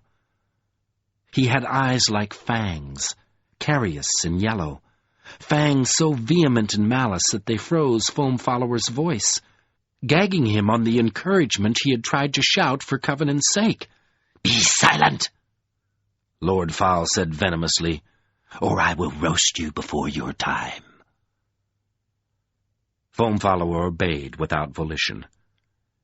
He gaped as if he were choking on ice, and watched with helpless passion in his throat. The despiser's eyes blinked in satisfaction. He turned his attention back to Covenant. Covenant had been knocked from his feet by Lord Fowl's blow, and he knelt now with his shackled hands covering his face in a gesture of the most complete abjection. His fingers seemed entirely numb. They pressed blindly against his face, as incapable as dead sticks of exploring his injury, of even identifying the dampness of his blood. But he could feel the disease gnawing at his nerves, as if Lord Fowl's presence amplified it, made the senseless erosion tangible. And he knew that his leprosy was in full career now, that the fragile arrest on which his life depended had been broken. Illness reached down into his soul like tendrils of effectlessness, searching the tree roots in a rock for cracks, flaws, at which the rock could be split asunder. He was as weak and weary as any nightmare could make him without causing the labor of his heart to stop. But when he lowered his bloodied hands, when the swift poison of Fowl's touch made his lip blacken and swell so acutely that he could no longer bear to touch it, when he looked up again towards the despiser, he was not abject. He was unbeaten. "Damn you," he muttered dimly. "Damn you, it's not that easy." Deliberately he closed the fingers of his half-hand around his ring. The despiser's eyes raged at him, but Lord Fowl controlled himself to say in a sneering, fatherly tone, "Come, unbeliever, do not prolong this unpleasantness. You know that you cannot stand against me. In my own name I am wholly your superior, and I possess the ill-earth stone. I can blast the moon in its course, compel the oldest dead from their deep graves, spread ruin at my whim. Without effort I can tear every fiber of your being from its moor and scatter the wreck of your soul across the heavens." "Then do it," Covenant muttered. "Yet I choose to forbear. I do not propose harm against you. Only place your ring in my hand, and all your torment will be at an end. It is a small price to pay, unbeliever. It's not that easy. and I am not powerless to reward you. If you wish to share my rule over the land, I will permit you. You will find I am not an uncongenial master. If you wish to preserve the life of your friend Foam Follower, I will not demur, though he has offended me." Foam Follower thrashed in his chains, struggled to protest, but he could not speak. "If you wish health, that also I can and will provide. Behold!" He behaved one penumbral arm, and a wave of distortion passed over Covenant's senses. At once, feeling flooded back into his hands and feet. His nerves returned to life in an instant. While they flourished, all his distress, all pain and hunger and weakness sloughed off him. His body seemed to crow with triumphant life. He was unmoved. He found his voice, breathed wearily through his teeth. "Health isn't my problem. You're the one who teaches lepers to hate themselves." "Groveler!" Lord Fowl snapped. Without transition, Covenant became leprous and starved again. "You are on your knees to me. I will make you plead for the veriest fragments of life. Do lepers hate themselves? Then they are wise. I will teach you the true stature of hatred." For a moment, the despiser's own immitigable hate gouged down at Covenant from his carious eyes, and Covenant braced himself for an onslaught. But then Lord Fowl began to laugh. His scorn shone from him, shook the air of the throne hall like the sound of great boulders crushing against each other, made even the hard stone of the floor seem as insidious as a quagmire. And when he subsided, he said, "You are a dead man before me, Groveler, as crippled of life as any corpse, yet you refuse me. You refuse health, mastery, even friendship. I am interested. I am forbearant. I will allow you time to think better of your madness. Tell me, why are you so rife with folly?" Covenant did not hesitate. "Because I loathe you." "That is no reason. Many men believe they loathe me because they are too craven to despise stupidity, foolhardiness, pretension, subservience. I am not misled. Tell me why, Groveler." "Because I love the land." "Oh, forsooth!" Lord Fowl jeered. "I cannot believe that you are so anile. The land is not your world. It has no claim upon your small fidelity. From the first, it has tormented you with demands you could not meet, honor you could not earn. You portray yourself as a man who is faithful unto death in the name of a fashion of apparel or an accident of diet, loyal to filthy robes and sand. No, Groveler, I am unconvinced. Again I say, tell me why." He pronounced his why as if with that one syllable he could make Covenant's entire edifice founder. "The land is beautiful," Covenant breathed to himself. "You're ugly." For a time he felt too weary to respond, but at last he brought out his answer. "Because I don't believe." "No?" the despiser shouted with glee. "Still?" His laughter expressed perfect contempt. "Groveler, you are pathetic beyond price. Almost I am persuaded to keep you at my side. You would be a gesture to lighten my burdens." Still he catechized Covenant. "How is it possible that you can loathe or love where you do not believe? Nevertheless, how is it possible to disbelieve where you loathe or love? Still." Lord Fowl laughed again. "Do my ears betray me? Do you, after my enemy has done all within his power to sway you, do you yet believe that this is a dream? It isn't real. But that doesn't matter. It's not important. Then what is, Groveler? The land. You. Once more the despiser laughed. But his mirth was short and vicious now. He sounded disturbed, as if there was something in Covenant which he could not understand. The land and unbelief. He jeered.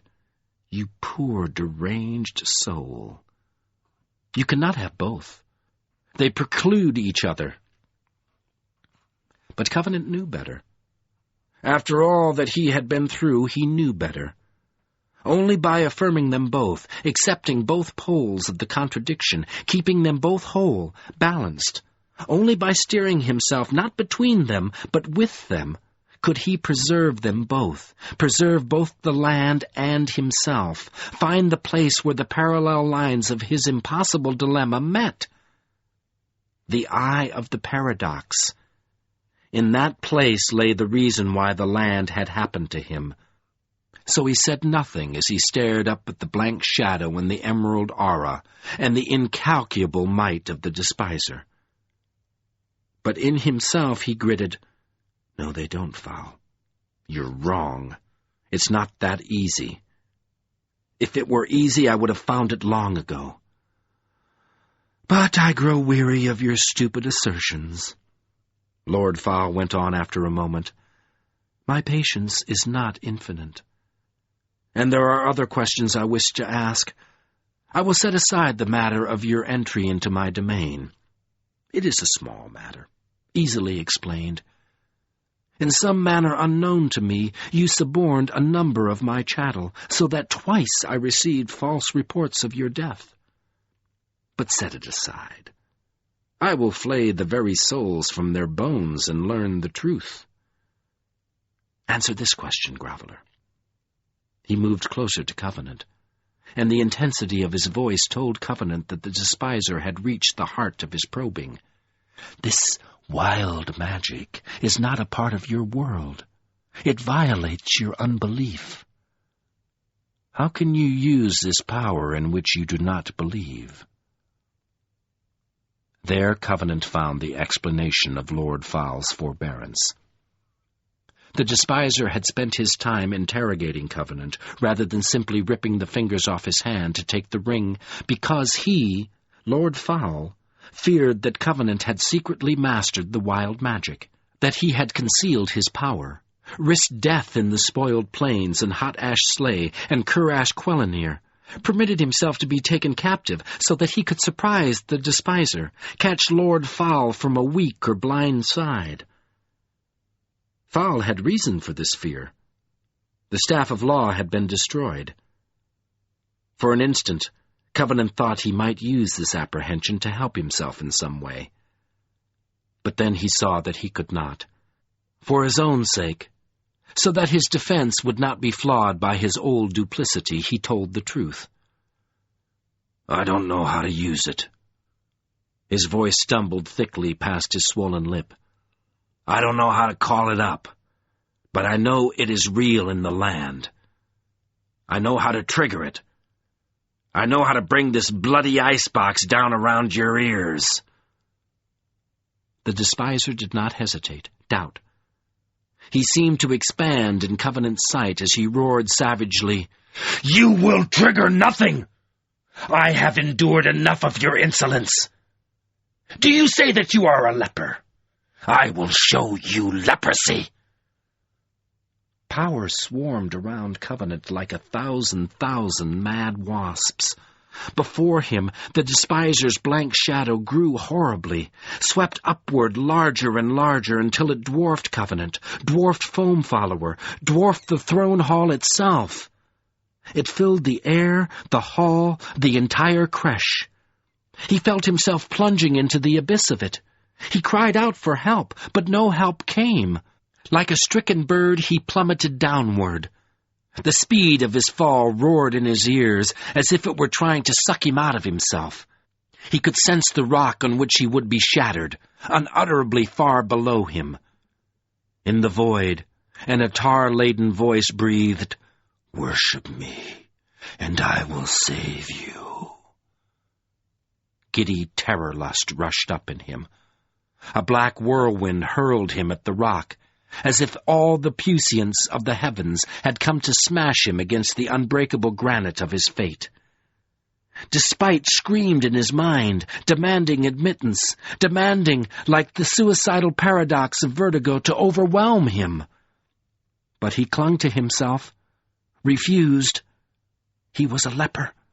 The land was not real. This was not the way he was going to die. He clenched his fist on the ring with all the frail strength of his arm. At the crash of impact, pain detonated in his skull. Incandescent agony yowled and yammered through his head, shredded him like claws ferociously tearing the tissue of his brain. Foul rode the pain as if it were a tidal wave, striving to break down or climb over the seawall of his will. But he was too numb to break. His hands and feet were blind, frozen. His forehead was already inured to harm, and the black swelling in his lip was familiar to him. The green ghastly cold could not bend the rigor of his bones. Like a dead man, he was stiff with resistance. Lord Fowl tried to enter him, tried to merge with him. The offer was seductively sweet, a surcease from pain, a release from the long unrest which he had miscalled his life. But he was harnessed to himself in a way that allowed no turning aside, no surrender. He was Thomas Covenant, unbeliever and leper. He refused. Abruptly his pain fell into darkness. Harm, injury, crushing, assault, all turned to ashes and blew away on windless air. In their place came his own numbness, his irreparable lack of sensation. In the great unilluminated abyss, he found that he could see himself. He was standing nowhere, surrounded by nothing. He was staring as if in dumb incomprehension at his hands. At first they seemed normal. They were as gaunt as sticks, and the 2 missing digits of his right hand gave him a sense of loss, unwholeness, that made him groan. But his ring was intact. It hung inertly on his index finger, an argent circle as perfect and inescapable as if it had some meaning. But as he watched, dim purple spots began to appear on his hands, on his fingers, the back of his knuckles, the heels of his palms. Slowly they spread and started to suppurate. They bulged slightly like blisters, then opened to show abscesses under his skin.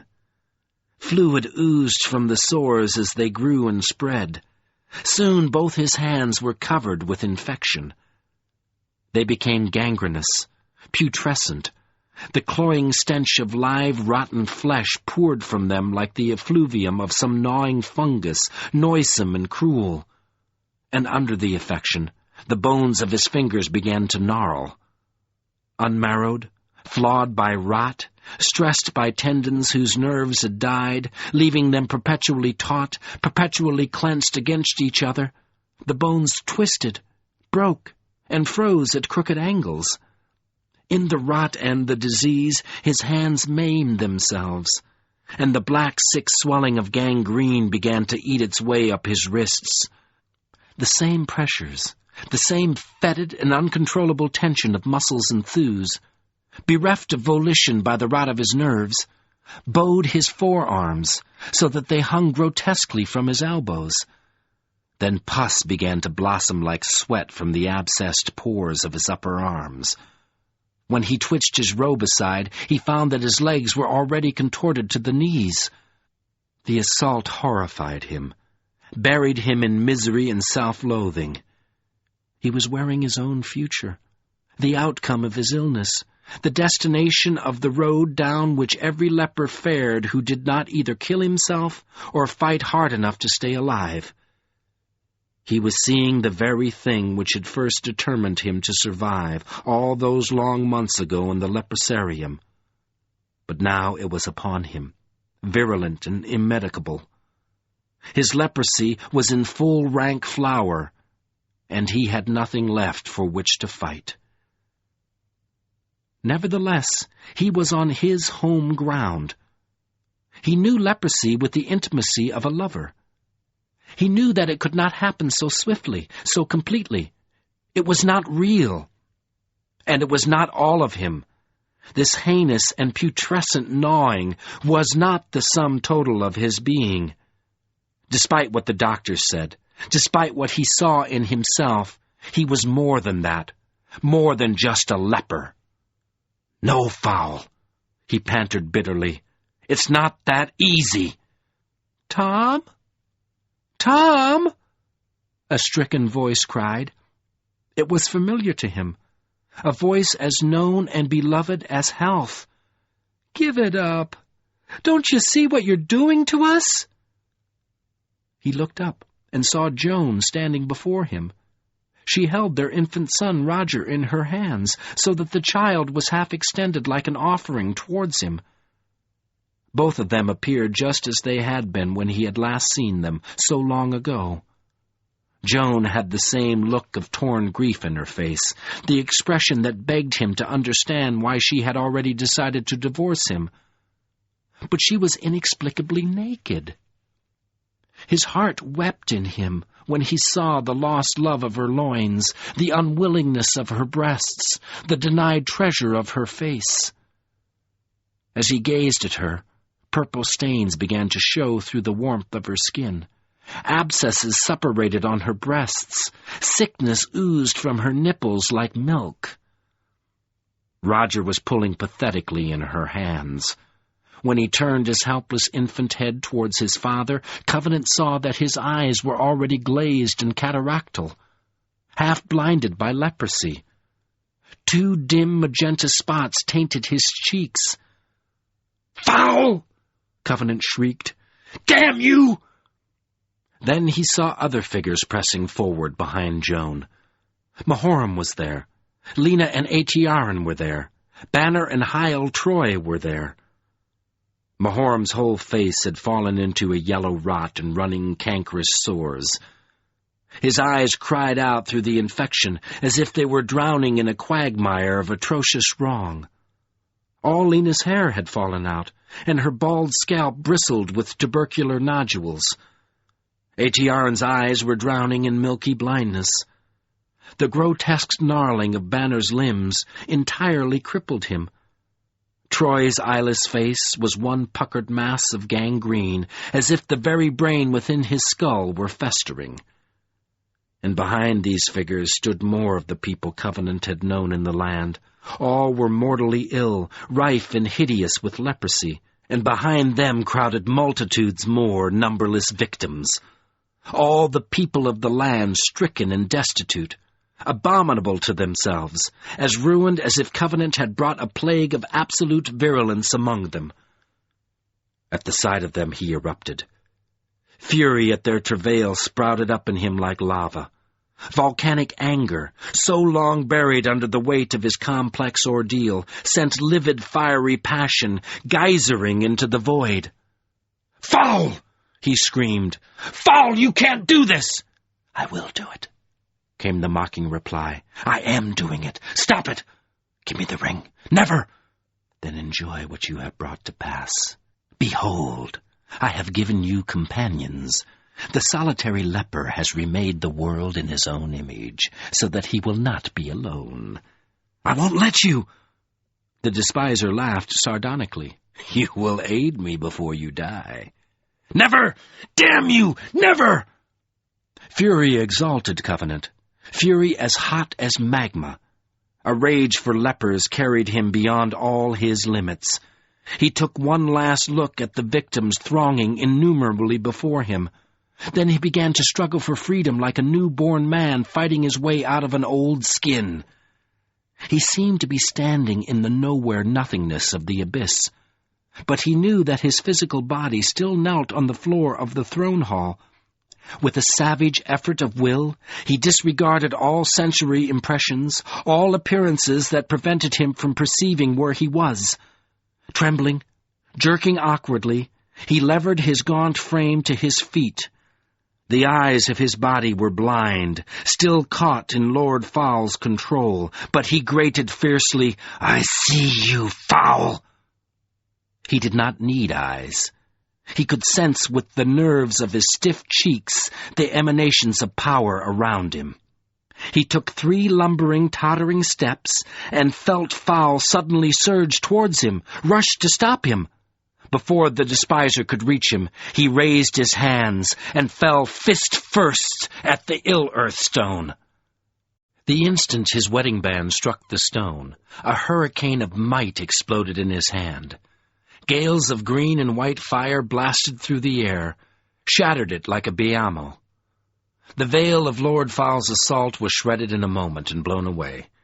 Covenant found himself lying on the floor with a tornado of power gyring upward from his half-hand. He heaved to his feet. With one flex of his arms, he freed his wrists as if the shackles were a skein of lies. Foul's penumbral shadow crouched in battle readiness across the stone from him. The despiser brandished his carious eyes as if he were frantic to drive them into Covenant's heart. "Fool!" he howled shrilly. "Groveler! It is I who rule here. Alone I am your rightful master, and I command the stone. I will destroy you. You will not so much as touch me." As he yelled, he threw out a flare of force which struck Covenant's hand, embedded itself deep in the core of its ring. Amid its raging gale, the white gold was altered. Cold ill soaked into the metal, forced itself into the ring until all the argent had been violated by green. Again Covenant felt himself falling out of the throne hall. Without transition, he found himself on Kevin's watch. He stood on the stone platform like a titan, and with his malefic band he alone levied a new ritual of desecration upon the land. All health withered before him. Great gildan trees splintered and broke. Flowers died. Aliantha grew barren and became dust. Soil turned to sand. Rivers ran dry. Stone downs and wood halvens were overthrown. Starvation and homelessness slew every shape of life that walked upon the earth. He was the lord of a ruin more absolute than any other, a desolation utterly unreparable. Never! With one violent thrust of his will, he struck the green from his ring and returned to the throne hall. His wedding band was immaculate silver, and the slashing wind of its power was beyond all emerald mastery. He almost laughed. The stone could not corrupt him. He was already as fundamentally diseased as any corruption could make him. To the despiser he rasped, "You've had your chance. You've used your filthy power, now it's my turn. You can't stop me. You've broken too many laws, and I'm outside the law. It doesn't control wild magic. It doesn't control me. But it was the only thing that might have stopped me. You could have used it against me. Now it's just me, and it's my will that makes the difference." He was panting heavily. He could not find enough air to support the extremity of his passion. "I'm a leper, Foul. I can stand anything." At once the despiser attacked him. Foul put his hands on the ill-earth stone, placed his power on the pulsing heart of its violence. He sent green might raving at Covenant. It fell on him like the collapse of a mountain, piled onto him like tons of wrecked stone. At first he could not focus the ring on it, and it drove him staggering backward. But then he found his error. He had tried to use the wild magic like a tool or weapon, something which could be wielded. But High Lord Mahorum had told him, "You are the white gold." It is not a thing to be commanded, employed well or ill as skill or awkwardness allowed. Now that it was awake, it was a part of him, an expression of himself. He did not need to focus it, aim it. Bone and blood, it arose from his passion. With a shout he threw back the attack, shattered it into a million droplets of rank fever. Again Lord Foul struck.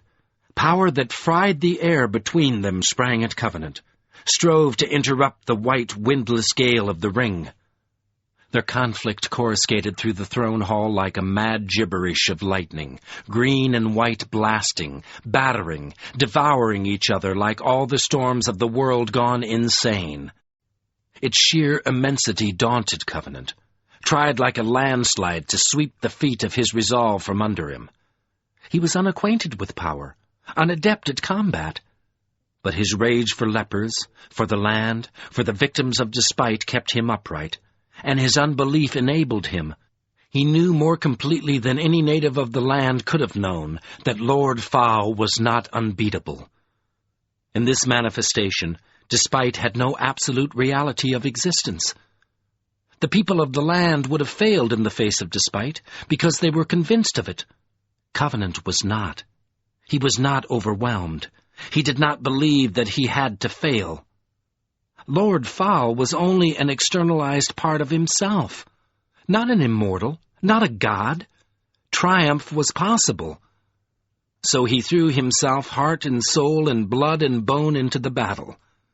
He did not think of defeat. The personal cost was irrelevant. Lord Fowl beat him back until he was pressed to the wall at Foamfollower's side. The savagery of the stone made a holocaust around him, tore every last flicker of warmth from the air, shot great lurid icicles of hatred at him. But he did not falter. The wild magic was passionate and unfathomable, as high as time and as deep as earth. Raw power limited only by the limits of his will. And his will was growing, raising its head, blossoming on the rich sap of rage. Moment by moment he was becoming equal to the despiser's attack. Soon he was able to move. He forged away from the wall, waded like a strong man through the tempest towards his enemy. White and green blasts scalded the atmosphere. Detonations of savage lightning shattered against each other. Lord Fowl's fiery cold and Covenant's gale tore at each other's throats, rent each other, renewed themselves, and tore again. In the virulence of the battle, Covenant thought that Ridcheck Thome would surely come crashing down. But the crash stood. The throne hall stood. Only Covenant and Lord Fowl shook in the thunderous silence of the power storm. Abruptly, he succeeded in driving Lord Fowl back from the stone. At once, his own fire blazed higher. Without direct contact, the despiser's control over his emerald bane was less perfect. His exertions became more frenzied, erratic. Unmastered force rocked the throne, tore ragged hunks of stone from the ceiling, cracked the floor. He was screaming now in a language Covenant could not understand. The Unbeliever grabbed his opportunity. He moved forward, rained furious gouts and bolts of wild magic at the despiser, then suddenly began to form a wall of might between Lord Fowl and the stone. Lord Fowl shrieked, tried frantically to regain the stone, but he was too late. In an instant, Covenant's force had surrounded Lord Fowl. With all the rage of his will, he pressed his advantage. He pounced like a hawk, clenched power around the despiser. Whitely, brutally, he began to penetrate the penumbra. Lord Fowl's aura resisted with shrieks and showers of sparks. It was tough, obdurate. It shed Covenant's ferobolts as if they were mere show, incandescent child's play. But he refused to be denied. The dazzling of his wild magic flung shafts and quarrels of might at the emerald glister of the aura until one prodigious blast pierced it. It ruptured with a shock which jarred the throne hall like an earth tremor. Waves of concussion peeled at Covenant's head, hammered at his sore and feverish skull. But he clung to his power, did not let his will wince. The whole penumbra burst into flame like a skin of green tinder, and as it burned, it tore, peeled away, fell in hot shreds and tatters to the floor. Within Covenant's clench, Lord Fowl the despiser began to appear. By faint degrees he became material, drifted from corporeal absence to presence. Perfectly molded limbs, as pure as alabaster, grew slowly visible. An old, grand, leonine head, magisterially crowned and bearded with flowing white hair. An enrobed, dignified trunk, broad and solid with strength. Only his eyes showed no change, no stern, impressive surge of incarnation. They lashed constantly at Covenant like fangs wet with venom. When he was fully present, Lord Fowl folded his arms on his chest and said harshly, "Now you do in truth see me, Graveler." His tone gave no hint of fear or surrender. "Do you yet believe that you are my master?" "Fool! I grew beyond your petty wisdom or belief long before your world's babyhood. I tell you plainly, Graveler, despite such as mine is the only true fruit of experience and insight. In time you will not do otherwise than I have done. You will learn contempt for your fellow beings, for the small malices which they misname their loves and beliefs and hopes and loyalties. You will learn that it is easier to control them than to forbear, easier and better. You will not do otherwise. You will become a shadow of what I am. You will be a despiser without the courage to despise. Continue, Graveler. Destroy my work if you must. Slay me if you can. But make an end. I am weary of your shallow misperception." In spite of himself, Covenant was moved. Lord Fowl's lordly mien, his dignity and resignation spoke more vividly than any cursing or defiance. Covenant saw that he still had answers to find, regardless of all he had endured. But before he could respond, try to articulate the emotions and intuitions which Lord Fowl's words called up in him, a sudden clap of vehemence splintered the silence of the throne hall. A great invisible door opened in the air at his back. Without warning, strong presences, furious and abhorring, stood behind him. The violence of their emanations almost broke his concentrated hold on Lord Fowl. He clenched his will, steadied himself to face a shock, and turned. He found himself looking up at tall figures like the one he had seen in the cave of the Earthblood under Melanchurian Skyweir. They towered above him, grisly and puissant. He seemed to see them through the stone rather than within the chamber. They were the specters of the dead lords. He recognized Kevin Landwaster, son of Lorik. Beside Kevin stood two other livid men, whom he knew instinctively to be Lorik Vile Silencer and Damelon Giant Friend. There were Prothel, Ossandrea, a score of men and women Covenant had never met, never heard named. With them was Elena, daughter of Lena. And behind and above them all rose another figure, a dominating man with hot prophetic eyes and one half hand, Beric Earthfriend, the Lord Fatherer. In one voice like a thunder of abomination, one voice of outrage that shook Covenant to the marrow of his bones, they cried, "Slay him! It is within your power! Do not heed his treacherous lies! In the name of all earth and health, slay him!" The intensity of their passion poured at him, flooded him with their extreme desire. They were the sworn defenders of the land. Its glory was their deepest love. Yet, in one way or another, Lord Fowl had outdone them all, seen them all taken to their graves while he endured and ravaged. They hated him with a blazing hate that seemed to overwhelm Covenant's individual rage. But instead of moving him to obey, their vehemence washed away his fury, his power for battle. Violence drained out of him, giving place to sorrow for them, a sorrow so great that he could hardly contain it, hardly hold back his tears. They had earned obedience from him. They had a right to his rage. But their demand made his intuitions clear to him. He remembered Foam Follower's former lust for killing. He still had something to do, something which could not be done with rage. Anger was only good for fighting, for resistance. Now it could suborn the very thing he had striven to achieve. In a voice thick with grief, he answered the lords. I can't kill him. He always survives when you try to kill him.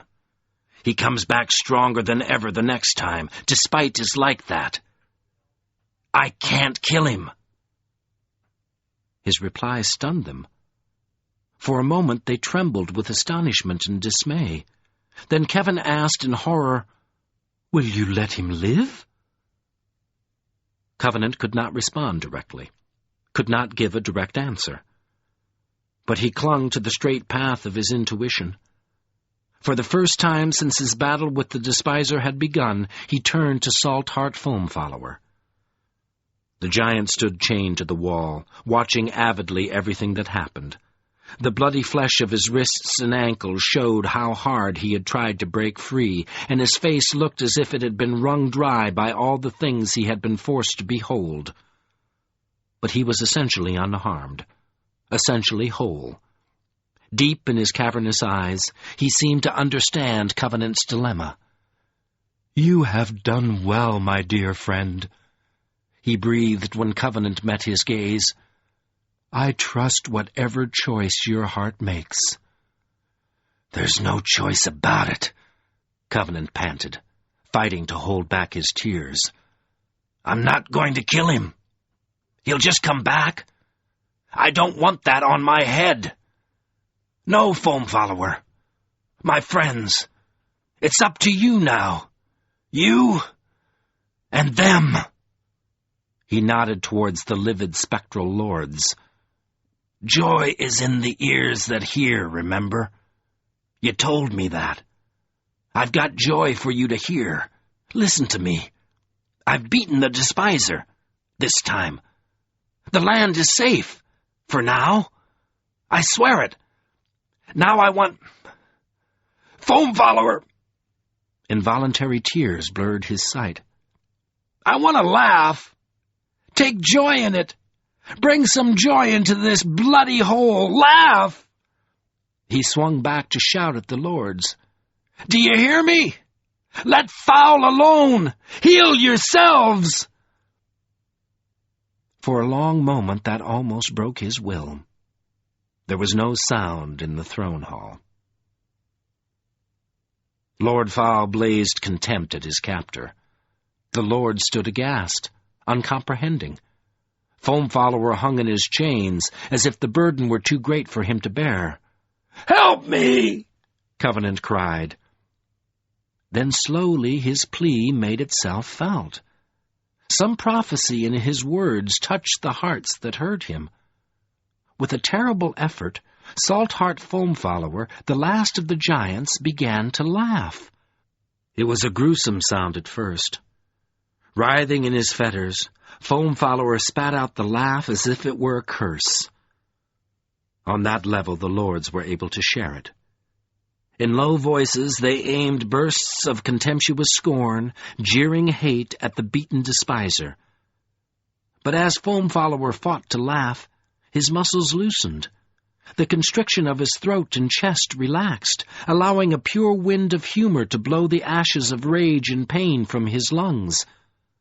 Soon something like joy, something like real mirth appeared in his voice. The lords responded. As it grew haler, Foamfollower's laugh became infectious. It drew the grim specters with it. They began to unclench their hate. Clean humor ran through them, gathering momentum as it passed. Foamfollower gained joy from them, and they began to taste his joy.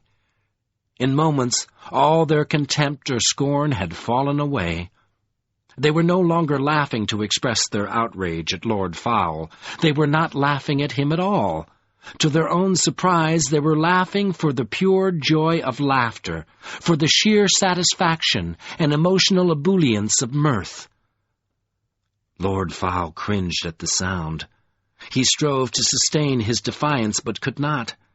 With a cry of mingled pain and fury, he covered his face and began to change. The years melted off his frame. His hair darkened, beard grew stiffer. With astonishing speed, he was becoming younger. And at the same time, he lost solidity, stature. His body shrank and faded with every undone age. Soon he was a youth again, barely visible. Still, the change did not stop. From a youth he became a child, growing steadily younger as he vanished. For an instant, he was a loud infant, squalling in his ancient frustration. Then he disappeared altogether. As they laughed, the lords also faded. With the despiser vanquished, they went back to their natural graves, ghosts who had at last gained something other than torment from the breaking of the law of death. Covenant and Foam Follower were left alone. Covenant was weeping out of control now. The exhaustion of his ordeal had caught up with him. He felt too frail to lift his head, too weary to live any longer. Yet he had one more thing to do. He had promised that the land would be safe. Now he had to ensure its safety. "Foam Follower," he wept. "My friend?" With his voice, he begged the giant to understand him. He lacked the strength to articulate what he had to do. "Do not fear for me," Foam Follower replied. He sounded strangely proud, as if Covenant had honored him in some rare way. "Thomas Covenant, Lord and Unbeliever, brave white gold wielder, I desire no other end. Do whatever you must, my friend. I am at peace. I have beheld a marvelous story." Covenant nodded in the blindness of his tears. Foam Follower could make his own decisions. With the flick of an idea, he broke the giant's chains so that Foam Follower could at least attempt to escape if he chose. Then all Covenant's awareness of his friend became ashes. As he shambled numbly across the floor, he tried to tell himself that he had found his answer. The answer to death was to make use of it, rather than fall victim to it. Master it, by making it serve his goals, beliefs. This was not a good answer, but it was the only answer he had. Following the nerves of his face, he reached towards the ill-earth stone as if it were the fruit of the tree of knowledge of life and death. As soon as he touched it, his ring's waning might reawoke. Immense white gold fire pillared upward, towered out of the stone in his ring like a pinnacle tall enough to pierce the heavens. As he felt its power tearing through the battered hull or conduit of his being, he knew that he had found his fire. The fire for which he was apt like autumn leaves or a bad manuscript. In the heart of the whirling gale, the pillar of force, he knelt beside the stone and put his arms around it like a man embracing immolation. New blood from his poisoned lip ran down his chin, dripped into the green and was vaporized. With each moment, the conjunction of the two powers produced more and more might. Like a lifeless and indomitable heart to fury, the ill-earth stone pulsed in Covenant's arms, laboring in mindless automatic reflex to destroy him rather than be destroyed. And he hugged it to his breast like a chosen fate. He could not slay the corruption, but he could at least try to break this corruptive tool. Without it, any surviving remnant of the despiser would have to work ages longer to regain his lost power. Covenant embraced the stone, gave himself to its fire, and strove with the last tatters of his will to tear it asunder. The green-white, white-green holocaust grew until it filled the throne hall, grew until it hurricaned up through the stone out of the bowels of Ridcheck foam. Like fighters locked mortally at each other's throats, emerald and argent galed and blasted, jarring upwards at velocities which no undefended granite could withstand. In long pain, the roots of the promontory trembled, walls bent, great chunks of ceiling fell, weaker stones melted and ran like water. Then a convulsion shook the creche. Gaping cracks shot through the floors, sped up the walls, as if they were headlong in mad flight. The promontory itself began to quiver and groan. Muffled detonations sent great clouds of debris up through the cracks and crevices. Hot ash sleigh danced in rapid spouts. The towers leaned like willows in a bereaving wind. With a blast that jolted the sea, the whole center of the promontory exploded into the air. In a rain of boulders, crash fragments as large as homes, villages, the wedge split open from tip to base. Accompanied by cataclysmic thunder, the rent halves toppled in ponderous, monumental agony, away from each other into the sea. At once, ocean crashed into the gap from the east, and lava poured into it from the west. Their impact obscured in steam and fiery sibulation the seething cauldron of Ridchek Thome's collapse. The sky-shaking fury of stone and sea and fire obscured everything except the power which blazed from the core of the destruction. It was green-white, savage, wild, mounting hugely towards its apocalypse. But the white dominated and prevailed.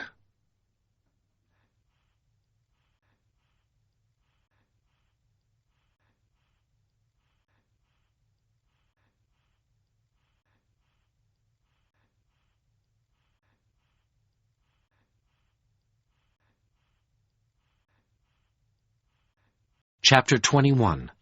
Leper's End. In that way Thomas Covenant kept his promise. For a long time afterward he lay in a comfortable grave of oblivion. Buried in utter exhaustion, he floated through darkness, the disengaged no-man's land between life and death. He felt that he was effectively dead, insensate as death, but his heart went on beating, as if it lacked the wit or wisdom to stop when it had no more reason to go on. Raggedly, frailly, it kept up his life. And deep within him, in a place hidden somewhere, defended inside the hard-bone cask of his skull, he retained an awareness of himself. That essential thing had not yet failed him, though it seemed to be soaking slowly away into the warm, soft earth of his grave. He wanted rest. He had earned rest. But the release which had brought him to this present dim peace had been too expensive.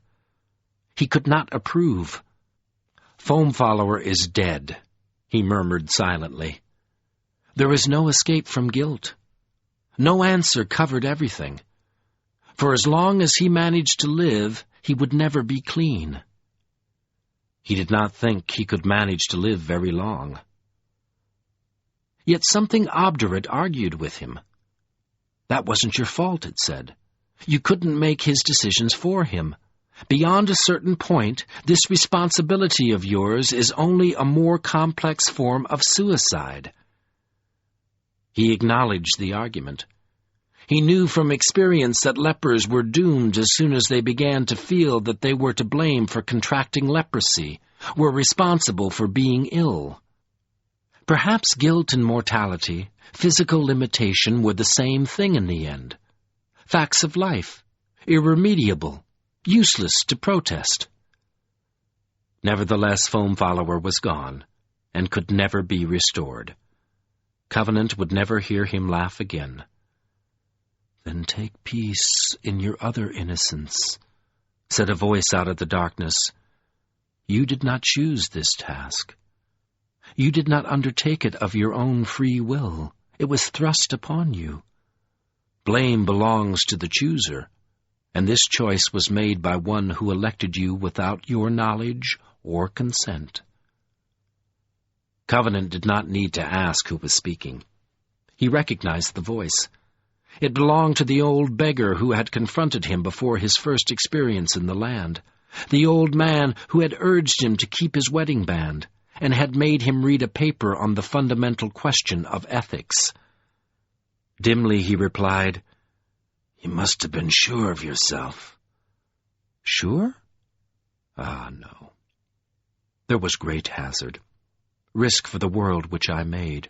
Risk even for me.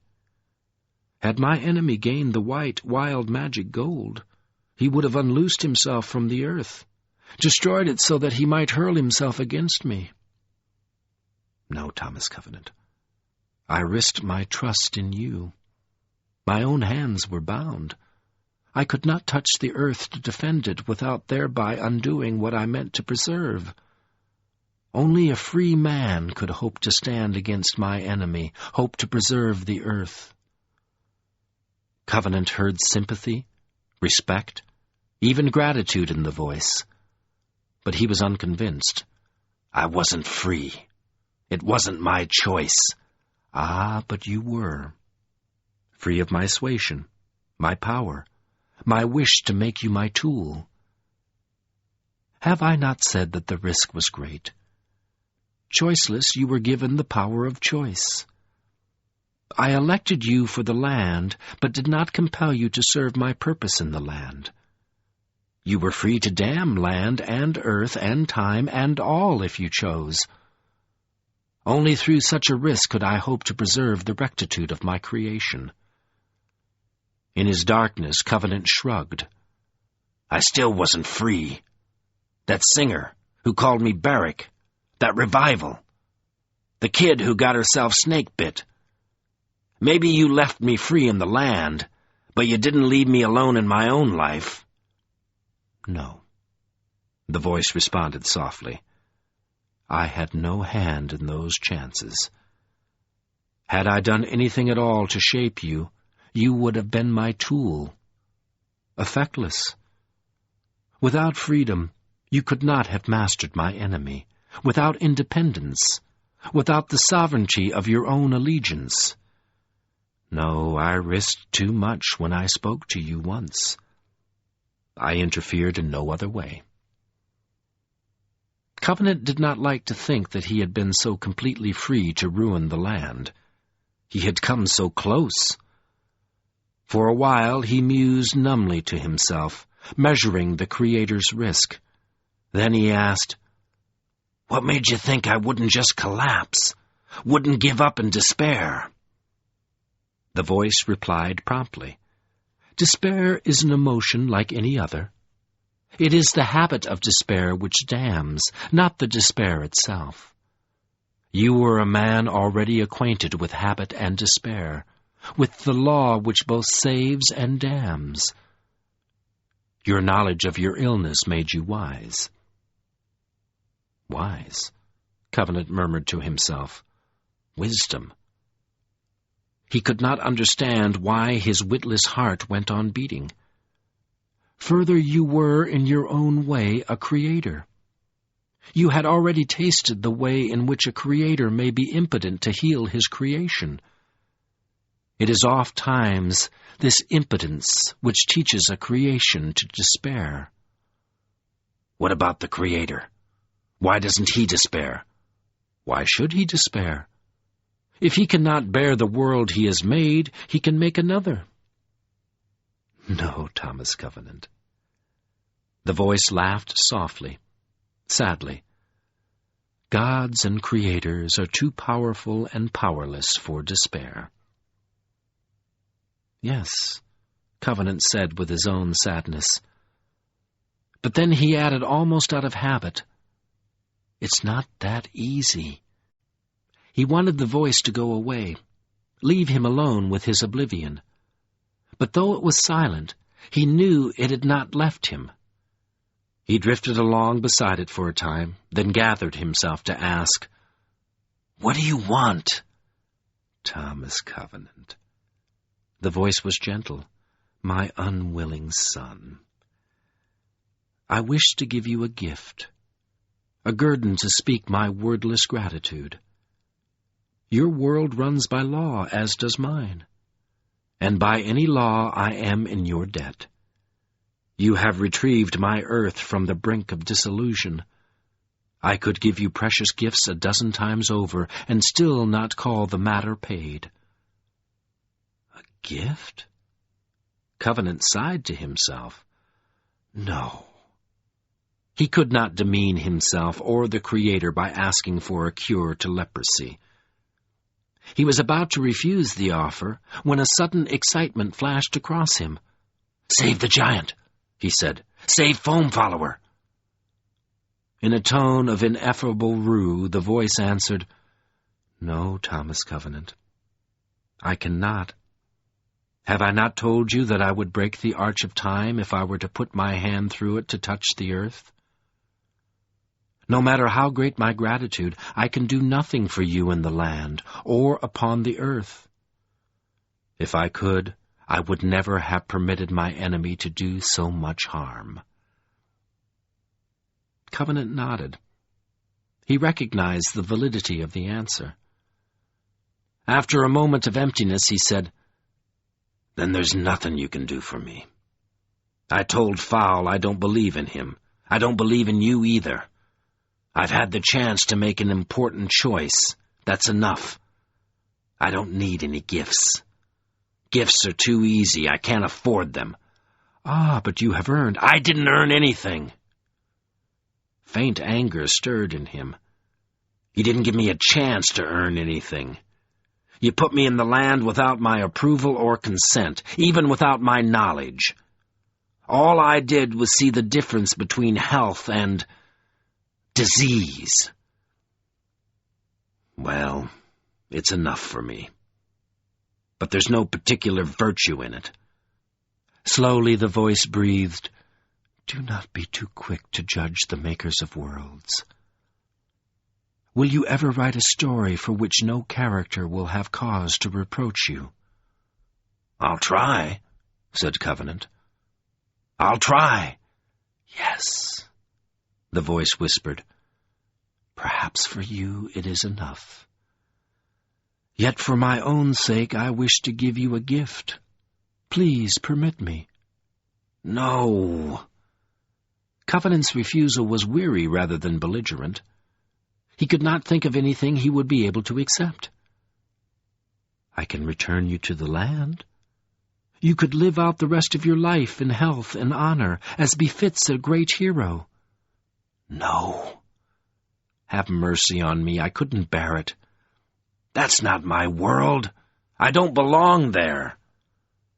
"I can teach you to believe that your experiences in the land have been real." "No! It's not that easy. You'll drive me insane." Again the voice was silent for a while before it said in a tone made sharp by grief, "Very well. Then hear me, Thomas Covenant, before you refuse me once more. This I must tell you. When the parents of the child whom you saved comprehended what you had done, they sought to aid you. You were injured and weak from hunger. Your exertions to save the child had hastened the poison in your lip. Your condition was grave. They bore you to the hospital for treatment. This treatment employs a thing which the healers of your world name anti-venin. Thomas Covenant, this anti-venin is made from the blood of horses. Your body loathes. You are allergic to the horse serum. It is a violent reaction. In your weak state, you cannot survive it. At this moment, you stand on the threshold of your own death. Thomas Covenant, hear me." The voice breathed compassion at him. "I can give you life. In this time of need, I can provide to your stricken flesh the strength it requires to endure." Covenant did not answer for some time. Somewhere in his half-forgotten past, he had heard that some people were allergic to rattlesnake antivenin. Perhaps the doctors at the hospital should have tested for the allergy before administering the full dosage. Probably he had been so far gone in shock that they had not had time for medical niceties. For a moment, he considered the thought of dying under their care as a form of retribution. But he rejected the idea, rejected the self-pity behind it. "I'd rather survive," he murmured dimly. "I don't want to die like that." The voice smiled. "It is done. You will live." By force of habit, Covenant said, "I'll believe it when I see it." "You will see it. But there is first one other thing that you will see. You have not asked for this gift, but I give it to you whether or not you wish it. I did not ask your approval when I elected you for the land, and do not ask it now. Before Covenant could protest, he sensed that the voice had left him. Once again he was alone in the darkness. Oblivion swaddled him so comfortably that he almost regretted his decision to live. But then something around him or in him began to change, modulate. Without sight or hearing or touch, he became aware of sunlight, low voices, soft warm breeze. He found himself looking down as if from a high hill at Glimmermere. The pure waters of the lake reflected the heavens in deep burnished azure, and the breeze smelled gently of spring. The hills around Glimmermere showed the scars of Lord Fowl's preternatural winter, but already grass had begun to sprout through the cold-seared ground, and a few tough spring flowers waved bravely in the air. The stretches of bare earth had lost their gray, frozen deadness. The healing of the land had begun. Hundreds of people were gathered around the lake. Almost immediately, Covenant made out High Lord Mahorum. He stood facing east across Glimmermere. He bore no staff. His hands were heavily bandaged. On his left were the Lords Trevor and Loria, holding their daughters, and on his right was Lord Ameton. All of them seemed solemnly glad. But Mahorum's serene gaze outshone them, testified more eloquently than they could to the land's victory. Behind the lord stood Warmark Quan and Hearthrall Torm. Quan with the halves of his war ward, and Torm with all the higher brands and gravelinguses of Lord's Keep. Covenant saw that Trell Aetiarenmate was not among them. He understood intuitively. Trell had carried his personal dilemma to its conclusion, and was either dead or gone. Again the Unbeliever found that he could not argue away his guilt. All around the lake beyond the lords were lore wardens and warriors, and behind them were the survivors of Revelstone, farmers, cattle herds, horse tenders, cooks, artisans, craftmasters, children and parents, young and old, all the people who had endured.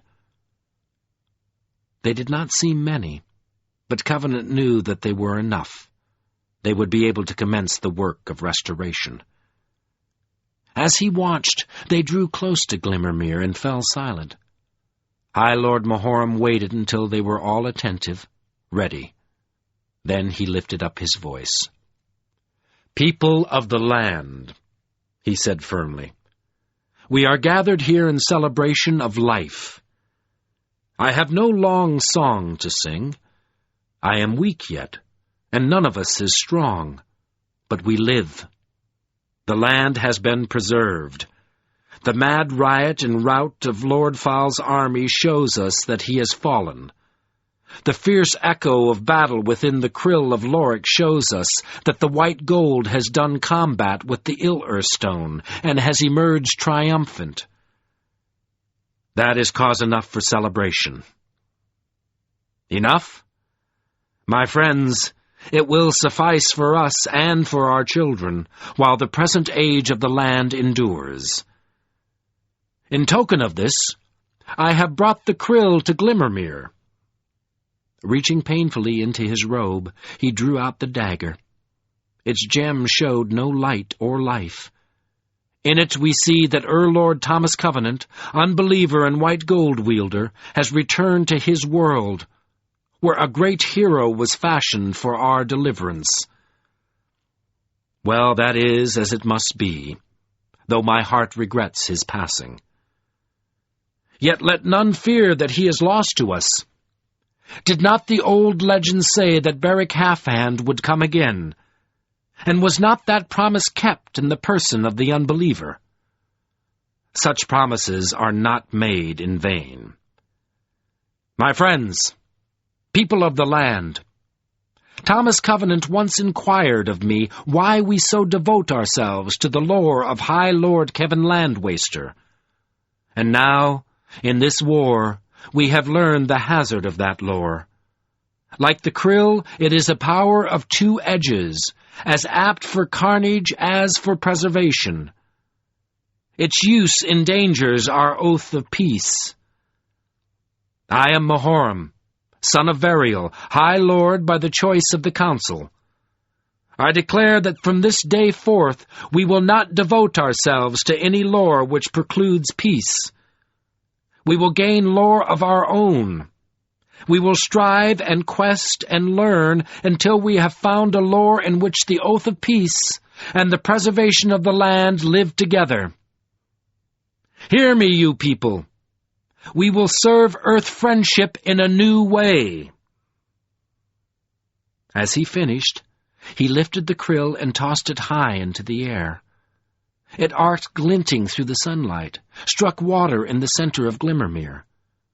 When it splashed the potent water, it flared once, sent a burn of white glory into the depths of the lake.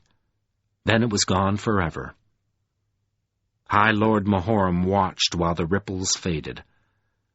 Then he made an exultant summoning gesture, and all the people around Glimmermere began to sing in celebration, "Hail, Unbeliever! Keeper and covenant, unoathed truth, and wicked's bane! Lord Ill-Ender, prover of life! Hail, covenant, dour-handed wild magic wielder! Earth white gold servant and lord! Yours is the power that preserves! Sing out, people of the land! Raise obeisance! Hold honor and glory high to the end of days! Keep clean the truth that has won! Hail, Unbeliever! Covenant! Hail!" They raised their staffs and swords and hands to him, and his vision blurred with tears. Tears smeared Glimmermere out of focus until it became only a smudge of light before his face. He did not want to lose it. He tried to clear his sight, hoping that the lake was not gone, but then he became conscious of his tears. Instead of wetting his cheeks, they ran from the corners of his eyes down to his ears and neck. He was lying on his back in comfort. When he refocused his sight, pulled it into adjustment like the resolution of a lens, he found that the smear of light before him was the face of a man. The man peered at him for a long moment, then withdrew into a superficial haze of fluorescence. Slowly, Covenant realized that there were gleaming horizontal bars on either side of the bed. His left wrist was tied to one of them, so that he could not disturb the needle in his vein. The needle was connected by a clear tube to an IV bottle above his head. The air had a faint patina of germicide. "I wouldn't have believed it if I hadn't seen it," the man said. "That poor devil is going to live." "That's why I called you, Doctor," the woman said. "Isn't there anything we can do?" "Do?" the doctor snapped. "I didn't mean it like that," the woman replied defensively. "But he's a leper. He's been making people in this town miserable for months. Nobody knows what to do about him. Some of the other nurses want overtime pay for taking care of him. And look at him. He's so messed up. I just think it would be a lot better for everyone if he—" "That's enough." The man was angry.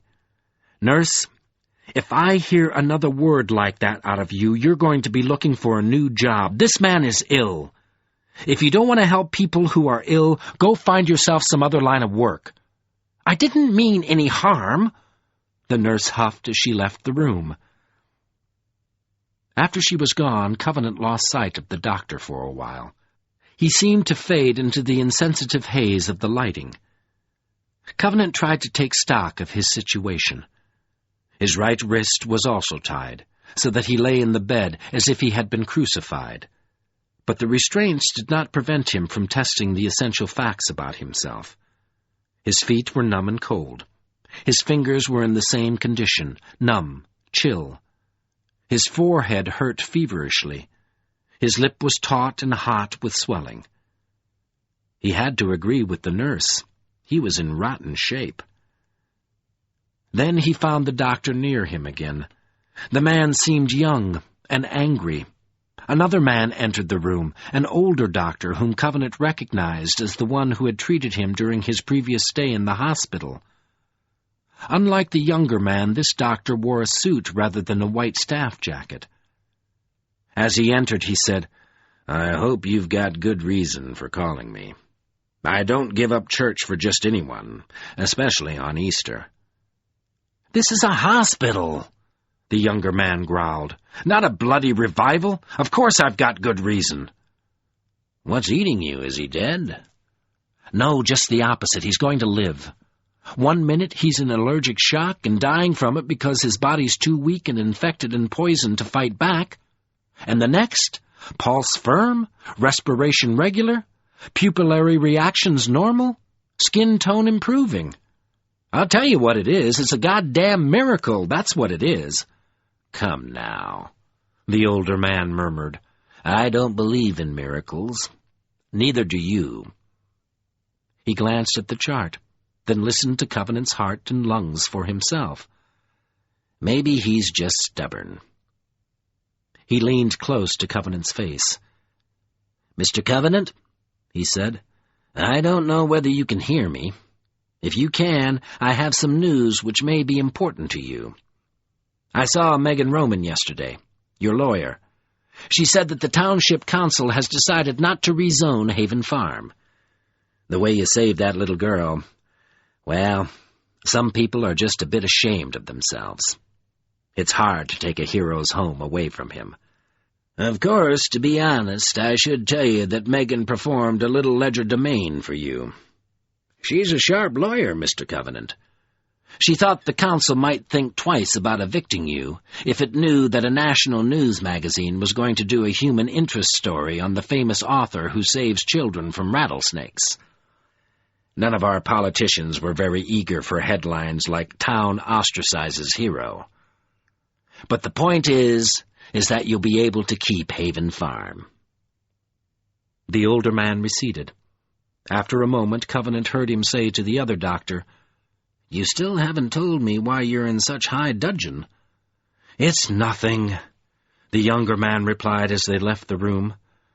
"One of our Florence Nightingales suggested that we should kill him off." "Who was it? I'll get the nursing superintendent to transfer her. We'll get decent care for him from somewhere." Their voices drifted away, left Covenant alone in his bed. He was thinking dimly, a miracle. That's what it was. He was a sick man, a victim of Hansen's disease. But he was not a leper, not just a leper. He had the law of his illness carved in large, undeniable letters on the nerves of his body, but he was more than that. In the end, he had not failed the land. And he had a heart which could still pump blood, bones which could still bear his weight. He had himself. Thomas Covenant, Unbeliever, a miracle. Despite the stiff pain in his lip, he smiled at the empty room. He felt the smile on his face and was sure of it. He smiled because he was alive. That is the end of The Power That Preserves by Stephen Donaldson, and read by John Chancer. Chancer. Chancer. Chancer. Chancer. Chancer.